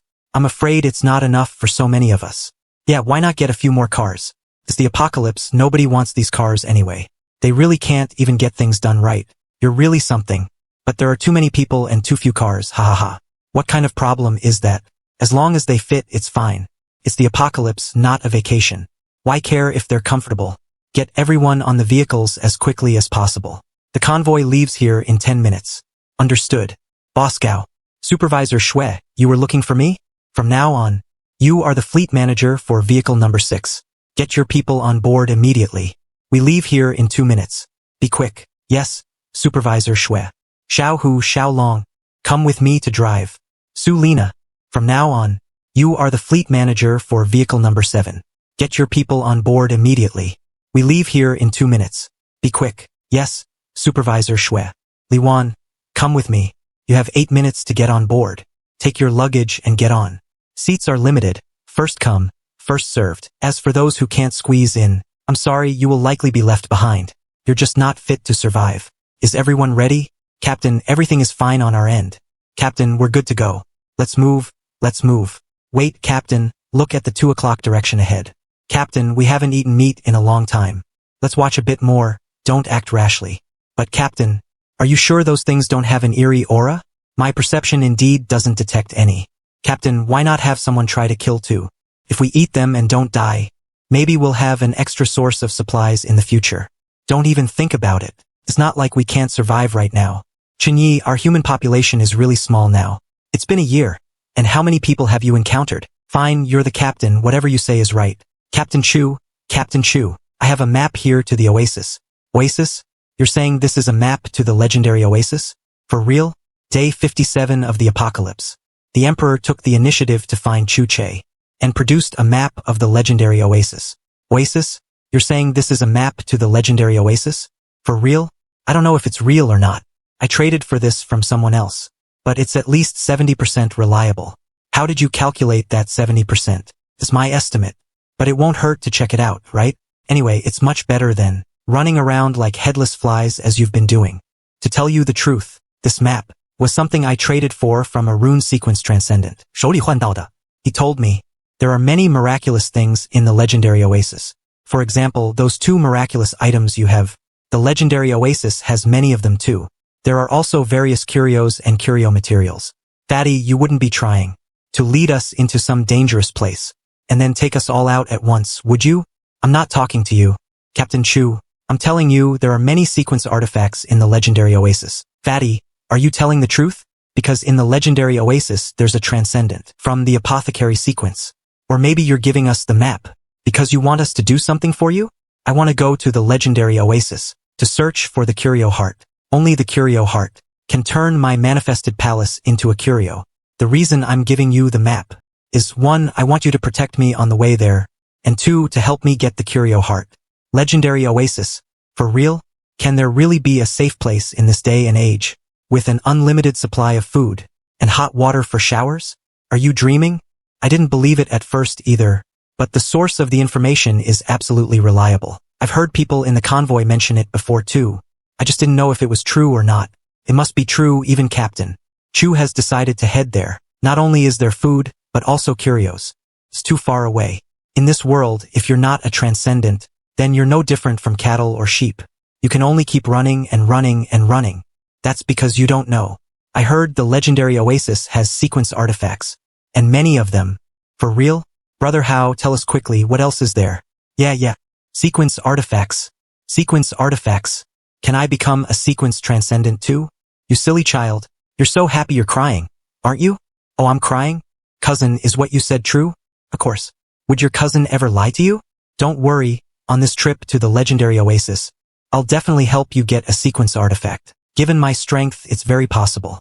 Cousin, you're the best. Sequence artifacts. Oldly, don't worry. I'm at sequence 3 now. Even if I have to snatch it, I'll get one for you, Oldly. Are you okay? I'm sorry. I used a bit too much strength and couldn't hold back. Sigh.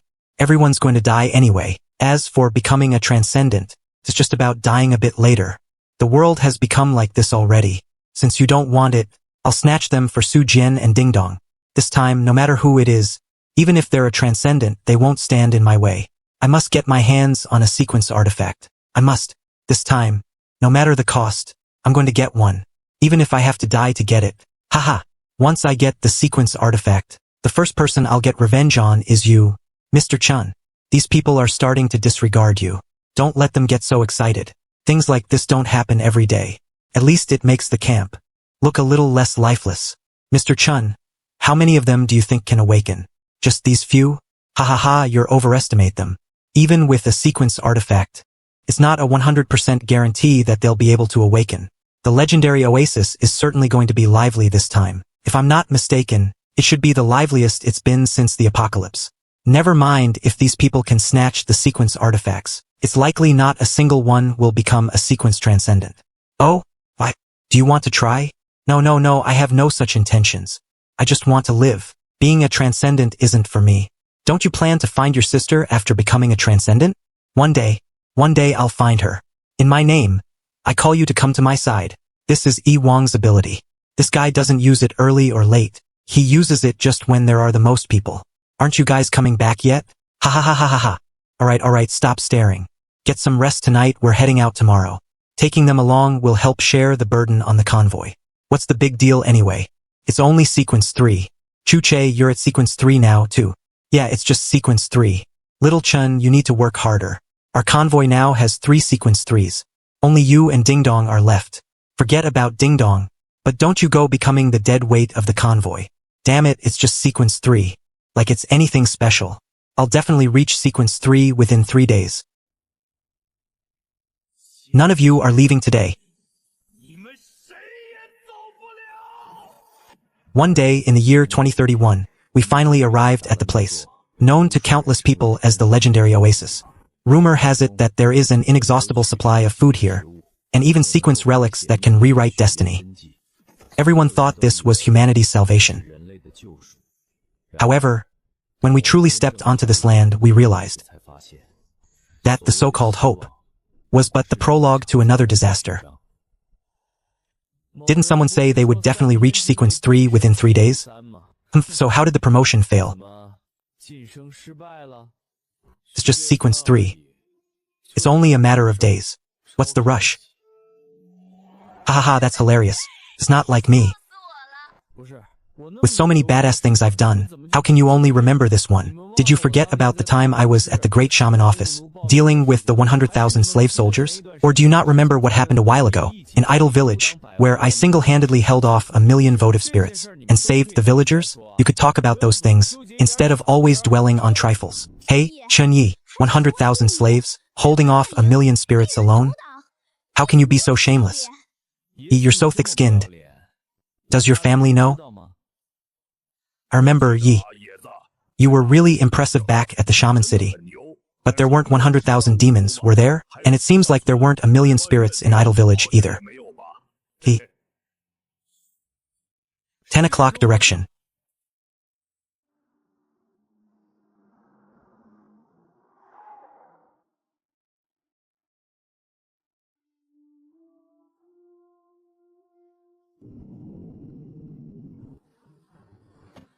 Could that be the signpost for the legendary oasis? We're here already?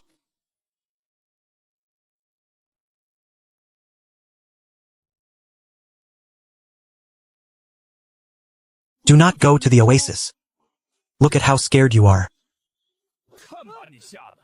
Just because it says not to go, we won't go. This might just be someone's prank. I'm going to the oasis, even if it kills me. What do you guys think? It's obvious that something happened at the oasis. But what I'm curious about is, how did the signpost appear here? The way the sign feels, it's like someone who escaped from the oasis, at their very last moment, struggled to leave a warning for those following behind. But if the situation was really that critical, who would, under such circumstances, take the time to make a proper signpost? I think the possibility of it being a prank exists as well. Whether we go or not is up to you. What's your take? I think, for the time being, we should stay away from the legendary oasis. Better safe than sorry. It's the apocalypse now. No one would risk coming out here to set up a sign just for a prank. You didn't set up the sign. So how would you know? Regardless of whether it's a prank or not, being able to put this sign here already suggests something is wrong with the oasis. Then how do you explain the question of why this signpost exists? There are plenty of ways to leave a mark. Making a signpost like this, while not impossible, is quite a hassle, isn't it? Captain, did you see any marks from the Pathfinders? No. I believe you're all aware of the convoy's current situation. We're almost out of gas. Without fuel, we can't move an inch. This isn't the familiar place it used to be. All this way, we haven't seen a single gas station. Also, the supplies in our convoy are low. We barely had enough to be self-sufficient before. Now with so many people, it's even more inadequate. So we must go to the oasis, right? There are many legends about oasis-like utopias. As long as we secure it, no matter what happens in the future, it will be a massive boost to the convoy's resources. But what Chun Yi said isn't without merit. Our journey ahead is going to be even more dangerous.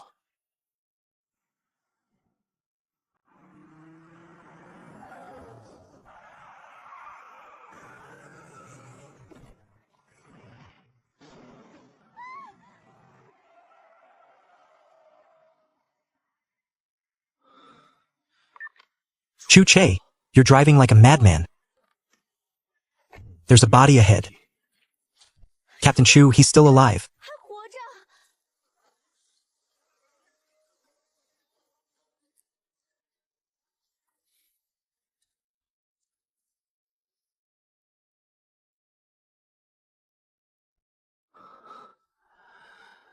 It's...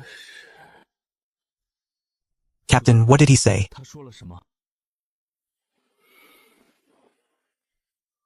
He said, "Don't go. Wake up." This is a used syringe for a sequence relic. The cost of manufacturing this syringe alone is enough to buy a 2-bedroom apartment in a first-tier city with full payment. That expensive compared to the serum inside. This is just a drop in the bucket. Wait, Captain Chu, how do you know so much? What else do you know? Tell us. You'll all find out eventually. Knowing now won't do you any good. Alright, everyone, seeing the situation now, do you really still want to go to the oasis? Someone is dead now. This so-called legendary oasis is highly likely not a benevolent place. You should think it through. We're almost out of resources. We need supplies. Even if the oasis is a dragon's den or a tiger's lair, we must brave it. This isn't a multiple choice question. There's only one option. Captain, even if we know people will die, if we go, people might die. But if we don't go, even more people will die. If you were me, what would you choose? We have to go. The captain is right. We must go. I agree. We're beyond saving, folks. According to the map, we'll reach the oasis by tomorrow noon. In my perception, there are no abominations within at least 100 kilometers. This means it's safe here. Also, everyone, it's best for the extraordinaries to stay on guard tonight. Home.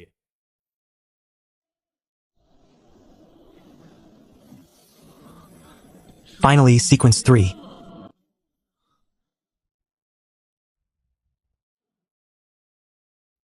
Hey, Chenyi, are you crazy? Why are you staring at the blood? It's nothing. Why are you here? Time is up. It's our turn.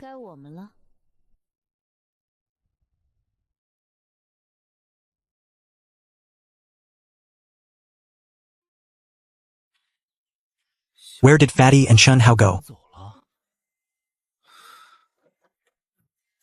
Hey, Captain Chu. What are you looking for? What else could it be? There are no abominations nearby, so Fatty decided to head to the oasis first. Chun Hao went with him, along with those willing to follow them. Forget it, they have their own path to walk. Let's pack up and prepare to leave too.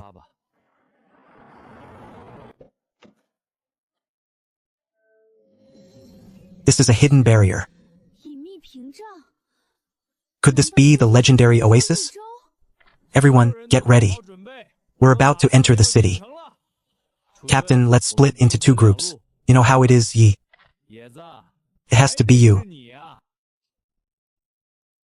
Are you an extraordinary, sir? I am. Welcome to the oasis, extraordinary one. Please proceed.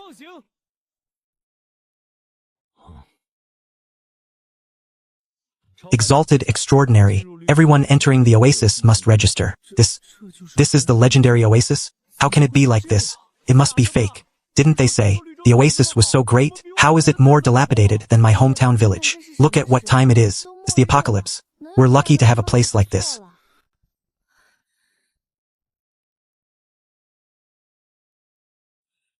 Respected extraordinary. I am the oasis guide. I am here specifically to serve extraordinaries. The oasis provides special housing for extraordinaries in the inner city. Please follow me, everyone. What about them? My apologies, inner city resources are limited. We can't have everyone living there. Ordinary people can only live in the outer city. But please rest assured, extraordinaries. Mr. Cha has specially arranged an area for ordinary people to reside. If you wish to leave later, you can pick them up from the outer city. Oasis also has a dedicated parking lot.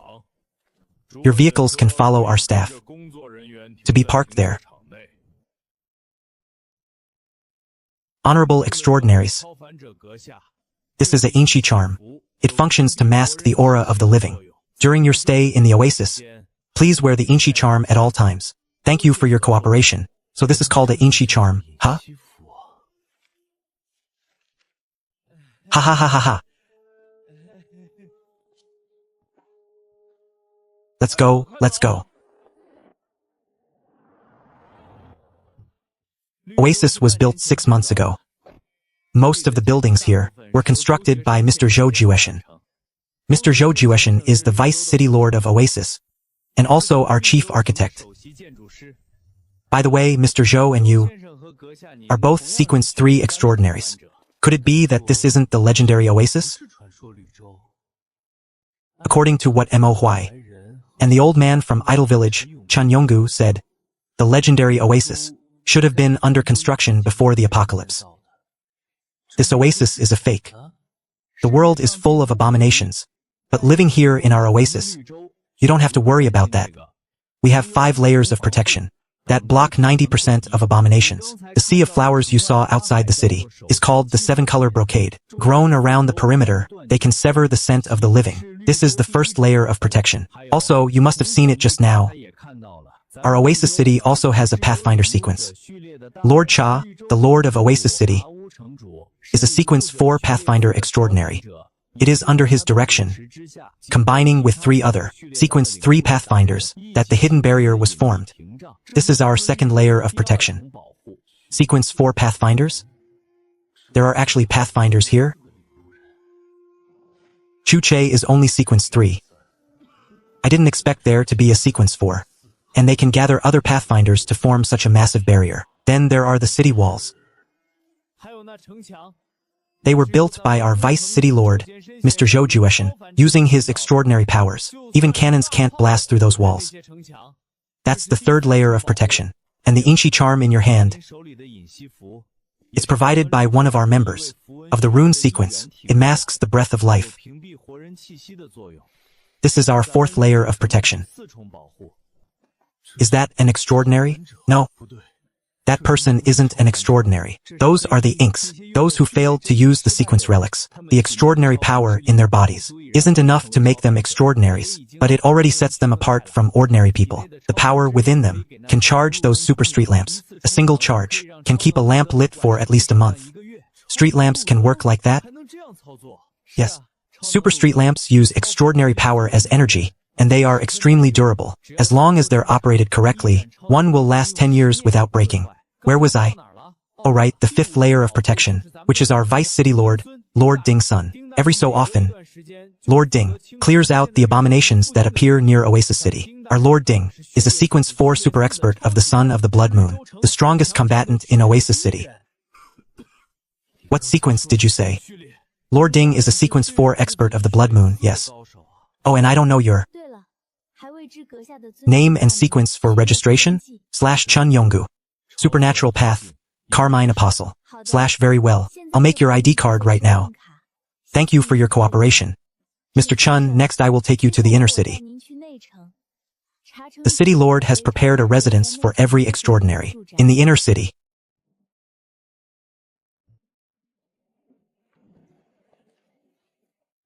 The architectural style here was personally designed by Vice City Lord Zhou. We also have 24-hour butler service. As long as you pay enough, they can satisfy any need. Right? A13 is your room number. This is your key. Please keep it safe. Also, Mr. Chun, there's a trading market in Oasis City. Many extraordinaries set up stalls there to exchange resources. If you're interested, you should check it out. A trading market? Interesting.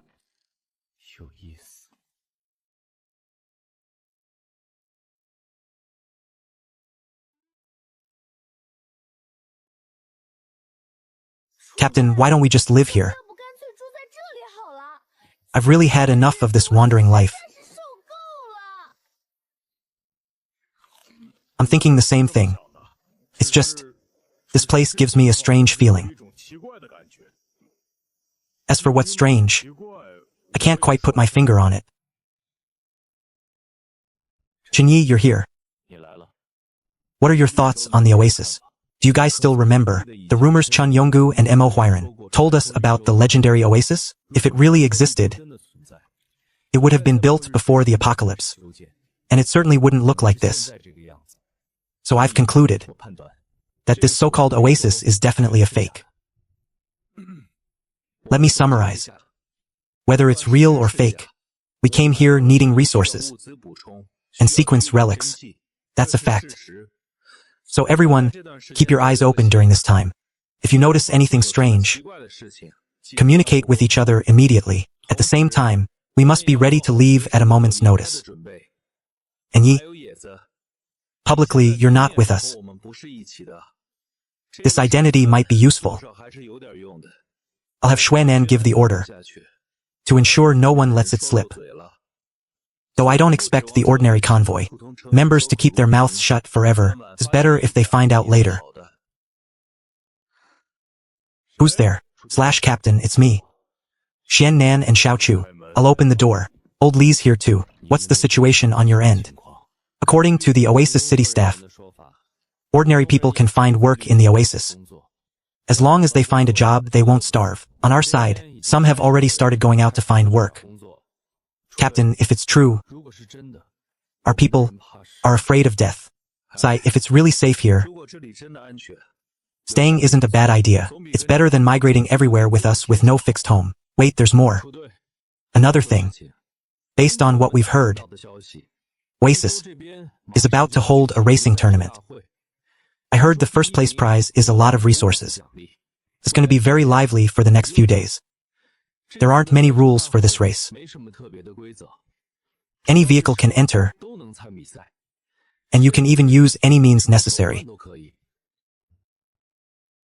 Is Mr. Chun Yi here? Mr. Chun?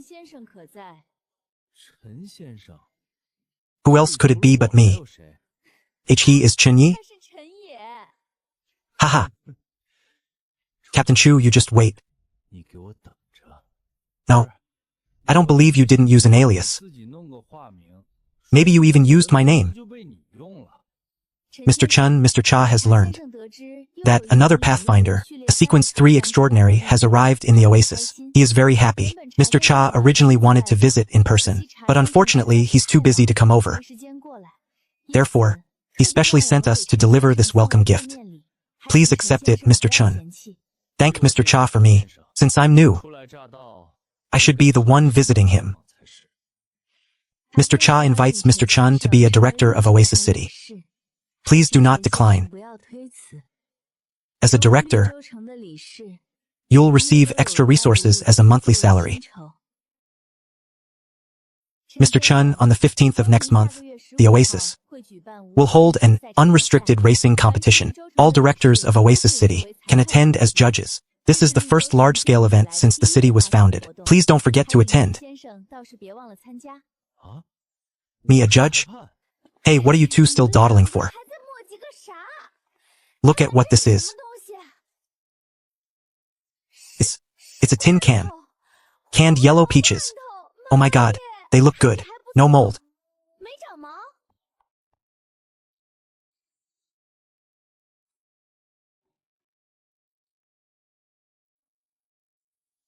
Mr. Chen, I wanted to ask if you need an assistant? I can do anything.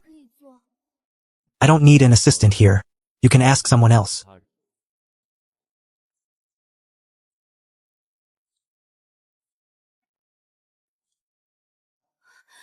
Mr. Chun, wait for me. Don't follow me. Otherwise, you know the consequences.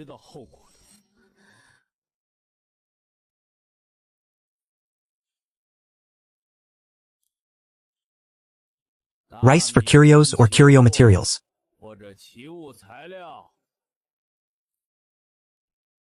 Brother, do you have any curios? Materials work too. How do we trade? 20 kilograms of rice for curio materials. And if I want to trade for rice? That depends on the item number. If it's around number 10,000, I'll give 50 kilograms. We can negotiate. Higher numbers mean a higher price, naturally.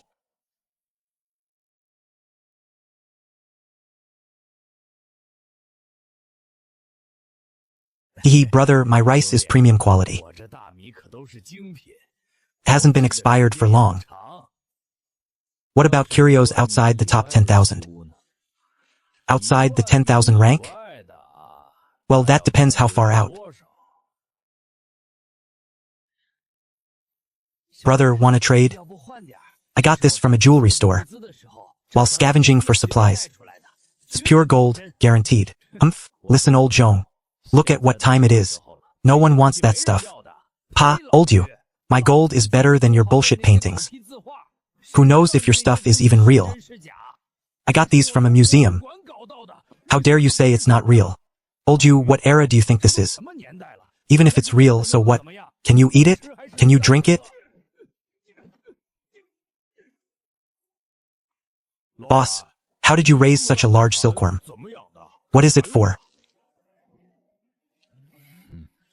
Turns out he's a mute. Blade sharpener sequence. No wonder he doesn't talk. What does that mean? Are blade sharpeners not allowed to talk? It's not that they can't. The side effect of the blade sharpener sequence is the more you talk, the faster your strength decays.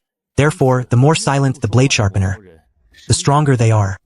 Many people have not said a single word since awakening this sequence. Hey, young man, you can't talk? Then how do we know what you're selling? It's actually meat worms. What purpose do these meat worms serve? These aren't ordinary worms. These worms can serve as a meat source. During migration in the apocalypse, from larvae to edible adult, takes about 1 to 2 weeks. And these meat worms are easy to raise. Moldy bread, maggoty meat, or even rotten fruits and vegetables can be fed to them. If you don't have those, grass or tender leaves will do too. Hey kid, what do you want for these meat worms? Ah, are you intentionally trying to avoid a trade? Ideal strains are hard to come by. You think everyone just has them? I've only even heard of those.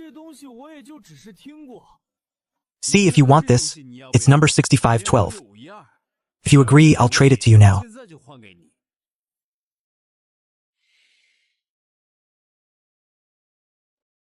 Get lost.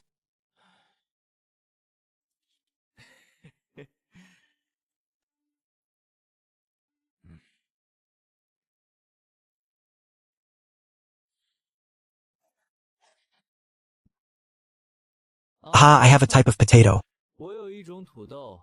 that matures and becomes edible within 72 hours. Resistant to drought, flooding, and pests. Even during migration, planting them is no problem. This should be the ideal strain you're looking for, right? Really? For this kind of potato, we also spent a lot of effort to get it. If you want to trade your meatworms for an ideal strain, we can do it. We even have specialists to teach you how to plant them. How do we trade?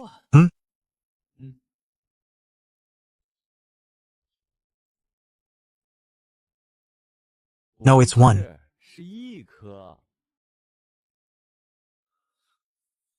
One potato for 2 of your meatworms. 1 male and 1 female. Otherwise, we can't breed them. Beat it. If you won't trade, then don't. Why so aggressive?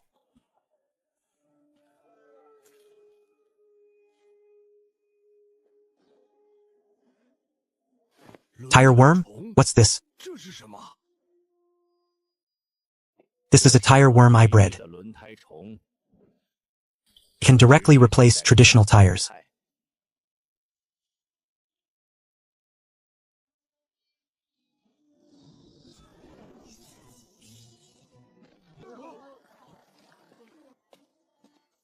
What on earth is that? Wait, it can do that? A tire worm only needs to be fed once a year. It feeds on waste fluid. Maintenance is simple. Compared to ordinary tires, it's more wear-resistant, impact-resistant, and puncture-proof. Comes with its own anti-skid treads. When damaged, it secretes repair proteins to achieve self-healing. It can even activate a luminous function at night, improving driving safety. A single one has a lifespan of 5 to 10 years. How do we trade? 1 for 20 kilograms of rice or flour. The expiration date cannot exceed half a year. That's too expensive. Your tire worm is good, but 20 kilograms of rice or flour is way too much. Can't afford it, can't afford it. You're from the worm breeder sequence. I can tell. It's no secret that I'm a worm breeder. I've heard that beyonders of the worm breeder sequence use their own bodies as a nest to feed all sorts of weird and exotic insects. Ha ha ha ha.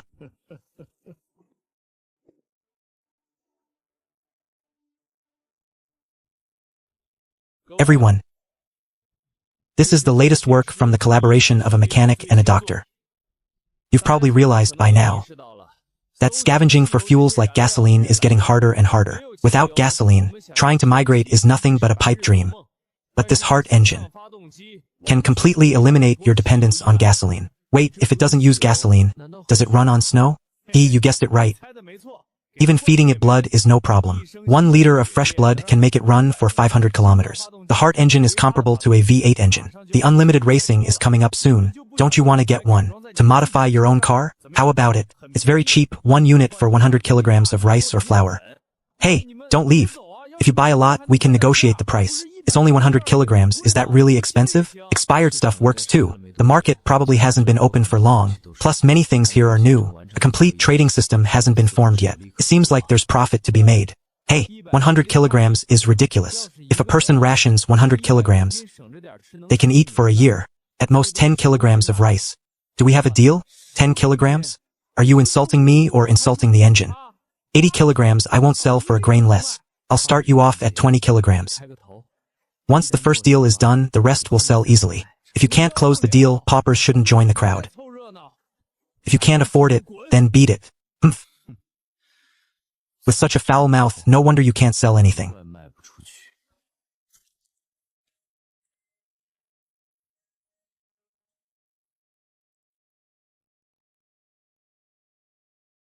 I'm going to the restroom first.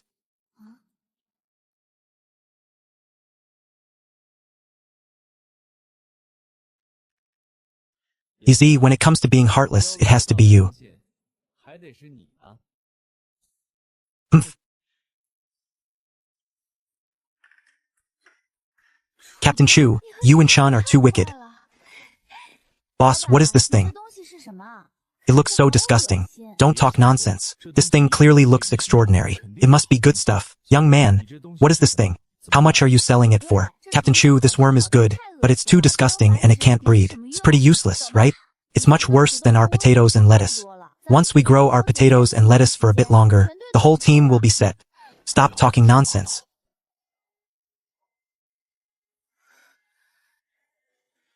Young man, don't mind him. Kids don't know better and just blather on. Hey, wait. Li Juan, the information I asked you to look into. Is there any progress? Don't worry, Sister Lina. I've already found out some things. That's to say, Sister Lina, they said it's very cold here at night. Do you want to bring an extra coat? No need, Mr. Chun has clothes over there.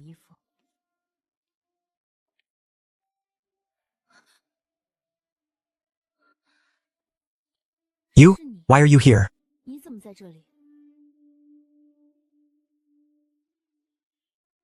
Sulina, don't be nervous.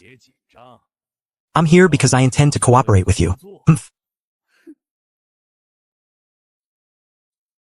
Cooperate? What do I have to cooperate with you about? Your goal is the same as mine. Neither of us want to be just ordinary people. What you want, I want as well. But in the entire convoy, the only one who can get us those things is Mr. Chen. You want to plot against Mr. Chen? No, how would I dare? Miss Sun has Xiao Yuer, Miss Ding Dong has Zhou Xiaoxiao, and Captain Chu is surrounded by people. If they get something, they'll definitely prioritize their own people. Only Mr. Chen has no one close to him. If he gets a sequence original, you actually have the best chance.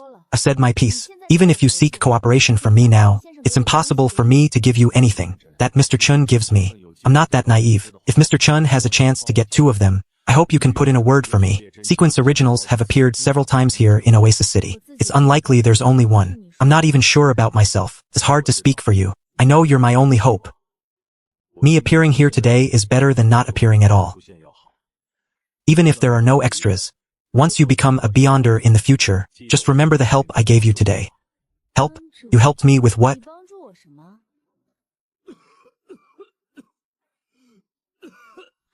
Wait, where did you get this? My help to you isn't just this carton of cigarettes. I can also dig up more useful information. I can do the things that aren't convenient for you to do. A carton of cigarettes might not be enough. I know. As long as Mr. Chun can help me become a Beyonder, from now on Gao Jianxiang will be Mr. Chen's dog. A carton of cigarettes isn't enough, and a single promise won't move Mr. Chen.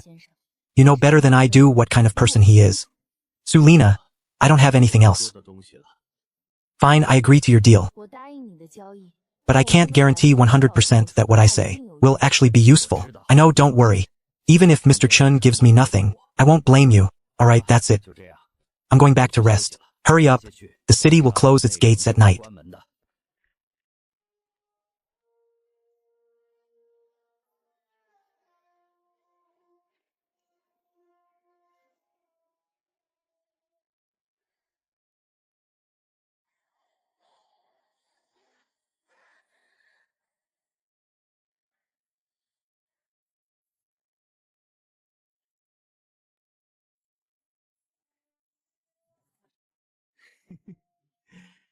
Come on, let me hear the secrets of the city.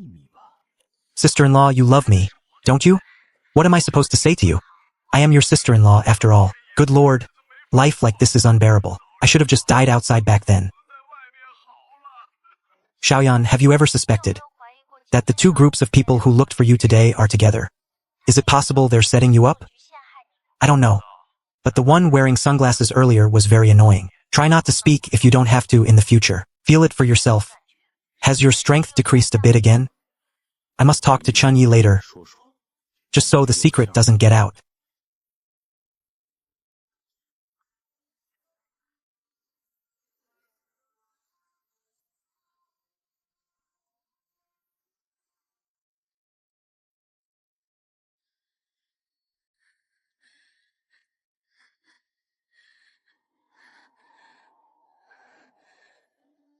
This woman is frighteningly persistent.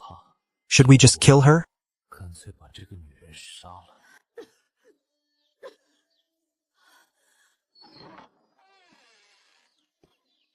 You... Sorry, Mr. Chun. I'm sorry. Alright, stop crying. You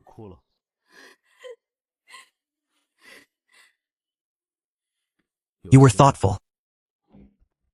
From today, you can stay here, but you can only stay in the courtyard. Find your own tent to bring over. Living in the courtyard is too much. It's not like there aren't spare rooms in the house. Also, the housework will be done by you. The cooking job is also yours. Remember, you are not allowed to go to my room. Yes, Mr. Chun. I will follow your rules.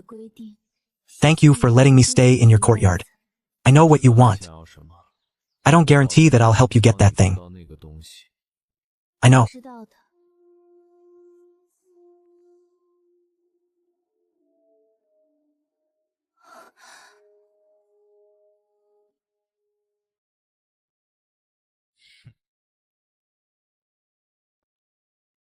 Boring adults.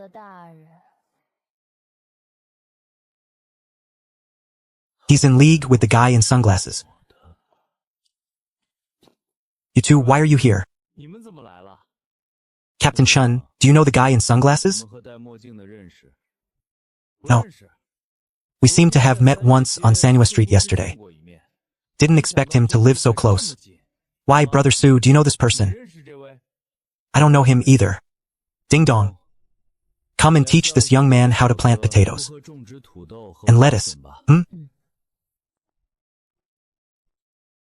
Come with me,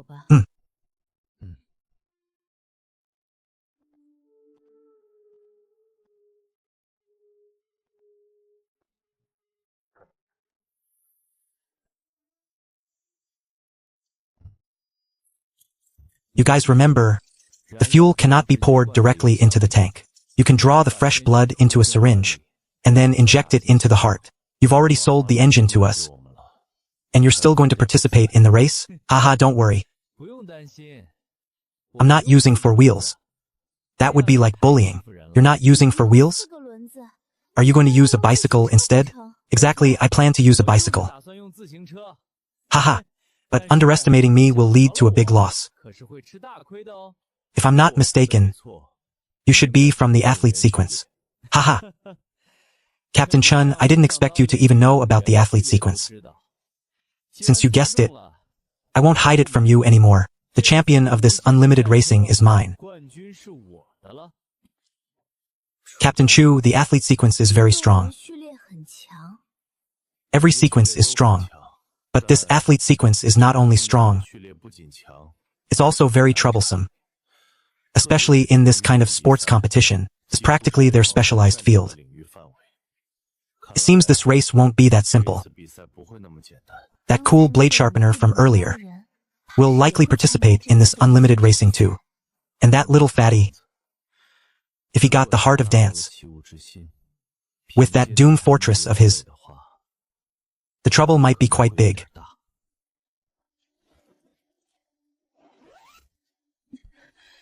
Mr. Chun, are you going to East Gate Street? I can help you. Are you sure? I can do it, Mr. Chen. I'm fine. Then follow along.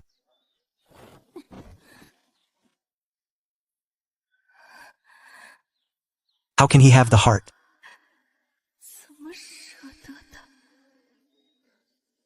That's right. Men have no compassion at all.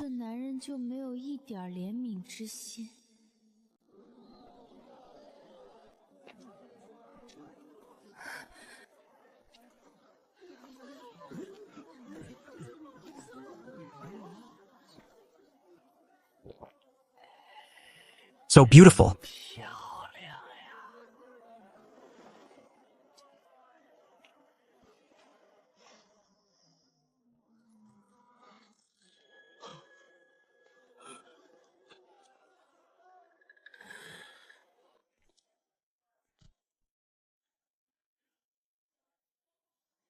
Ha ha ha ha ha ha ha.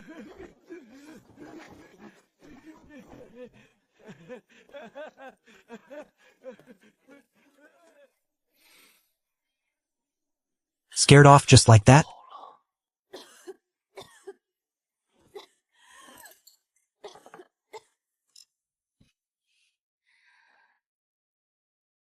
You wait here.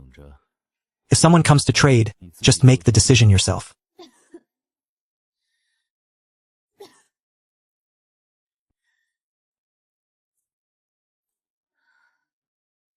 How much are you selling this hand slave for?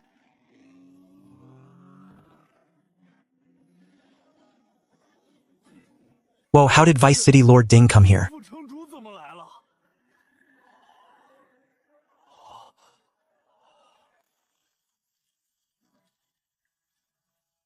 Probably back from hunting. She'll keep it down, kid. I heard Vice City Lord Ding is a tough guy from the Sequence Temple.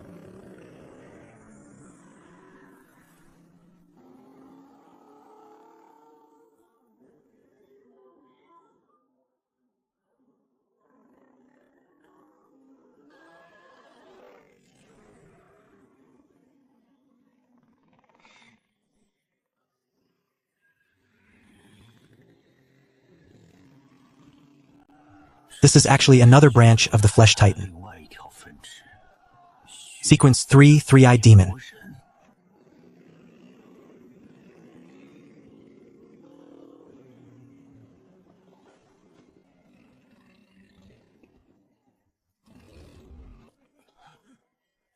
Can't hear clearly in the middle of the night.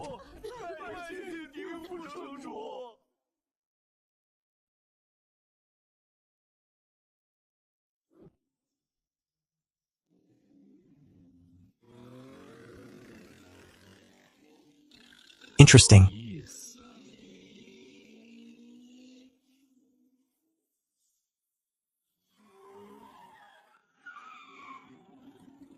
Interesting. Really interesting.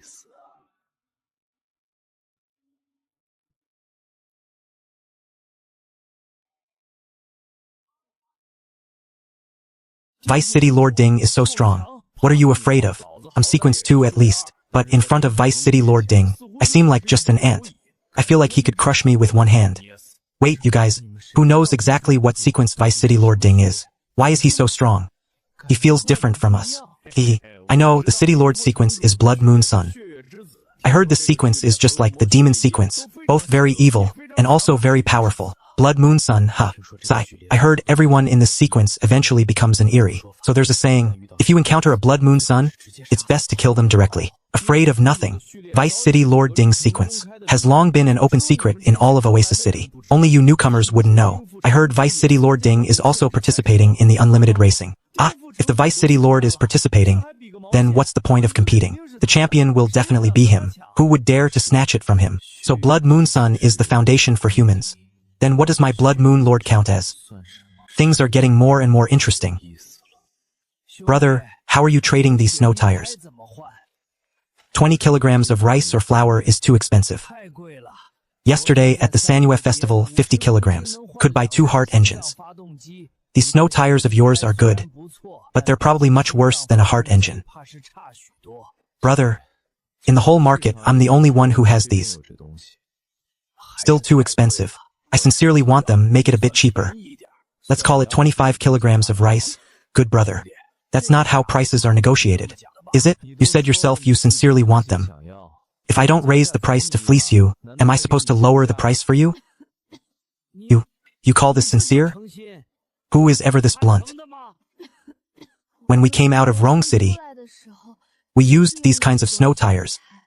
If not for these snow tires, we would have been long gone. You've been to Rong City? We have. Fine, how about this? If you have fever reducers and anti-inflammatories, I'll charge you 20 kilograms. Additionally, I can give you news about Rong City, how's that?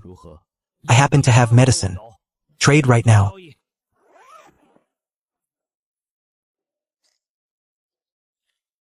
Sigh. Then don't die. Go back and rest. I don't expect much business today. Right, remember to have someone check the pharmacist sequence.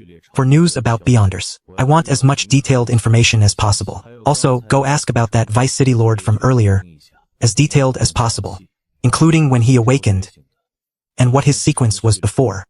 Go back. Rest well. You are still somewhat useful. If you die, it'll be a hassle.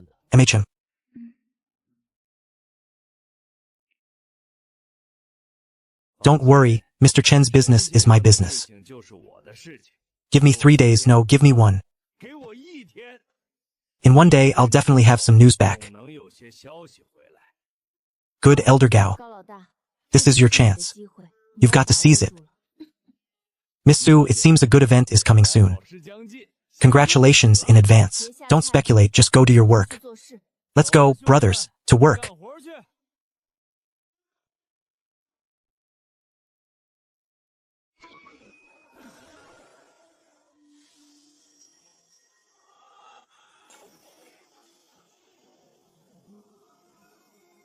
Mr. Chen, please come to replenish your energy at this time every week. How come I haven't seen City Lord Cha? I've been here for so many days. It would be inappropriate not to pay a visit. City Lord Cha is very busy. I will convey Mr. Chen's regards. If there's nothing else, Mr. Chen, you may leave.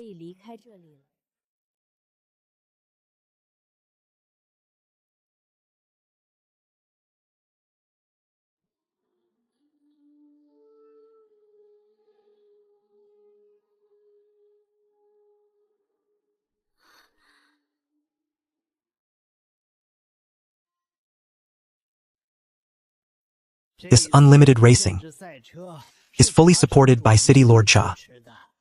Can be seen as bringing some life to our oasis. Yeah, everyone has been too suppressed since the apocalypse. I heard that this time, there's also a singer who will perform at the opening ceremony. A singer? Yes.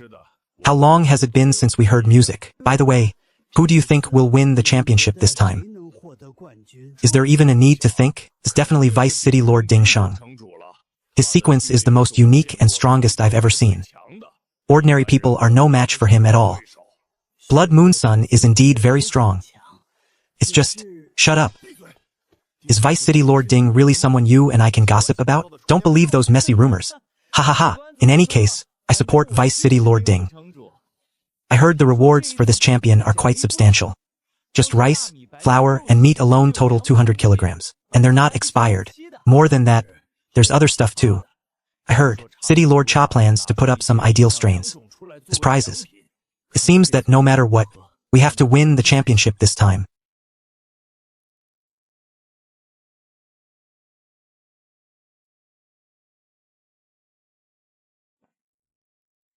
Captain, this is...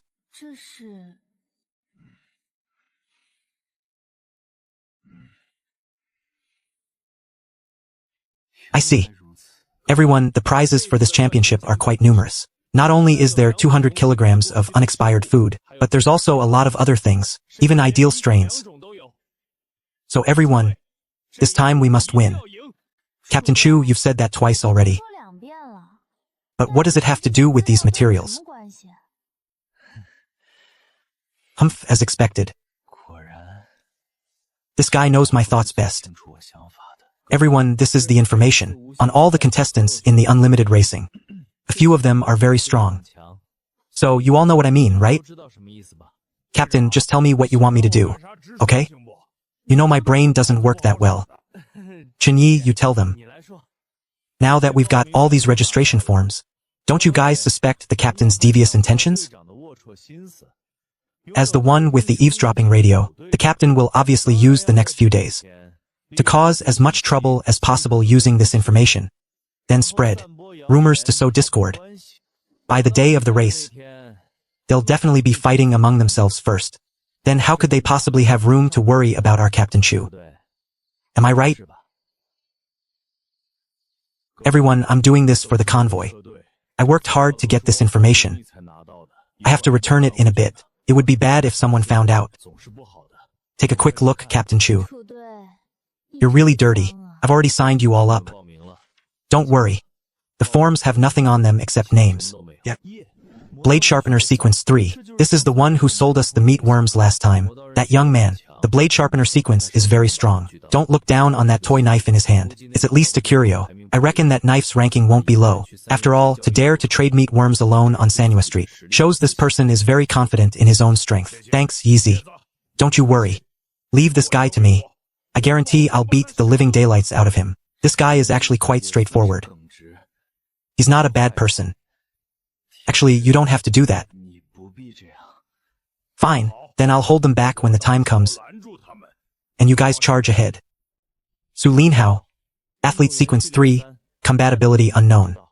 But beyonders of this sequence all have athletic talents that are difficult for ordinary people to understand. He even said he would only use a bicycle to compete, so this guy's speed on a bicycle will definitely be faster than car equipped with a heart engine. There are quite a few experts in this race. Thanks, Yeezy. Don't you worry. Leave this person to me as well. I guarantee I'll beat the living daylights out of him when the time comes. Aren't you afraid someone will hear you saying that? And then they'll beat the living daylights out of you instead? Hee, that won't happen. Wait, didn't this guy come to Oasis? How come I haven't seen him? I haven't even seen his big car. I've looked into it. This guy did come to Oasis, but he left again very quickly. Chun Hao also followed him out. I estimate that this guy's Doom Fortress is ranked at least within the top 1,000. You guys should be more careful with this one when the time comes. Especially you, Yeezy. You did trick him once. So what if I tricked him? Thanks, Yeezy, don't you worry. Leave this little fatty to me. Hand, shut up. You can beat the living daylights out of this one. Xiongba, Flesh Titan Sequence 3, Three-Eyed Demon. This guy is Ding Sun, Vice City Lord Ding's confidant. He once stood his ground against the Scissors Woman in white. Ah, a saint is too strong. It's not as exaggerated as you think. This guy was injured and couldn't get up either. Captain Qianxi, Yizi, don't you worry. Leave this guy to me. I guarantee I'll beat the living daylights out of him. These last two are the ones I need to solemnly warn you about. One is Ding Sun, the Vice City Lord. His sequence name is Blood Moon Sun. Currently the most favored candidate to win the championship. That's one. This one is very strong. I don't have much information either. But I do know what sequence this person is. What sequence? This person is a symbiotic Eerie. Death God. Ha ha ha ha. Actually, it's not like there's no way, Captain. Can't a smart person like you think of it? We can spread the information about this Liuli outward. Just say how powerful and fierce this Liuli is. Hype him up high. Better yet, establish a fan support club for this Liuli. Many people were very optimistic about Ding Shang before. Many places in the city have already opened betting pools. Since the death god is that strong, then we'll just arrange a strong enough opponent for him. Wait, do you think these two are idiots? They'd fall for such a simple scheme? Don't you know that simple schemes are the most effective? Those complex plans, if just one link goes wrong, the whole plan will fail. I think this method is feasible. This kind of thing happened in the entertainment industry before the apocalypse. Two celebrity artists who had a great relationship, their fans ended up fighting over a small matter, and in the end, the two of them became enemies. Alright, we'll leave this matter to Gao, the elder to do. The man has some ability after all. I agree. If it's done well and we really manage to get a sequence original, it wouldn't be bad to give him one. You two grown men, plotting against a little girl behind her back? Have you no shame? Either confront her head on, or admit defeat if you can't win. That would be much more manly than what you two are doing. Chanqian, that's not how it's said. All is fair in war. Strategy is also a part of one's strength. I'll confront him head on. Am I an idiot? That's the death god. Has practicing the sword turned your brain into mush? Woman? You! Fine, you aren't Chanqian anymore. I'm the captain. You dare hit the captain? I'm hitting you precisely because you're the captain. You're shameless. And Chun Yi, do you think you can escape? Get back here right now. Mr. Chen, you mentioned Ding Sun was previously of the Guardian sequence. How is that possible? How could he be from the Guardian sequence? Vice City Lord Ding was indeed in the Guardian sequence before. As for how he later became the Blood Moon Sun, I'm not quite sure. Do you need me to investigate further? No, it's fine. You've done a good job with this. The work was well handled. By the way, there's also someone called Liu Li. It's best to keep an eye on her as well.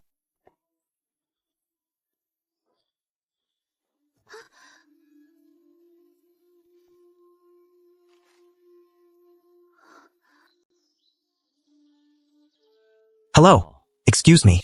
Have you seen this girl? No, I haven't. Manager Xue, no news is good news. Perhaps Xue Qing is currently in some survivor base, doing just fine. Have a smoke. I don't know how. I'm sorry. I didn't understand before. Why Mr. Chun always liked to smoke. Now I understand. This world is rotten to the core. Smoking a cigarette and resting for a bit makes it feel like I can pull through. Manager Xue, I know. It's just like many people now, who clearly have nothing to eat, but are still hopelessly addicted to alcohol. Yeah, you kid probably sneak quite a few drinks yourself. To be able to say something like that, I'm not stupid. How could I not figure it out? But this world will still get better. On what grounds? Because this world still has Chu Che, Sun Chanqian, Ding Dong, and people like Wu Haifeng. As long as there are people like them, this world can't go bad. Did you forget there's also Chun Yi? Right, and Mr. Chun Yi too. Manager Xue, don't let today's words get out, please. Begging me? Haha. Fine, but you have to promise me one condition. What condition? Manager Xue, name it, when I die.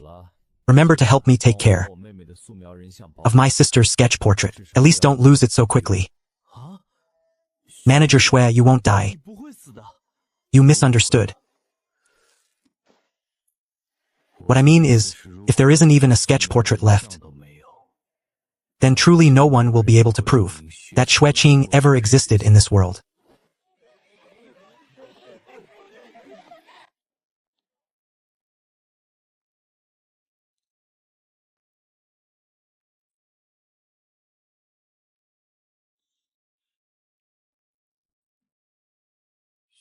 Manager Xue, this woman is, if I'm not mistaken, this woman should be Liu Li.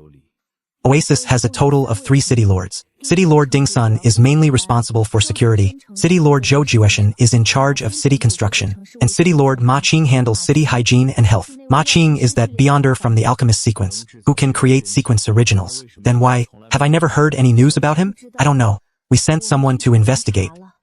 I heard Vice City Lord Ma Qing went missing a long time ago. I couldn't determine his whereabouts. In matters like this, 9 times out of 10 he's been imprisoned. Likely because of Su Zhengji. Do you have something else? Mr. Chen, I heard you and Captain Chu devised a plan. I think if you want to do it, just go ahead. I'll tell Captain Chu about this.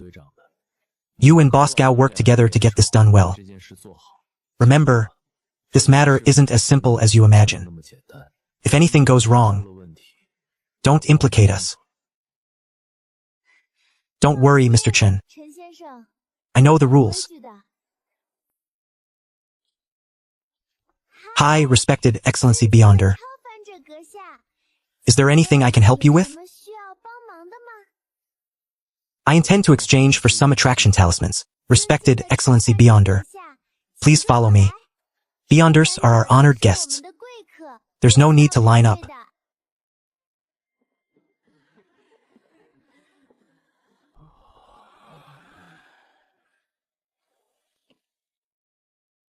Sir, please wait here for a moment.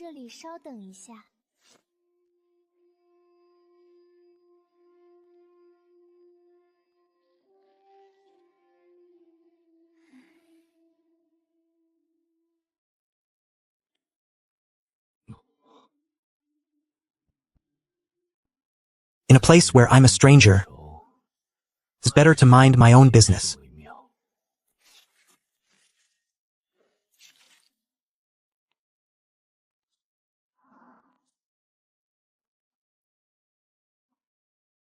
For me?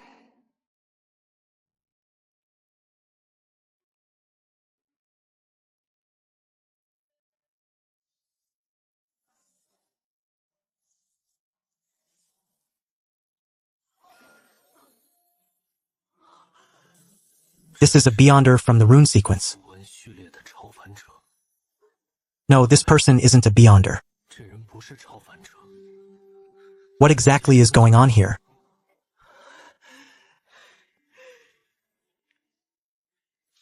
You did well.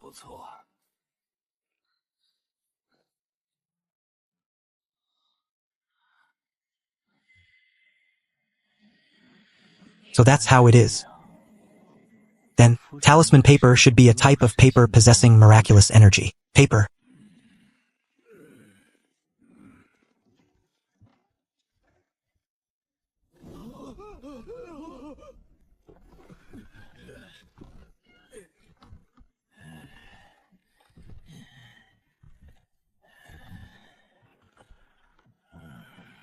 Geez, it's already the apocalypse. How can there still be someone this fat?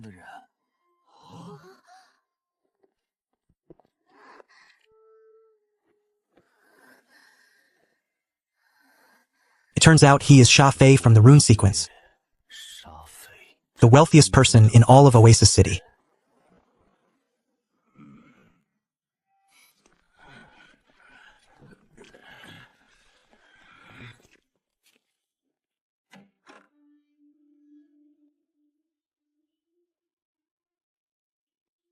Sorry to keep you waiting, sir. I've made you wait a long time. Sir, here are your 10 attraction talismans. You may inspect them.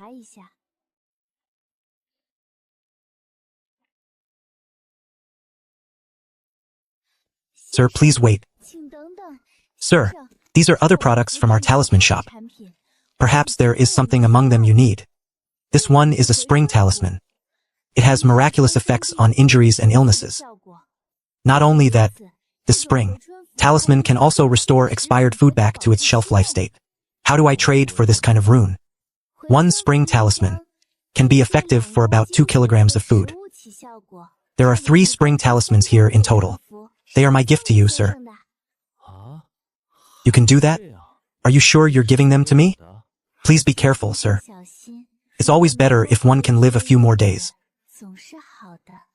Sir, let me help you put the talisman papers away. If the talismans get creased, it will affect their effectiveness.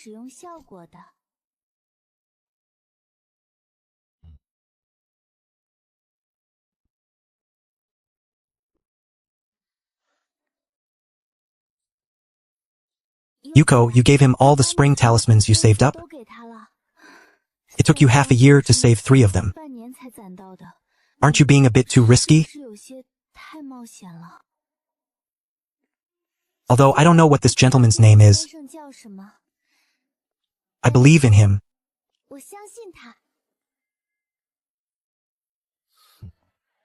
Setting aside the runes in this box. This box alone is a good item. That neon-clad girl definitely didn't give out 3 spring talismans.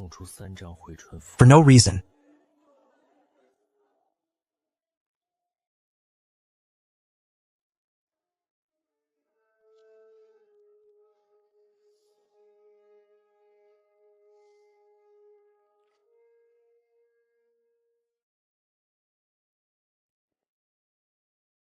This letter is highly likely the secret behind Oasis City.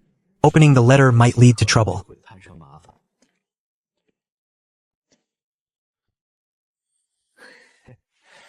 It's better if I don't use it and let someone else use it instead.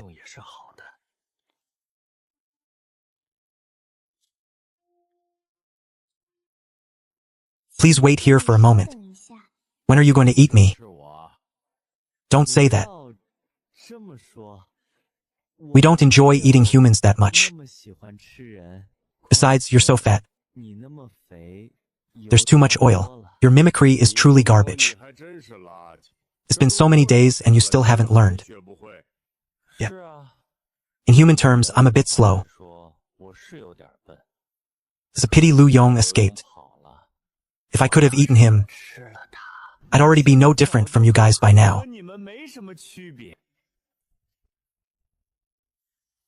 Learning is a very painful thing. And you're too fat. I don't want to become a fat person like you. Do you think I want to be fat? This is just a side effect of the rune sequence. I just didn't expect that this side effect would actually save my life. This person is quite good. I want to eat him. He's very strong. Is there really no hope for humanity? It looks like among these bastards, we're going to have one more companion. Wasn't he curious? Yuko is the most beautiful girl in the talisman shop, yet he didn't want her. Is this guy even a man? Why didn't he look? Maybe he was afraid of being discovered. What a pity. But it's fine. There's still what follows.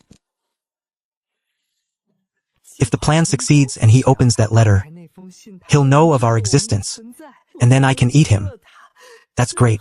By the way, humans are supposed to laugh at times like this, right?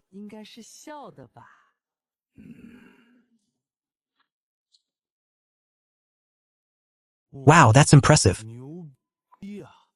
Yuko, such a beautiful girl gave you 3 spring talismans. And you don't feel any guilt at all? Seriously, this guy. If I had been this cautious back then, how could I have ended up where I am today? I knew humans were a curious species.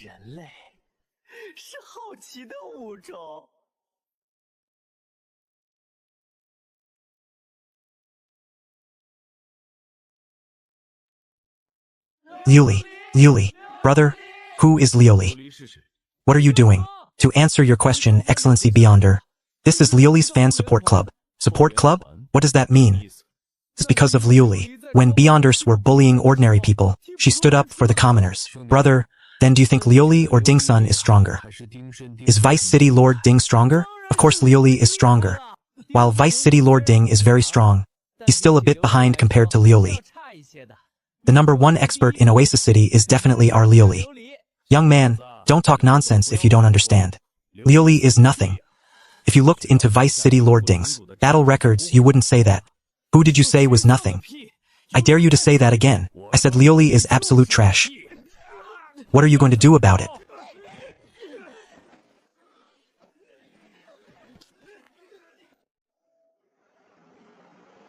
What's happening over there? Why is it so noisy? Sister Lioli, it's Sulina and the others. Sulina? What is she doing here? Sister Lioli, Lena is fighting with someone over there. Ah. Ah.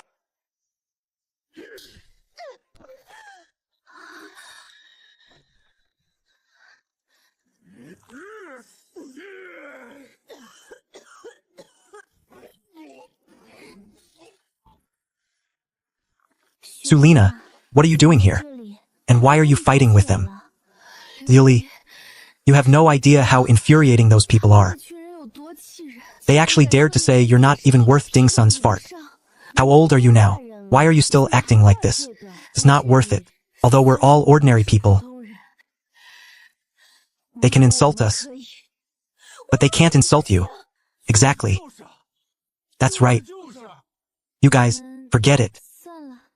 It's fine if I get cursed at a bit. Don't fight anymore.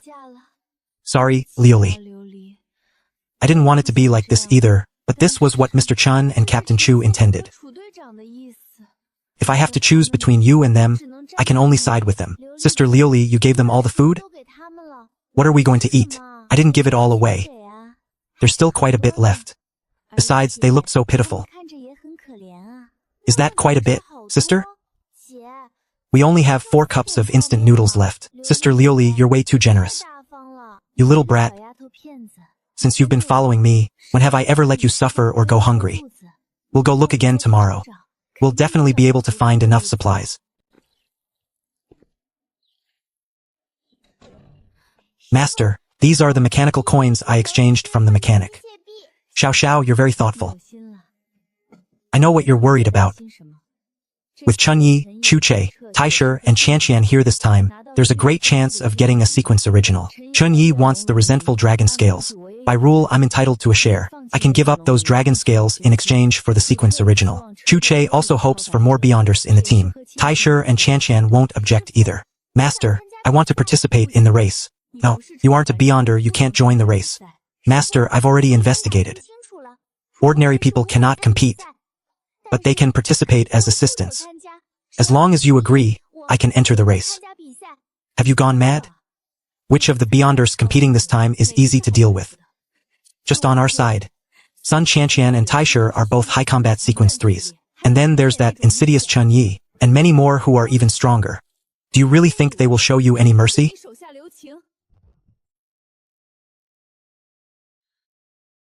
Master, I know you're worried about me, but this is my chance. Master, I'm begging you. Fine. Since you're so persistent, don't blame me when you end up dead.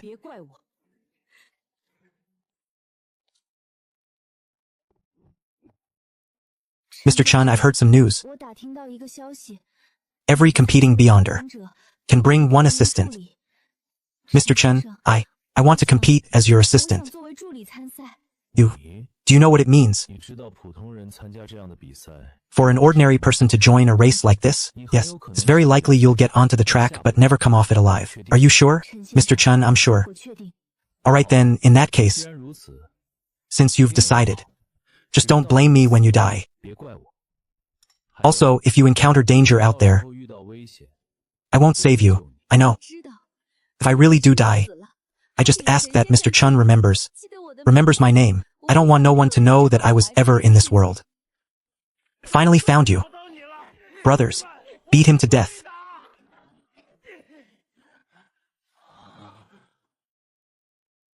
All of you, get lost. Mr. Zhu, you're here. Thank you for your hard work on this plan. Mr. Chu, I want to join the race. I know an assistant is allowed. But in your condition, it's a suicide mission. I have no regrets. Just focus on recovering for these 2 days. I'll find someone to look after you.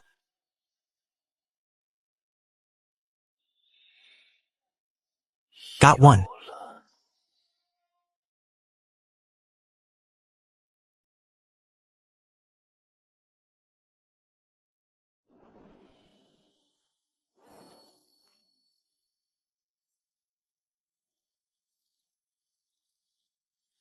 Who is it?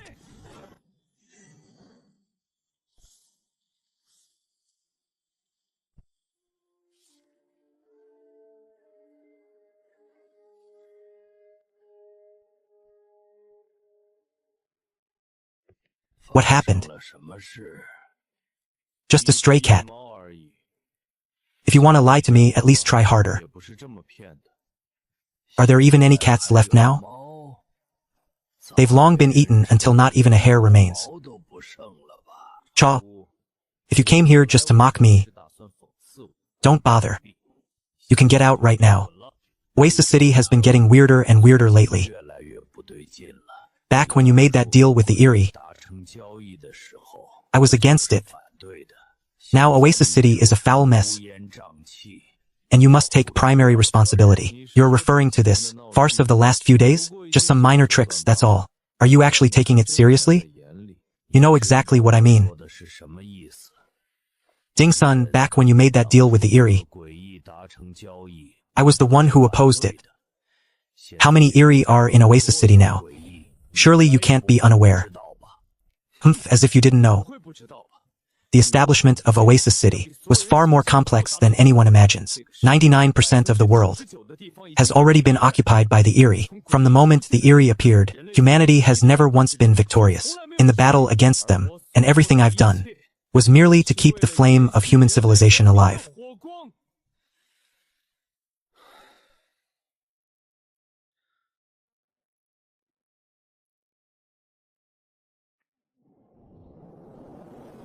Oasis City back then wasn't the size it is now. There were only 500 or 600 people, and there was no safety to speak of.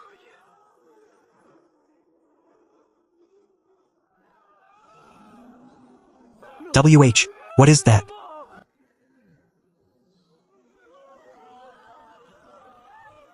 When it's over, we're all going to die here. I am Vice City Lord Ding-sun, Blood Moon Sun. I swear to defend the home of humanity until death.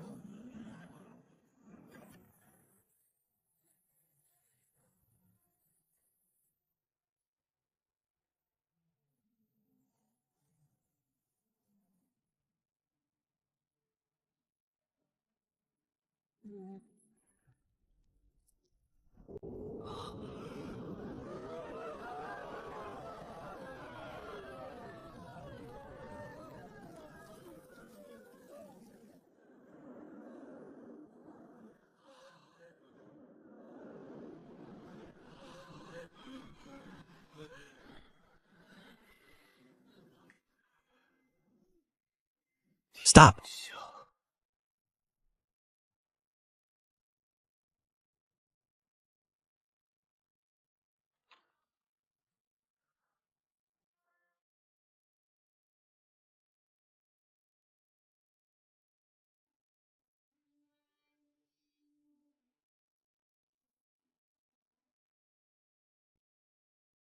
I agree.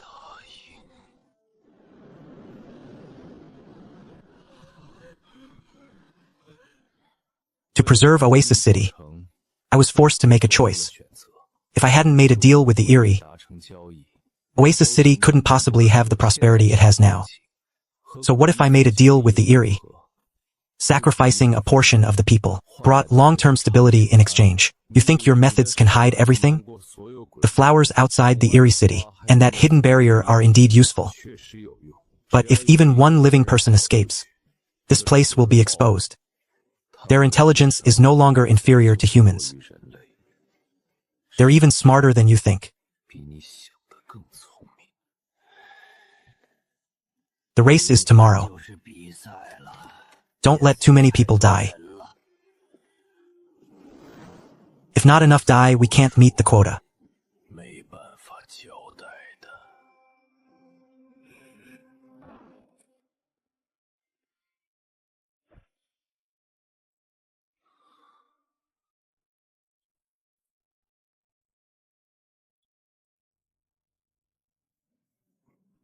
Ha ha ha, Ding Sun.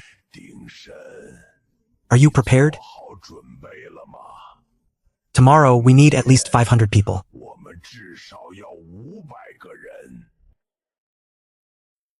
500? You're crazy. That's impossible. Ha! Haha, Vice City Lord, don't refuse yet. Many people have come to the city recently. 500 people won't be a problem. The city is thick with tension lately. I expect many will die in tomorrow's race anyway. As long as you don't stop it, we're good. Don't even think about it. Vice City Lord Ding, maybe you should reconsider. Many other Eerie have broken into the city. If you've made up your mind, you can let me know.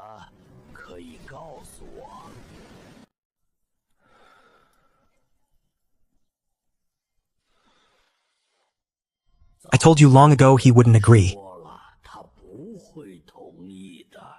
500 is too many, but he'll agree eventually. For the sake of Oasis, he's willing to do anything. Many of our kind have already sneaked into Oasis. Those things won't listen to us.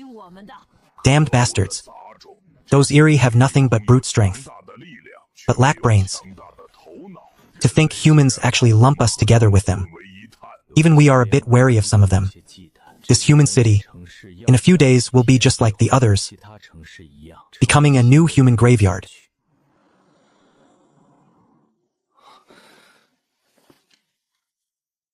So he's a great man after all. MHM. Wasn't this letter in the hands of the guy in sunglasses? How could it be him? Vice City Lord Ding. Interesting. The previous man was strong, but this one is even stronger. Ha ha ha, after reading the letter, you'll know of our existence. You are the most perfect target in all of Oasis.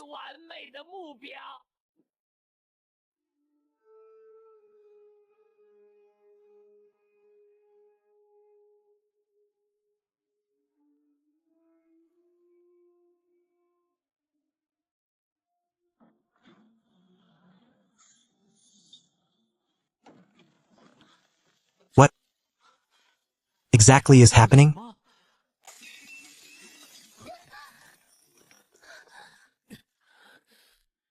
Wow, there are ghosts in Oasis City. Yazzie, what do you think? Oasis City has been off for a long time. We've always avoided interfering in Oasis City's affairs. That eerie aura just now couldn't have been fake. Chu, maybe we should leave. I originally thought Oasis City could at least stay stable for another month to let everyone have a good rest. I didn't expect this kind of thing to happen now. I suspect Oasis City didn't just get ghosts now. It's had ghosts all along. We just never noticed them. And now, it's likely they can no longer keep it under wraps. My guess is the attraction talismans. The existence of attraction talismans is what prevented you Pathfinders from sensing the presence of the eerie. And the flowers outside the city walls, the 7-colored wells, they aren't masking the scent of the living. They are masking the aura of the eerie. If it weren't for them, it's impossible you Pathfinders wouldn't have sensed anything. Oasis City is a trap. Not only that, there's also the hidden barrier of us Pathfinders. 3 layers of protection seemingly protecting the living, but in fact, so we can't leave just yet. Correct. Everyone, this race isn't that simple. Prepare to leave as soon as the race is over. Understood. Old Zhao, you bald old man, what are you dallying for? Hurry up. All the good spots will be gone by then. The sun has only just come up. Why are you in such a rush to die? The race is still a long way off. Bullshit. The entire city is going today. If we get there late, there definitely won't be any spots left. Hurry up. I know. What a chatterbox.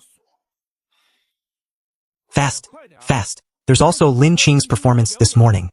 Lin Qing? Who's that? Never heard of him. You country bumpkin. Lin Qing was the voice of heaven before the apocalypse, the king of rookies. If not for the apocalypse, he'd be a top-tier singer right now. Could it be that I really made a mistake this time? No, I didn't. If I hadn't made that deal back then, the universe wouldn't even exist.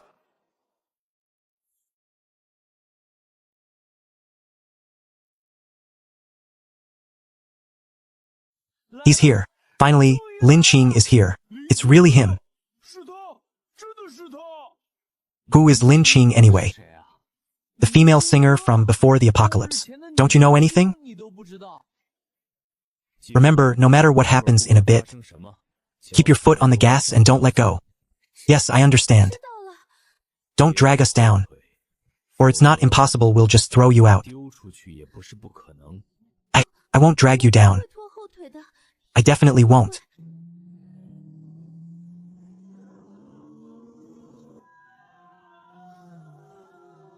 Alright, let's head over.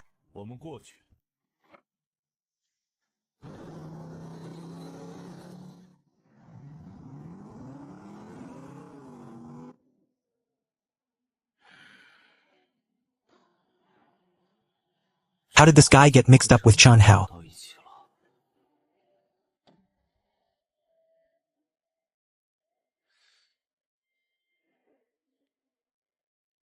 I didn't expect Mr. Chun Yi would actually encourage me.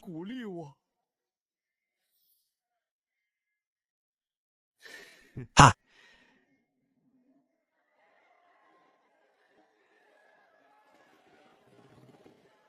Ha! Provoking people, as if I don't know how to do that. Ah! Ah!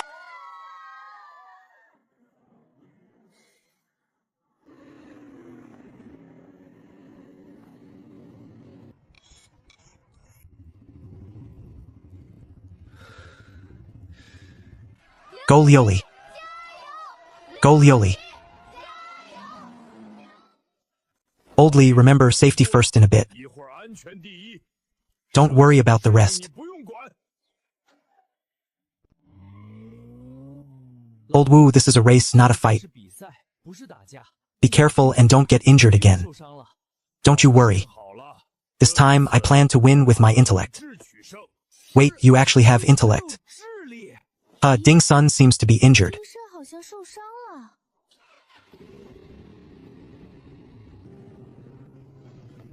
Pa, how showy, wearing a skin suit in broad daylight. Haha, Xiao Xiao. Just do your best. I know, master. Little fishy. Once it starts, remember to be extremely careful. If there's danger, don't rush in. MHM. 2. 1.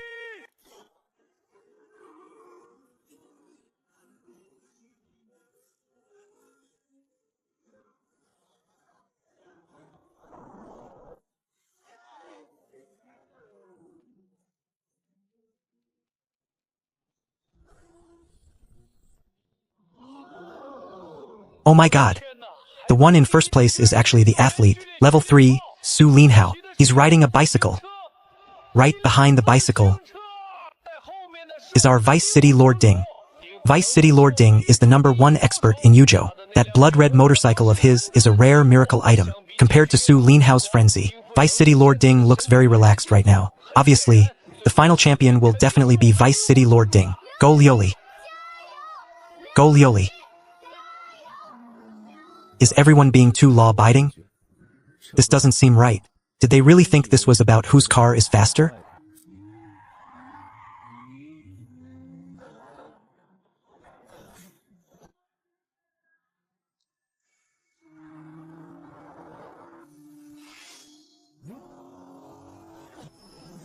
It's over.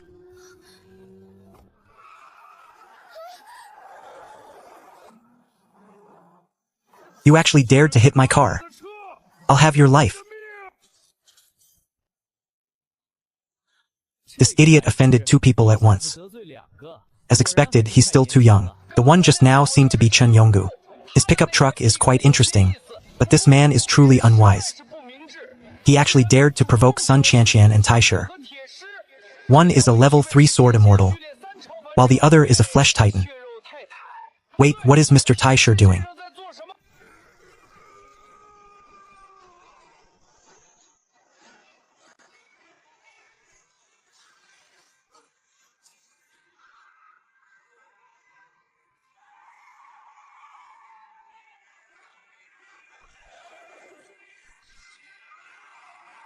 Everyone, get lost. The championship is mine. Ha!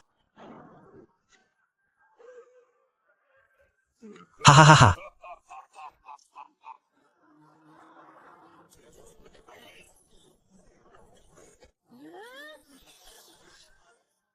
Ha! Ah ha ha ha ha ha!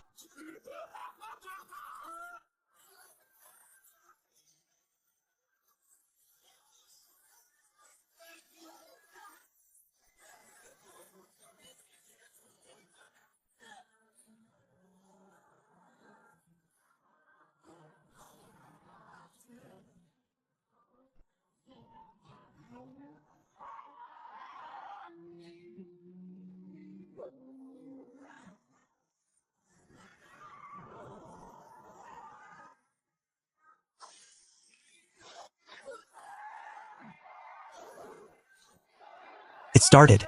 Chun Yonggu was the real starting gun. That spear of Titan Taisher is definitely a miracle item. Save them. It's my turn to take the stage.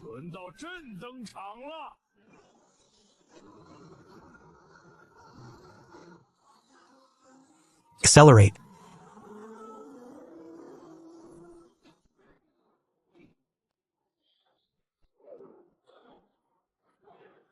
How bold.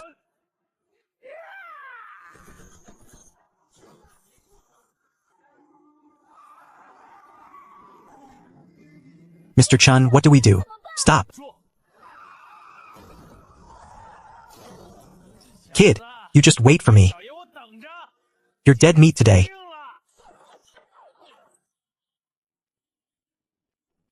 God of darkness, grant me power.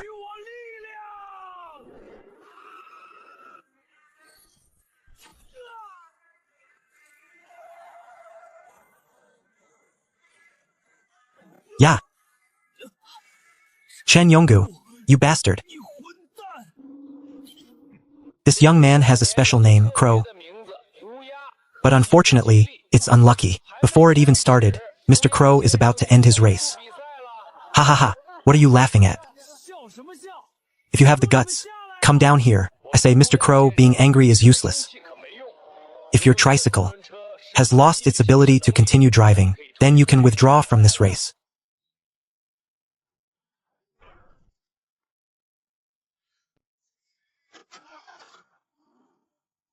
Chen Yonggu, you just wait. We're not done yet. In the name of Void. In your grandpa's name.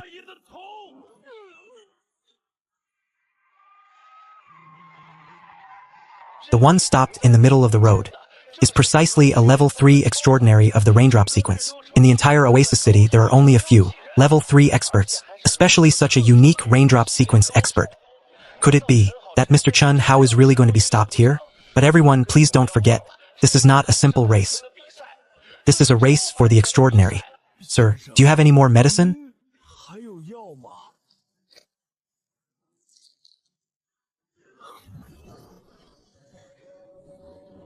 In the name of Void, extreme speed.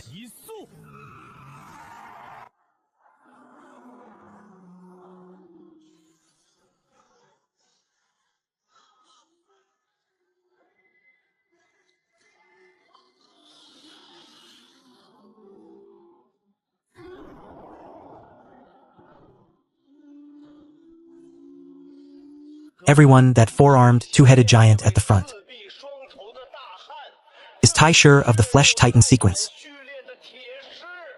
I don't need to say more about the Flesh Titan sequence.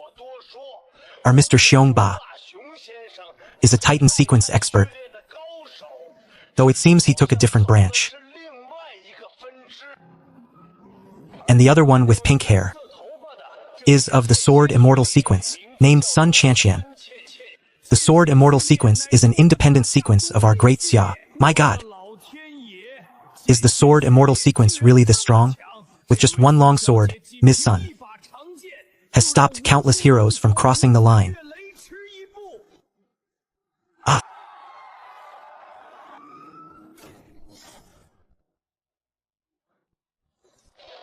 Currently, the one in first place is Su Linhao.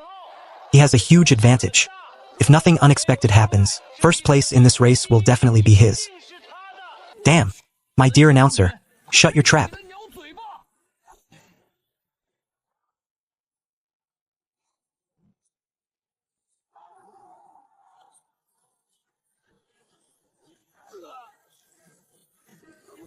This is bad. This guy is too fast. Without a biased whistle, we can't stop him. My God. He's too strong. No one can stop him.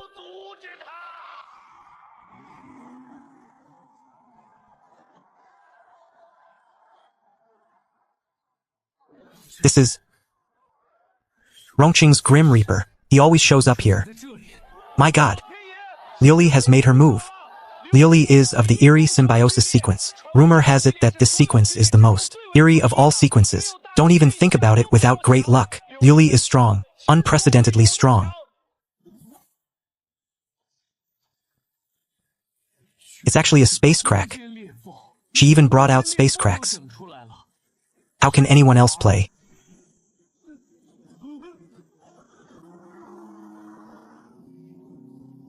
Ah. What? I was actually teleported to last place. My God, that was a space crack. Su Linhao went from first place to dead last. Liuli, I love you. You are my eternal goddess. Please let me be your dog.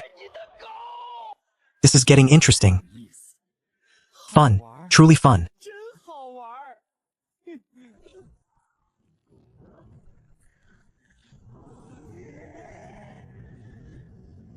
Come on, you trash. It's impossible to take first place from me.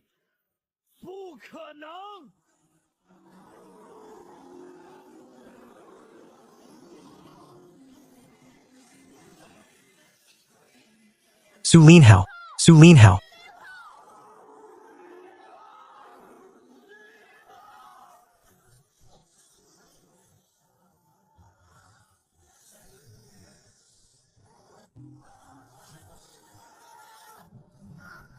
Do you think I, Chun Yi, am just decoration?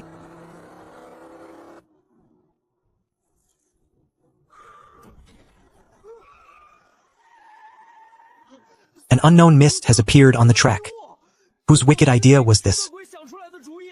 However, if you want to use this mist to block Su Linhao's path, stop dreaming.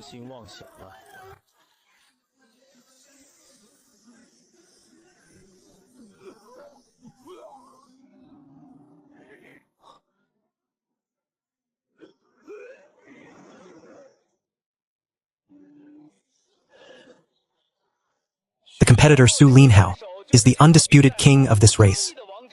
Even if some lowlifes use smoke and mist to cover the track, it's useless. Let us wait and see the return of the king, Su Linhao. Wait, what is he holding?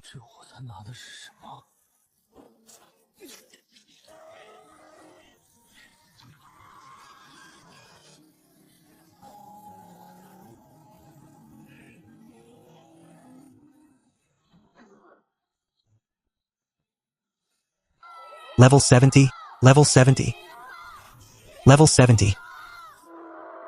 Su Linhao is eliminated. Since Su Linhao only has one will left, and the vehicle is severely damaged, is no longer fit to continue the race. Su Linhao is eliminated. Retreat, retreat. How can this be? This decision was made jointly by all the referees.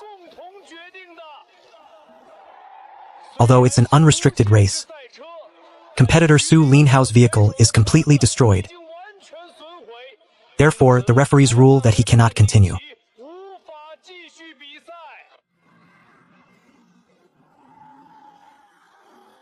Is this too much?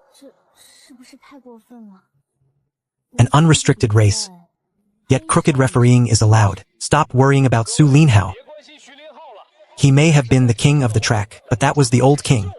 Now let us welcome the new king, Vice City Lord Ding's son. Before Vice City Lord Ding, a level 4 son of Blood Moon, everyone here is trash. Where did they find this idiot announcer? If he said everyone here was trash yesterday, he'd be right. Someone in the city said Lioli was the number 1 in Oasis. Look, Lioli has backed down. She doesn't dare show any disrespect to Vice City Lord Ding. This makes me so angry, but first place will definitely be mine.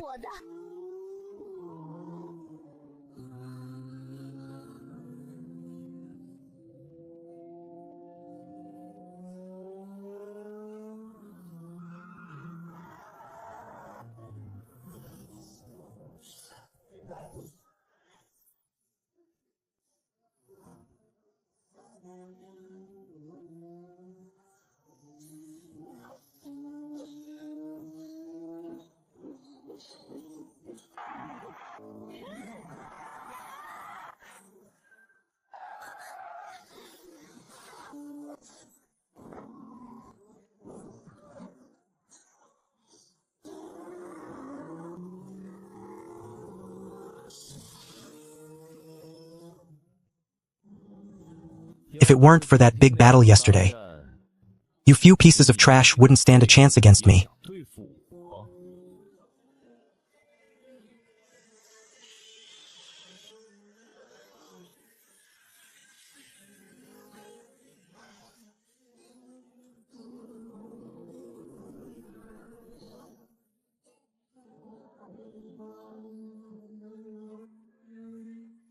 Ah!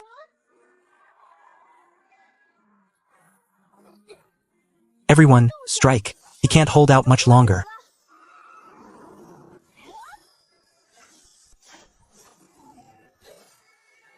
Little girl, your opponent is me. MHM. Ha ha ha, fool. I'll come and meet you.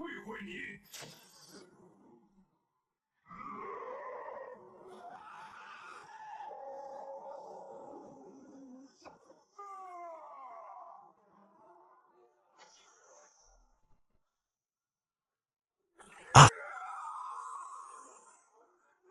Ha ha ha ha. Idiot, you think having many eyes is impressive? I have 2 more hands than you. Your whole family is. Have the guts to duel me. A duel it is, then. Who's afraid of who?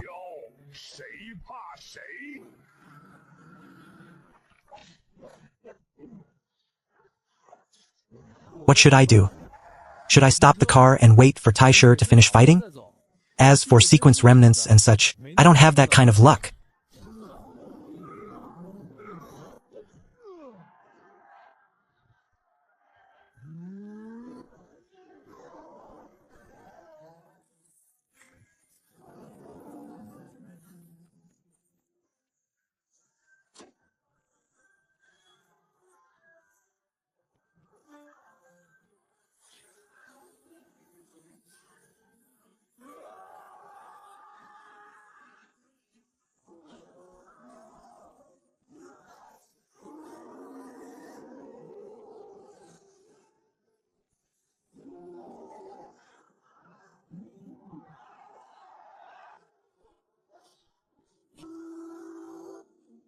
Sulina, be careful on the last lap.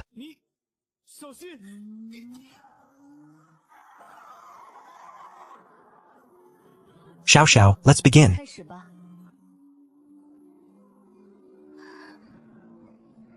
Master. The 2 of you, it's the final lap. It seems everyone is perking up now. Currently leading is our Vice City Lord Ding Sun. Vice City Lord Ding Sun truly is the best in Oasis. Single-handedly, he has blocked so many attacks. My god, that SUV is actually a miracle item too. Where is the justice in this? She has the perfect symbiotic Eerie, Grim Reaper, a miracle item SUV, and she's so beautiful. Why does heaven favor Lioli so much?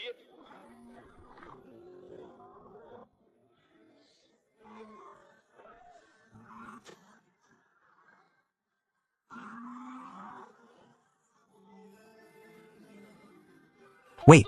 Damn it, that big guy is charging up. Shinkong, this vehicle is also a miracle item. Not just Shinkong. Ye is starting to exert force. That motorcycle of hers is like lightning in the night.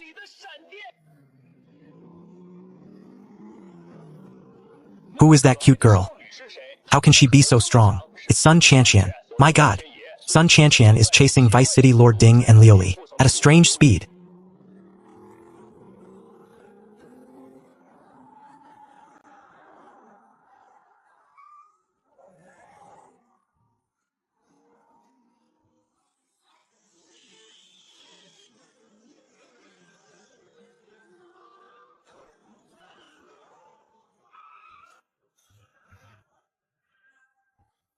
Crazy.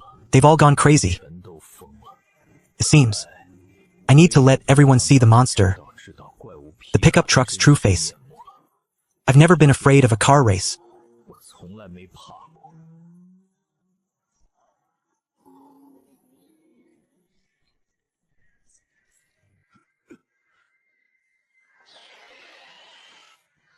Such good fodder. I'm sure my baby will like it very much.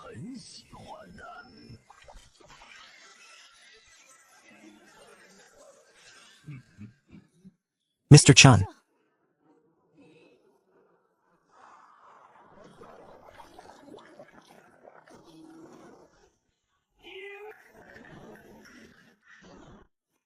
Bug Razor Yongsong is eliminated.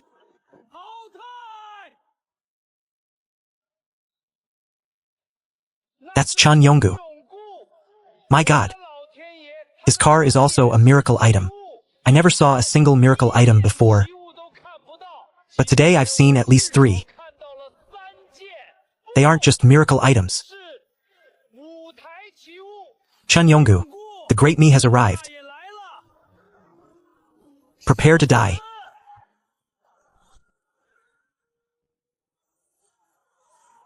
You think I'm only at this level? Chun Yonggu, behold my Samadhi fire.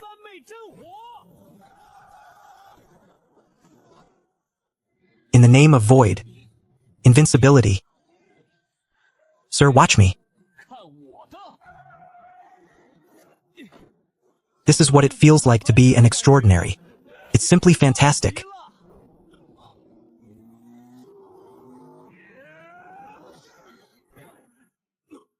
Such great power.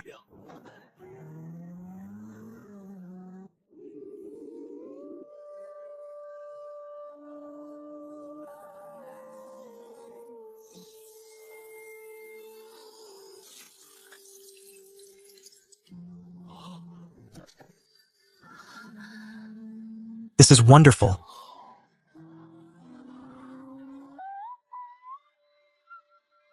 T&I, I'm here.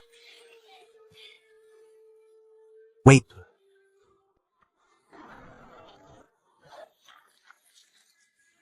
How could it fail?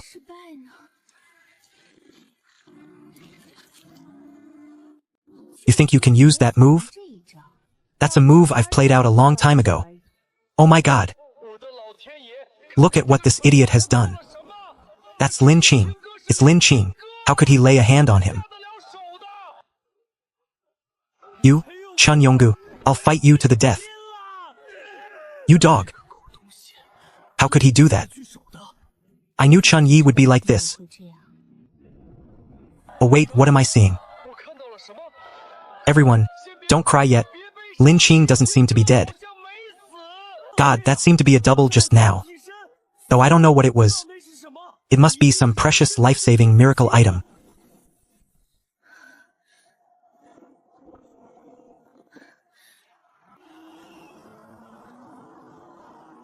Thank God. Lin Qing isn't dead.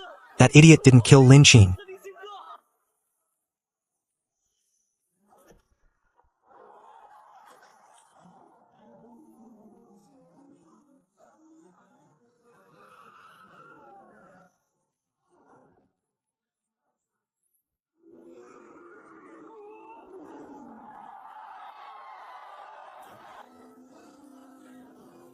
In the name of Wu, Chun Hao.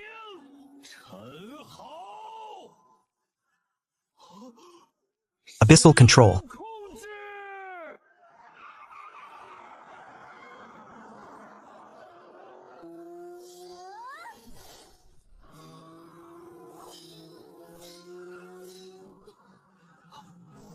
Seal the mountains. You're violating the rules. Hello, I want first place. Can you help me? Oh, okay. Okay.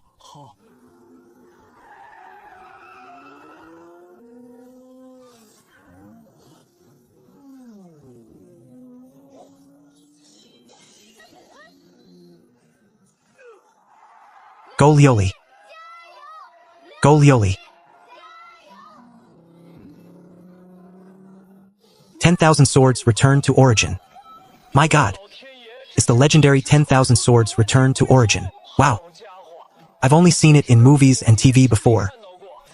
I didn't expect it to be so powerful. You woman, have you no shame? Being so insidious, be careful or you'll never marry. Monster domain. My god, did you see that? This ability was done by that guy named Chun Yonggu. They are a team. How insidious. Ding Sun. Vice City Lord Ding and Ms. Lioli were both deceived.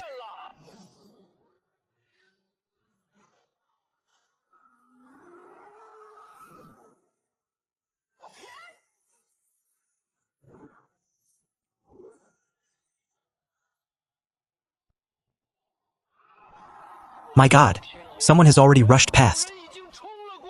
It's Zhou Xiaoxiao, an ordinary person, while Sun Qianqian, Chun Yonggu, Ding Sun, and Lioli were fighting. He took first place as an ordinary person. Let's congratulate him.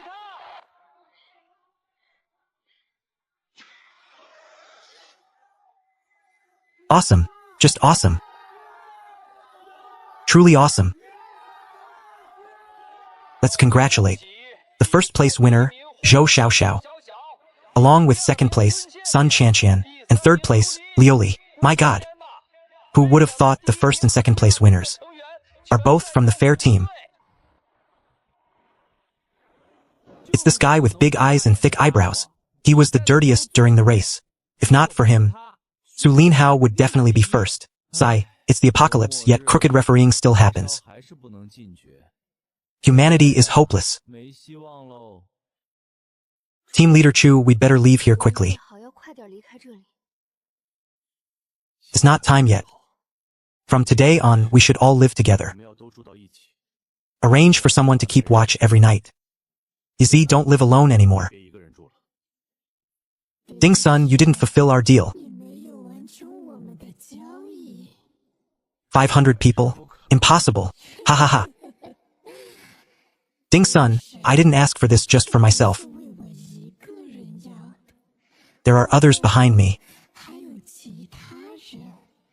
Compared to them, I am the easiest one to talk to. You wouldn't want them coming to find you, would you? Ha ha ha. Someone told me never to deal with the eerie. I didn't believe it at first. But now you're just a bunch of untrustworthy, inhuman beasts. Ding Sun, your curses mean nothing to us. Perhaps you should have listened to that person sooner. The pitiful guardian level. Truly among the extraordinary, the most pitiful level. Ding Sun, are you protecting Oasis or humanity? Watch your back. They have already arrived. And in great numbers, before the apocalypse. Mr. Gao wasn't actually considered a good person. When I met him, he was already a big shot. He did help me. So whether he's a good person in others' eyes doesn't matter. In my eyes, he was a good man. Yeah, for such a person to end up like this.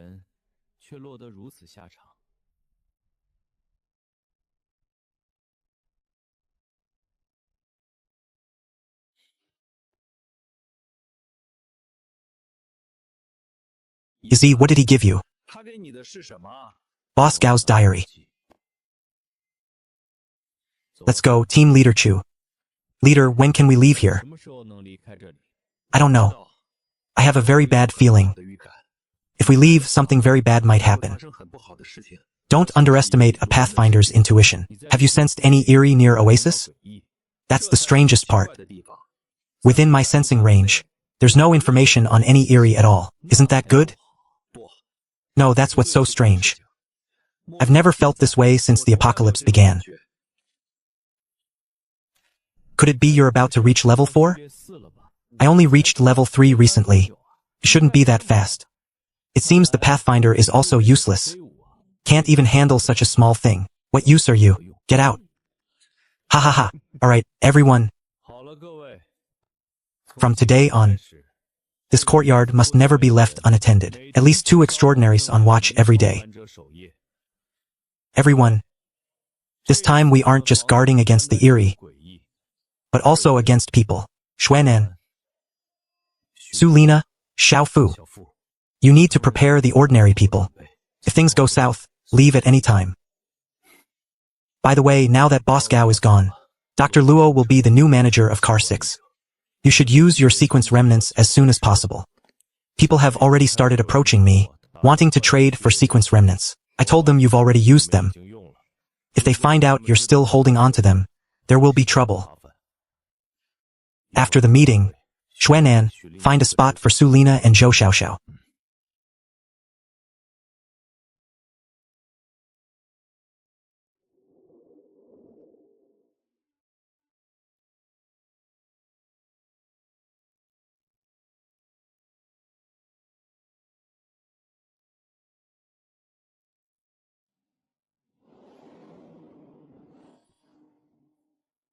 As expected, other teams have also realized the problem with Oasis.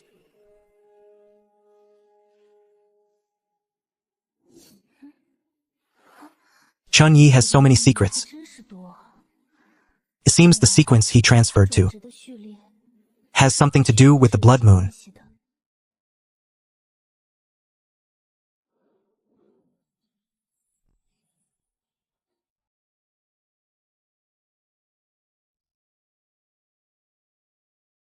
Izzy is awake. I saw you were meditating, so I didn't disturb you. The stars are so beautiful. After the apocalypse, this is probably the only upside. Taisher, let me ask you something. What's your relationship with Mad Master? Brothers or husband and wife? I don't know, I feel like he is me. And I am him. Then he's your other side. Yizzy, you're the smart one. I feel like he's my other side too.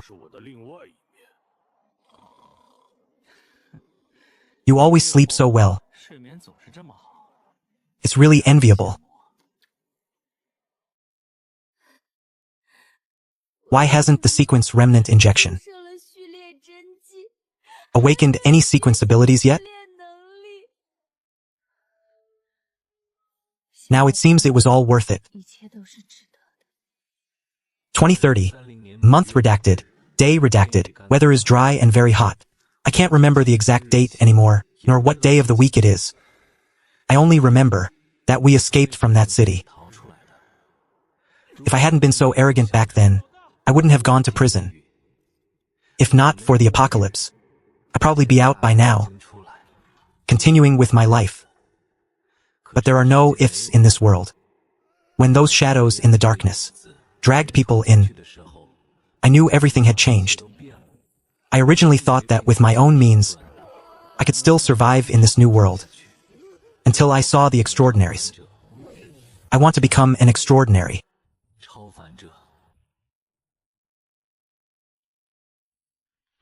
2030. Month redacted. Day redacted. Weather is still very hot. We are in the desert now. Scorching during the day, but freezing enough to kill at night. This morning, I saw Uncle Abeo burying 2 people who had frozen solid. One of them had even asked me for a smoke last night. 2030. Month redacted. Day redacted. I can't remember what day it is anymore. Old second, old third, and old fourth are all dead. in the face of those eerie and extraordinaries. Ordinary people are worse than ants. I saw with my own eyes that car swallow a living person whole. A living person just gone, as if he never existed. That man is terrifying. Is he talking about me? We've arrived at Rongqing. I've been to this place before. The Church of the Grim Reaper gave us food. Although it's still not enough, it's much better than being with the convoy. Sometimes I dream of the old days. My lover is in the dream, as is that big house. The table is covered with braised pork and roast duck, more than I could ever eat. In my life, I've eaten countless delicacies. Incredible, but now, I just want one more bite of braised pork and roast duck. October 14th, 2031. Sunny weather. Tomorrow is the Oasis Unrestricted race. For that sequence remnant, I made a deal with Sulina. I help her get close to Chunyi, and she puts in a word for me during the allocation. Even if there's only a 0.1% chance, I have to try. Her feelings for Chunyi are complicated. Is it love or dependence? I don't know.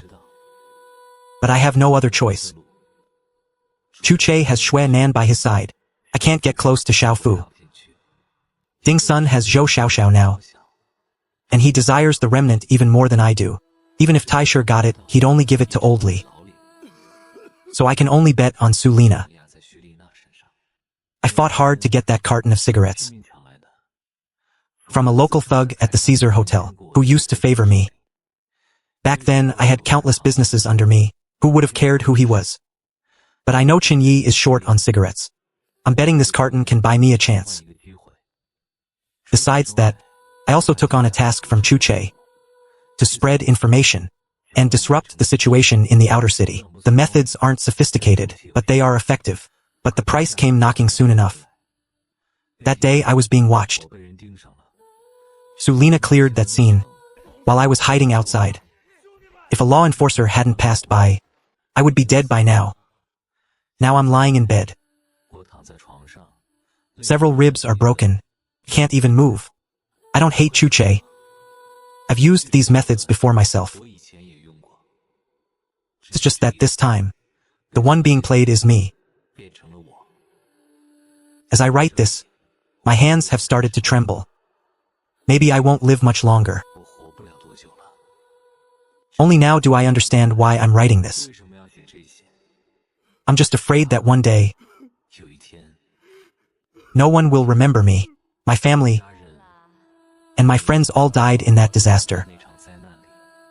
I once wanted to live for them, until the day humanity reclaims the cities. But if I die too, then once Changji and the others return, they truly will have vanished from this world.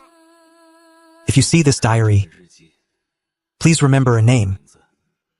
I am Gao Jianxiang. It's been a long time since anyone called me Boss Gao.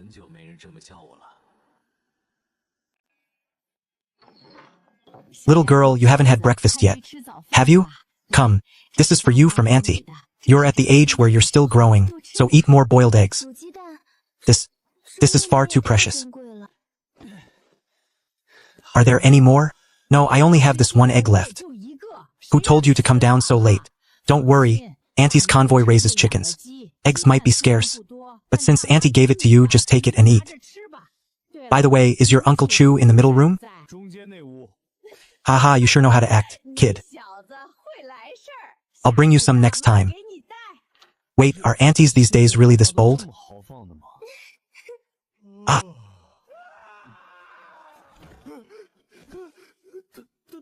Relax. Auntie Zhao came early this morning. She must have something to discuss with you. Brother Chu, I made a bowl of shredded pork noodles for you this morning. Why not have a taste? There are even 2 poached eggs in the bowl.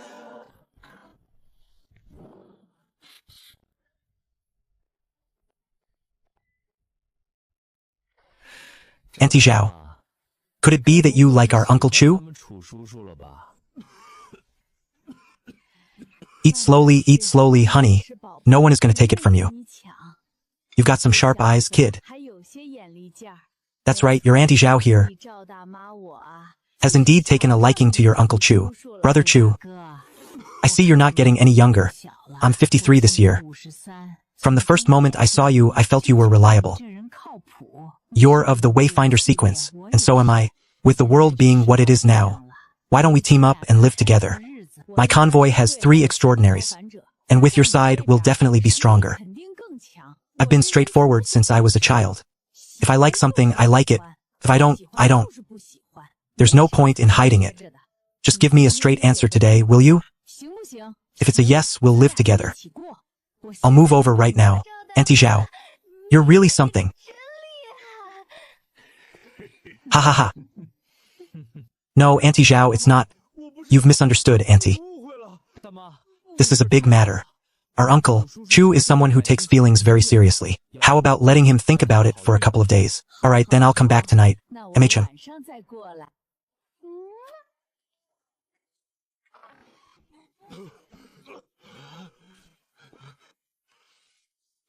Chun Yi, this is all you're doing.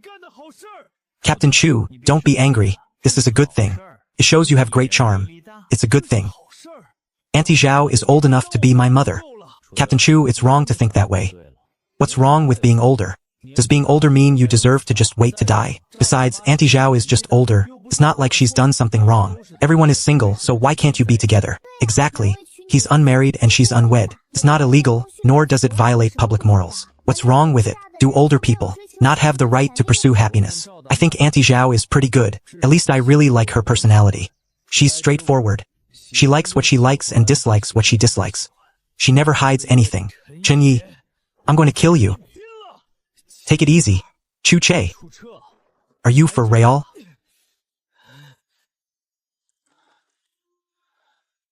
No, I have to go explain. This misunderstanding is too big. If you go explain now, do you still want to eat those pork noodles tomorrow morning?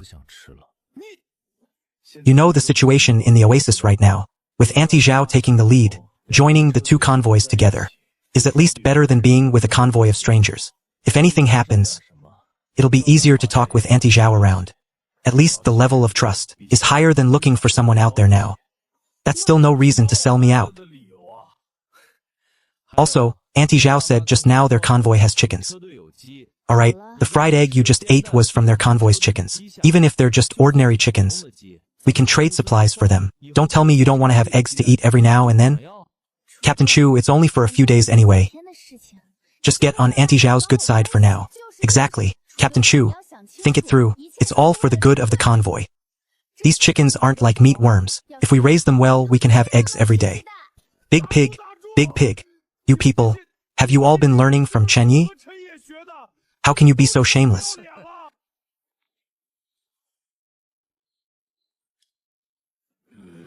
This is Brother Lin Qing. Haha, you've met before, so I won't do much of an intro. Brother Lin Qing at the last race.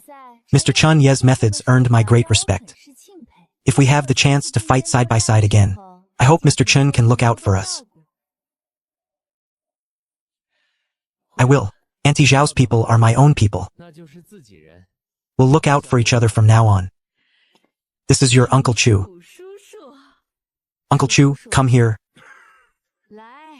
This is Xiao Chong, an insect master, and Su Li, you've also met before. Ha ha ha. Be more open. How many times have I told you? Be polite when you meet people, and greet them. Every day you act like you're hiding something in your pants. It's embarrassing. Now greet them. Hello, Uncle Chu. Ha ha ha, good boy, Xiao Chong. Hello, Brother Chen. Xiao Chong is actually my nephew. His father is my youngest brother. In our family, I'm the eldest. When he was little, I was the one who raised his father. Later, his father got divorced and dumped the kid on me. This kid is good in every way, just a bit socially anxious. Socially anxious? He's an insect master. I bet many kids in the oasis would have nightmares just seeing him. Wu Ya is also my nephew. His mother was the third in the family. That stubborn streak of his is exactly the same as Old Third's back then. Greet him. No.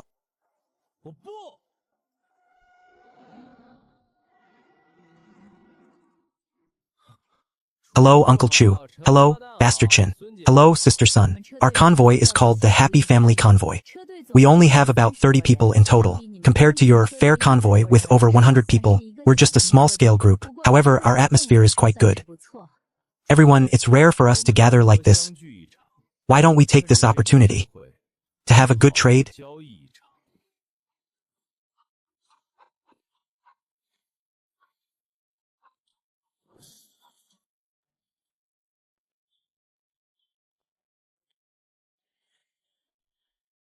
The goods are all here. Let's exchange according to what we agreed upon.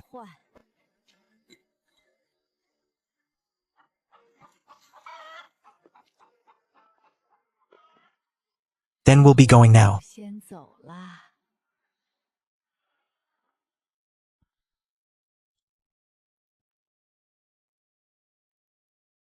Captain Chu, I heard there's a cultivation base in the oasis. It seems they have quite a few ideal seeds and leaves there. I'm warning you, don't get any ideas about the oasis. That cultivation base is guarded by powerful sequence holders every day. You don't actually think that because we won the race, our convoy is number one, do you? Our current task is to leave this place safely. It's best not to cause unnecessary trouble. Captain Chu, I was just saying, look how nervous you are. But I did hear the oasis's cultivation base has improved rice seeds. Don't worry. I definitely won't harbor any bad intentions. You? Captain Chu, Mr. Chun. The meatworms are ready to eat.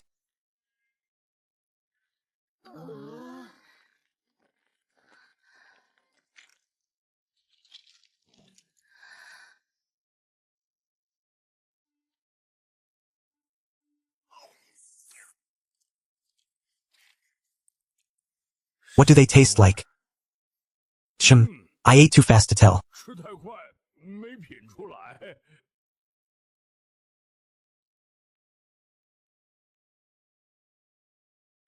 It's hard to say. It's not like pork or beef. It's not that flavor.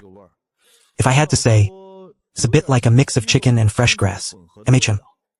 Do you want to try some?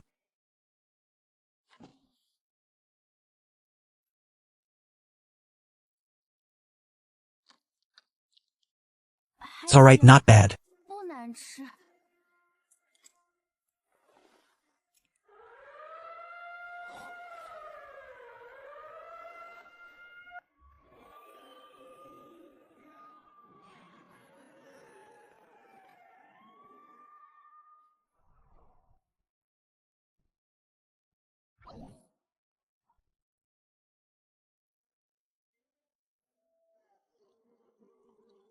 What did you see? I didn't see anything. Oh no, it's the Eerie. There are many Eerie outside the city. So many Eerie? Didn't you sense them before? We didn't sense them at all. Just like before, we sensed an eerie aura inside the oasis, but we searched for so long and found nothing. Sai, now I finally understand why I had that strong sense of crisis. Whenever I thought about leaving, that's because, since then, the oasis city has already been surrounded by the Eerie. If we go out now, it's certain death. I'm afraid this oasis has long been targeted by the Eerie. The Eerie have a way to hide from us. It's In Shifu. This thing not only cuts off a person's aura, but it can also cut off the aura of the Eerie. This oasis is in big trouble. You two have a lot of chemistry like a married couple. Listen, Chuche, once this is over, if neither of us is dead, how about we get together? At this age, let's just make do together. Ha ha ha, everyone. I am Cha Wu of Oasis City. I believe you've already sensed it. Our oasis is now surrounded by the Eerie. This is the most dangerous moment since the oasis was built. I need your help. If the oasis falls, the hope of humanity will be completely extinguished.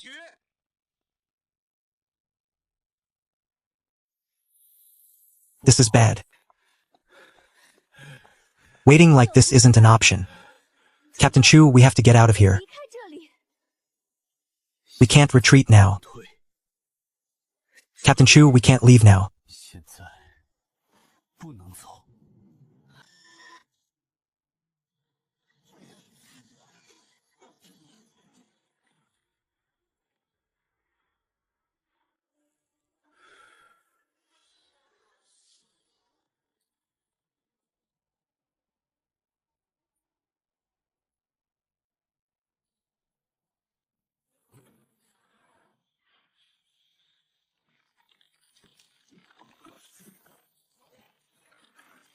All extraordinaries in Oasis City, follow me to slay the Eerie. Anyone who disobeys will be executed on the spot. Where else could these humans go anyway?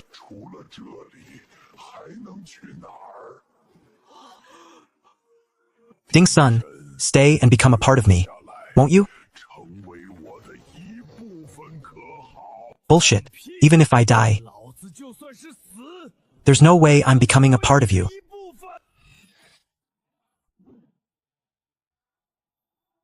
Impressive.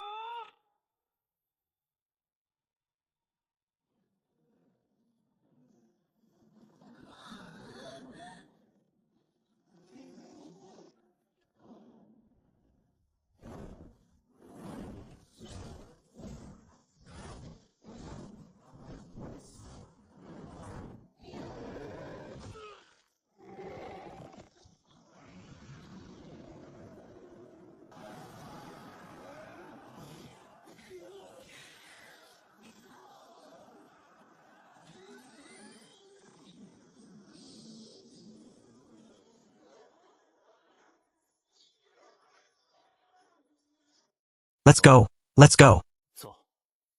It had to be you two old schemers, huh? Go.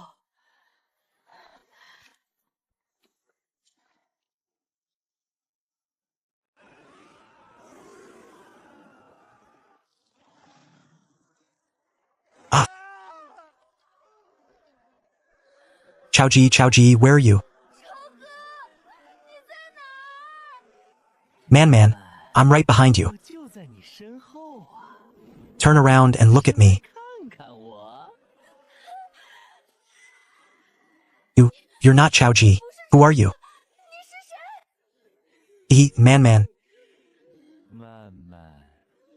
Who do you think I am? Xiao Ji once told me. He told me that you are great ones. Yes, it's easier now that you know we are great ones. You see, for those who don't know of our existence, we are completely harmless. But for those who know we exist, we are a nightmare. Wonderful. I absolutely love this rule.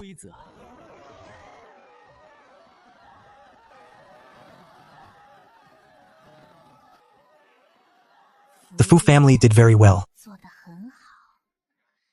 If not for them, I'm afraid we wouldn't have so many companions. Yes, so many people know of our existence now. The more people know of us, the more of our kind there will be. The only thing that's making us annoyed is that in this city, there's still a lot of irrelevant filth. Damn it! Ha ha ha, this is great. Even more people know of our existence now. Are humans all this stupid? Stop.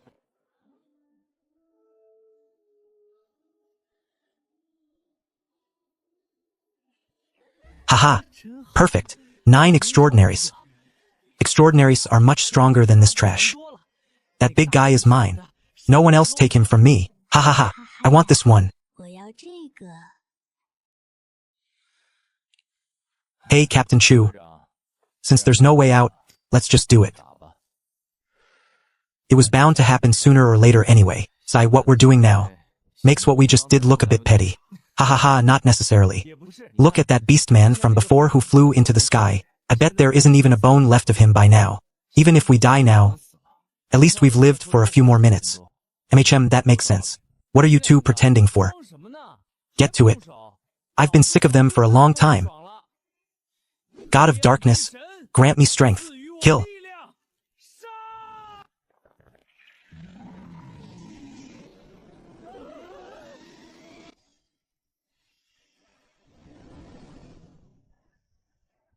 Haha. Ha ha ha. Come on. I haven't been able to hold back for a long time. You two are acting like wusses. I'm moving first.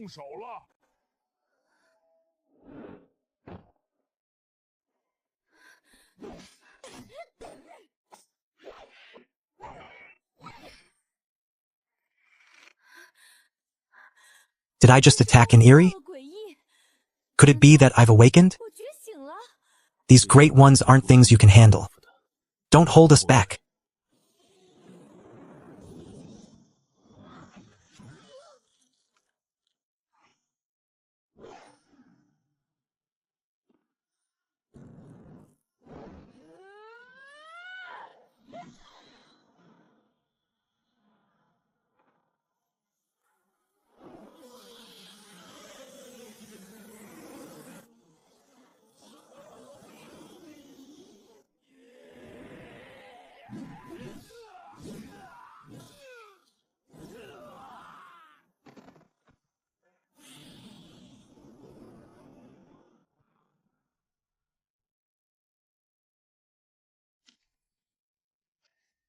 Haha, do you think we're very weak?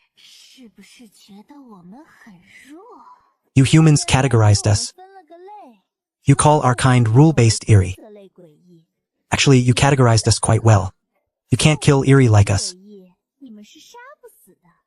Our power level mainly depends on the human being mimicked. If the human we're mimicking is strong, we will be strong.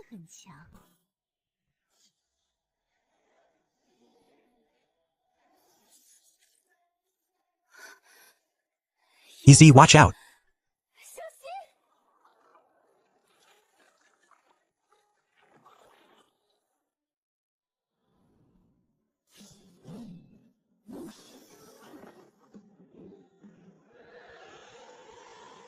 What should we do next?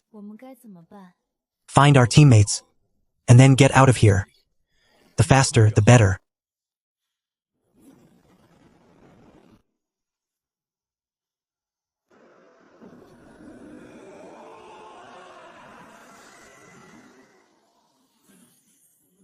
Everyone, I am Cha Wu, the City Lord of Oasis City. As things stand now, the survival of the Oasis rests on your choices. I have nothing left to hide. I, Cha Wu, am not only a Sequence 4 Wayfinder, I am also a Sequence 4 Array Master, and a Sequence 4 of the Destiny Sequence. Another Sequence 4? Where did all these Sequence 4s in Oasis City come from? Everyone, the defensive array of Oasis City has been activated. But it can only last for 24 hours at most. Next, we need everyone to work together, to hold out for these 24 hours without it being breached. If we can pull through, we'll have a way for the Oasis to exist stably in the long term. Of course, the Oasis won't let you work for nothing. I have done some research on Extraordinaries and the Eerie. During breaks in the battle, you can ask me one question, and I will do my best to answer it. In addition, the Dr. Ma you've all been looking for is also in Oasis City. He will provide 10 secondary sequence injections as rewards for defending the city this time. Sai, let's go to the City Lord's manor first and talk there.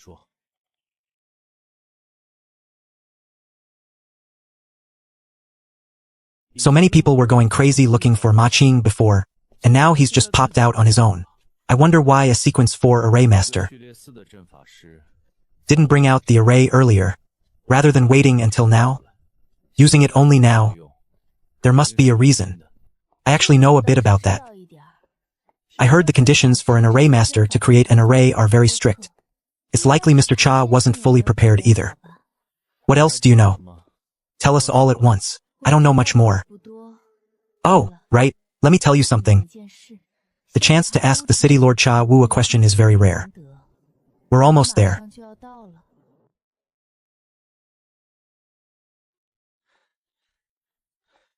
Captain Chu, Mr. Chun. It's our turn in the queue. Please.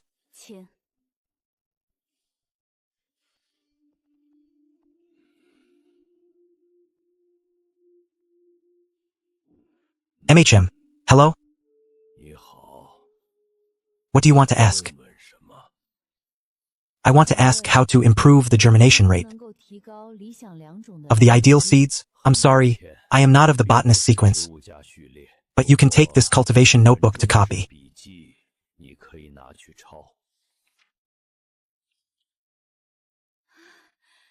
Thank you very much. Don't worry, I'll return it in 2 hours.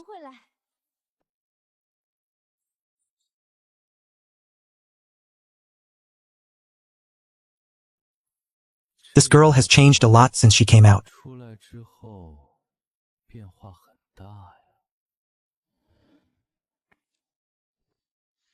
Your name is Chen Yi, right? Old man, what do you mean by this? This is your question. If you want me to answer this question, I don't need it. I have other questions to ask. This is my question. You're a very cunning fellow. That wasn't just one question. But since you're about to fight for Oasis City, for that sake, I can answer your question. That eye of yours is very interesting. You are very interesting as well.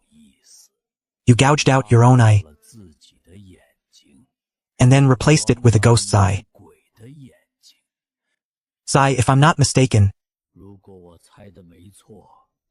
that I should be the one from Rongqing, the abyssal blood eye.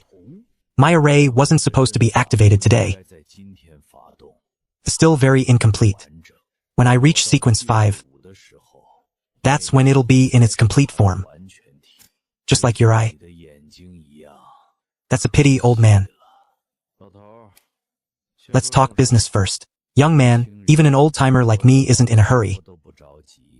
What's your rush? From what I understand, the abyssal blood eye should be one of the more powerful and special types. Among the eerie, and a very terrifying existence. I heard the Snow Woman and the 8-pond face appeared in Rongqing. But compared to the abyssal blood eye, those two eerie are far inferior. The reason the abyssal blood eye failed halfway is probably because its power hadn't fully recovered. Otherwise, it would be impossible for you to be sitting peacefully before me now. I must say, your imagination and courage are both great. I just didn't expect it to become your eye. Among those who graft the organs of Eerie onto themselves, you're the first I've ever encountered. If I want to fuse with this blood eye, roughly how long will it take? If you follow your original plan, using extraordinary power to slowly influence this blood eye, you'll likely be able to perfectly fuse with it in about 10 to 15 years. That's too slow. Is there any other way?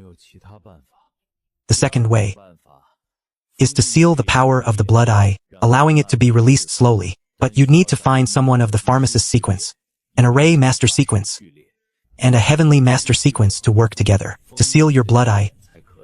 As your strength increases, you could slowly unlock the power of the eye.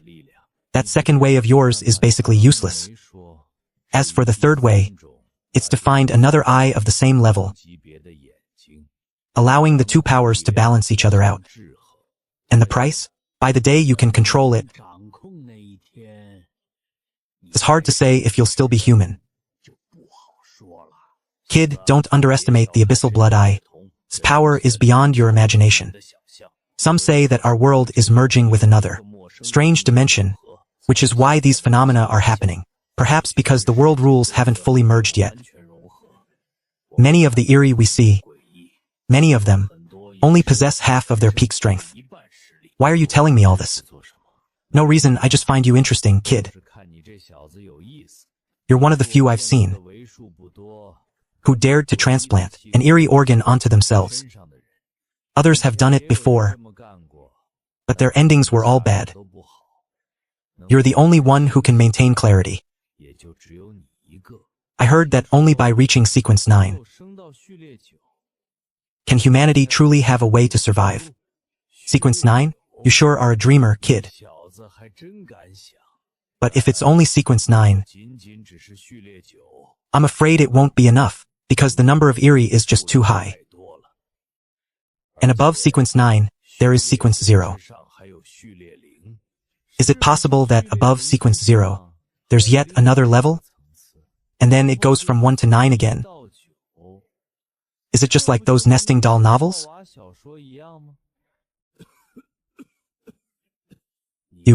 What you should do right now is forget all the novels you've read before. The reason sequence 0 is called sequence 0 is that there is nothing beyond it. Sequence 0 is the end. How do you know about sequence 0? Who exactly are you? Haha, maybe you'll find out in the future.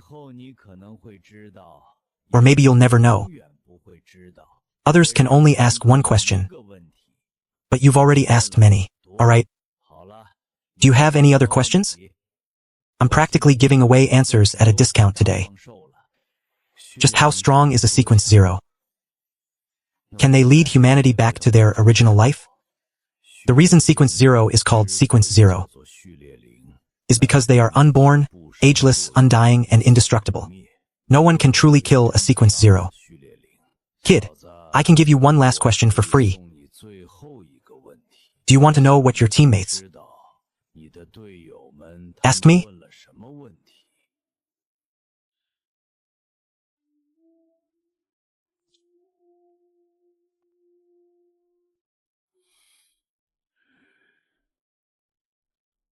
That kid you value so highly. Well, did you see anything in that young man? Grafting eerie limbs to obtain eerie power in a human body. Actually, I thought about that before. Unless we have a great physician sequence join the research, doing it by myself is just too difficult. What a pity. So much research data was wasted back then. It's just too difficult for the few of us alone. The abyssal bloodline is one of the world-ending Eries we currently know of. Why didn't you tell him this news? What difference would it make if I did? It would only scare the kid to death. World-ending Eries were defined based on what we understood at the time. And there are more than just those. What we know is still too little. The abyssal blood eye has already become his eye. Sooner or later, this fellow will be the new abyssal blood eye. The world is already in this state. Who cares about the abyssal blood eye or the ape-pond face? That medicine of yours, how much longer until it's finished? Almost there. Just 10 more hours.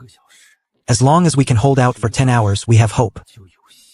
That would be for the best. Right? How is the situation on Ding Shen's side?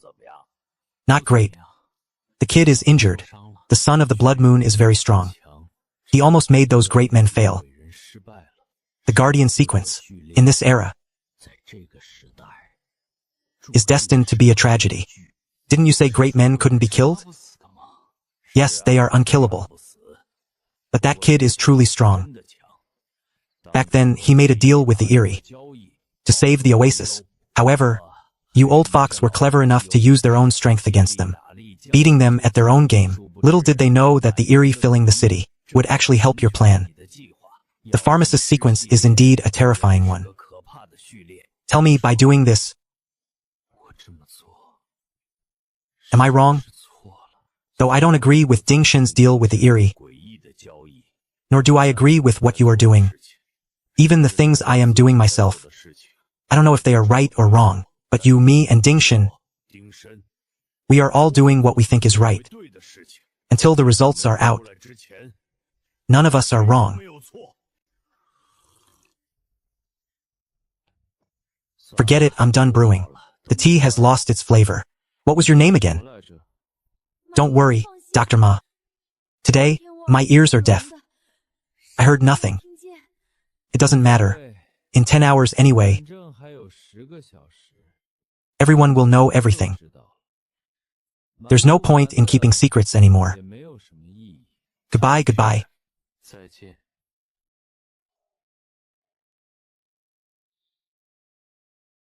Humph, you and Ma Qing are really interesting. Do you two plan to live like this for a lifetime? Never seeing each other? I have never deigned to deal with secretive people. I ask you, with so many great men in the city, have you really never noticed? The great men were not among those who made a deal with you. No, the great men came from somewhere else.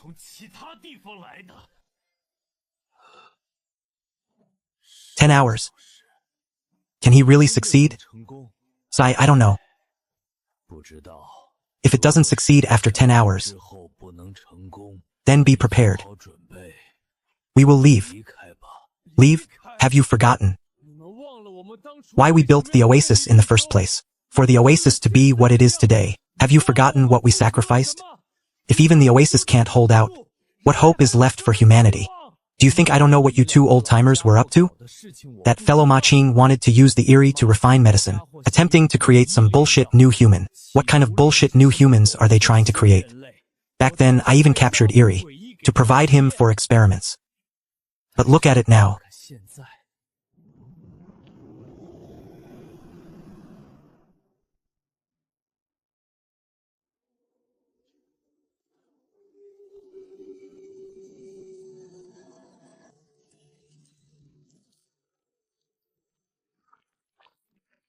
No one would have expected that the great men who make everyone turn pale with fear were actually created by Dr. Ma's own hands. Humans truly are complex creatures. Oh dear, Dr. Ma. If we were to go out now and tell others that you are the true father of the great men, guess what would happen? Would your fellow humans rush in and tear you to pieces? Ha ha ha, if that happened, it would surely be very interesting. Once the research on this anti-Erie virus is successful, surely all the Erie riots in Oasis City will be resolved. Hey, Yizi, what question did you ask? What did you ask him? Why don't you tell me? If you won't say, then don't.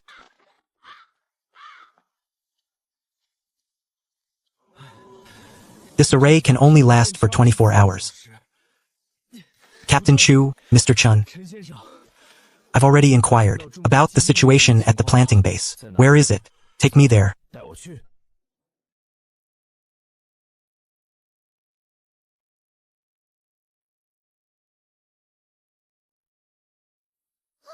Hey, hand over the goods. What are you talking about? I don't understand. Stop pretending, you little brat. You must be from the Beastman sequence, specifically of the Catkin bloodline. Interesting. Hand over what's in your arms. Otherwise, even if you're sequence 3, it's impossible for you to escape my grasp.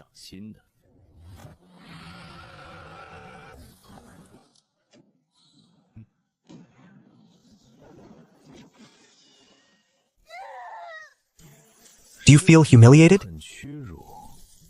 Do you feel helpless? Do you want revenge? Remember, my name is Chun Yonggu.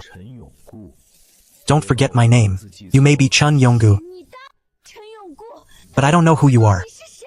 Chun Yi, just you wait.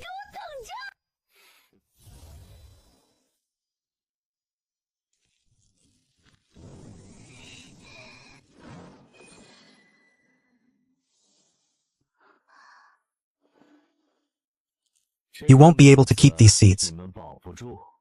Even if they don't fall into my hands, do you think others won't come to steal them? At least we won't kill you. You can still survive without these seeds. Hold it right there. Leave the seeds and I'll let you go. Even at your peak, you were no match for me. You'd better be sensible now.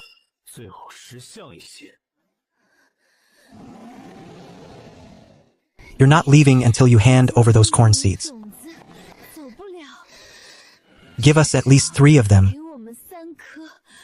Otherwise, you'll have to kill me. Easy, forget it. Give them 3. Are you out of your mind? Chief Chu, since when did you become so kind-hearted? Giving back meat that's already in your mouth? Why are you acting so hot and cold? If they were ordinary people, I wouldn't say this. But an extraordinary is different.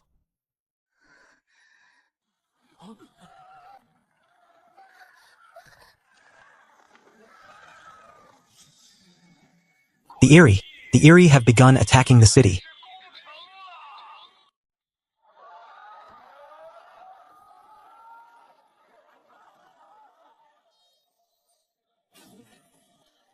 Didn't they say it would hold for 24 hours? How long has it actually been? All extraordinaries, follow me to the city walls. To the walls. Fine, fine. Who told you to be the captain?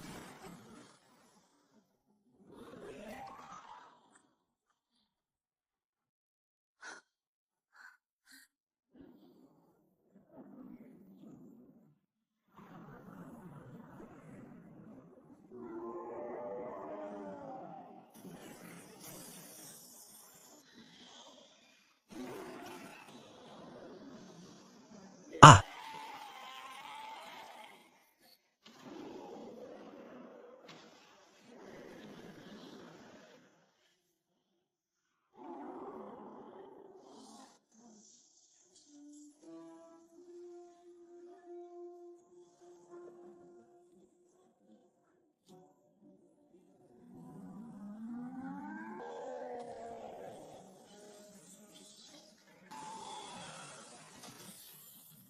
No, it can't go on like this. We must at least do something. Otherwise, the starlight barrier won't hold forever.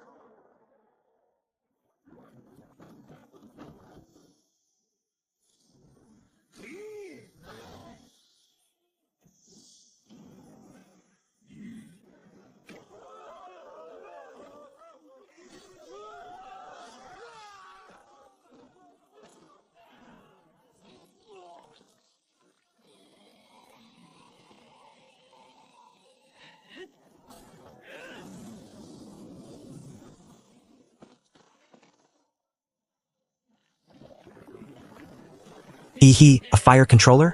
Not bad, not bad. Become a part of me. Get back, get back, get back.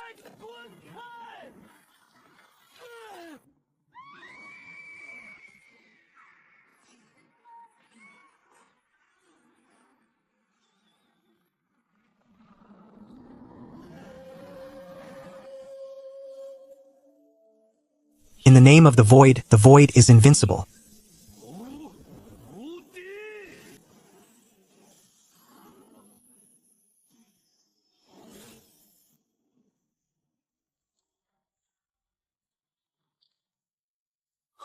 Be careful.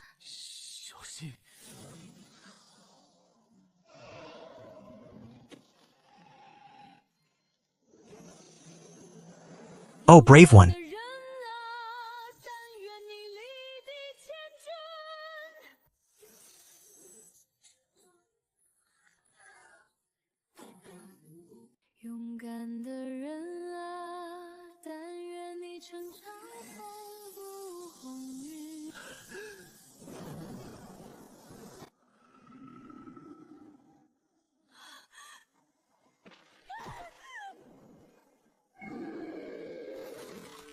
In the name of martial arts, I am invincible.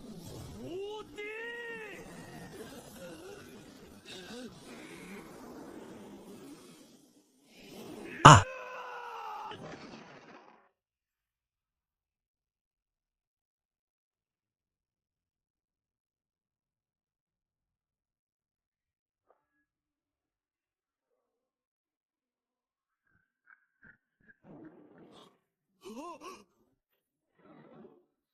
This fool.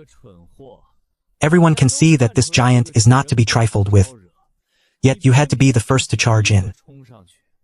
This is simply idiotic.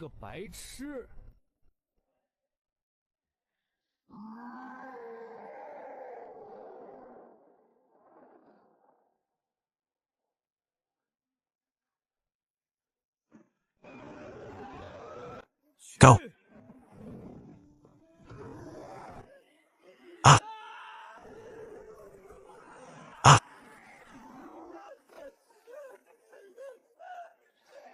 Ah!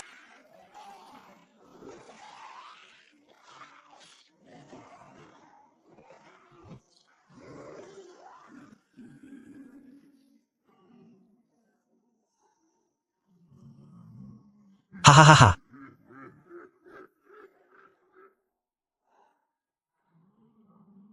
You can't go there. That giant is obviously trouble. If you go up, it's just a waste of your life. He can't be saved. But he's covered in wounds. He barely has a breath left. Chun Hao isn't dead. There's still hope. He's a good man. He treats others with sincerity and never harms anyone. There are too few good people in this world. I can't just watch him die.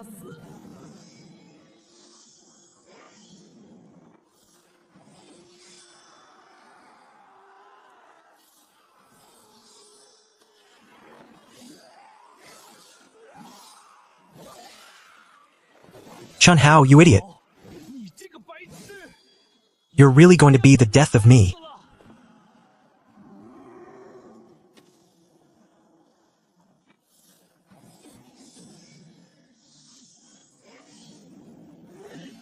Why hasn't Dingshin made a move yet?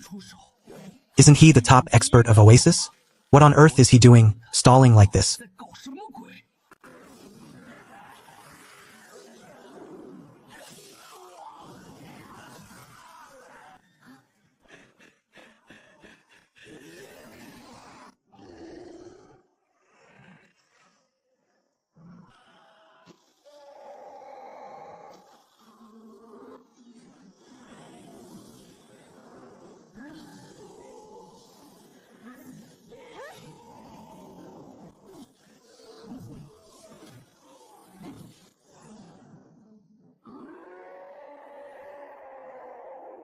Easy. I'll help you.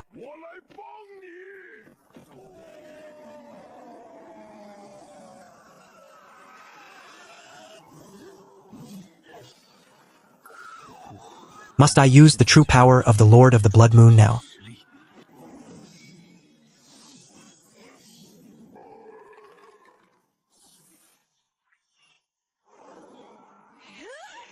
Chun Yi.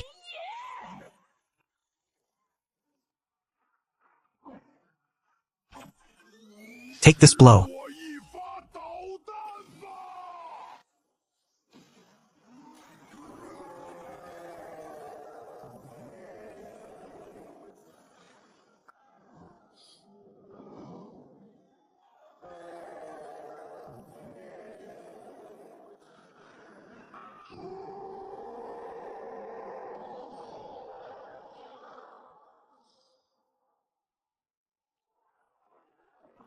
That's the god of death. It's Lu Li. He finally made his move. With Lu Li and Deputy Director Ding here, Oasis will surely be protected.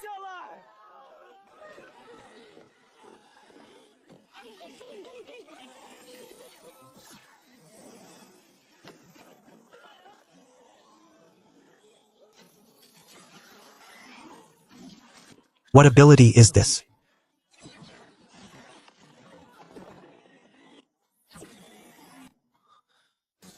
Go quickly. I'll block them. Mount Severer.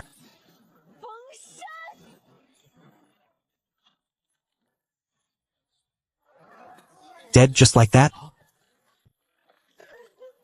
impossible. This giant isn't that simple.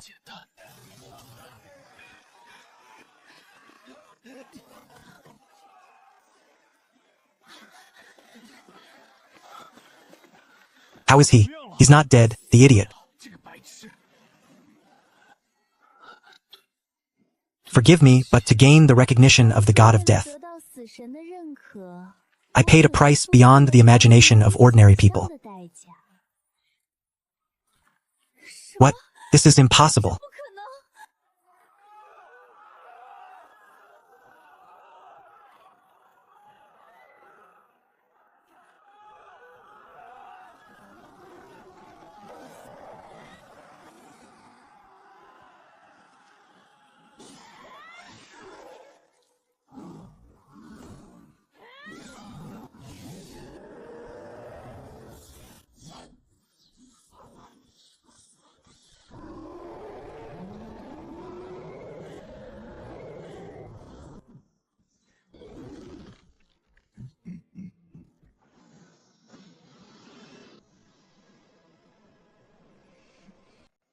Dingshin, look. Even that woman can't hold on anymore. What are you still resisting for? Even that strong god of death was swallowed. Dingshin, join us. Become one with us. Then you will be the strongest. We will all crown you as our lord. Even that fertilizer-shoveling big oaf. Haha, won't be a match for us. Dingshin, join us. Dingshin, join us. Can we really not hold out? How can I alone protect it?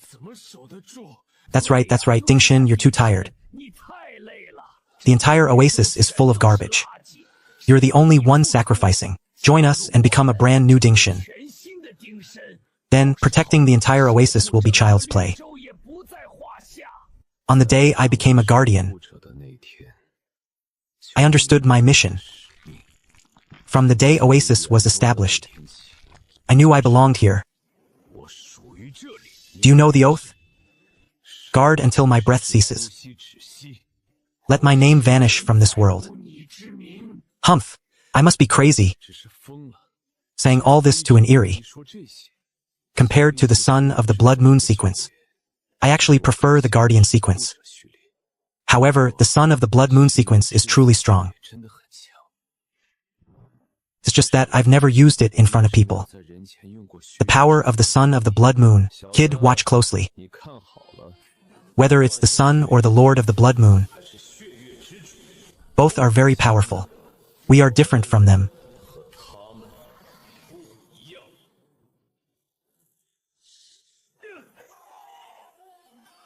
Come on.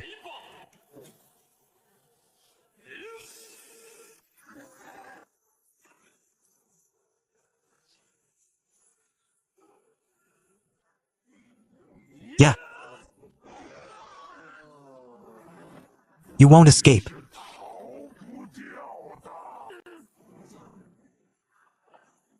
Sniper slash.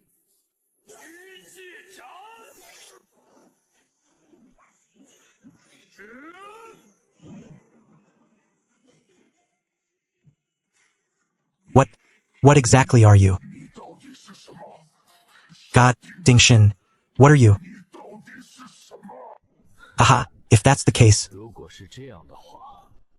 then I wouldn't be worthy of being called the Son of the Blood Moon. Void scheme.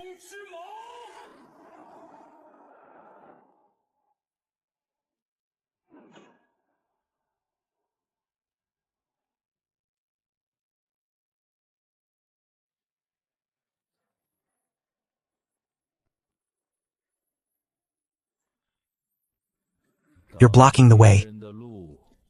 Where are your manners?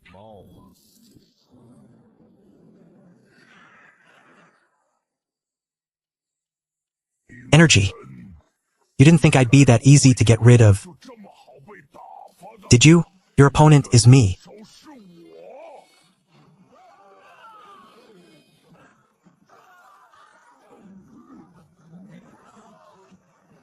Ah. Jingshan, come back here.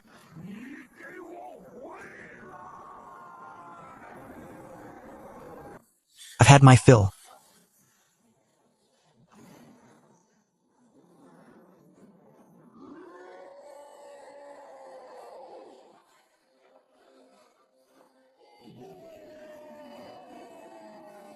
You want to overthrow the city lord? You'll have to get through me first.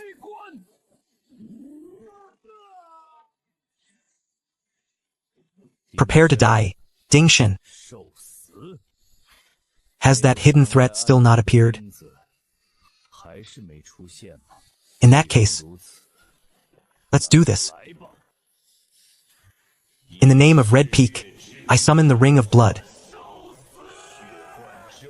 Witness the Blood Moon Law.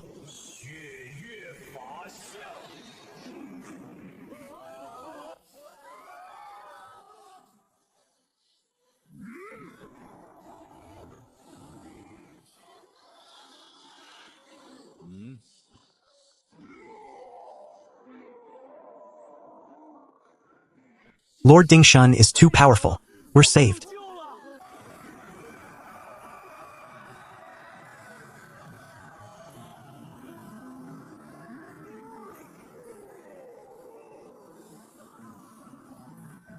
What are you doing? No, don't come any closer.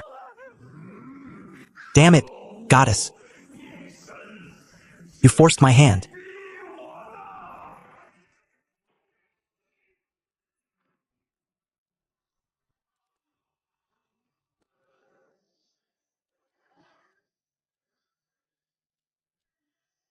Good, let's see where you can run.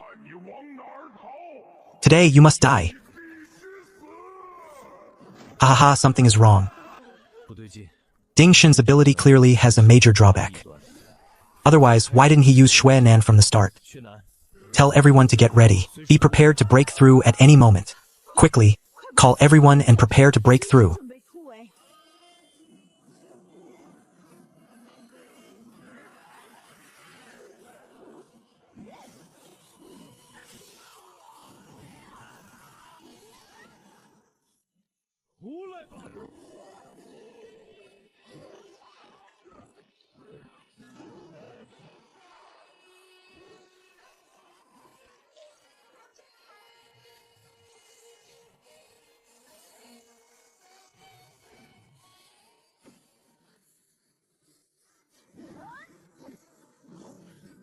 This is bad.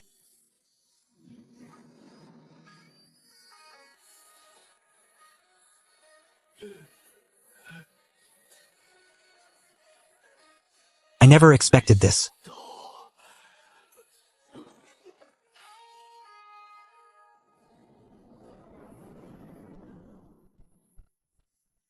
It's time for you to make your move.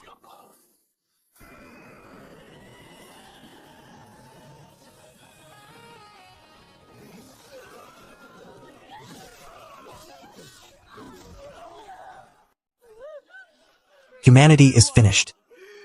Even the two powerhouses, Lioli and Dingshan, have failed.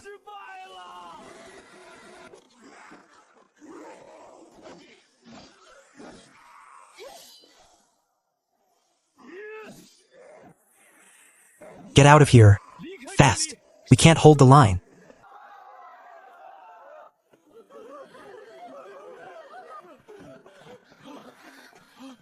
That's Zhou Jueshan, the Vice City Lord of Oasis. Isn't this guy a support sequence?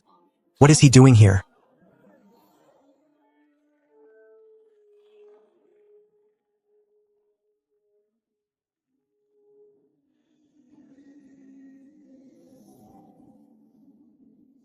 Trying to leave? Today, no one leaves Oasis City alive.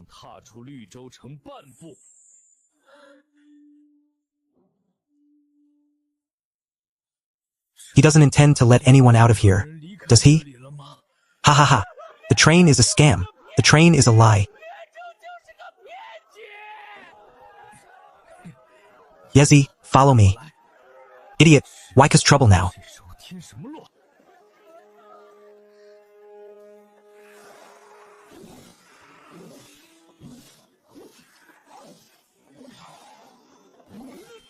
Wait, while it's still hot, Wait. This house seems to have unlocked the third floor. Yongzhou Yezi, what are you dazing for? Let's go.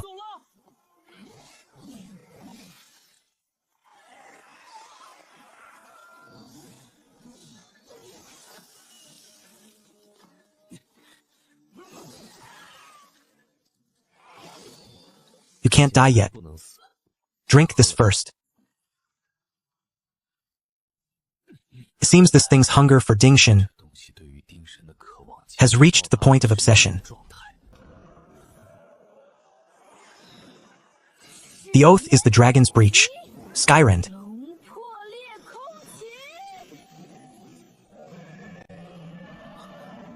Lord of the Blood Moon. Sequence 3, right? Too weak. Damn it. I'm still considered one of the top 5 figures. Fine. I'm going to die. I can feel it. Find Ma Qing. With my potion, you might not die. You don't understand. The destiny of the Guardian sequence. Oasis, if I'm gone, my existence has no meaning. 10,000 swords return to origin. The will of protection. Heart of respiration. Let your name be erased from this world.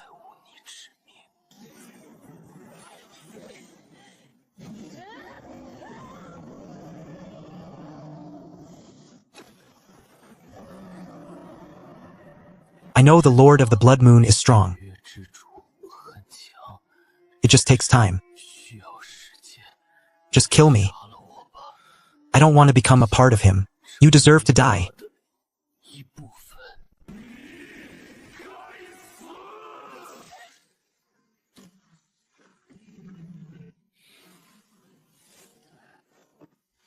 You're stealing now? I remember meeting you in Shiming. You escaped back then. This time, absolutely not. Never again. Blood as my spirit. Pain as my medium. This body offers hatred. This blade becomes sin. All shall manifest as truth. All shall be established. Coughs blood. Master of illusions, wake up.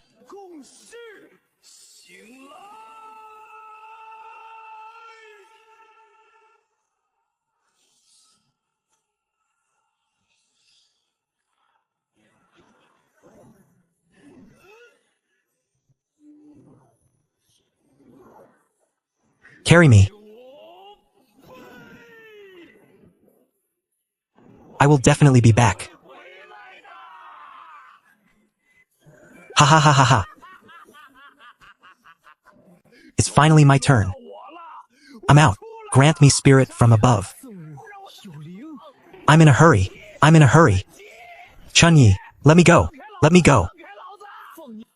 Who exactly is the master here? Come on. Come on. I'll show you what a true genius looks like. What a true treasure looks like. You pieces of trash. That's right. I'm talking to all of you, every single one.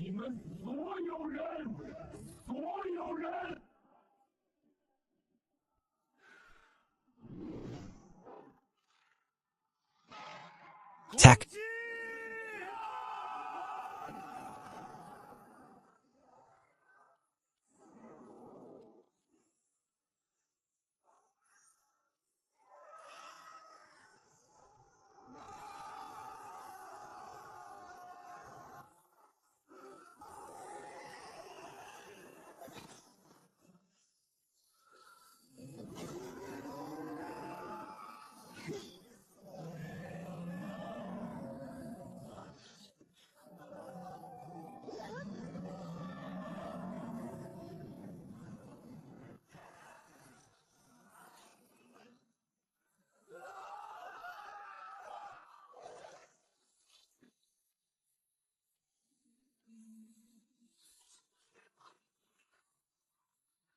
Ma Qing, how much longer?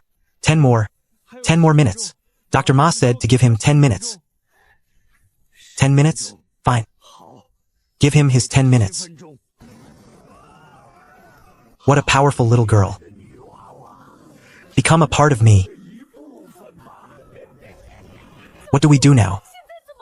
Everyone, give it your all. Stop holding back. Otherwise, none of us are getting out of here. Why hasn't this thing submitted yet? We can't hold out much longer. We've done so much. Is it still not enough to change the outcome? Is there really no hope for humanity?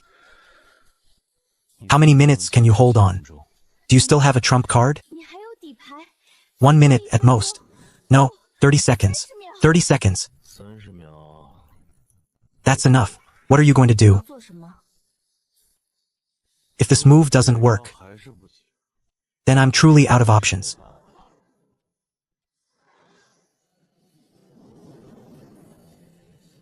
So be it.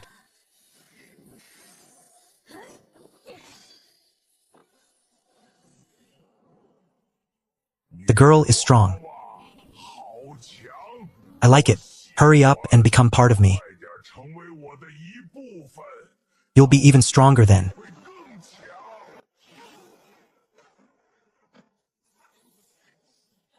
Chun Yi said 30 seconds. Even if it kills me, I'll buy you those 30 seconds. 1 begets 2, 2 begets 3. 3 eyes see the infinite.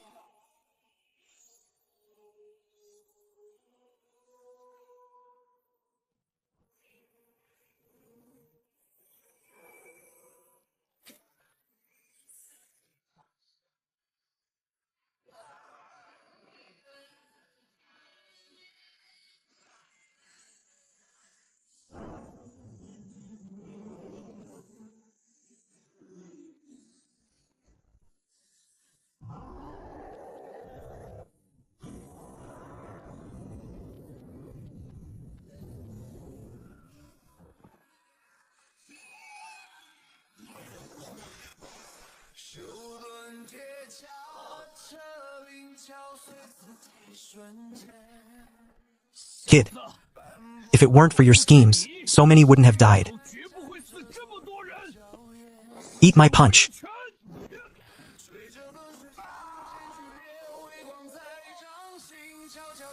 Look, the glowing red blood moon is falling. What? He can actually bring down the red blood moon?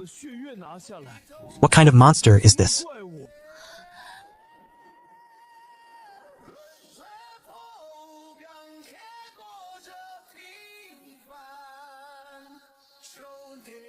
Get out of the way.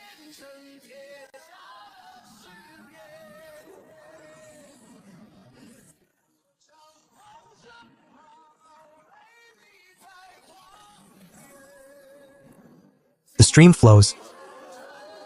Spring lingers in the current.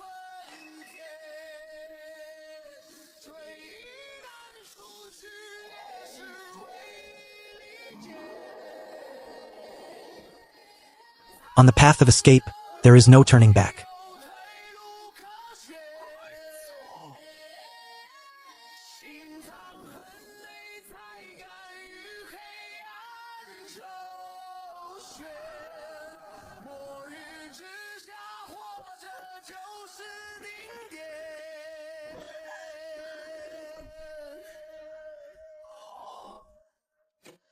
You use bamboo to fly over the sea.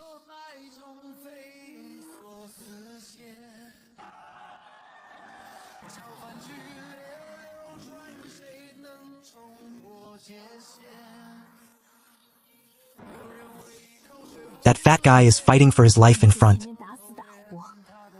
while he hides away, waiting for a chance to scavenge the remains.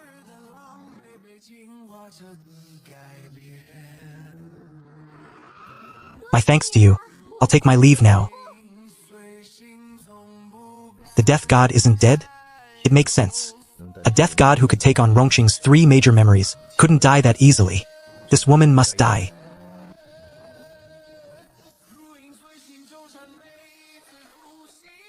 Ma Qing, what on earth did you do?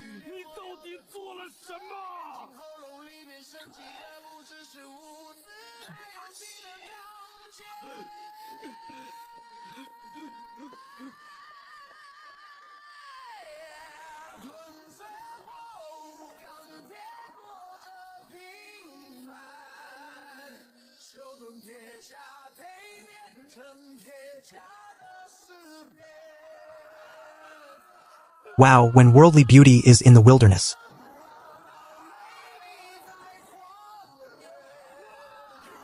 Love is like a mountain city, where spring ages in the streets. The retired occupation was danger. Run. Don't touch the smoke behind us. That thing isn't right.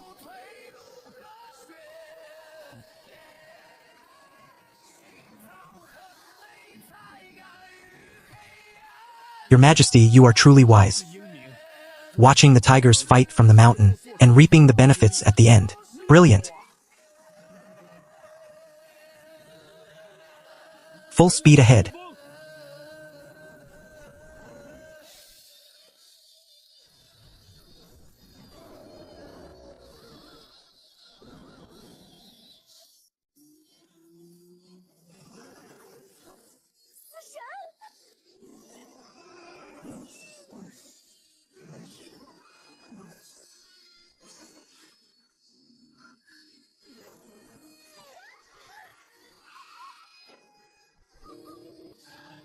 Chunyi, wait for me.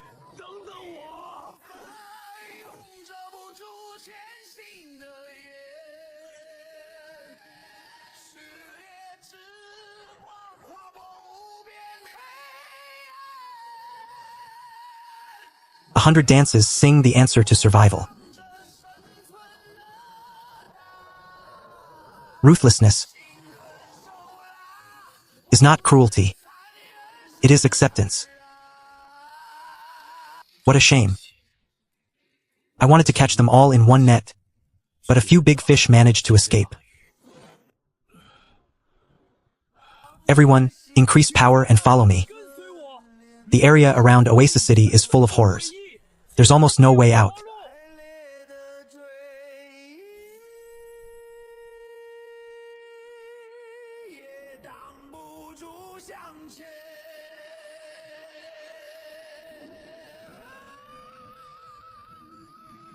Majestic is my blood sacrifice to the judge.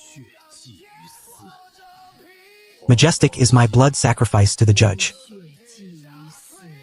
The world's grand ceremony, all phenomena driven mad, high above the unseen, the Lord of private destiny.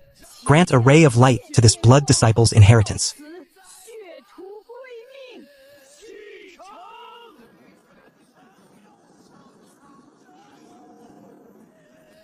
Xuanan, quick, this is the way.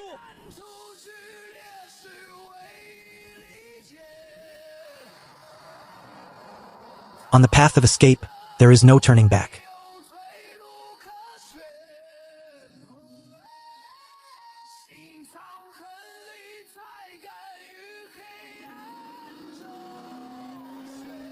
And Xue, what do we do? Follow them for now.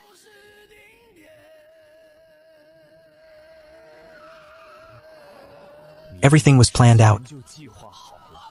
We all wanted to make Oasis better. Dingxin, aren't you the guardian? Where are you? I told you my power was limited.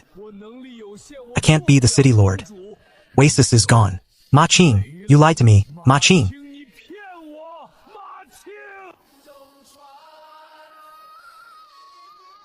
Everyone, the road ahead will only get harder. But no matter what happens, remember 2 iron rules. First, don't fall behind. Second, gather as many supplies as possible. And the first rule always overrides the second. Don't fall behind. A certain month in the year 2031, after the fall of Oasis, we followed the guidance of the blood sacrifice and headed south.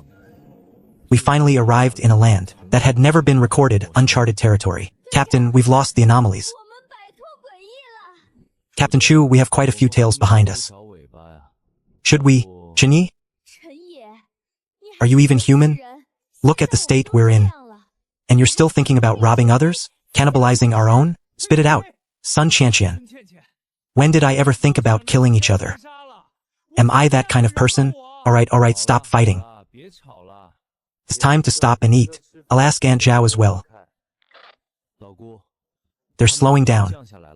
What do? We should stop too. It's getting late. Aunt Shui, they've decelerated.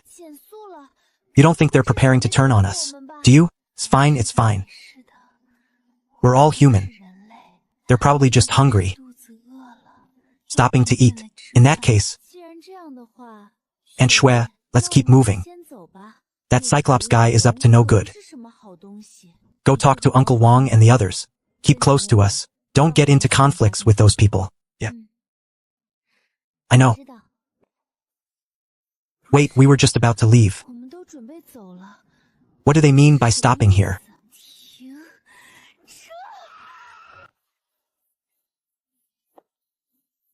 Oh, this kid is actually a level 0 bystander sequence. Ha, hello. I'm the captain of this convoy. We've met before. Don't be afraid. Yezi is a good person. This big lug doesn't seem very bright. If there's a conflict later, I'll restrain him first. Ouch! What are you all doing? Don't be nervous. Don't be scared, children. Come here to Auntie.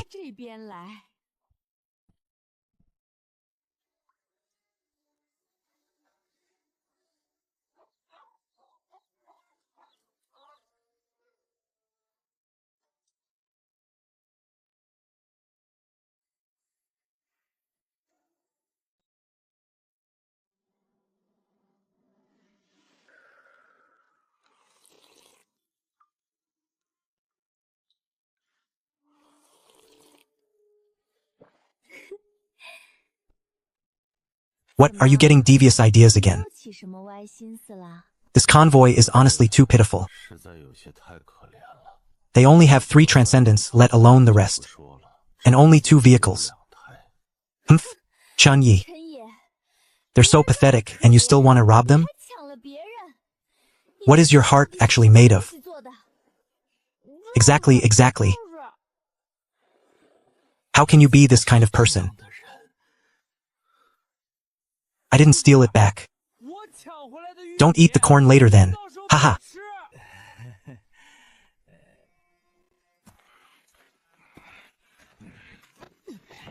Hey. You shouldn't eat it either. Didn't you go out and grab some ideal grains too? And didn't you guys go earlier as well? It's the end of the world.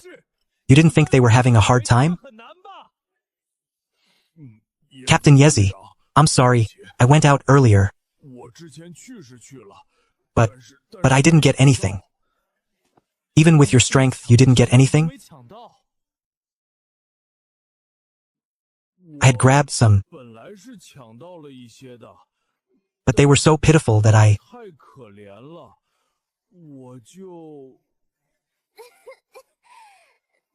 ran into a pregnant mother. I couldn't bring myself to do it.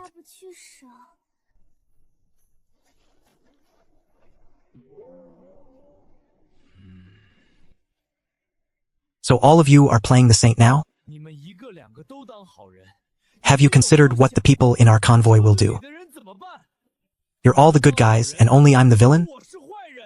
Please, can you stop being so self-righteous? We took first and second place. We have far more supplies than anyone else. What's the harm in having a little less? The sky seems to be getting dark early today. It's only 4 o'clock. If it were winter, it would be understandable for it to get dark early. But in Oasis, it wouldn't get this dark until 7 p.m. It should be winter now. Getting dark early is perfectly normal. This doesn't feel like winter. After the apocalypse, the seasons have long been messed up. I'm not the smartest. I'll believe whatever you say. Captain Chu, do you think... Could we have encountered the eternal night? Eternal night? Stop talking nonsense. Wait, Manager Shui, go take an inventory. Check how many lighting devices we have left in the convoy. Captain Chu, back in Oasis. Most of our gear was traded for food. We don't have many lighting devices left. Maybe things aren't that bad yet. Let's hope so. Xiao Chu, Xiao Chu. Here she comes again.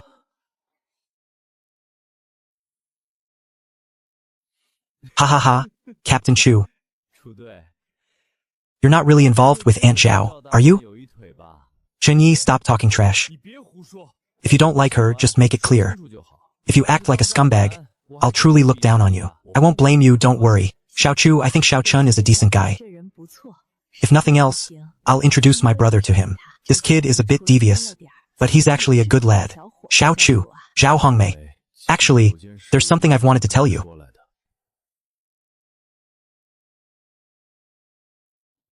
I didn't realize I misjudged you. Turns out Chu Che's age is enough for him to be my son. Ha ha ha, no. Ahead, I found a hot spring ahead. There's really a hot spring? Big sister, would I trick you? There's really a hot spring, just about 10 kilometers ahead. Aunt Shui, a hot spring. Should we go? Aunt Shui, it'll be good for the grandparents to soak in the hot spring. Then let's go. Yay! Haha, yay. Great, Tang Lele. I really couldn't bear for you to leave.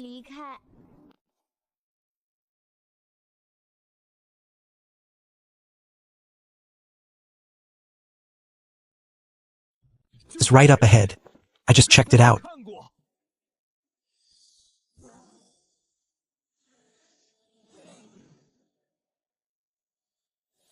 There's definitely a hot spring.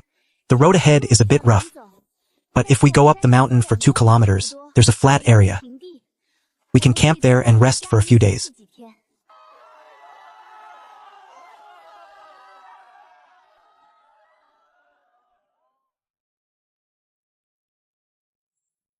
Captain, why don't we stay here for a while?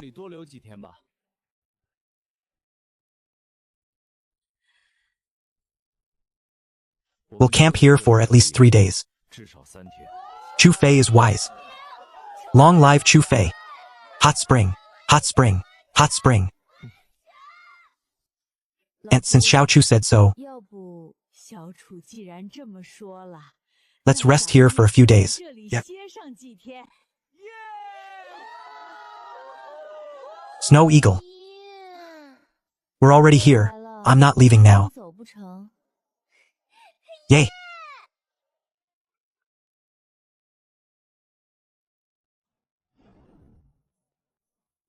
Yahoo! Good, good, good. Ha ha ha ha ha.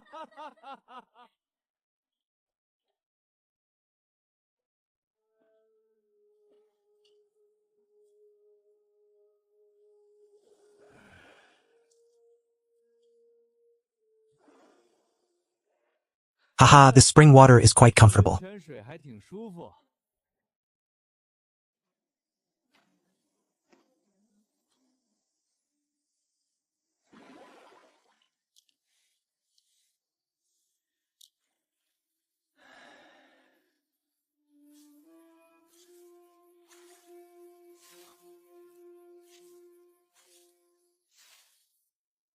Chanyi, you pervert. Turn your face away. Brat, you're wearing more clothes than I am. And you're calling me a pervert?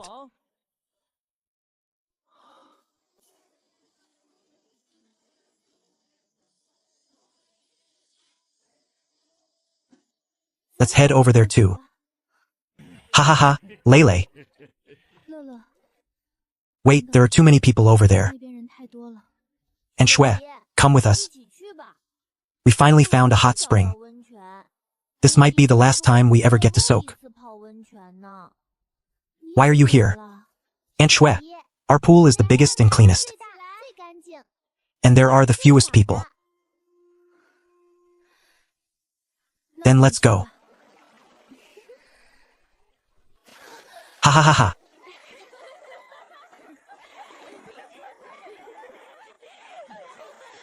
Yezi, what do you keep looking outside for?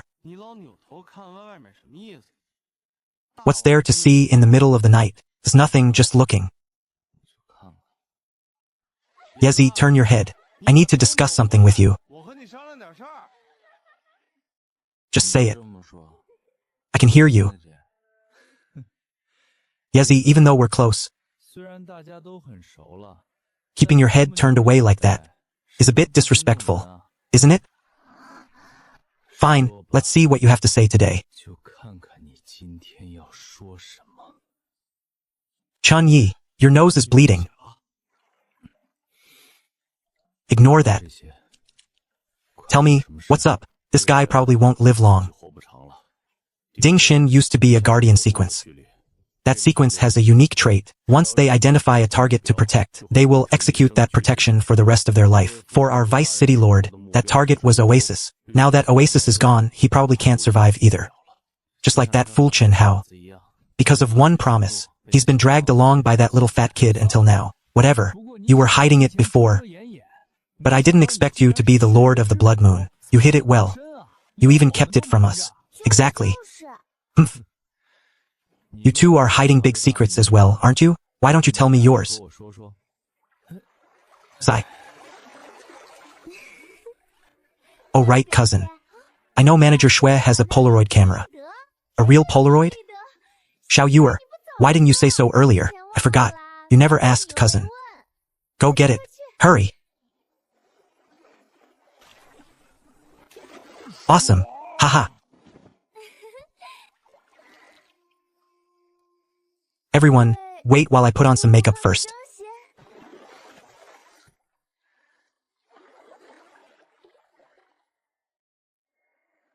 Women are such a hassle. Alright, let's all stand together. It's rare to get a photo. Everyone look lively. Xiao Yuer, Lele, Crow, and Su Jixing. You shorter ones crouch in the front. Aunt, I'm already 16. I'm not doing that.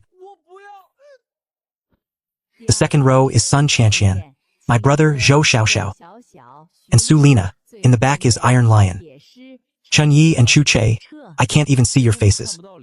Does it even matter if you're in the photo? What do you care? And me, count me in. Nobody move. Stay just like that. Wait. There's no one to take the photo. How about I do it? My ability should work. Everyone listen to my command. When I say 3, 2, 1, say cheese. 3, 2, 1, cheese.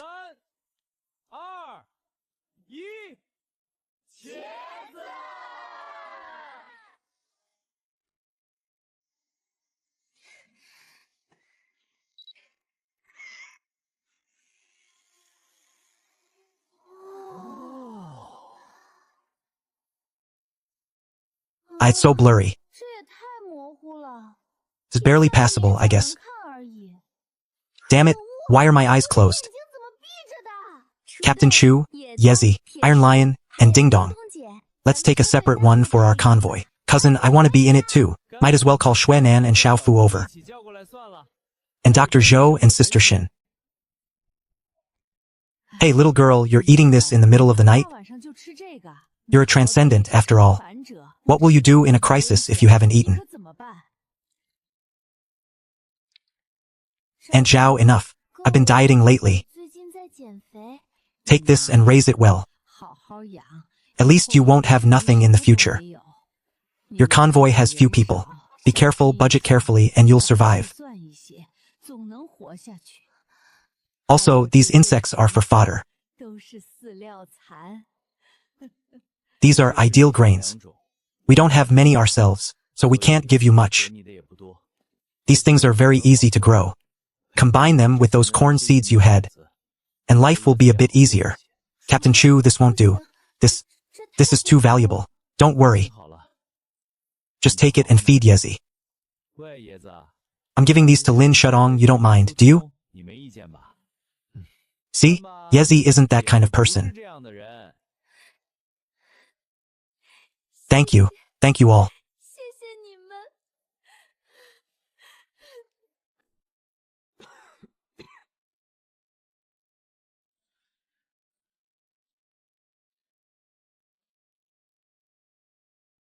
Got a smoke?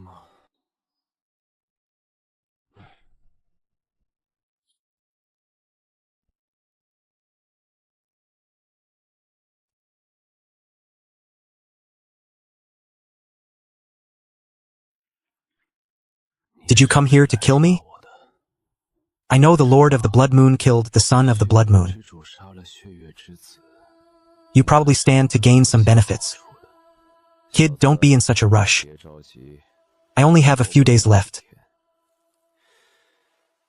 Actually, compared to that son of the Blood Moon crap, I prefer my original sequence.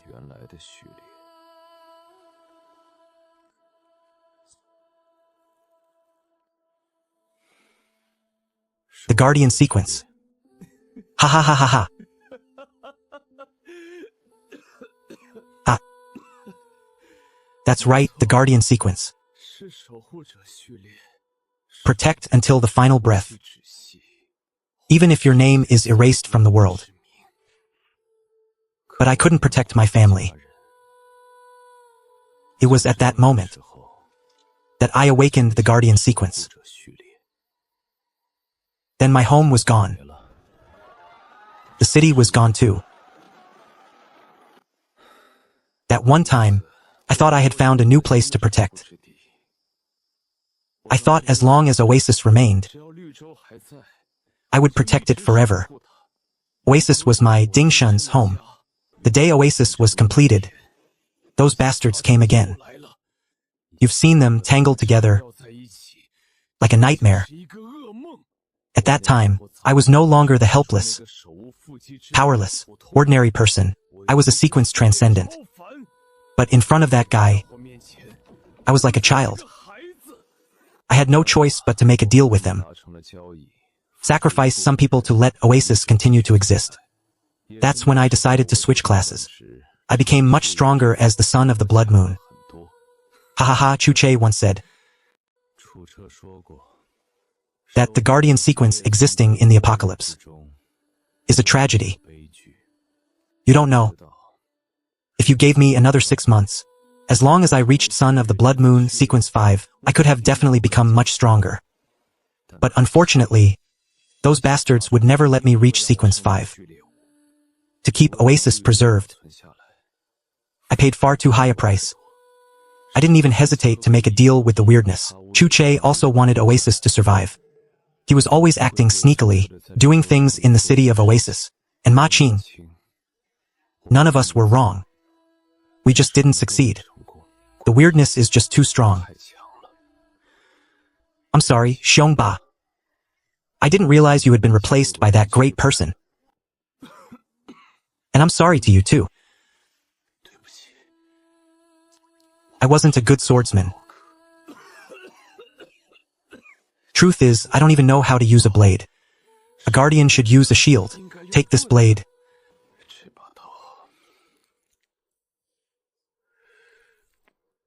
Give it to me, kid. This blade doesn't suit you. Someone like you is better suited for that demon blade of yours. Keep this blade for me. When you meet a suitable person in the future, give it to them for me. Haha, it's a very stubborn fellow. I wonder who its next owner will be. Hopefully, they can bring out its full power.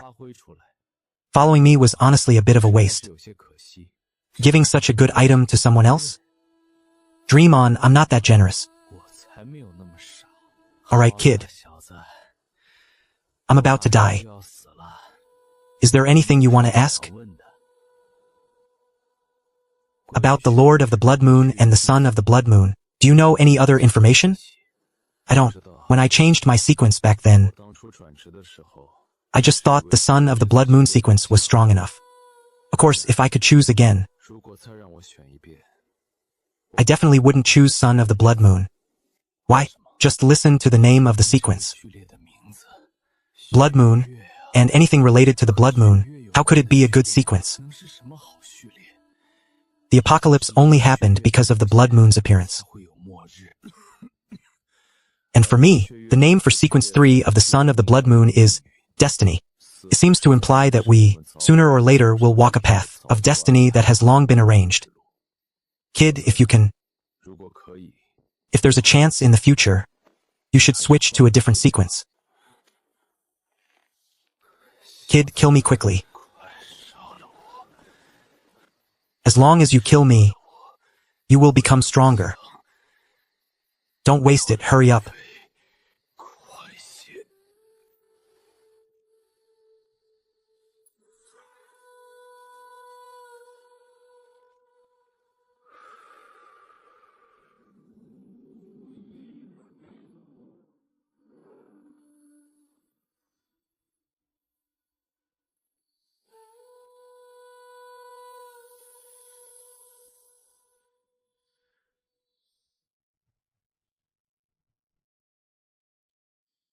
I didn't expect Ding Xin to still have so many abilities. No wonder he was the top expert in Oasis.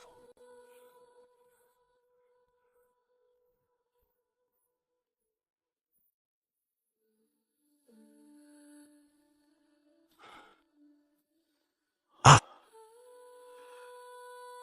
This is Ding Shun's grave, City Lord Chu.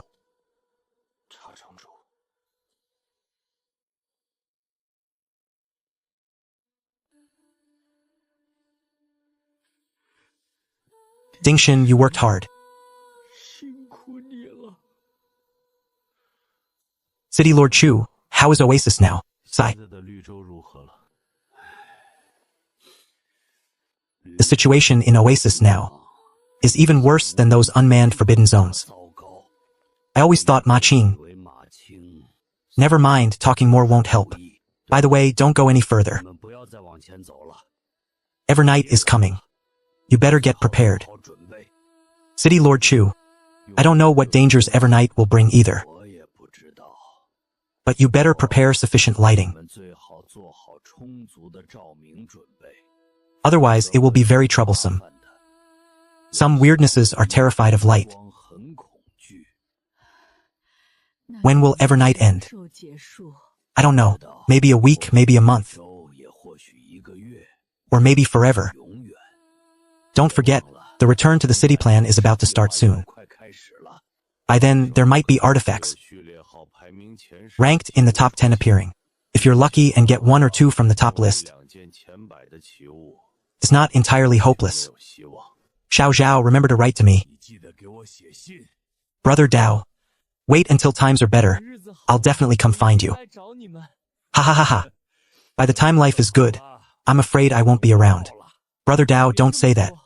It will get better. It definitely will. Ha ha ha, it will get better. It definitely will. Xiao Yuer, I'll miss you.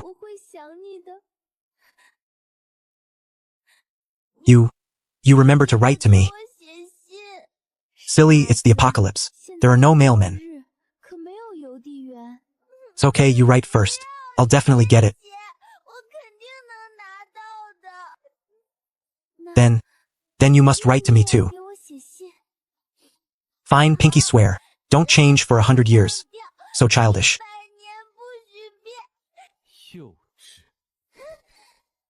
Xiao Yuer, remember to avenge me.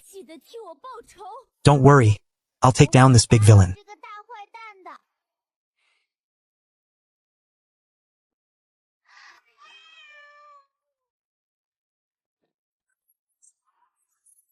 Bursting star. Watch out for the side effects.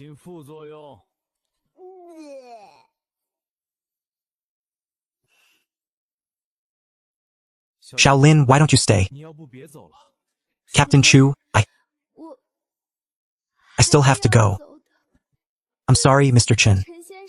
I'm sorry. Why are you apologizing to me for no reason? Shaolin, come with us. We can look out for each other. It's very dangerous out there right now. Aunt Zhao, I have a reason why I must leave. Hey, aren't you going to say something? He's most afraid of you. If you go out now, you're just heading for death. It's fine if you want to die, but dragging a whole van of people to their deaths, isn't that a bit much? Lele and the others are just children. I will keep them alive. You're useless yourself. And you're thinking about keeping them alive? You Yezi, you should stop trying to comfort people. Aggravating them suits you better. I'm just telling the truth. If you can't handle even this, I really don't know how you grew up. He has a reason for leaving. A reason? What reason is more important than staying alive? Most of the elderly in their convoy were staff members of their orphanage. Before, they encountered a weirdness that could steal time. That's why most of the people in their convoy ended up like that. Later, he heard news from somewhere that those people could be changed back to their original state. So he must leave. I only hope they can survive. Aunt Shui, actually, Uncle Chenyi is a good person. Lele, you can know a person's face but not their heart. No. Chunyi was originally a bad person. That's right. Chunyi used to be my enemy, but he isn't anymore. Why? Aunt Shui, look, this is the artifact Chunyi gave me. He even told me to watch out for the side effects.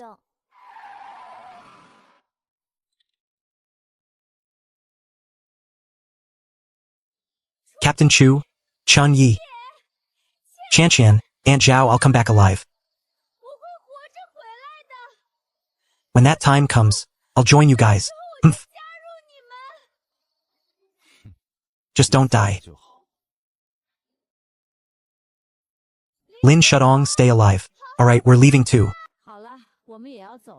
When it's time to return to the city, will your convoy be going? We will go. Regardless of success, we have to try.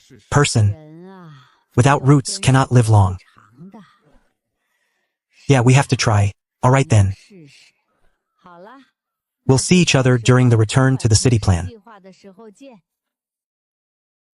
Zhao Hongmei, goodbye.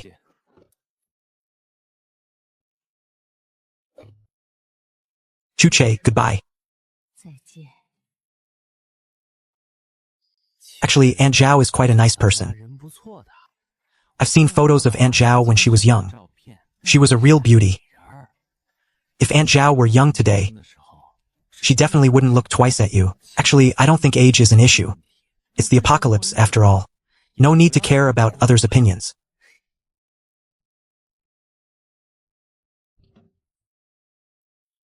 Xuanan, is the engine swapped yet? Captain Chu, it's replaced. We can leave anytime. Good. Get ready, we should be going too.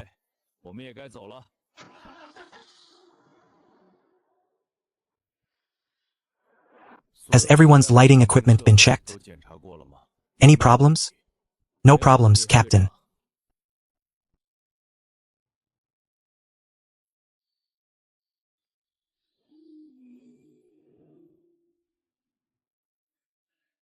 Everyone, rest here tonight.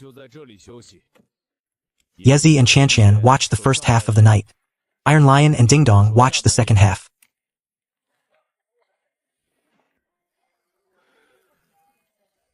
Xiao Xiao, awakening is not an absolute thing. Besides, nobody said that if you can't awaken a sequence vestige, no other method will work. It's okay, Master. I won't give up.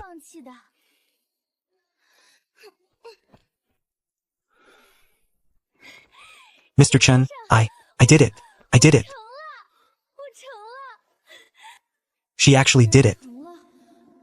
She's a transcendent now. Yet I still haven't felt a thing. Did you really become a transcendent? Chenyi, I feel like I'm different now. This feeling, this must be transcendence, right? What sequence did you awaken? What's the sequence name? Misu, I'm afraid you didn't successfully awaken. Instead, you've become a black-clad. Does that mean right now, I'm just a half-finished transcendent? Miss Su, even if you didn't become a full transcendent, as long as you train hard, the combat power of the black-clad is no weaker than average transcendents. Moreover, the black-clad have many unknown abilities. Captain Chu is right.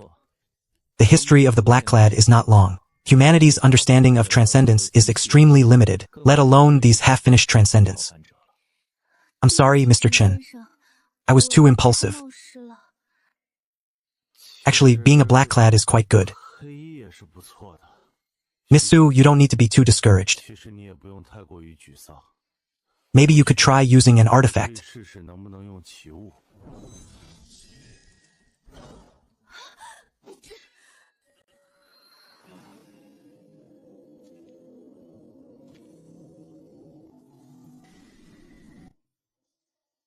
Good.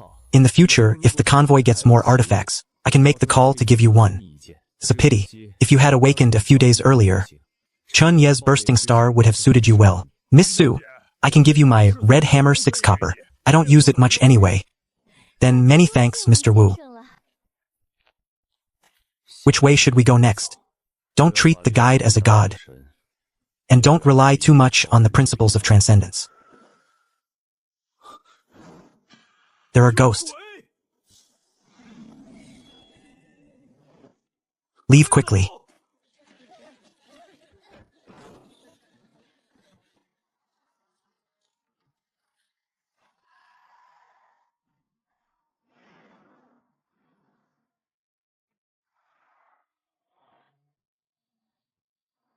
Captain Chu, did you discover something? Actually, I felt it a long time ago. Everyone, our trouble might be bigger than imagined. The guide cannot create routes. Among all possible paths, I can only choose the one with the least threat. What do you mean? Literally. In my perception, the weirdness has entered an active phase. In the beginning, I could still find paths where no weirdness appeared. But now, I no longer have a way to find a path completely free of weirdness. Therefore, I can only find the path with the minimal threat. Captain Chu, then what use are you? Everyone, this time, the situation is more dangerous than any we've ever encountered before. However, I also have good news to announce. You saw that weirdness just now. Maybe it wasn't that strong, Captain Chu. Can't we just leave this place? How can you be so sure that we aren't already looking for a way out?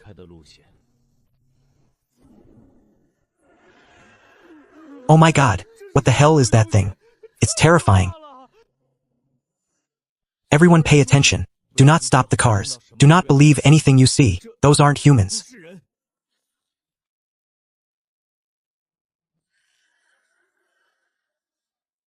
Chun Yi, save me. I'm Lin Shudong. We're all dead. We're all dead. I really am human. I'm afraid to walk. Yezi, what happened? It's Lin Shudong. But I'm not sure if it's really her. You guys be careful. Ah, Uncle Bao.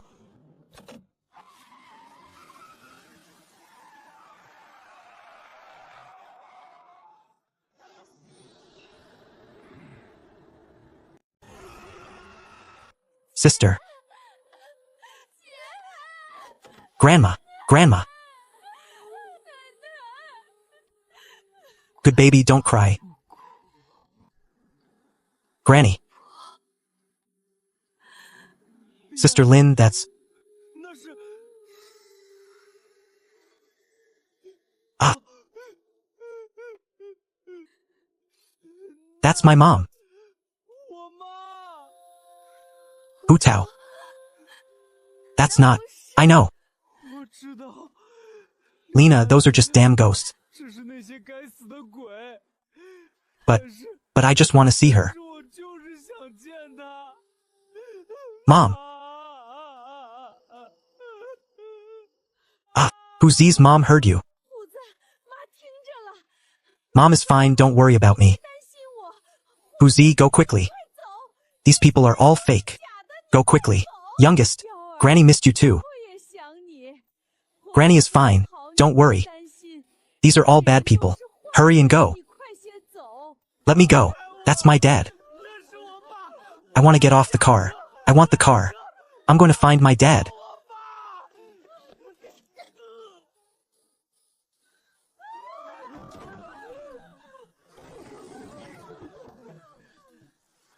Putong, drive.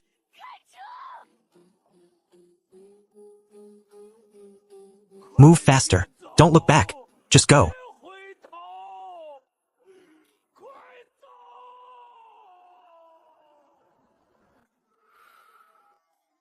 Chunyi, save me. Save me. Chunyi, you have such a cruel heart. Ah. Captain Chu, do you know what these things really are? There are quite a few weirdnesses with shape-shifting abilities, but I haven't seen this kind we met today. If we were somewhere else, we probably wouldn't have been able to tell if they were real or fake. This kind of weirdness can extract our memories. They generate targets based on our memories.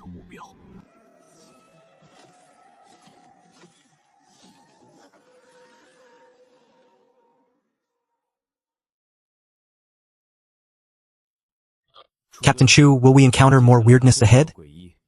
Yes, we will. Spread the word. From now on, no one in the convoy should get out of their vehicles if possible. Until we find a suitable destination, no one is allowed to leave without permission.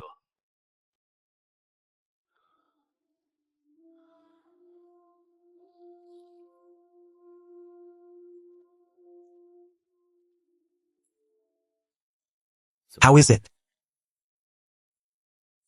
Not optimistic. Yellow sun, bloodless, thoughts of the past. Heaven and earth turned white, myriad things in madness. A ray of light shines. This blood follower begins the journey.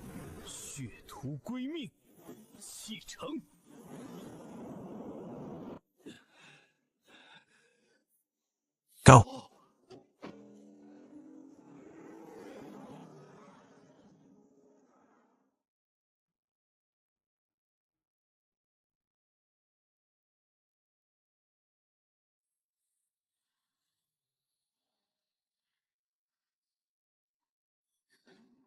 God, what kind of place is this?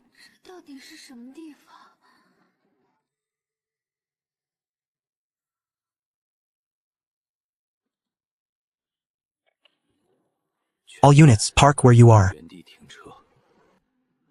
Great. Great, let's go down and take a look.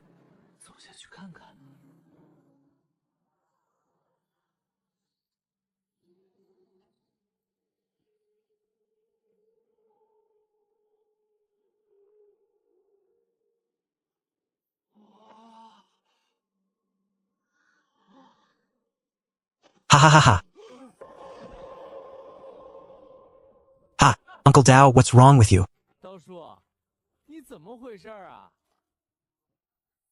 I just told you to be careful.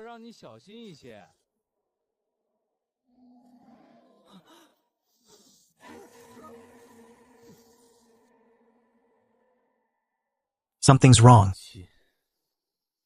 Ha ha ha ha. Xiaoli, you dare say that? Brother Dao, didn't you almost step into thin air just now? Ha ha. Ha. Wait, hold on.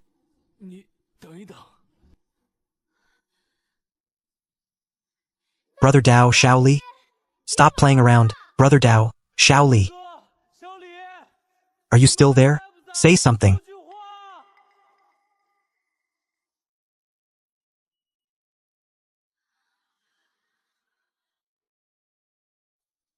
Go back. Go back. Everyone, go back.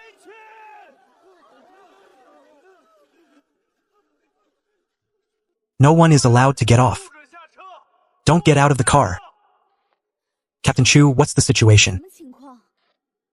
It's the power of the blood well guiding us here. Every single one of those large trees you see, I can sense a weird aura from them. The blood well wouldn't guide us to a dead end. As long as we stay in the car, we'll be fine.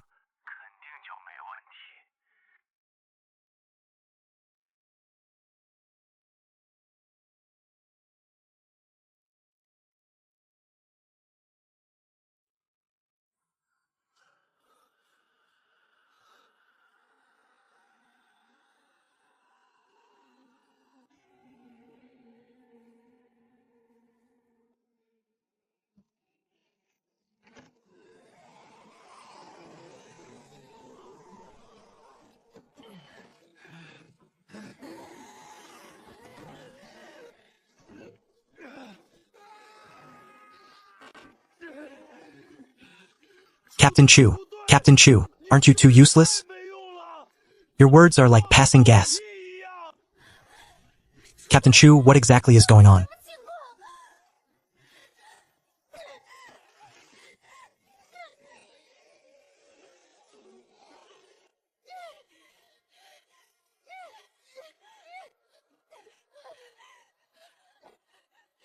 Didn't you say we'd be fine as long as we stayed in the car? Steady. Stay steady. As long as we don't blindly get in or open the doors, they can't do anything to us. The blood well wouldn't choose a path of death. Don't open the door. Don't get out. Hold on.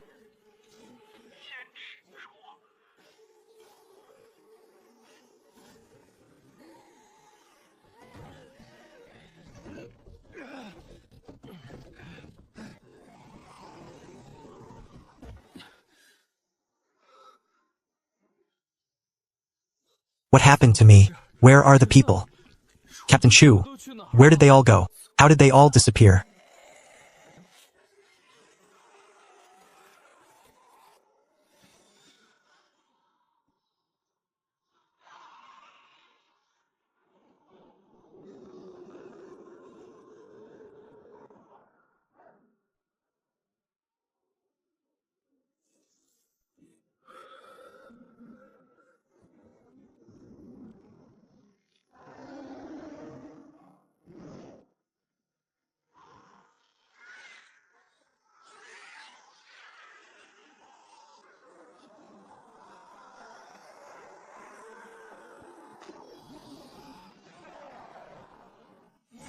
Ha!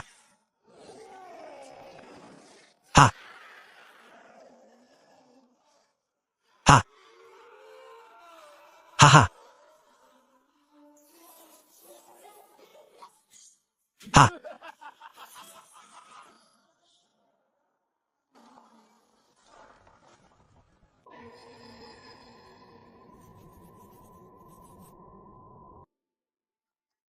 Could it be that every night from 12 to 12:30, that kind of weirdness will appear? Damn, it's become a weird tide. How are we supposed to survive this?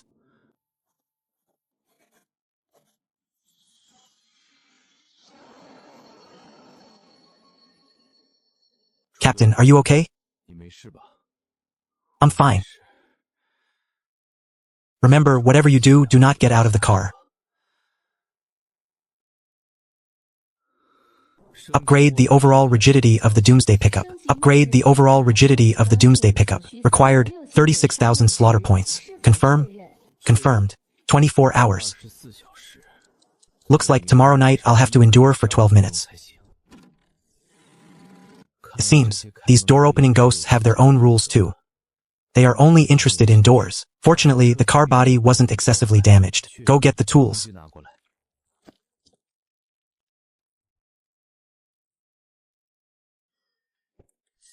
This should make things fine.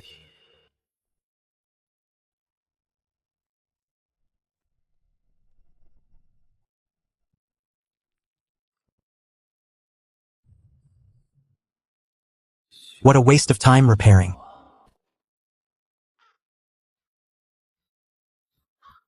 Hey, little fellow, if you want to survive today, you have to help me. Alright, time to get to work.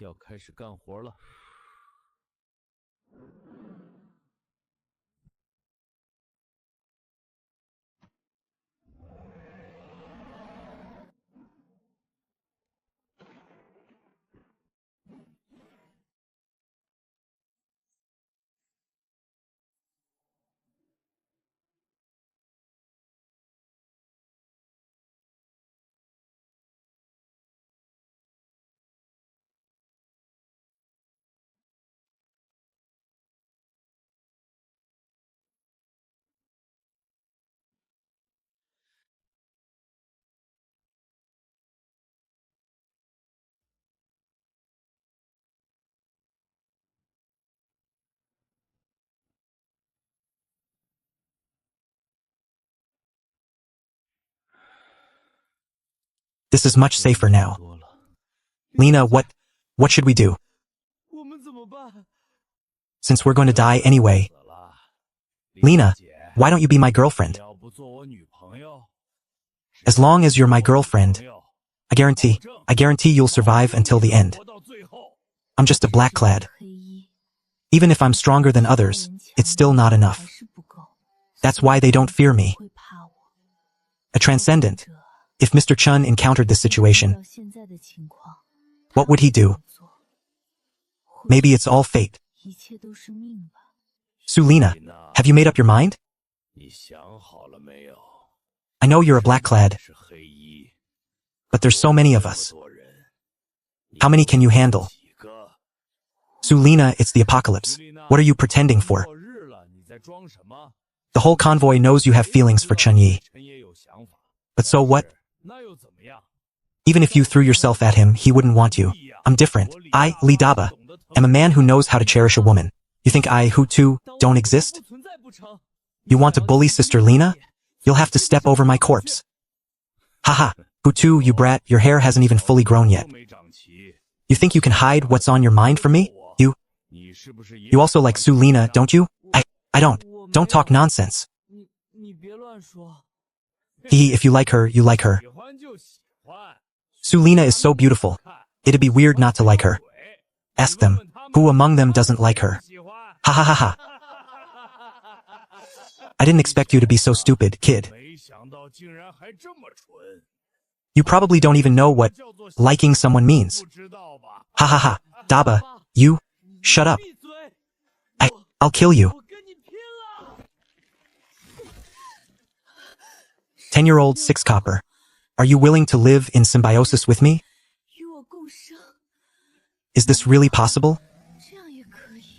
Right, artifacts have spirits. Symbiosis.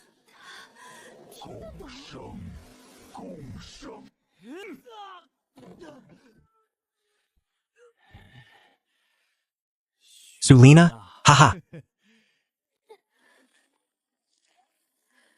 Ha.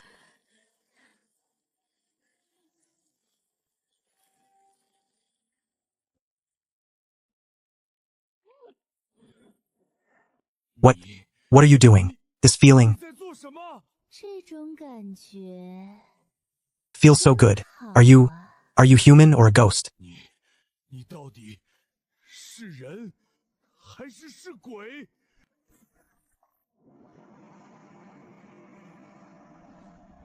Monster. You're a monster. Take one more step and I'll blow your brains out. Hutu, tie them up. If anyone dares to resist, their end will be the same as Li Daba's.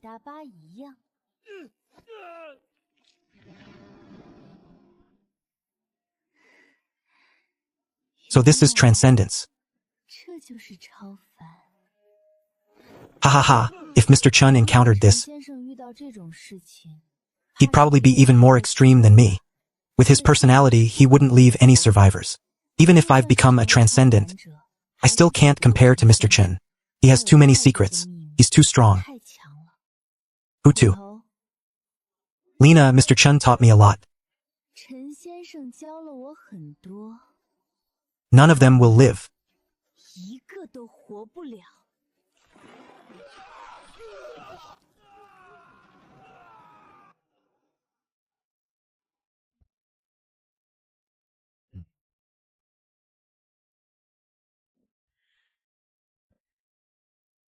One hour left to prepare for the second wave of the weird tide.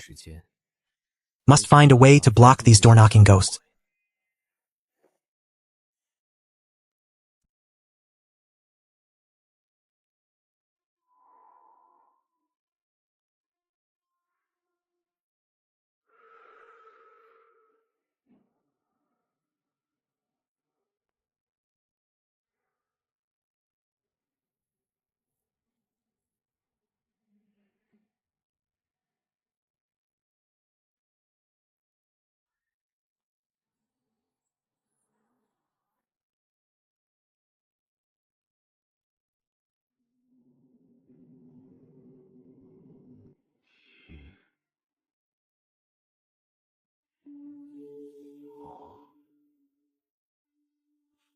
since information is being sent now. Did Chu Che discover something new? It's midnight.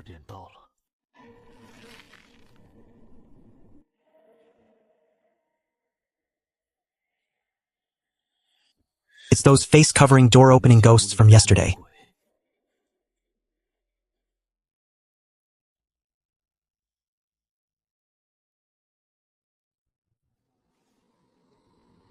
Are they just going to stand there? This is fine. We'll mind our own business and they mind theirs.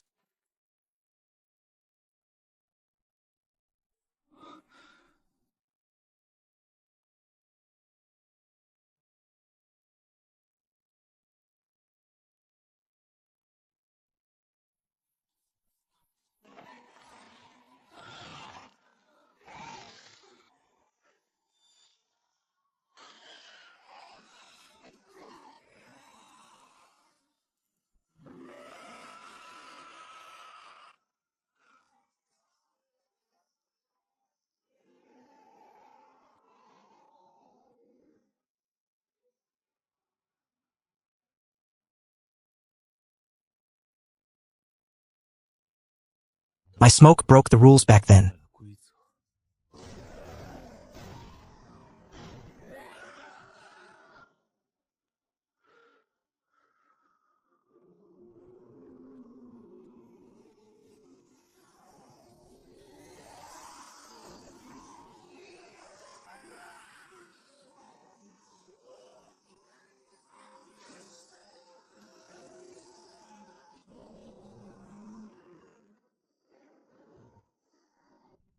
Not good.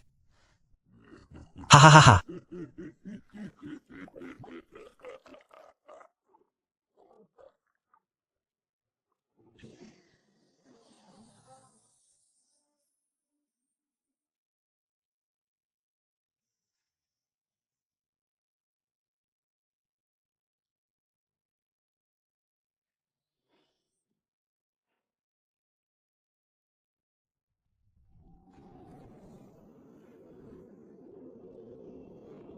No wonder these door-opening ghosts are so obsessed with door designs and structures.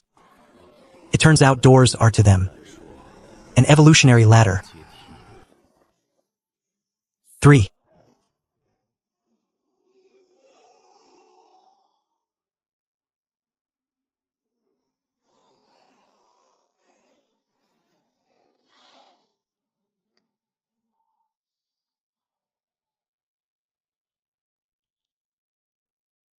Hold on, and there will be unexpected rewards. A miracle will happen after this round.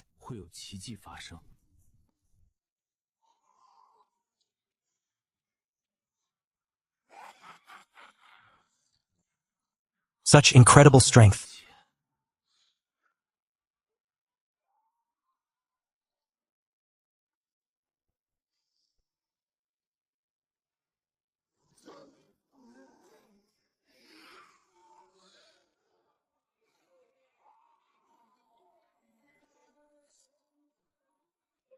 Monster pickup upgrade complete.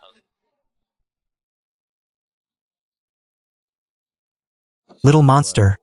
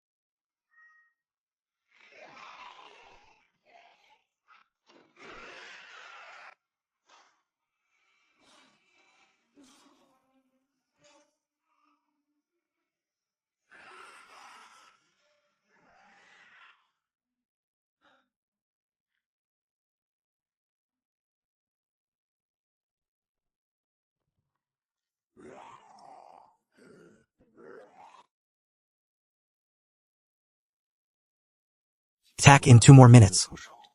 When the time comes, it doesn't matter even if we alert those unpredictable fellows in the darkness.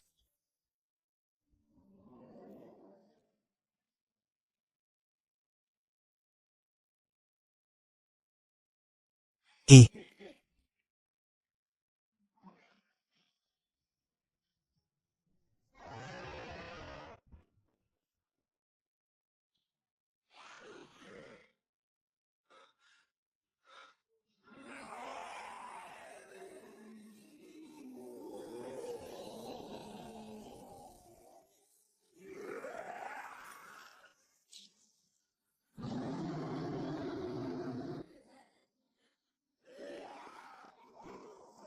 Ha.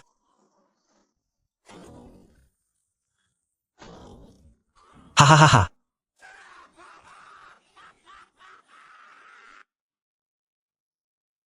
Time's up. Do it.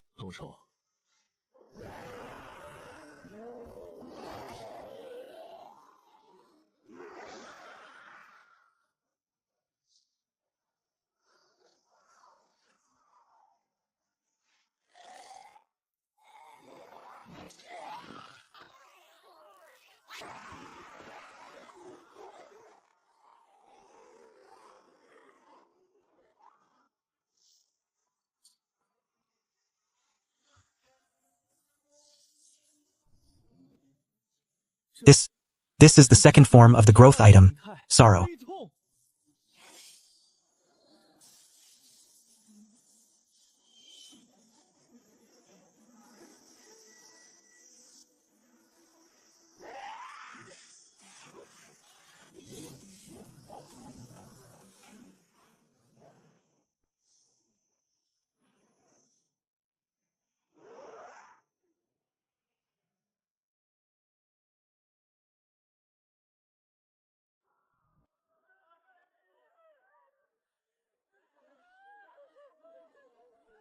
Sister, they're finally gone.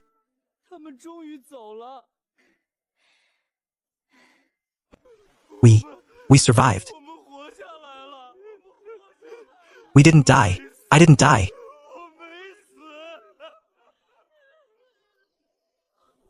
Lena, there's a house there.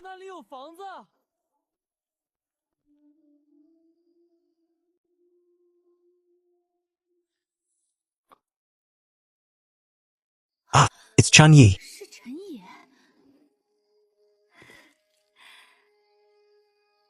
Mr. Chun.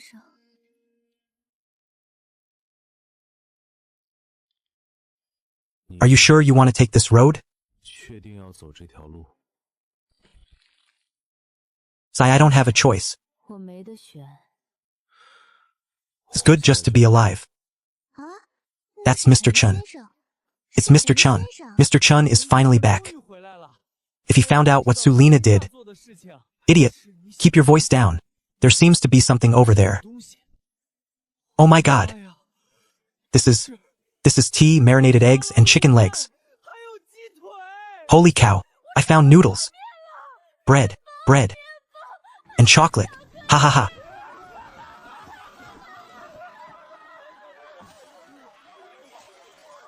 Is this what Captain Chu meant by rewards? Mr. Chun, where are the others? Didn't see them. Mr. Chun, the power is out. Have someone clear the leaves around here. Start a bonfire. Get someone to arrange breakfast too. Also, have people repair the shelter group. Drive your cars in as well. Time is tight, the task is heavy. You need to hurry up. Also, I'll lend you this blade for the time being. Thank you, Mr. Chun.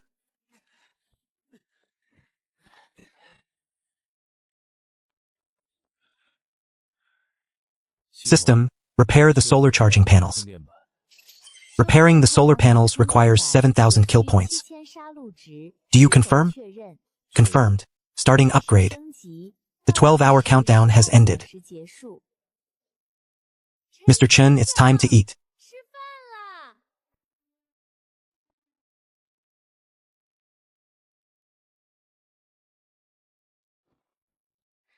It's just been made. Eat it while it's hot. Mr. Chun, how much longer do you think we can live? Is it just a few more hours? If things go well, we probably won't survive the next 24 hours. Then, after eating, Mr. Chun, are you always such a buzzkill?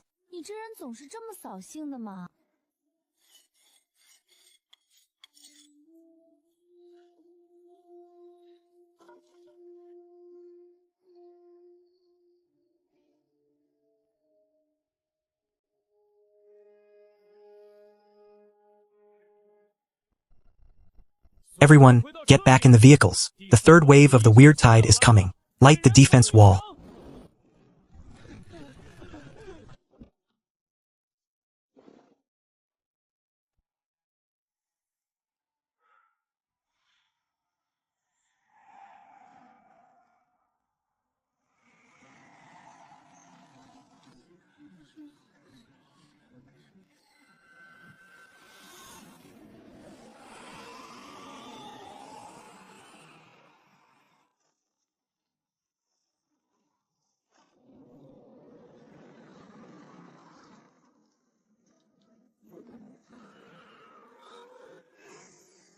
Is this Mr. Chen's true strength? Even if I become a transcendent, before him, I'm nothing more than a slightly stronger ant.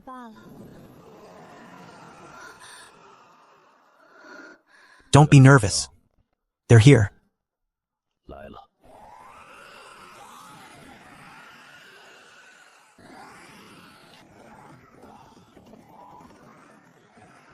Get up and get to work. Block the doors.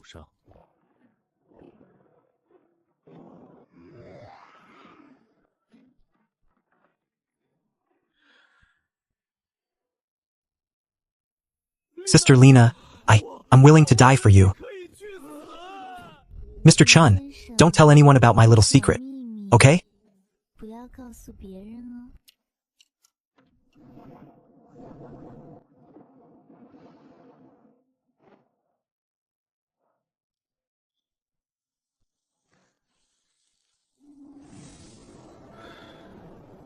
Go on.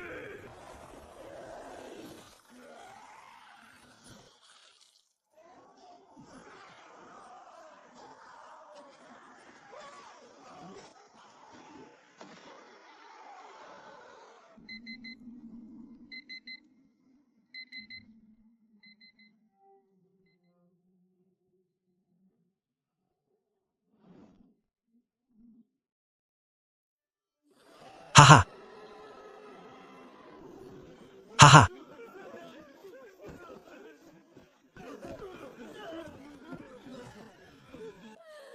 Ha.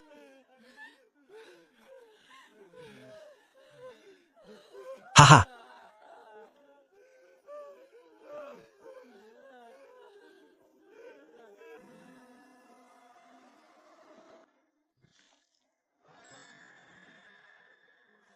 It can't be the weird coming back again, can it? They're back.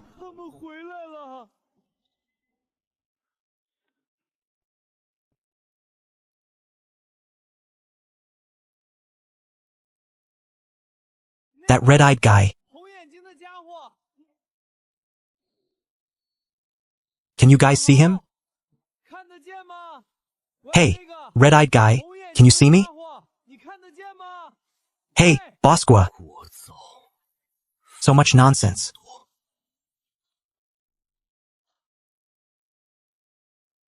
Whoa, there are still this many living people.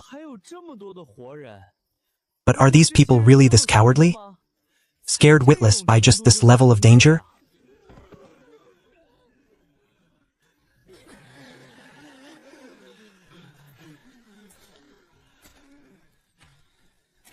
Hello, I'm Tantabi. Please take care of me. Chenyi. Oh, sorry. I didn't know you were a one-eyed dragon. It's fine. I didn't know you talked so much nonsense either. Hehe, only people who talk nonsense are truly happy.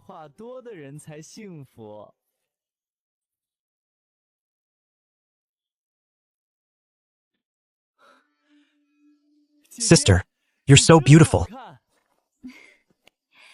And the little brother is very lively. Sulina. Right, let me introduce Huang Lu to you. Brother Lone Brave. Come over here.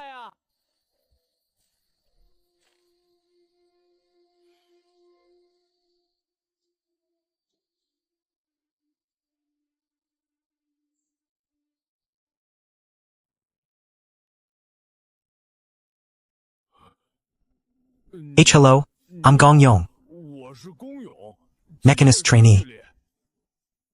Chen Yi. Hello, Huang Lu.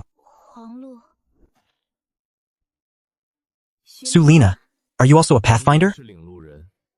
No, I'm of the roaming immortal sequence. One-eyed dragon, I know what you're thinking. It's fine to tell you.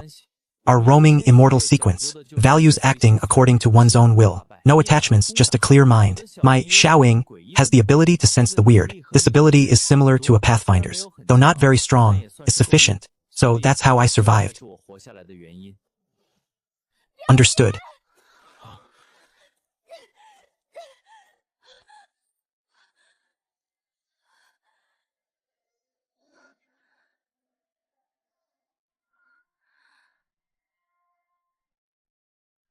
Wait,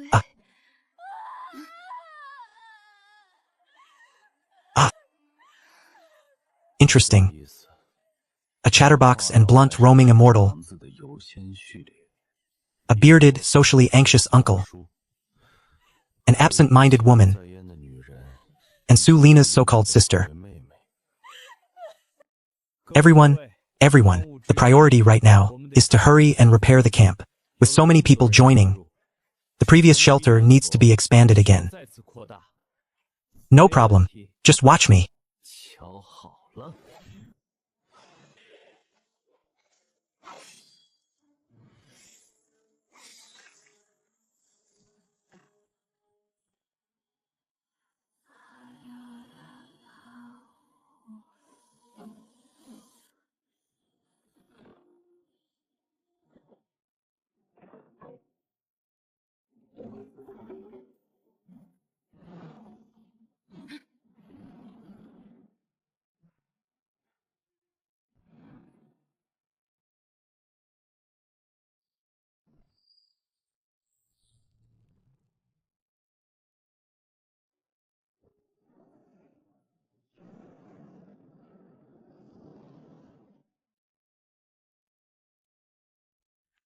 Little brother, could you help me fix my car as well? Can you? Go. Can't you see I'm busy? Humph. Hey kid, there's something wrong with my car too. Go fix that for me. I'm going now. I'm going. What's wrong? Haha. You call this mechanist training? What use are you? Go on. Sorry, I'm sorry. No, I really wasn't trying to scare him. I just treated him like a normal person. I treat Chu Che the same way. Why did he start crying?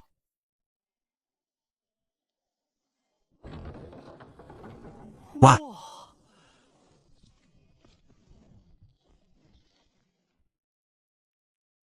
Everyone, this weird tide might be even more troublesome than the last. To better deal with the weird, I suggest everyone state their respective sequence. Information. I am Chun Yi, Rouge Apostle trainee. Which trainee? Creature symbiosis trainee. Poor woman. Get back to the car.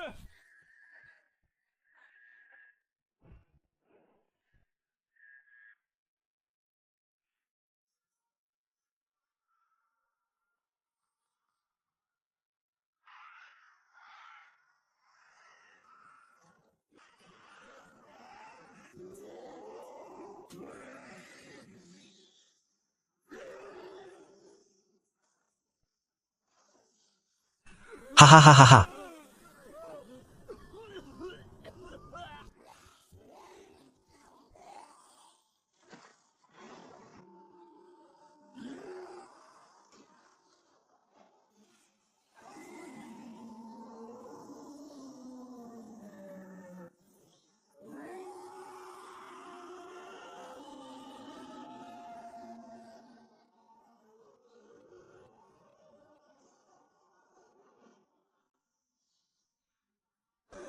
What? It's over.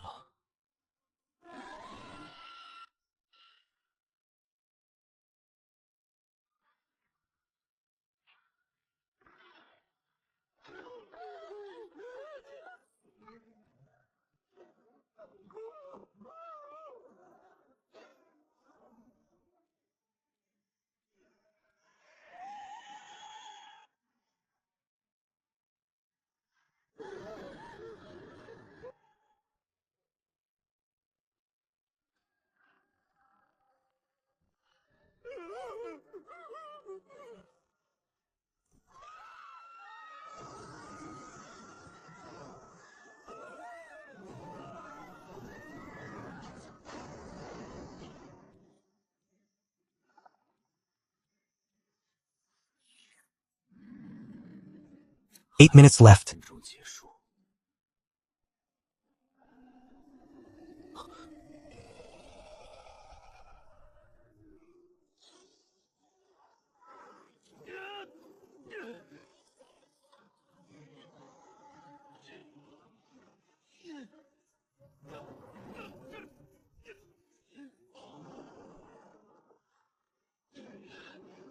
Do it.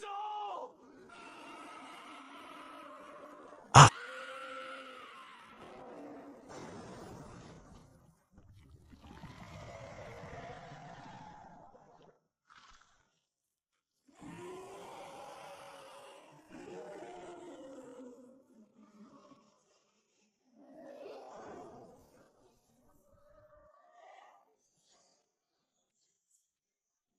This guy really doesn't show any respect. Trying to eat me like canned food?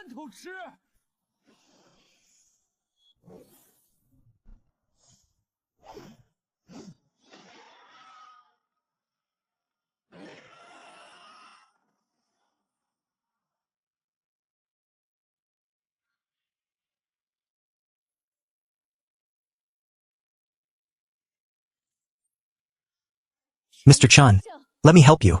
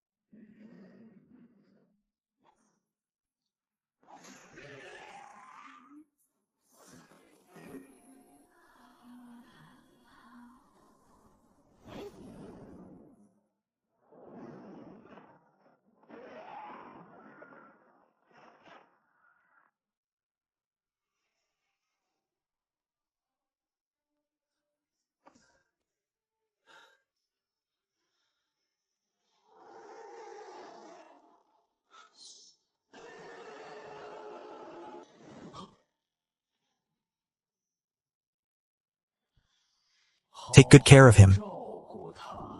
He's much stronger than you think.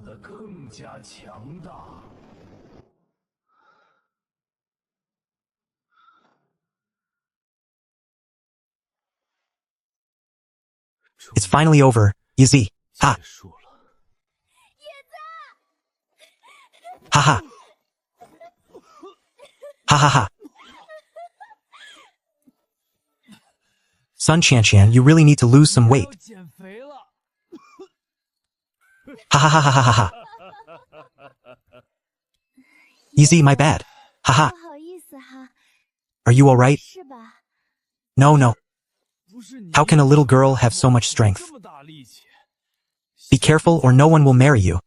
With a mouth that foul, it's definitely you. Speaking of foul mouths, there's one here even worse than mine. Hello everyone, I'm Tan Tabi, roaming immortal sequence. 22 years old, Aquarius. Chun Yi, it's great that you guys are okay. Ha ha ha, I didn't expect this. Qianqian, when did you two develop to this stage? Hugging and clinging in public? Why is no one paying attention to me? Is it my fault for being so handsome? Sulina is a transcendent now? Why, why can't I just get lost? 为什么我不能？滚一边去！ Wait, you. 你 You're sequence 4 now? Reintroduce yourself. 重新自我介绍一下。 Beauty Pathfinder Sequence 4. Sequence name, Shelter Official. 大关 Captain Chu, sorry to interrupt, 打扰一下。 but have you seen my husband? Who is your husband? A bit taller than you, with a bigger belly than yours. Buzz cut, wears glasses, always smiling. My husband is also a Pathfinder. 那个 If your description is correct. I actually did see someone like that. Where is he? 在哪儿？ Hubby, come out quickly. 那个 Miss, 这位小姐 your husband is lost in the darkness. 在黑暗之中了。 Impossible. That's impossible. 能的。 Hubby, Captain Chu, 楚队， let me introduce these few to you. 几位 Tan Taby talks a lot. 废话很多。 I'm sure you already know him well. 了解了。 A serious introduction. I am Tan Taby, roaming immortal sequence. 优先序列 Loved by all. Flowers bloom when I pass. Cars explode their tires. Monks jump over walls, and ghosts get reincarnated. Shut up. 闭嘴。 This is Gong Yong, Mechanist sequence. 机械师序列 Hello everyone. I'm Gong Yong, Captain 楚 Chu. 队 This guy is a real asset, Mechanist 好 sequence. 东西机械师序列 Not bad, not bad. 不错。 Alright. From today, Sulina is also one of us. 丽娜也是我们的一员。 There should be more than just our convoy here. After Oasis City fell, many convoys fled in a panic. Perhaps other people's blood essences also pointed to this place. The weird tide is truly ridiculous. 有够离谱的。 Captain Chu, can we leave now? 现在能走了吧？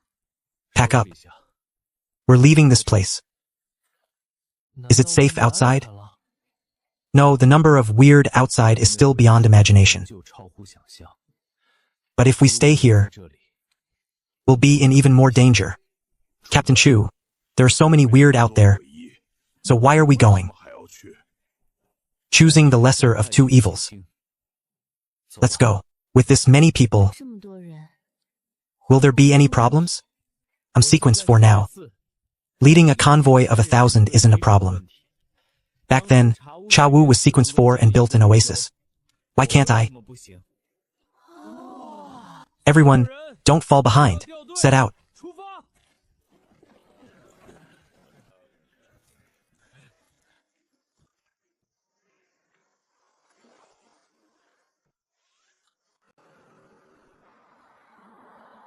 Captain Chu, looking at the damage to your cars, 损坏程度 it seems you didn't encounter a very terrifying weird tide. 超细 The weird tide adjusts its intensity 情况不同。 based on each person's situation, but it always leaves people a way to survive.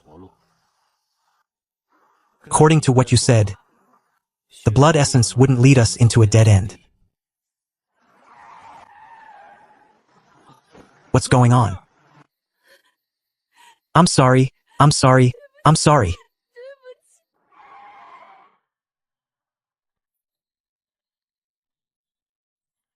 Ah,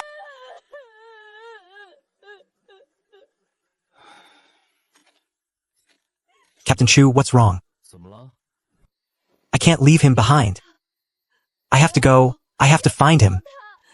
Captain Chu, I'm so sorry. 对不起。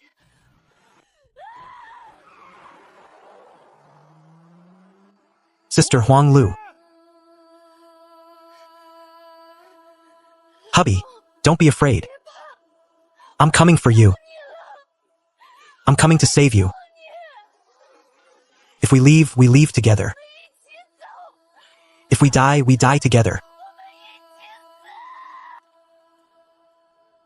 Hubby, you said 你说过， we'd never be apart. Never.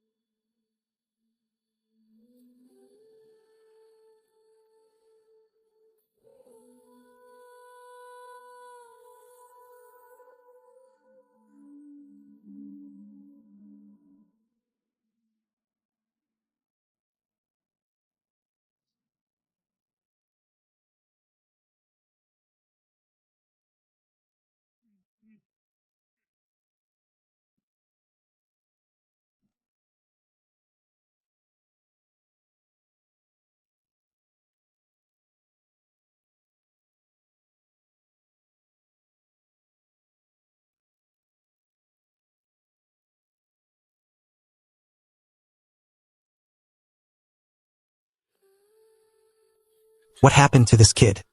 怎么回事？ He didn't make it through the third weird tide. 没能挺过第3次诡异潮汐。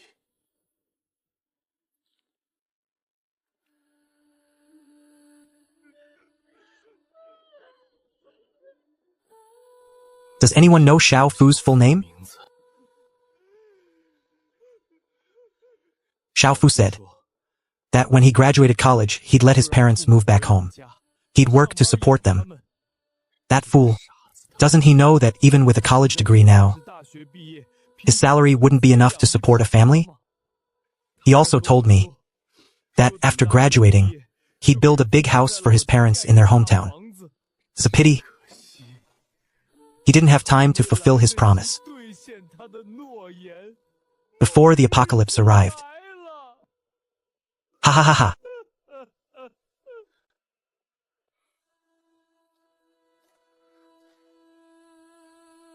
不对， I also have to leave. 走了。 You're leaving too? Look, why are you being so stubborn? 怎么就这么死心眼儿？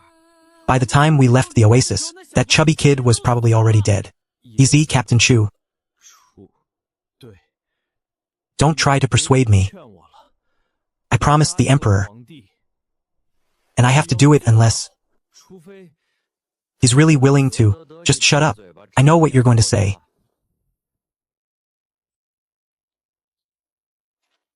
Are you really going? 你真的要走？ I must go. 必须要走。 Don't say it, I know what you're thinking.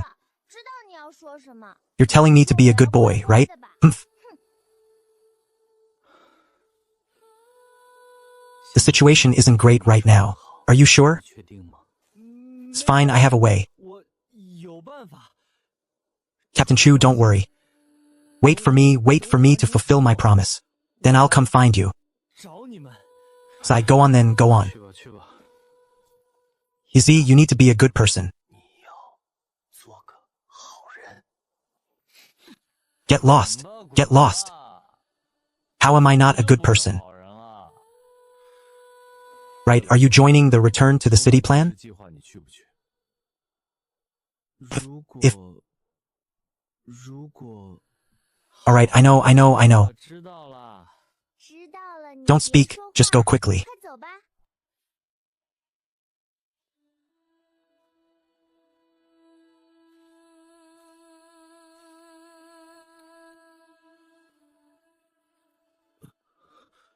Peerless name. Teleport. 名瞬移。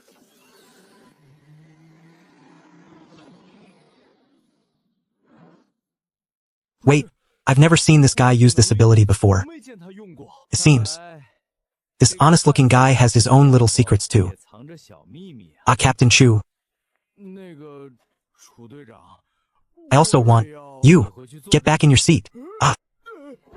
Understood. Hey Tan-Tabi, 谭太别， are you leaving too? 要走 I want to leave 要 too, 走 but not right now. 现在 You don't know. 不知道， Traveling alone is just too boring. 太闷了。 Xiaoyin is smart, but he's not human after all. 终究不是人。 He's just an AI. AI He doesn't understand human emotions. By the way, what is this return to the city plan you mentioned? Is it to take back the city? This sounds interesting. I want to join too. This guy really is talkative. Everyone, during this time we must tighten management 车上的幸存者 of the survivors on each vehicle. The number of weird here is beyond our imagination. Don't ask me why. I don't know either. If I had to say, the eternal night is the cause. If you want to live, be extremely careful. Captain Chu, aren't you sequence 4? 你不是序列4了吗？ Is sequence 4 really that weak? If I weren't sequence 4, we'd still be stuck in the sea of trees. Wait, Captain Chu, what exactly is the situation in that sea of trees? I don't know either, but there should be a spatial overlap in the sea of trees. Perhaps that's an entrance for the weird. A weird entrance? Captain Chu, you mean that's the point? 那种诡异入侵人间 Where the weird invade the human world. Wow, that sounds so cool. 哭的样子啊。 Tan-Tabi, why don't you go check it out? 要不去看看？ If you resolve that entrance, maybe you'll become a human hero, hehe. I'm not an idiot. Something of that level is better handled by experts. Do you guys know why a penguin's belly is white? Why? It's because a penguin's arms are short. When they bathe, they can only reach the front. Ha ha ha ha ha ha ha.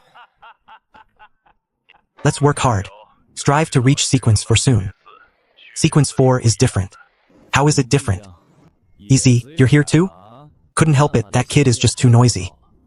This is good too. At least the convoy has more vitality. Captain Chu, what about sequence 4? Keep talking. Oh Chanqian, you had no choice. 没办法， Xiao Yuer and that Tantabi started arguing, so I had to come to Sister Ding Dong's car. When I was back in the oasis, I heard them talking about sequence levels. Excluding sequence 0, there are 9 levels divided into 3 tiers. 3 tiers? 层次。 What does that mean? Don't interrupt. Captain Chu, continue. The 3 tiers refer to low-level sequence, mid-level sequence, and high-level sequence. Low-level includes sequences 1 to 3. Mid-level includes sequences 4 to 6. High-level includes sequences 7 to 9. I didn't understand why it was divided like that before, until I reached sequence 4. Only then did I understand the significance. What significance? As for the significance, simply put, it's just much stronger. The difference between low and mid sequences is huge. A sequence 2 might defeat a sequence 3, but it's impossible for a sequence 3 to defeat a sequence 4. Alright, you'll understand when you reach sequence 4 yourselves.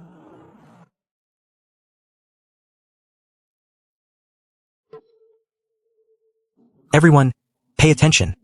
There's a small group of weird ahead that we can't avoid. Can't avoid? What's the situation? Everyone, turn on your headlights. Turn on the lights. Without my command, no one is allowed to attack.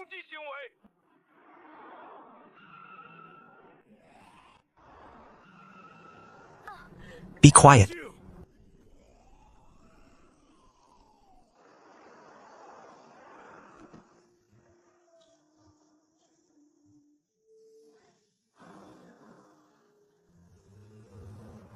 Why are there so many messy graves? Where exactly is this place?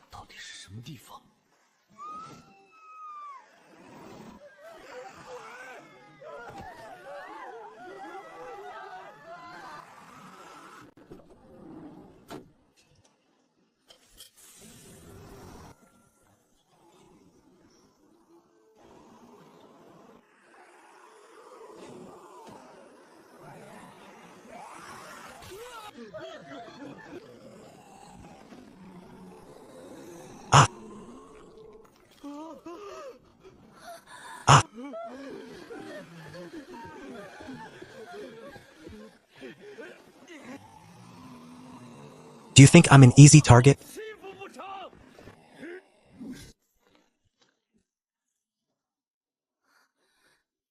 Ah, the weird can die too. I can kill the weird now. So awesome. You're so awesome. Idiot, the first rule of encountering the weird is to run. This guy is clearly a moron. Damn it, this fool. He's gonna get us all killed. Iron Corpse, go handle it. We need to leave here as soon as possible.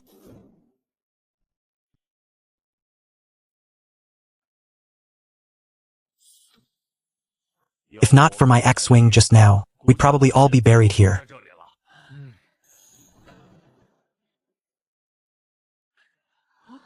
Captain Chu, what do we do now? What else can we do? We have to leave here as fast as possible, right? Gong Yong, what exactly is that thing of yours? Captain Chu, this is an artifact. It's called the Meddlesome Gas Lamp. Number 7982. It has only one effect. It can make all specified objects within a certain range glow spontaneously. The more people, the brighter the glow. How long can it last? No more than 2 hours per use. There must be a 10-hour interval between uses. Uncle Gong Yong, what's the side effect? It's just, your beard keeps growing. Ha ha ha ha ha ha ha.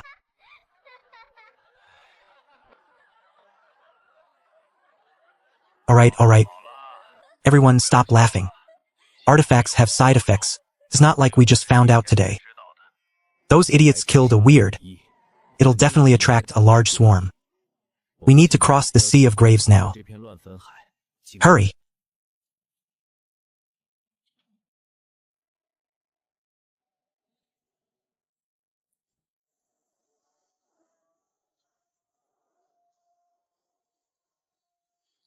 Captain Chu, must we take this road? 我们必须得走这条路吗？ I don't want to either.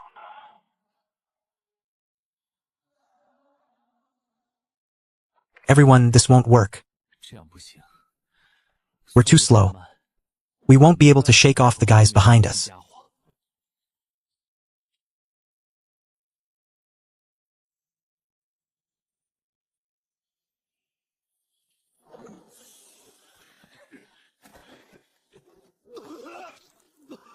I can't take it anymore. Keep up with the convoy. Don't stray from the light. Sai, this bumpy ride is just too much. 颠簸的实在让人太难受了。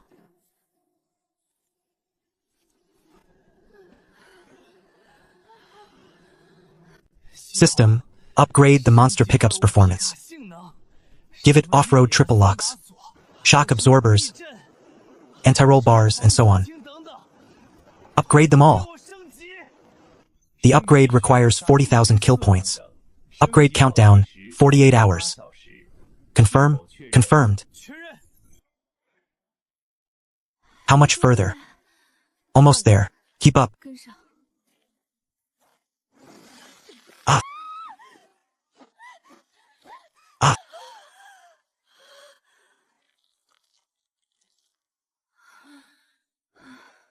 Brother, hi. Do you think these weird are real or fake? 真是假？ They can be crushed with a 凡 foot. 的诡异 Is that even a weird? How should I know? No, brother, hi. I feel like this world is getting 世界越来越奇怪 stranger and stranger. Back in the forest, those weird tides came wave after wave. 靠， What are you trying to say? 什么？ Brother, hi. I'm saying we should start our own team. 自己拉个队伍。 Take Gong Yong with us. He's a transcendent too, and he has a weak personality. As long as we take him, won't everything in the convoy be our call? 都由我们说算吗？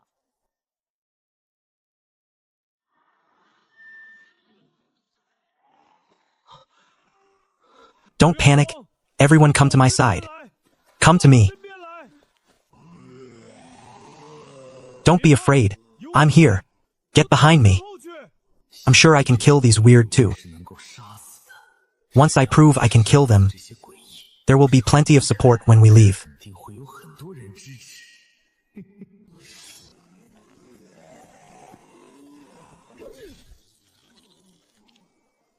What's happening? Couldn't I kill them just now? 不是能杀死诡异吗？ Save me. 救啊！ Help.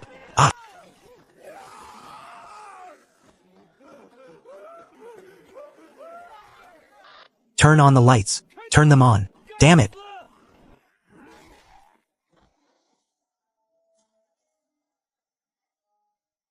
Help.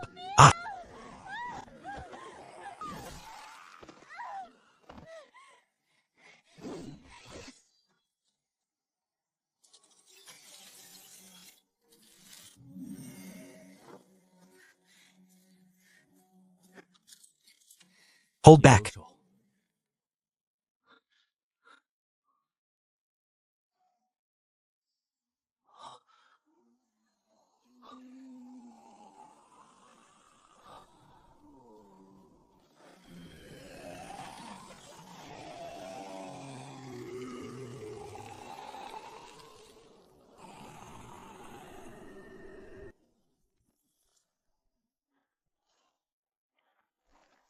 Not good. Iron corpse. 铁狮 How could he be here? 可能会在这里。 How is it possible?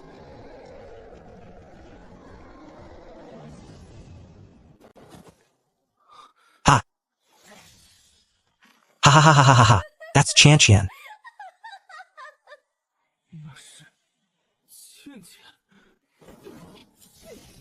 What a strong wind.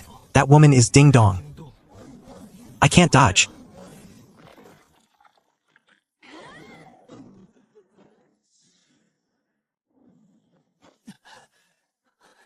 The power of this punch is far beyond what Ding Dong could deliver.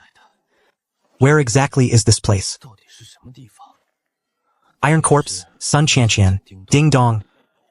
Why do these things, filled with death, possess power far exceeding their originals? Save me. Save me. Save me.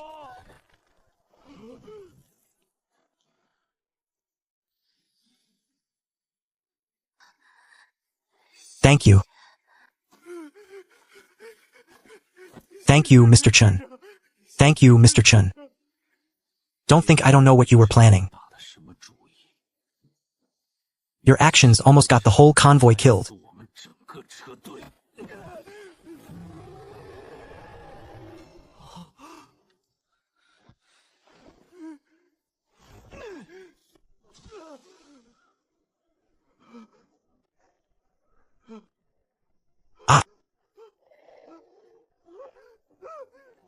Chin you.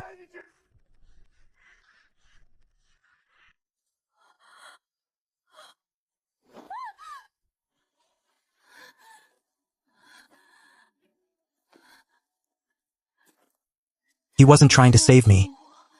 He was going to use me to block those terrifying things. Don't leave me behind. 丢下我！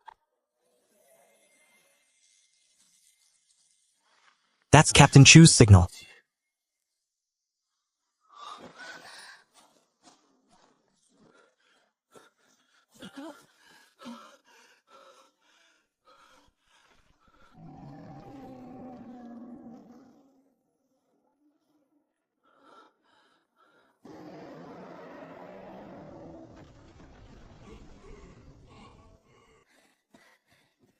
Ha ha ha ha.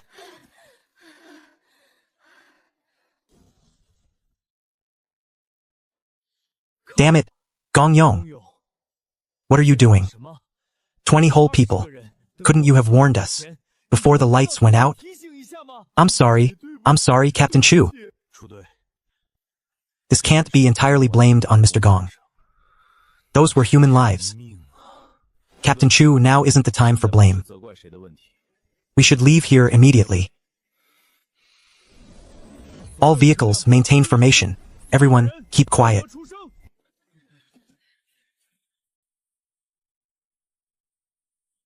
Listen to my command. 听我的命令， On the count of 3, turn off all the lights. 所有的灯全部关闭。 Turn off the lights? I didn't hear that wrong, did I? 我没听错。 Captain Chu is telling us to turn off the lights. This is bad. Silence. My ability is called Living Being Masking. 屏蔽。一会儿所有 Everyone, you must not make a sound. 声音。 There can be no light. Otherwise, everyone will die. I didn't expect Captain Chu to have this ability. After reaching sequence 4, 3, 2, 1, lights out. 一，关灯。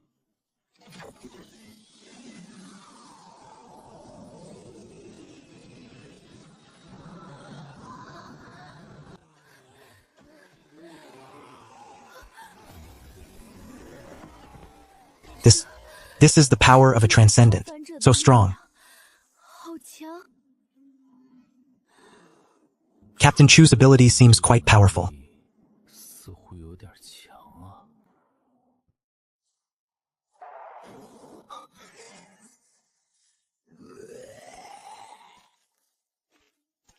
This ability doesn't just mask the presence of the living, 能屏蔽活人气息， can even make 能让鬼 the weird think we are one of them. 的同类。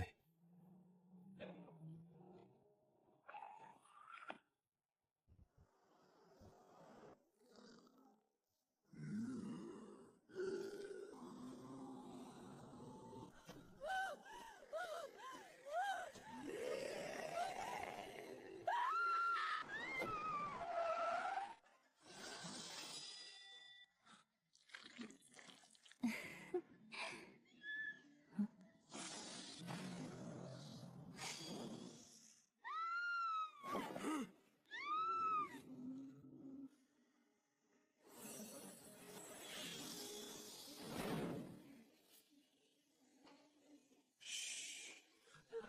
ha ha ha ha ha. Ha ha ha ha.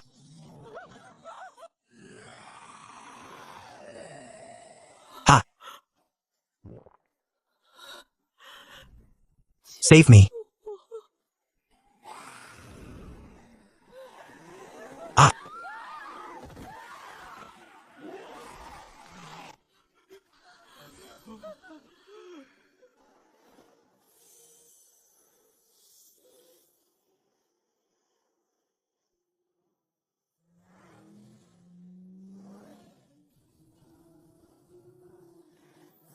Ha ha ha ha ha ha.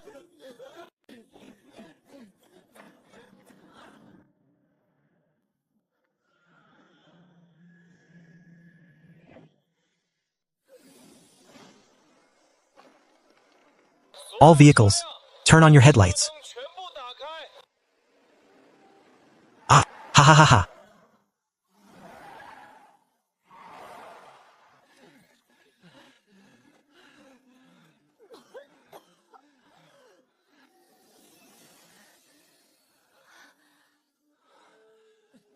Ha.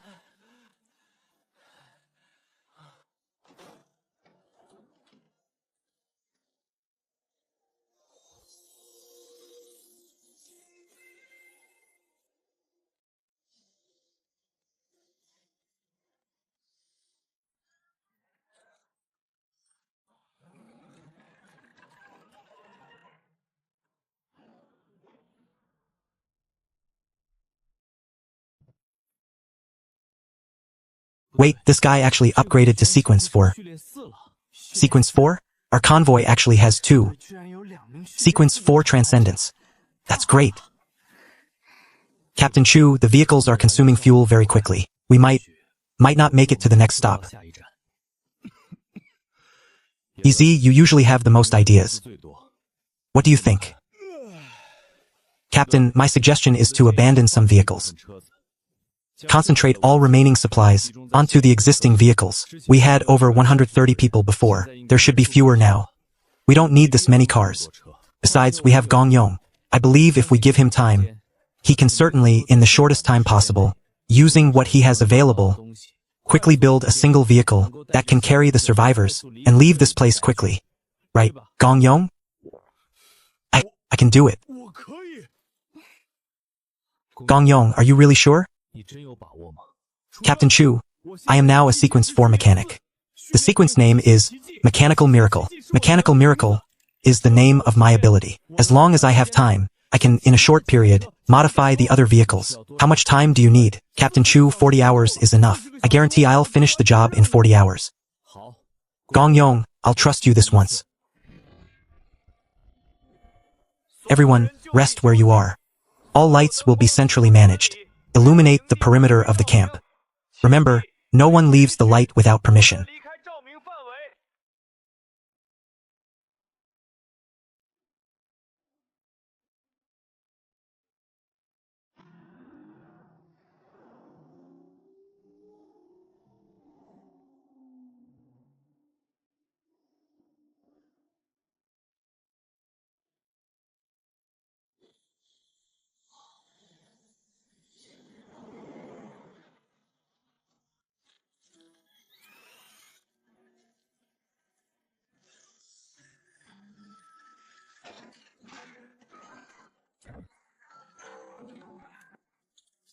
Didn't think you were this impressive, kid. Humph. This is one of the core abilities of a mechanic. Steel affinity. Any steel in front of us will turn out like this. Work hard. Look at Gong Yong. Then look at yourselves. You're not helpful at all. What use do I have for you? The massive vehicle.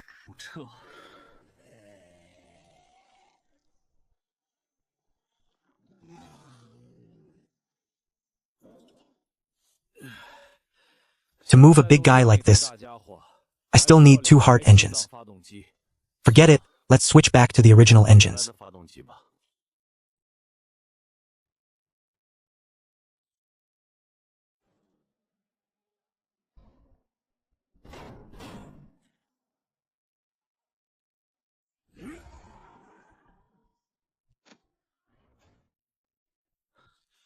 Captain Chu, Vehicle 1 is low on power.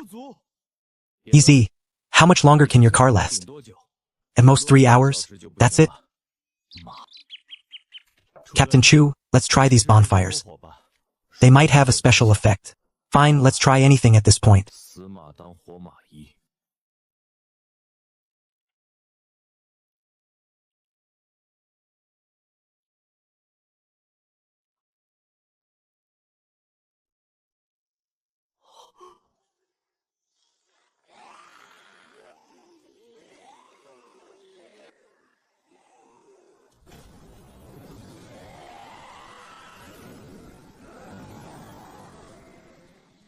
This should be Tree King wood. This Tree King wood is special. Sunan, collect all the remaining wood and use it sparingly. Although I don't know what this is exactly, it must be very valuable. Maybe if we encounter other convoys later, we can trade it for supplies. You follow me. Earlier, during the weird tide, I tried using Tree King wood to light a bonfire, forming a fire barrier. But the flames against the knocking ghost in the tree sea weren't very effective. Pity.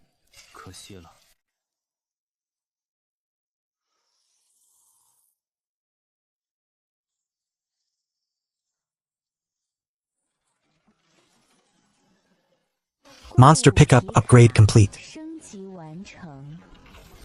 Whoa, easy. Your car actually evolved.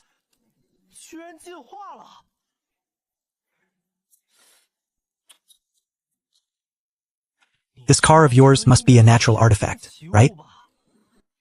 What is a natural artifact? Easy, you don't know?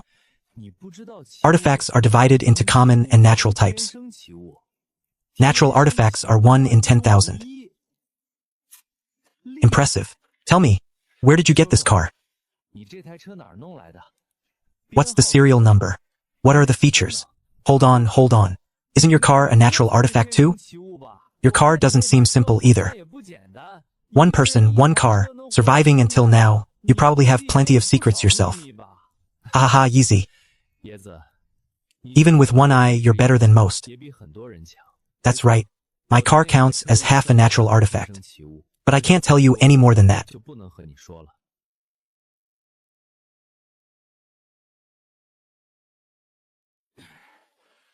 Formation ready.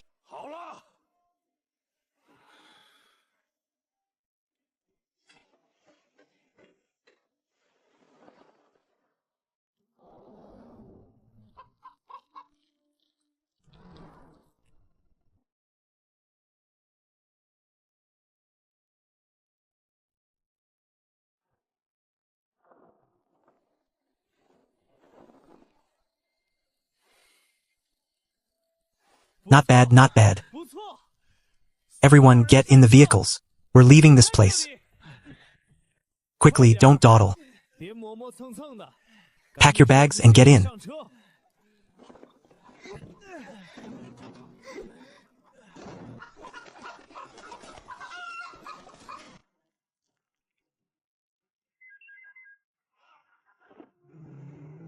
Move out. Attention everyone. Don't fall behind. I'll say it again. Don't fall behind. Move out.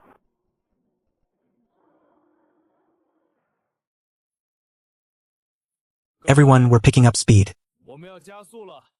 Let's try to leave this place as soon as possible. Easy, you take the lead this time.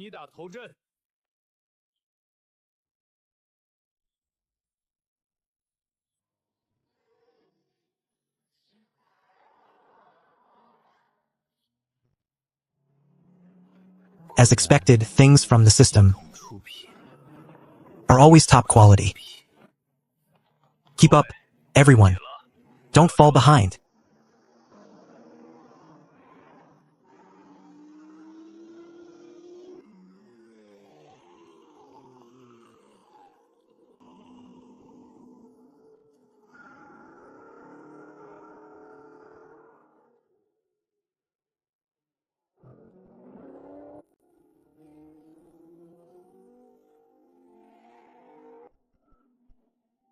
We survived again. 又活了一次。 Captain Chu, I love you. Now this is living. This is what the apocalypse should be like. So awesome. This is thrilling. Captain Chu, if I were a girl, I'd definitely marry you. Mua. What an idiot. Captain Chu, this ability of yours is incredible. If blood path sacrifice is the ultimate move when you're cornered, then living being masking is what helps the convoy escape temporary trouble. By the way, when you went to save people earlier, what did you see? When we rushed into the darkness, we found it was filled with endless graves, one after another. In that dim world, there was nothing but graves. Nothing else. Back then, Captain Chu's marker led us to an open grave. The tombstone of that grave said, Chanqian. What did you see? I saw a tombstone that said, Sun Chanqian, buried at Fairy Mirror Lake. Chenyi, if I die one day, remember to find a beautiful place for me. Somewhere like Fairy Mirror Lake. Bury me there, okay? No, Iron Corpse. What did you see? Hehe, same as Chanqian. I saw my own tombstone too. What did it say? Wu Haifeng, buried at Fairy Mirror Lake. Sun Chanqian and Iron Corpse will die? Could it be that, in the darkness, what I saw was their death state? Ding dong, did you see the same? What I saw was the same as Chanqian and Iron Corpse. I saw my own tombstone as well. But my tombstone said, buried in the Air Force Cemetery. Then, how did you get out? I saw Captain Chu's marker. The direction the marker was pointing was exactly where my own grave was. I just followed Captain Chu's marker. And then I came back. Yizi, what did you see? I saw your death state.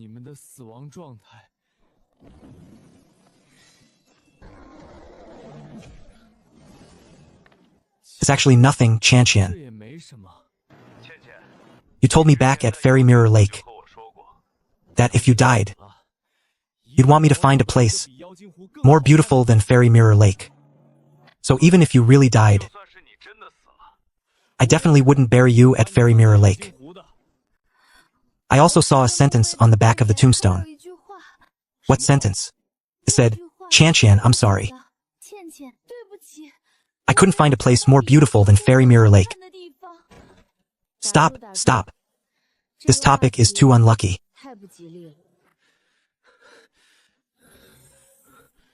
System, how many kill points do I have left?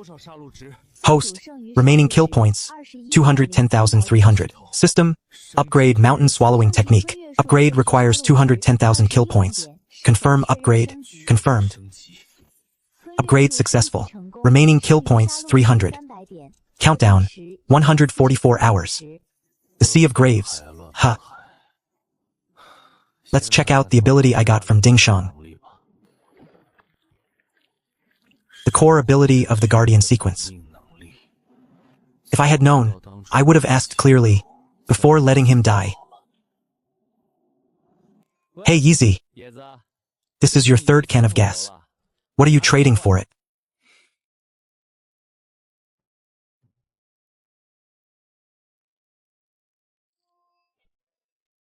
It's not enough.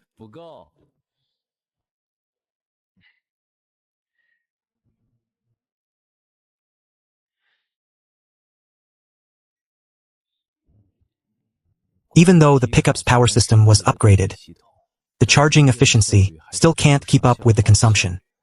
Under the current eternal night conditions, all the solar panels on the roof would take 3 days to fully charge. Captain Chu's fuel seems like it never runs out. Does he have some kind of spatial artifact? Or did he sense the apocalypse early and hoard supplies in advance? What are you staring at me for, kid? Hee, Captain Chu. It's like your supplies are inexhaustible. I've never seen you run out of anything. You don't know how hard it is to be a captain. If it weren't for me, would you be living this comfortably? By the way, I'm curious too. You used to rarely ask me for gas. What? Can't hide your little secret anymore. Ha ha ha ha ha ha.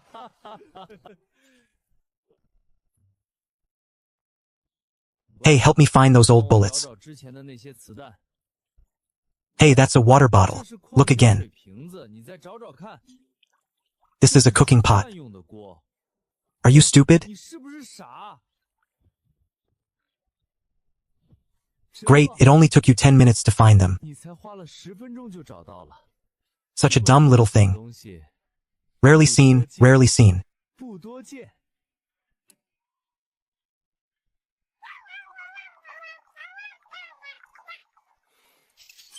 Moon swallowing technique upgrade successful. Blood Moon Radio Gymnastics, Set 1. Isn't this name a bit too casual? The blood moon breathing and moon swallowing were offensive. Cultivated through resonance and devouring blood energy. But this time, it seems to have changed to bone strengthening. Whatever, why think so much? Let's try this technique first. Now beginning the 7th set of radio gymnastics.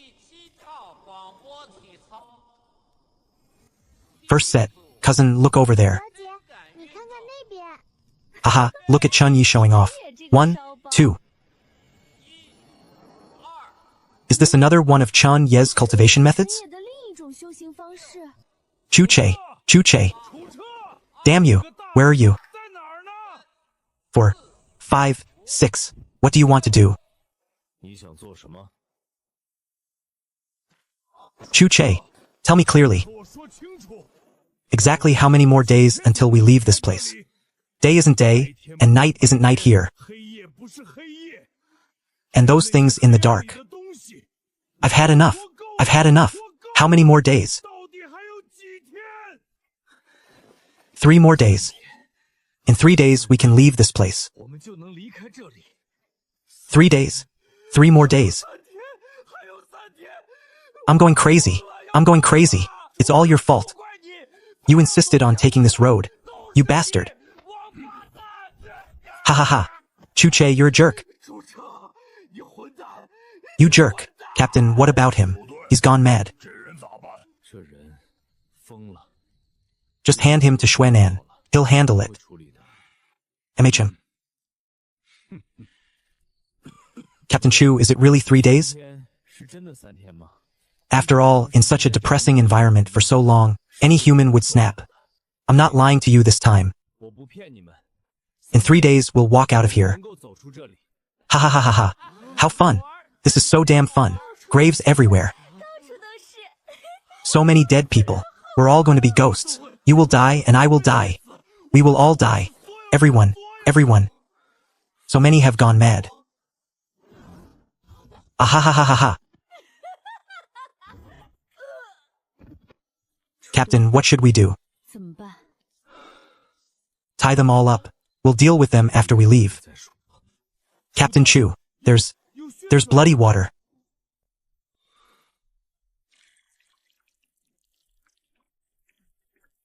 Captain, any sign of weird approaching? No, aside from those rotting figures, there are no other weird.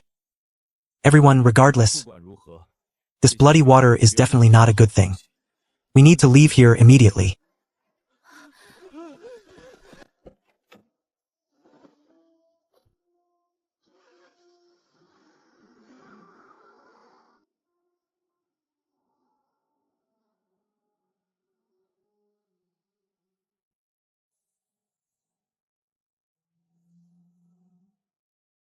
Look, the sky seems to have brightened a lot. It seems Captain Chu was right. Hey, Xiao Wang. Why the hell did you tie me up? Release me right now. Xiao Zhao, hurry and untie me. Captain Chu, those people who were crazy earlier have returned to normal. Captain, what's the reason for this? It must be caused by that bloody water. As you know, at sequence 3, a guide can randomly foresee danger. This ability rarely triggers. But at that moment, I had a feeling that if we didn't leave quickly, We might never be able to leave. As for what that danger was, I don't know either. Captain, what exactly is buried in those graves? In the sea of graves? Why were there so many? You couldn't see the end of them. I feel like our understanding of the sea of graves is perhaps only 1%. Sigh, you idiots, what else could be in a grave? It's dead people. Everyone, endure it a little longer. If my hunch is correct, as long as we keep following this road, we can quickly return to our original world.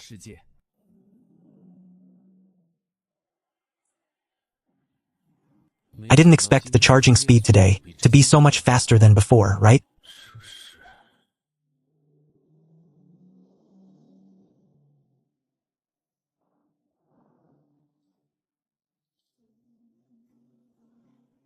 Whoa.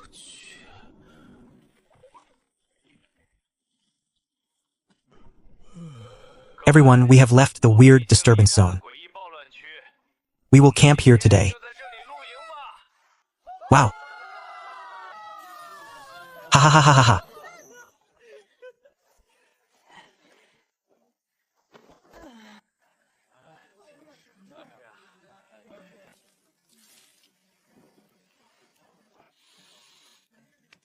Great. These plants can serve as backup feed for the meatworms and silkworms.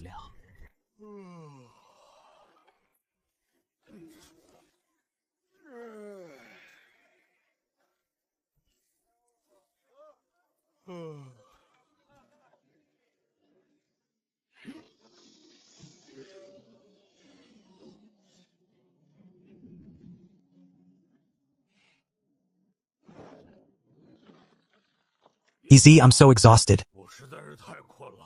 I'm gonna sleep for a bit. MHM.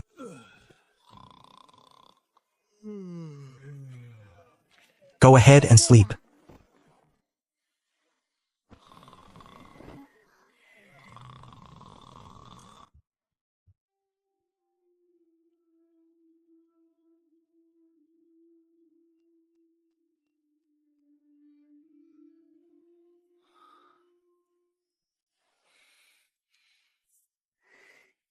Only slept for 2 hours. It seems the side effects of the Blood Moon Lord are getting more and more serious.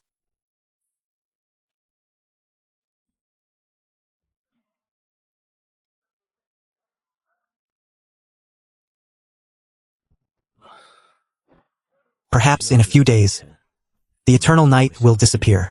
Also, the long grave mound hasn't been identified. The severed hand and the blade Dingshang gave me. The right person for this blade hasn't appeared yet. I am the most suitable person for this blade. If it was given to me, it's mine.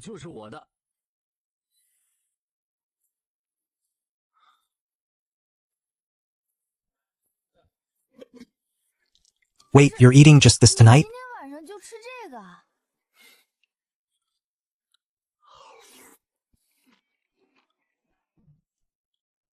I haven't eaten either. 吃饭 It's fine, my treat. 我请你啊。 Thanks. 谢谢 It's okay, you eat. 你吃吧。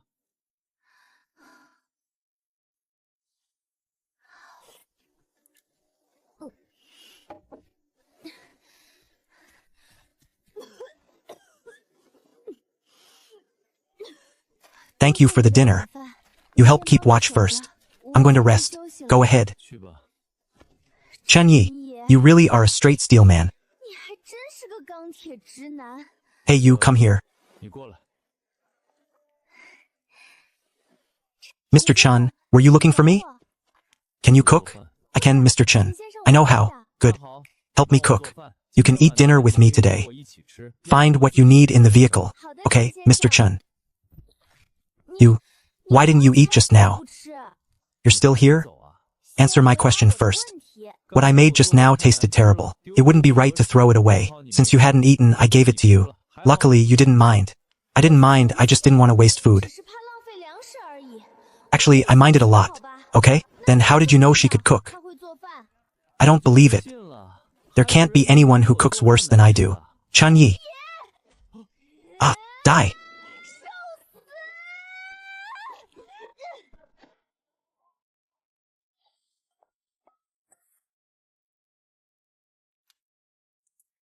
Here, Mr. Chen. This is the dinner I prepared for you. This extra portion is your reward.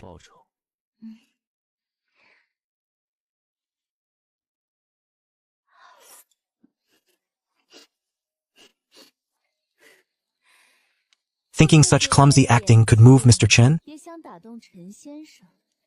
Wishful thinking. If you cry again, I'll throw you out. Mr. Chen, I'm sorry. I didn't mean to. Shut up. I'm not interested in your story. Remember to wash the dishes after eating. Humph, let's see what other tricks you have.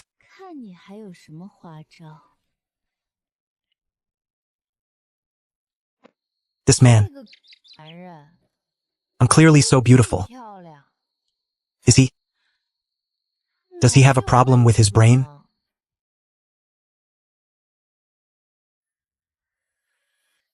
No, don't come over. Don't come over.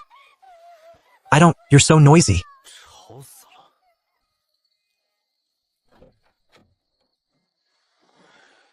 Mom, Dad, cousin, save me, save me. This little girl is having nightmares too. Seems like the Sea of Graves and the Tree-Sea Tides gave her quite a mental shock. Hey, wake up, kid. You're late for school. Damn, such a small kid and she sleeps so heavily. Unbelievable. Brat, wake up, wake up. You're late for school. Chun-Yi, I'll kill you.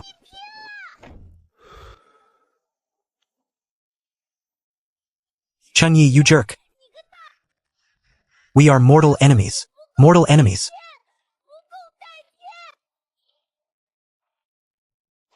Xiao Yuer is quite cute though. How could he bring himself to hit her? Sai, forget it.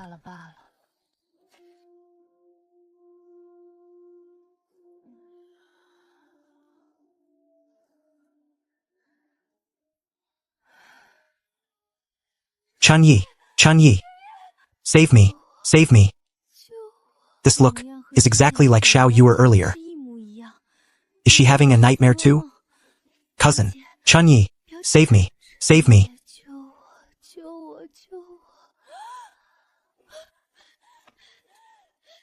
Mr. Chun, cousin, she's...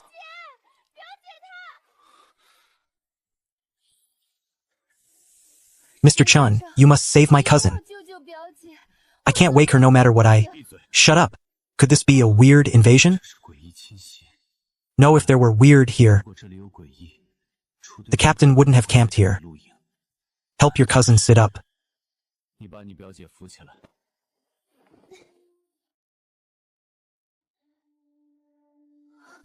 Are you even a man? You wouldn't...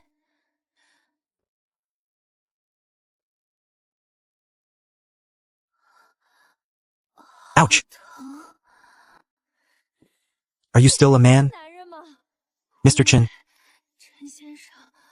what happened to me?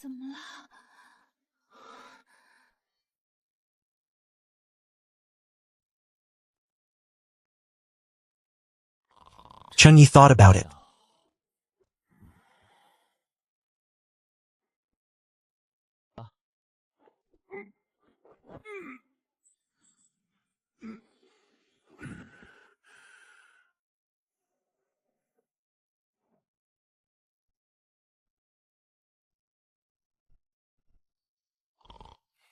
Ha ha ha, no. That felt great. So satisfying. Chun-Yi, you jerk. Didn't you hear me say stop? Captain, I thought you were saying don't stop. My bad. I misunderstood. There won't be a next time. You definitely did that on purpose. Don't say that. Several others haven't woken up yet, like Tantabi and Ding Dong. Qianqian, move fast. Otherwise, hee. My good brother, you even knew to leave some for me. Just you wait. I'm keeping score of this. You can't even hide that smirk on your face, yet you want to settle scores with me?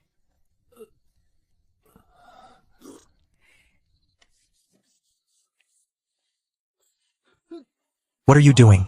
Waking you up. What are you thinking? Are you sick? Bien bien, don't be angry yet. We did it for your own good. You don't realize you were having a nightmare. If we hadn't helped, you might never have woken up. By the way, several others aren't awake. Should we do it together? Yeah. And ding dong. Qian hasn't woken up either. I'm keeping score for both of you. However, Qian and Ding Dong are girls after all. Is it right? Man or woman, they're all transcendents. We're just helping. Who knows what happens if those nightmares keep going?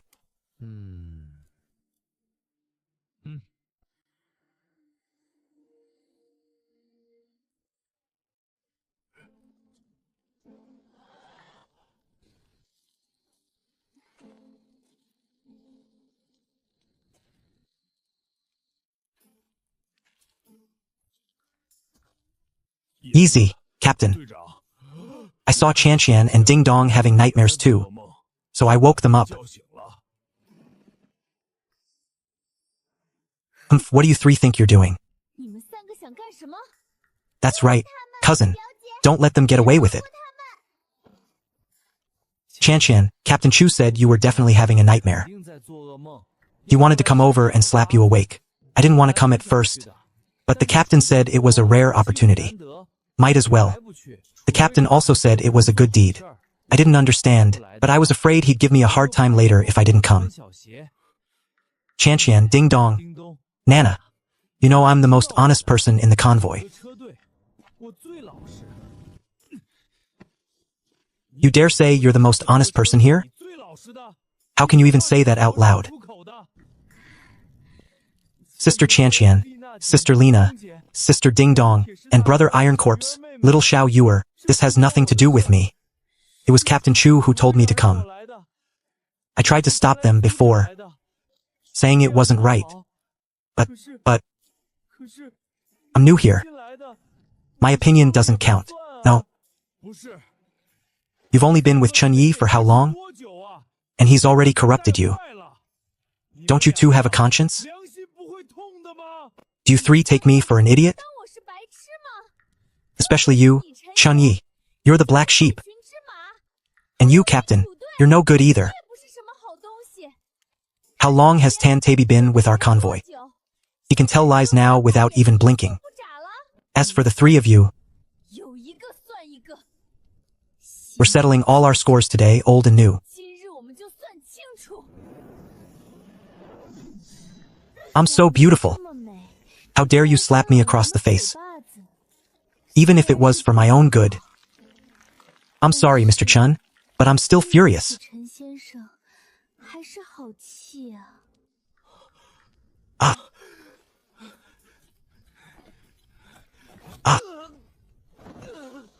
It wasn't me. I didn't do it. I'm supposed to be on your side. I'm a victim too.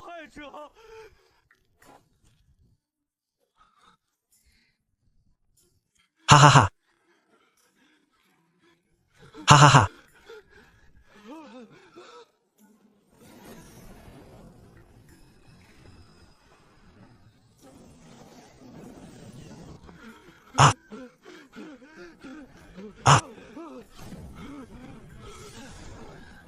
What's going on?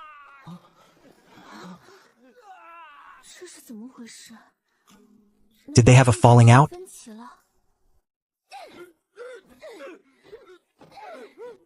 Stop fighting. Stop fighting. I have an important announcement. Stop fighting.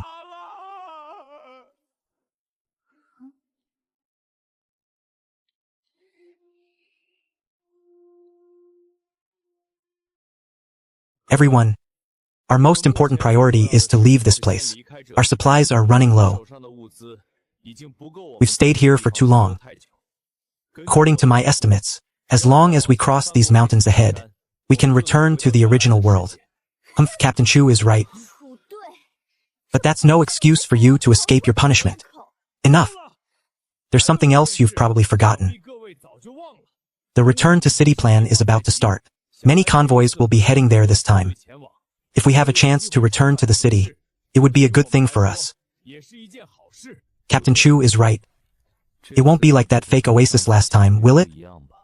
Everyone has received some information before. This time, one of the top 10 fog events has appeared. Perhaps we really can succeed this time. Ha ha ha, of course. We'll also meet many old friends. When I get back, I'm going to shower every single day. I haven't showered in at least 6 months. What's 6 months? I haven't bathed since I escaped from home 2 years ago. Geez, no wonder I keep smelling something foul. You're bloody disgusting. It's the apocalypse. We don't even have enough drinking water, let alone bath water. Why don't you just descend to heaven? Didn't you guys bathe back at the oasis? Bathe? Do you think I'm one of those high and mighty transcendents? Haha, I bathed once in Fairy Lake before. Oh my god. Fairy Lake is the most beautiful place I've ever seen. Yeah, Fairy Lake. It's breathtaking.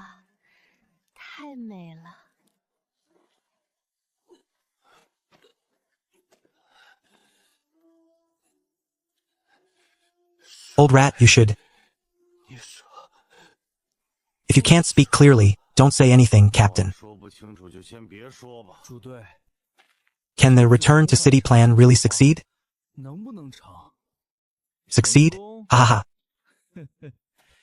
Until humanity starts brewing strong liquor again, don't even think about returning to the cities.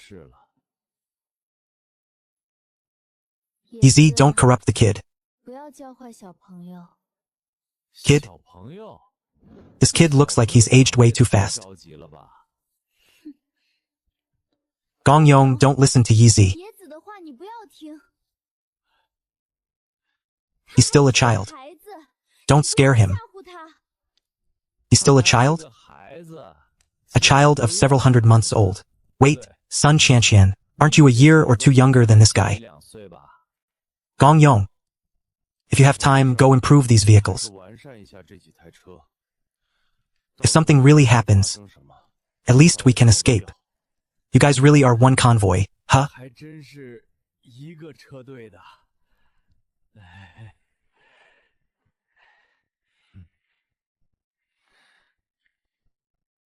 Don't always pick on Gong Yong. You seem quite concerned about him.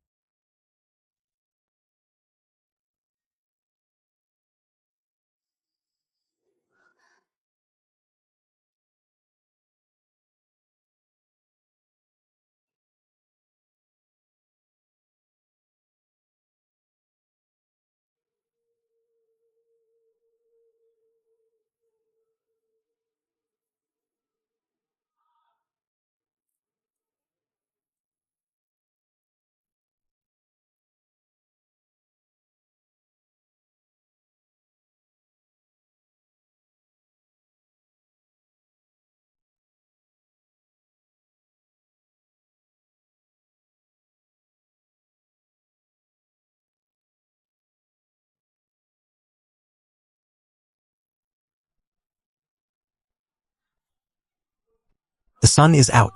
The sun is out. It's out. The sun is out. Finally.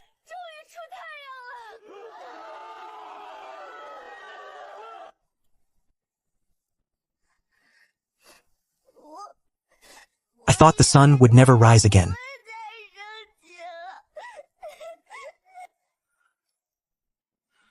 Oh my goodness, I thought I'd never see the sun again in my life. The sun is finally out. Ha ha ha.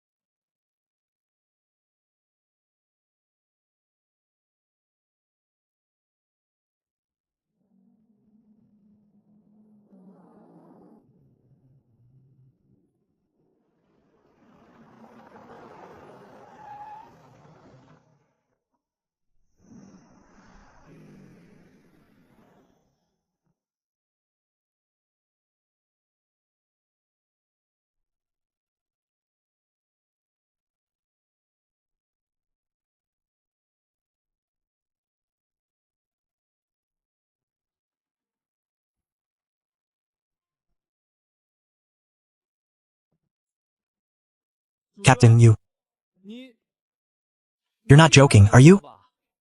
Can we really go back if we cross here? 难道我们就能回去？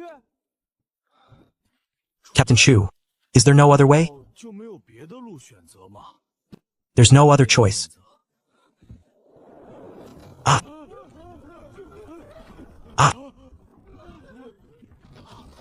What did Captain Chu say? Has he gone mad? Who on earth built this bridge? Is this even crossable? I won't go even if you kill me. Captain Chu, did you know this bridge was here all along? 这座桥吧， Is this even still a bridge? Is today the day our entire team gets wiped out? Captain, please reconsider if there's any other 有 way. 其他选择。 Everyone, if there were another choice, I would take it. 硬选 But 30 kilometers behind us, at least 2 weird entities with massive auras are gathering. They seem to have detected us. Of these 2 weird entities, if we encounter even one, no one in the convoy will survive. Need I say more? Captain, surely you know who built this bridge? 桥是谁建的？这你总知道吧？ I don't. 知道。 I'll go ahead and see where the other side leads, 哪里？ and how far it is.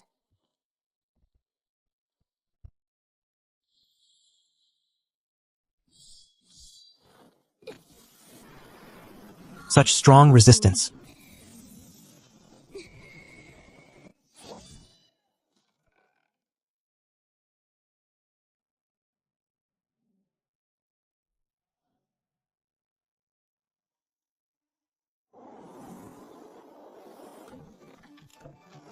It seems impossible to fly over this 想 bridge. 飞过这座桥是不可能的。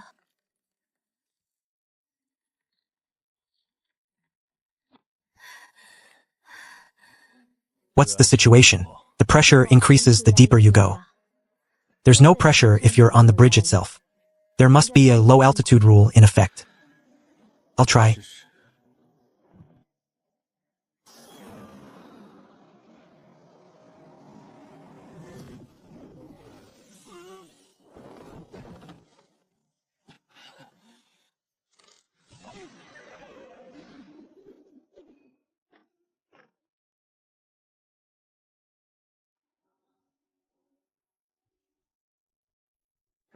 Chanqian is right. This bridge forbids flying. I couldn't fly anymore halfway through. I can only stay on the bridge, and this bridge is way too 这 long. 座桥太长了。 I don't know what 哪个 lunatic 神经病建 built 这 such a 么 bridge. 桥 If you ask me, we should still look for another way. 其他方法吧。 Captain, don't you have the blood purification ability? Why don't you give it a try?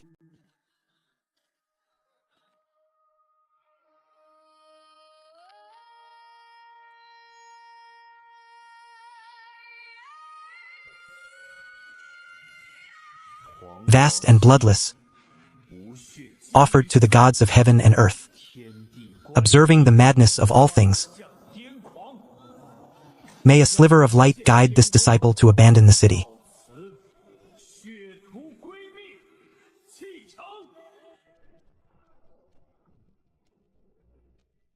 Let's go, everyone. 走吧， There's no more reason to hesitate. 没什么犹豫的了。 用一过这黑暗压碎了天光，树海深藏归隐落叶。 It's just some wood that's a bit stronger than ordinary timber. I thought it was something valuable. 好东西呢， Look at you, all secretive and suspicious. 见不得人的样子， Don't even think about keeping it all for yourself while I'm around. 你就别想吃独食。 If I were keeping it for myself, would I even let you know? Scraps left for the crowd. You probably don't know about that knife Ji Dingshin gave me. 并不知道吗？ Wastes piled high in the ruins. 光的折断了遥望，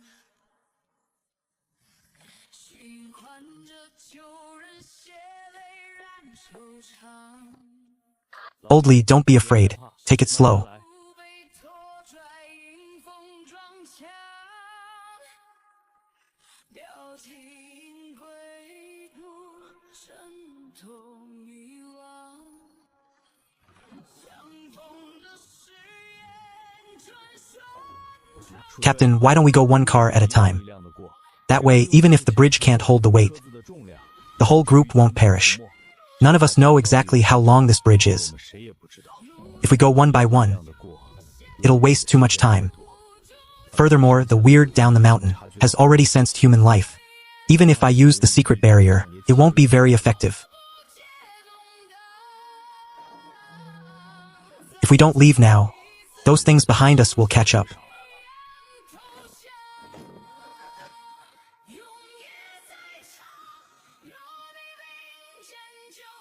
Everyone, follow me.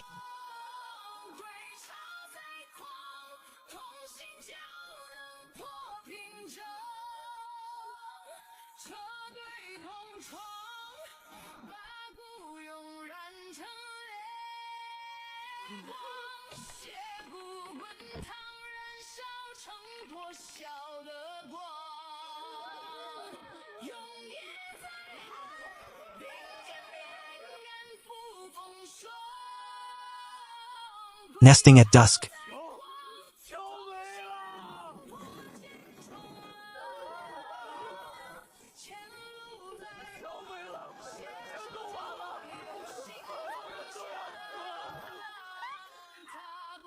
Cannot wait for your time.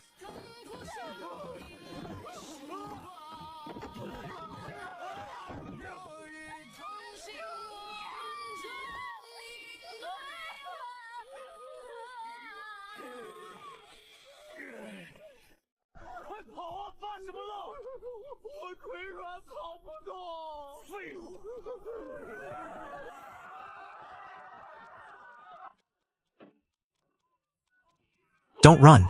Don't run. Follow orders.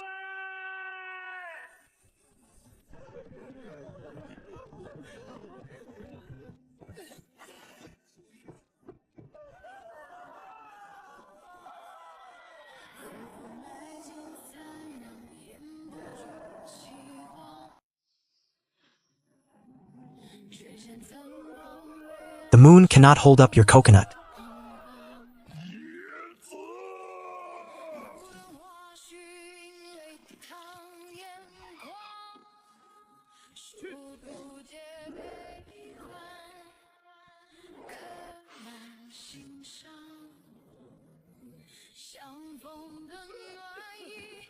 In a flash,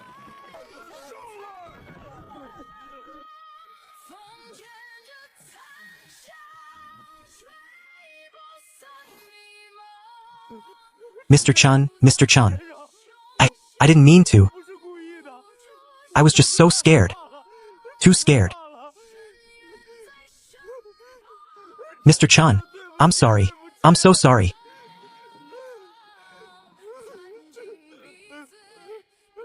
About this incident, you're just out of luck.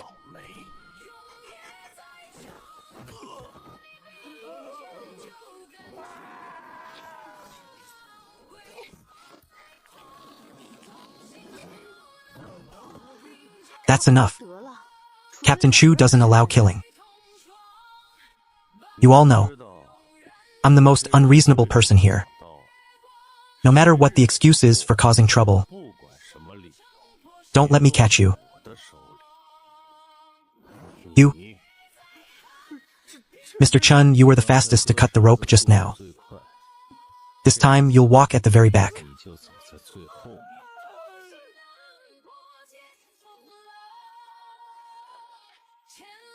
No one is to cause a disturbance. No whispering among yourselves. Otherwise, suffer the consequences. Continue forward.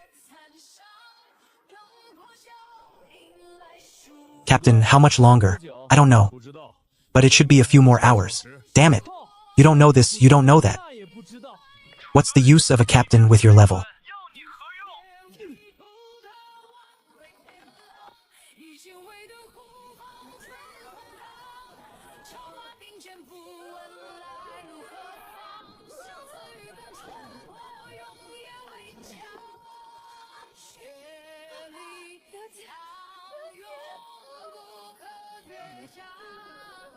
Quickly, everyone squat down. Hold onto the railings on both sides of the bridge. Don't move around. Help! Hold tight. The spear broke again.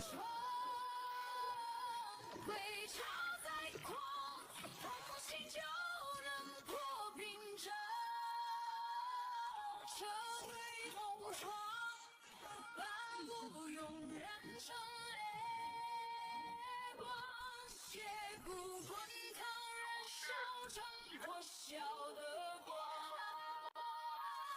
永夜在岸，并肩面干不风霜。 Liar. Tragedy in the madness. 重新的破茧重来，前路再忙，携手就有新方向。踏过残山，等破晓，迎来曙光。 Everyone, attention, don't look down. We're almost there.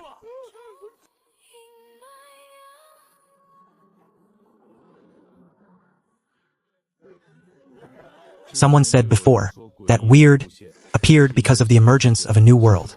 Did you think returning to the old world would be safe? In an apocalypse like this, nowhere is safe for humanity. At least this is a place we're familiar with. 这里是我们熟悉的地方。 Look at those tall buildings in the distance. I know there's a lot of dirt inside, but even if I die, 算是死。 I'd rather die in a place like this. That's right. Even if I die, I don't want to die over there. 不想死在那边。 Alright. 好了， I've been with your convoy for quite a while now. It's time for me to leave. You're leaving too? 你也要走。 When I was by myself 一个人 before, 的时候 I never encountered so many dangers. 危险。 Ever since I joined the Gongping convoy, the Tree Tide, the Sea of Grave Ruins, and this cloud bridge, 云桥 I've encountered them all. 都遇 Sigh. 上了。唉， If I keep going with you, 你们走下去， I don't know how much longer I'll live. 活多久？ You idiot. You failure of a man. Let go, Yeezy. 叶子， Our fate ends here. 缘分到此为止。 Shut up. Don't make me slap you. 别逼我扇你。 Are you really leaving? 要走， Isn't it good staying with the convoy? 好吗？ Everyone together. 起 I have my own things to do. 事情要做。 So, Xiao Yuer, 小鱼儿，下 be nicer to me the next time we meet. 对我好点儿。 I don't even want to see you 不 again. 想见到你， Are you going to the Return to City plan? Of course. 当然要去。 How could I miss such a big 怎么 event? 可能少了我的 Tantabi, maybe. 说不定 When we meet next time, I'll already be at sequence 4. 列4 Especially you, Yeezy. Though I don't know 不知道你是 what your 谁 sequence is, 但 but 你的 still, 这个序列 put some pressure on 有 me. 些压力。 I expect it'll be very different once I reach sequence 4. Do you think sequence 4 is that easy to reach? 真的 Don't blow your own trumpet too much. Ha ha ha. Then let's see who reaches sequence 4 first. Maybe then we can actually conquer a city. 打下来一个城市， That would be interesting. Alright, everyone. I know I talk too much, but I'll say goodbye here. 就此告别了。 Goodbye. Bye. Goodbye. He always loved traveling before the apocalypse. 喜欢旅游， I guess he's just a free spirit by nature. His departure was inevitable. He's actually a decent guy, 这货其实人不错， just talks too much. He's a good person, 他是个好人。 just not very handsome. 帅。 Maybe a 70 out of 100, far from Mr. Chen. 差远了， True. Wait, how can you just admit that? 你怎么好意思的承认的？ That guy was also quite obsessed with cleanliness. Are you leaving too? No. 没有， Captain Chu said I'm now a member of the convoy. 一员， I won't leave, don't worry, Captain. 你放心，出队。 Captain Chu, currently in the convoy, excluding the Transcendents, there were originally 134 ordinary people. Now, Captain, only 98 are left. 98人， Among them, 32 are men, and 66 are women. 34 people in total. 4人， Even under the protection of the convoy's Transcendents, 不想 we still lost 34 people. 4人。 I previously thought of building a 1,000 people, 1,000 jubilations tribe. Now it seems that wish is quite difficult to achieve. 愿望着实是有些难了。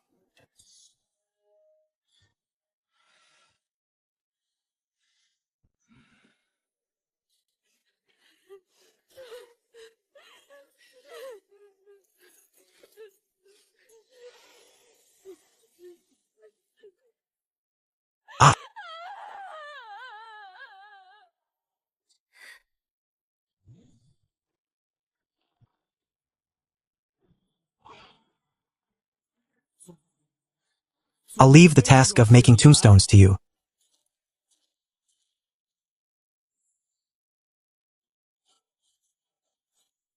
Everyone, let us pay our final respects to the deceased with the deepest reverence.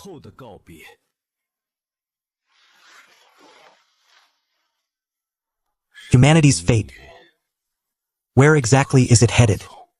I must become stronger. 强大下去， Strong enough to protect everyone. 所有人。 Despite the side effects of the Sword Immortal sequence, I will definitely become a true Sword Immortal.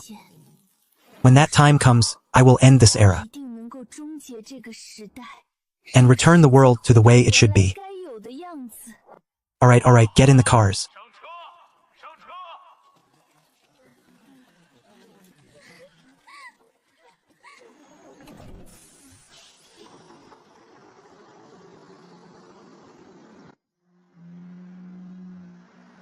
Captain Chu, which way next? 接下来怎么走？ The convoy supplies are low. The next step is to find a suitable place to gather supplies. Do you have a target? I have a few in mind, but they're all quite dangerous. I need to plan carefully for the sake of Gongyong. Can everyone in the mechanic sequence create oddities? The ability of the mechanic sequence is to control and manufacture machinery. We're only considered auxiliary training. In this aspect, it's very similar to Pathfinder training. Hey, you're getting off track. 提了吧？ I asked if you can create oddities. 制造奇物， We can create 能制造 oddities, 奇物， but only one for each level. 能制作一件。 That gas lamp from before was something I made at sequence 1. I didn't expect it to come in handy. I also have a chainsaw that I made at sequence 2. 制作的。 Oh right, I saw it once before. 看到过 A mechanical city made entirely of machinery. It was a city floating in the sky. 中的城市， About half a month after the apocalypse began, I was hiding from the weird with a group of people in the city. One day at noon, I saw something that looked like a satellite, 的一个东西， flashing signals, 信号 as it slowly floated above the city. 的上空， At that time, I had no idea what it 不知道 was. 那是什么东西。 There must be many transcendents from the mechanic sequence there. Maybe one day, 天 I can go up there 上去看 and see what that mechanical city is actually like. 是什么样的 If you could see that mechanical city, 支撑。 surely the weird could too? Didn't they try to bring it down? 下来吗？ How could they escape it? 逃得掉？ Actually, the mechanical city has a defensive light barrier. The weird couldn't break through its defenses. 其防御。 Before even more powerful weird entities appeared, the mechanical city vanished. I knew a mechanic before, 机械师， who was at a lower level than you, but had already created several oddities. You've only made 2? You're way too incompetent. I'm just an ordinary mechanic. 机械师。 The person you mentioned must be much better than me. Anyway, I'm a bit sleepy. I'll nap for a while. You guys chat. 你们聊。 I know I'm 知 weak, 道我自己很菜。 but there's no need to talk to me like that. 天哪！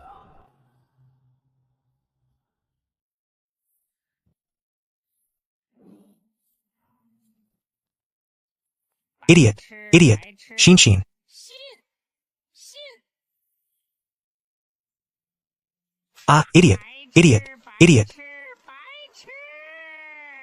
Don't let me find out who raised this bird, 一样的， or I'll definitely get my revenge. This bird is quite intelligent. 人性的。 Get lost. 边儿去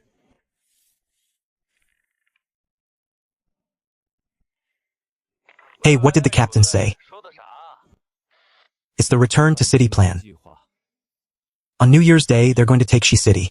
Shi City? 西式。西式。 Where's Shi City? I know. 知道。 Shi City is a small coastal city. It's famous for its seafood, and the scenery is nice. It just hasn't been developed for tourism yet, 由开发。 so it's not very famous. Not many people know about it. Shi City is one of the few places in the country with a single character name. 的地方 It said you can see beautiful sunsets, Xiang, there. But the Shi, Western, fortune was bad, so they just changed it to the Shi for West, right, Captain? Was there no signature on that letter? The signature on the letter says, Silent Society. 沉默议会。 Alright, everyone watch out for safety ahead. 前方安全。 The convoy is stopping to gather some supplies. Those who want to help should come to me to sign up. Those not going, wait here.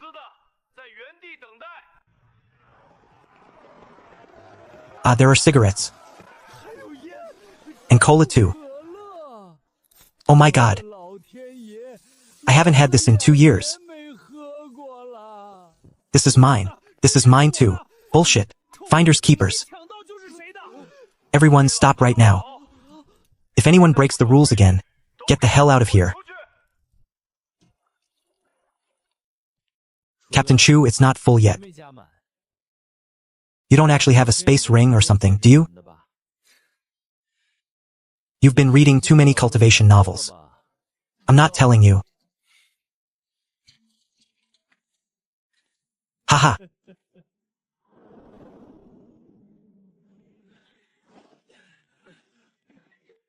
Ha.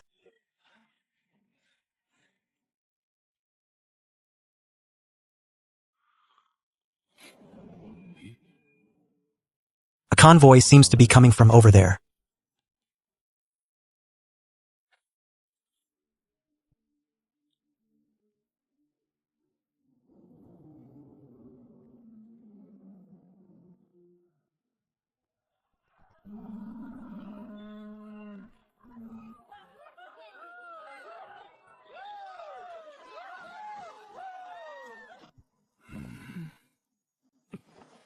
What are you all looking at me for?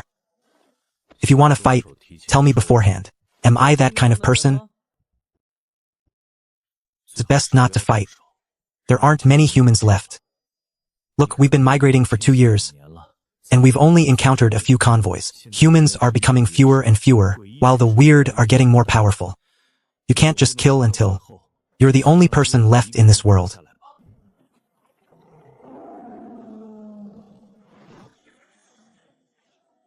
Chun-Yi, it's you.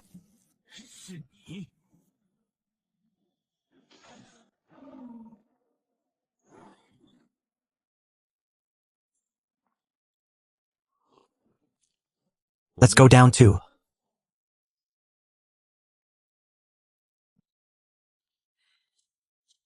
Wouldn't it be faster to just jump? Convoy.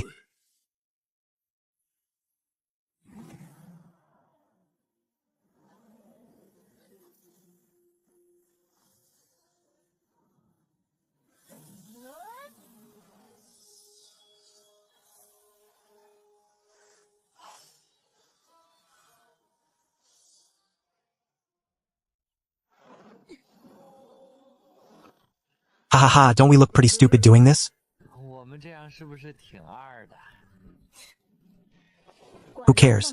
It's our first time meeting. We can't let our aura seem weak. Let's rob them. Follow my lead in a bit. Easy. Captain Chu said he's not here. Listen to me. This convoy is so rich, everyone gets a share. Iron Corps, keep up in a bit. Alright, this convoy looks a bit poor, though. Just a few cars. Not only are they dressed in rags, but they also have that pathetic look on their faces. What's wrong with these poor losers? Especially that arrogantly poor Cyclops. I don't know why, but I find him so annoying.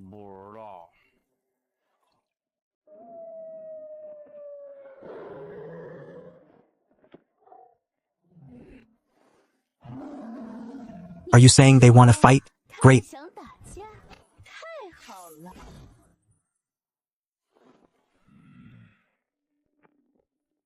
Wait, is the fight about to start? No, Zhang Lei, can't you two just settle down? Why didn't you call me if there's a fight? Zhang Lei, tell Grandpa. Which blind fool is it? That arrogantly poor Cyclops. The pink-haired punk girl. And the musclehead, leave those 3 to me. You guys can split the rest. Chanqian, that woman is yours. Iron Corpse, that Zhang Lei is yours. Leave the centaur to Ding Dong. I'll handle their Pathfinder. Make it quick. Humph, don't worry, Yeezy. I'll definitely crush that guy. Wait a minute. I'm the captain. Calm down. I'm sorry. Chun-Yi meant no harm. He's still a child. Sorry, Xiao Jiang and the others are actually good people. They just don't know how to speak politely. Yang Han, captain of the Shepherd Convoy. Pathfinder Sequence 3. Chu Che, Captain of the Gongping Convoy. Pathfinder Sequence 4. Zhang Ro. Inspiration Sequence 4. So you're Sequence 4? Big deal. How about this Sword Immortal sequence? Scared yet? Turns out he's a mute. Ah. Calm down. Zhang Lei, you haven't been beaten lately, have you? Why don't I teach you how to behave? Iron Corpse. Don't be afraid, this guy is just a hybrid.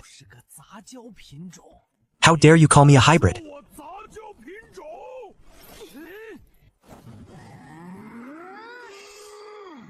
Xiao Jiang, Xiao Ma, Xiao Zhang. The three of you, calm down. Don't be impulsive. Calm down. Calm down. Stop fighting. Stop fighting. Let's talk this out. I'm gonna talk to their captain. Don't you go fighting. Don't go running around. Especially you. I know. Do you take me for a child? Ha ha ha ha. Did you notice? That woman is covered in oddities. Should we provoke them? If we could steal them. Hey, Chun Yi. Captain Chu told you to behave yourself. Stop talking nonsense. I'm not that kind of person. Easy. Even if I'm not that smart, you can't fool me. But Captain Chu said not to cause trouble. Especially you. When he left, he specifically told me to keep an eye on you. Why are you grabbing me? I'm afraid you'll run off. Chen Yi, what did you mean by pushing me to the front earlier? Are you even a transcendent? Do you have any dignity or backbone as a transcendent? Qian, you're wrong to say that.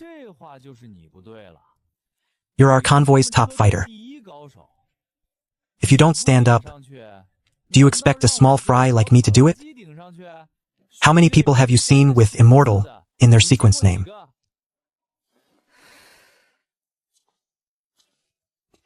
Captain Chu, what's the situation on their side? Deong? I've already discussed it with them. You'll help them modify their cars tomorrow. Don't worry, they said they would pay you. Also, there's a young girl in the physician sequence over there.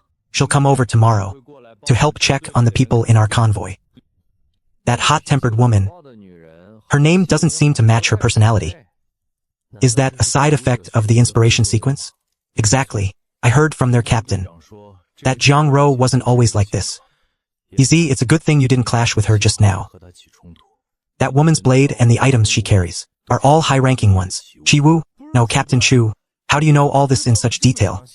I brought half a bottle of liquor over.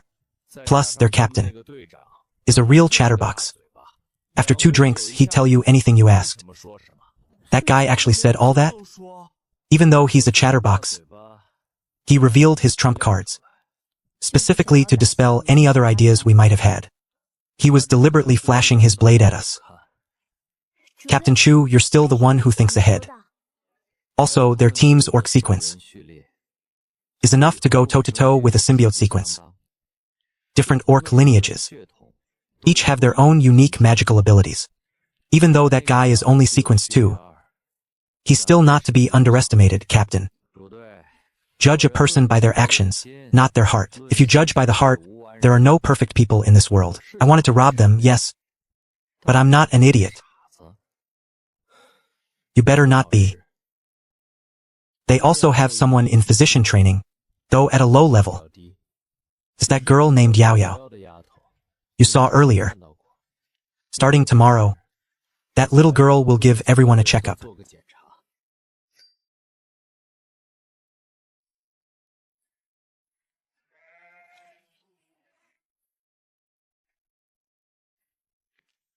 Sir.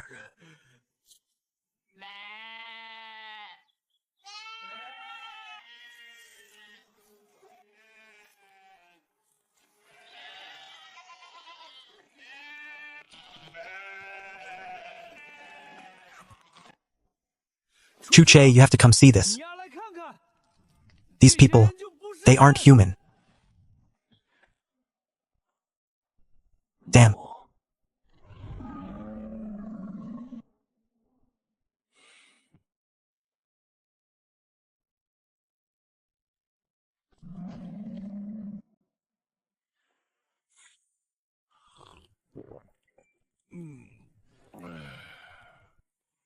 Sir, the tent has been set up. 帐篷已经搭建好了。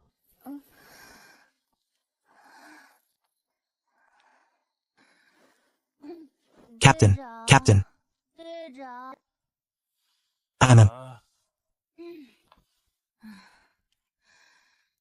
What did you say to that bastard across from us? 孙子说什么了？ Say? I didn't say much. That kid. Ha ha. He's young, but he's got a lot of schemes. He wanted to fish for information about us. So what did you tell him? Ha ha ha. Do you think I'm an idiot? 我傻子， I told him what I could tell him. 我都说了。 I forgot what I couldn't. 我忘了。 Sister Rowe, don't beat the captain. 队长， Don't worry, I won't beat him. 我不会揍他的。 We've been together so long. I've known what kind of person Yang Han is for a long time. He must have had his own reasons. 考虑的。 I knew Sister Rowe was still gentle. 柔姐还是很温柔的。 It's just on the surface that she's... 看起来 What? 只是什么？ I'm sorry, haha.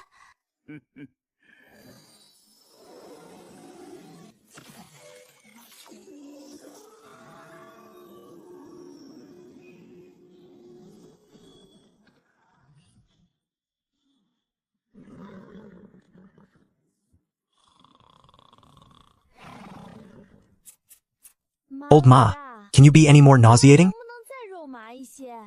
You're giving me goosebumps. Ha ha ha. 掉下来了。 Sister Rowe, you've seen it so many times and you still can't stand it? 不了。 不是， Why don't you look at Yao Yao and Zhang Lei? 潘磊 Ask them if it's nauseating. 妈 Zai, who would have thought? 谁能想到 Back then, I got 2 sequence relics. 序列真迹 I thought 2 would be safer. 保险一些？ Ha ha ha. I didn't expect I'd be so gifted. 天赋异禀， 1 sequence relic was enough. 够了。 I didn't want to waste the other, so I gave it to my brother. 好好用了。 I didn't expect both of us would end up in the orc sequence. 序列 And this kind of orc at that. That Cyclops over there probably doesn't know. 知道。 He thinks we only have 4 transcendents. Actually, we have 5. 5名 Whoever fights you is going to get a big surprise. 怕是会大吃一惊。 The 2 of you together 一起可 is not as simple as 1 + 1 = 2. Even I almost fell for it back then. 也差点着了道。 Oh please, Sister Rowe. 柔姐这 If your combat power is second in sequence 4, I'm afraid nobody would dare claim to be first. Don't say things like, number 1 in sequence 4. There's a man in Oasis City named Ding Shin. 做丁身。 His sequence is called Blood Moon Sun. When I had just promoted to sequence 3, he was also sequence 3 at the time. Unfortunately, I was no match for him at all. 他的对手 Blood Moon Sun, 之子啊， that sequence, should never have existed in this world. 世界上 It's a pity Oasis City was a scam. 城就是个骗局。 Zhou Jueshen's betrayal, Ma Qing's experiments, eventually caused the entire Oasis to spiral out of control. The current Oasis City 城 has long since ceased to be a sanctuary. It's a pity, Sister Rowe. 柔姐 What are you thinking about? 吗？ Thinking about a person, MM. Who? Ba ba ba. What are you guys thinking? I'm thinking about the Vice Lord of Oasis City, Ding Shin. He has a good blade. I'm thinking it would be great if I could get that blade. 把刀就好了。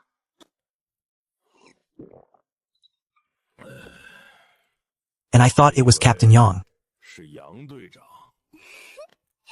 I know someone who would be a great match for Sister Rowe. 相配。 Who? That Cyclops we saw today. 那个独眼龙啊， One violent woman, fierce, 很霸道 overbearing, and unreasonable. And one Cyclops, cold, sinister, and shameless. 不要脸 Isn't that a perfect match?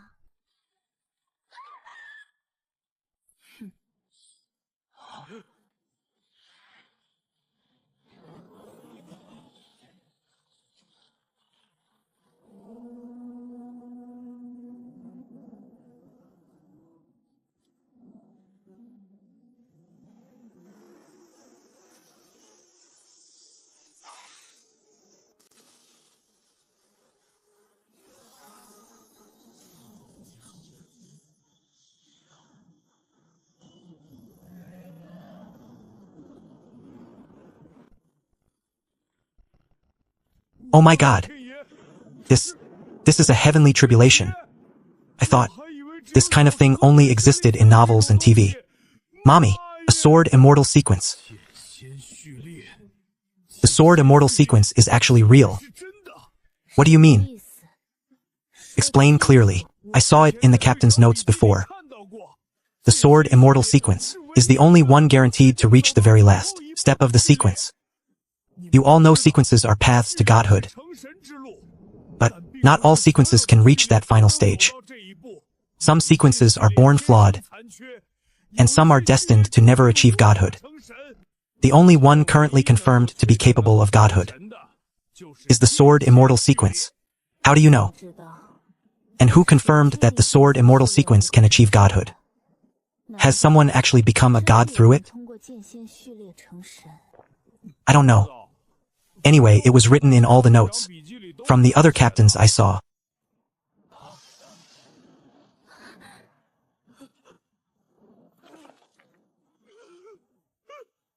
This girl leveled up so fast. I don't even know how she did it. It seems I should be more careful with her in the future to avoid making her angry.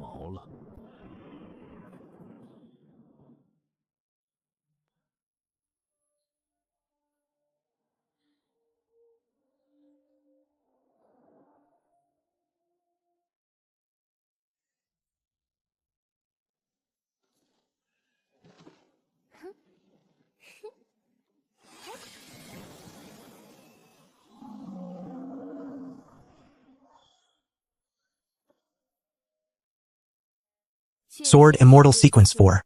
Sequence name, Sword Sect, just promoted. Qianqian, congratulations. You've reached Sequence 4. From now on, you're the #1 expert in the convoy. Alright, you've had your look. Why are you still surrounding her? Go back. Qianqian just promoted to Sequence 4. Consumed a lot of her energy. Quickly help her go rest, mm.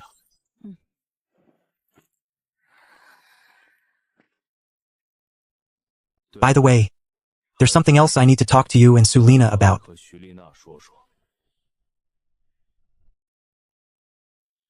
Sulina, you have a very slight trace of weird power on you. If I hadn't sensed it carefully, I wouldn't have felt it at all. Actually, having the weird power leak out isn't without its benefits. For example, my current appearance. Before the apocalypse, even with money, I couldn't have looked like this. Surely that's not the only side effect. Yeah. If it were just this side effect, it wouldn't be hard to deal with. From now on, I won't ride in the cars. That's it. It's better to stay away from those ordinary survivors anyway. With the drunken scorching sun as a symbiote, it also stimulated my vitality. Can feel it. I might only have 2 years of life left. I can only live until I'm 30.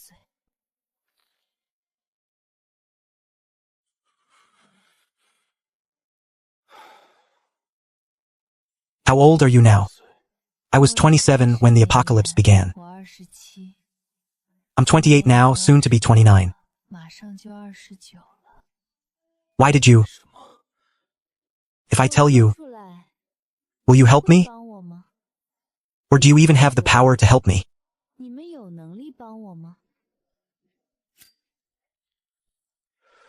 In order to live in this not-so-beautiful world, he must really regret it, right?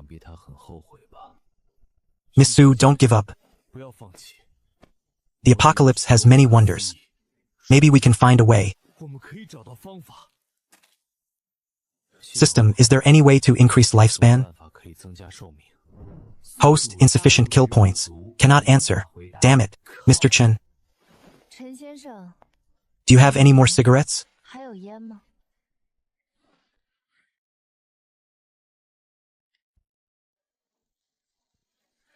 Me?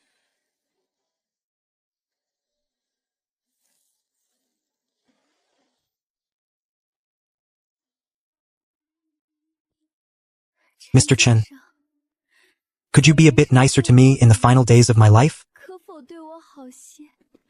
I don't want my memories to be filled with bad things when I go.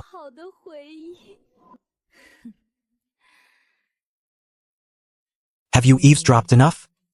偷听够了吗？ You heard everything just now? 你都听见了。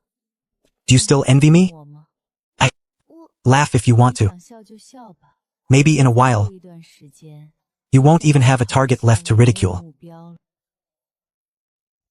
If it were you, 如果是你 would you choose to walk this path like I did? 走上这条路吗？ I don't know. The price is too high. 这代价太大了。 And you? If you were given the choice again, 选择的机会 if I were given the choice again, 选择机会 I definitely wouldn't choose to be a symbiote. I'm not stupid. Even though the world is a mess, 虽然破破烂烂 it's better to live a base life than to die a noble death. My shift isn't over yet. I'm going. Hey, if you were given another sequence relic, and you still didn't awaken, what would you do?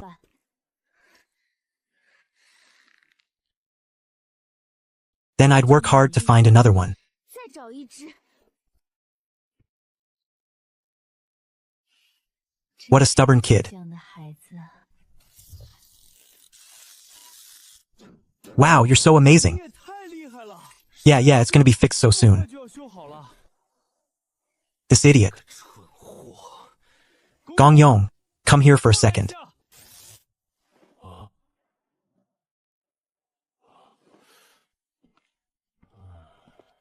What does that Cyclops want? 干啥？ Could he be trying to leave us some trouble? 想要给我们留点麻烦吧？ That guy just has a bad heart, 心眼儿坏， but he's not stupid. 蠢。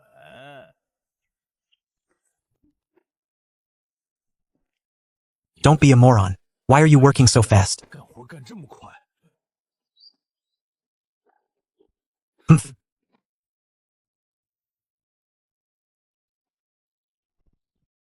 Brother Yi, what do you mean? 啥意思啊？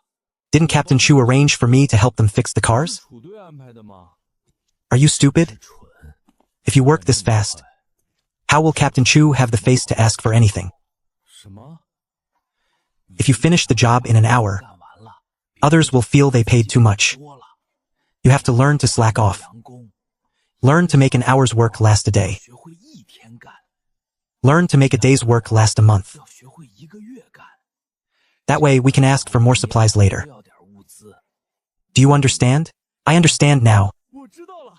Thanks for the guidance, Brother Yi. Haha, kid, you just started college before the apocalypse, right? 之前刚上大学吧？ How did you know I just started my freshman year? 刚上大一。 No wonder. Alright, go on. 好了，去吧。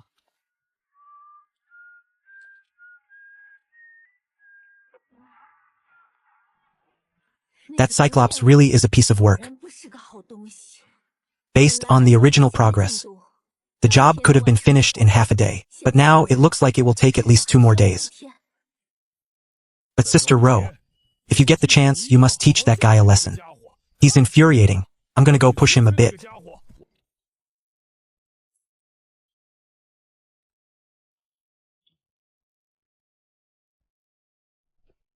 Takes you half an hour to drive one screw. 半个小时。 Do you think driving a screw is that simple? There's a science to driving a screw correctly. 也是有讲究的。 For instance, what size screw, how many rotations. 要打几圈儿。 If it's too light, the connection won't be tight. 不严密。 If it's too tight, it will strip the threads. Every trade has its secrets. Do you even know that? 你知道吗你？ Cut the crap. Can't you just go faster? 你能不能快点儿？ Sino, I still have to listen to Brother Yi. If you don't like how I'm doing it, then you do it. You do it. Humph.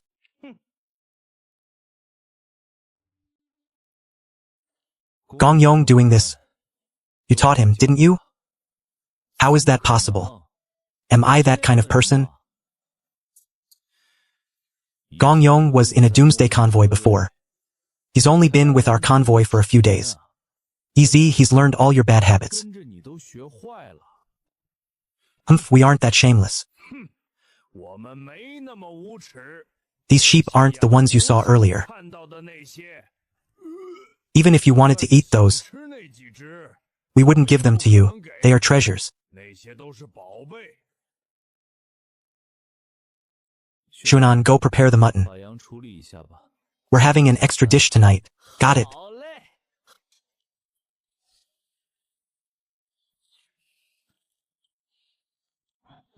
Why would they share meat with 怎 you? 么会把肉分给你们的？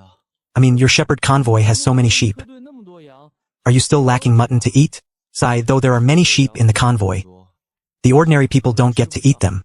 Those are reserved for the masters.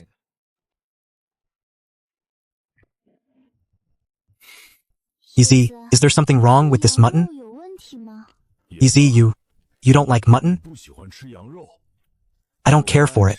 You guys eat it yourselves. 吃吧。 Humph, how eccentric. 古里古怪的。 Wait, is that all? 这 Sigh. 没了。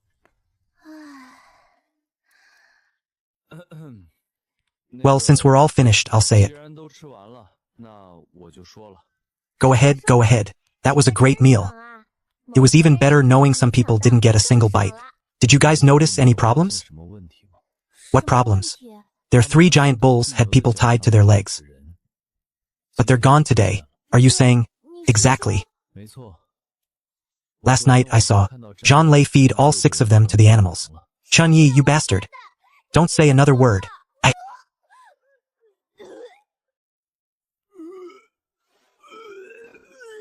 Alright, he's just teasing you. 他是逗你们的。 That sheep didn't have fangs. 尖牙 What do you mean? Their convoy has 2 kinds of sheep. 两种， One kind eats grass. That's the kind we just 吃 ate. 的那种。 The other kind has fangs. 尖牙 They're essentially combat units for their convoy. They would never give away combat units like 他 that. 们怎么可能给？ Then why didn't you eat it? 不吃 I only just found out, Master Chin.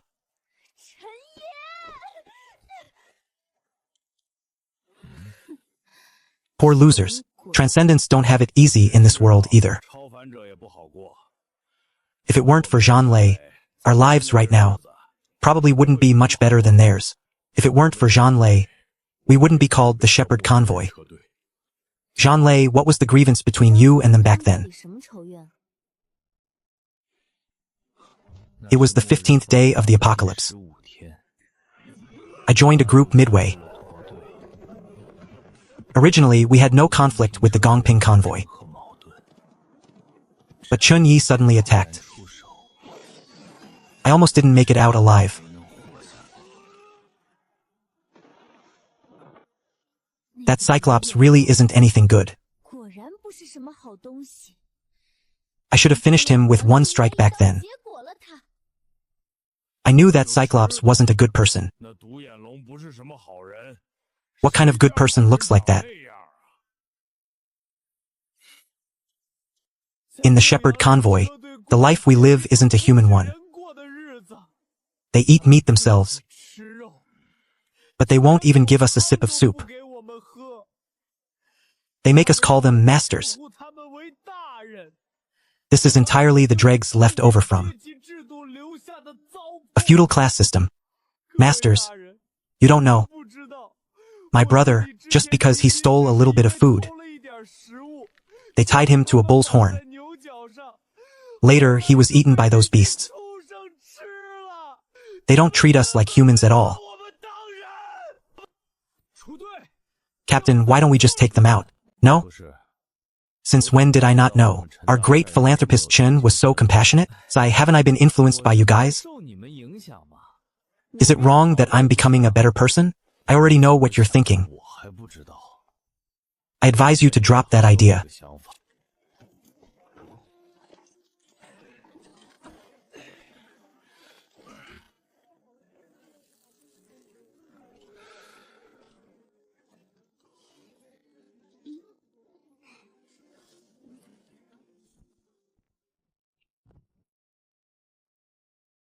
Jiang Ro, get in the car. Don't worry, Captain Yang. 放心， I'm just gonna ask a few things. Hurry up. 计时间， You think you can just ask? Who do you think you are? You look so arrogant, 嚣张。 but I didn't expect you to be such a coward. Someone looks quite flashy, 挺骚。 but sadly, they didn't bring a brain. 走， Little brother, I didn't expect you to have decent taste. 没想到你眼 PTU. 光还不错。呸！ Shameless vixen. 不要脸。 Ha ha ha ha.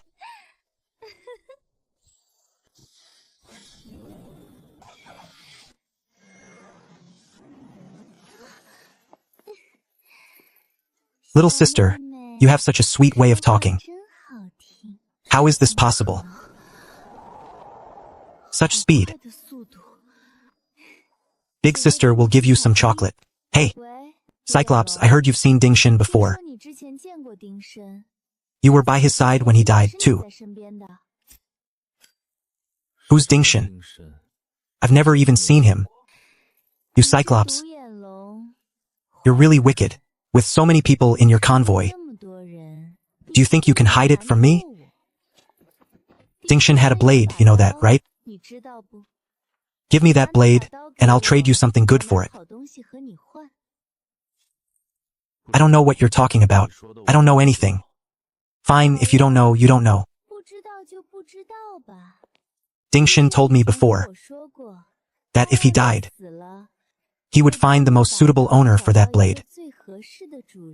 It's useless for you to hold on to it. I am the most suitable owner for that blade. Hey, the weather sure is nice today. There's nothing I can do even if you say that. I've never even heard of that whatever blade. Forget it. I'm in a good mood today, so I won't hold it against you.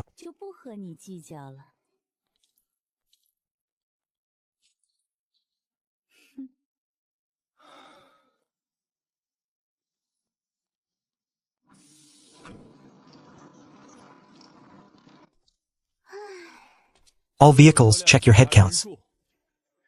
Check vehicle conditions. Remember, don't fall behind.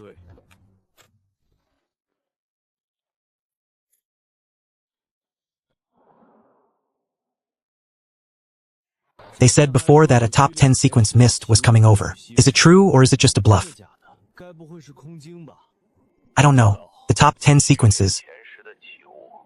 Each of them possesses unimaginable transcendent power. With them joining, it should be successful this time, right? This return to the city plan is very different. They want to seize a city from the hands of the weird. It's likely going to be very difficult. I'm afraid many will die this time. By the way, Yeezy, those remnant branches you snatched from Oasis, are you going to bring them out now? What remnant branches? I don't know. Others might not know you, but I do. I know exactly what you're plotting just by looking at you. Ding Shin gave you that blade. I won't say anything about that, but those remnant branches from the entwined people and the vengeful dragon scales were all earned through the collective effort of the convoy. Don't be stingy. I know you have a way to turn them into combat power. So hurry up. There's probably going to be a massive battle over at Shishir's side.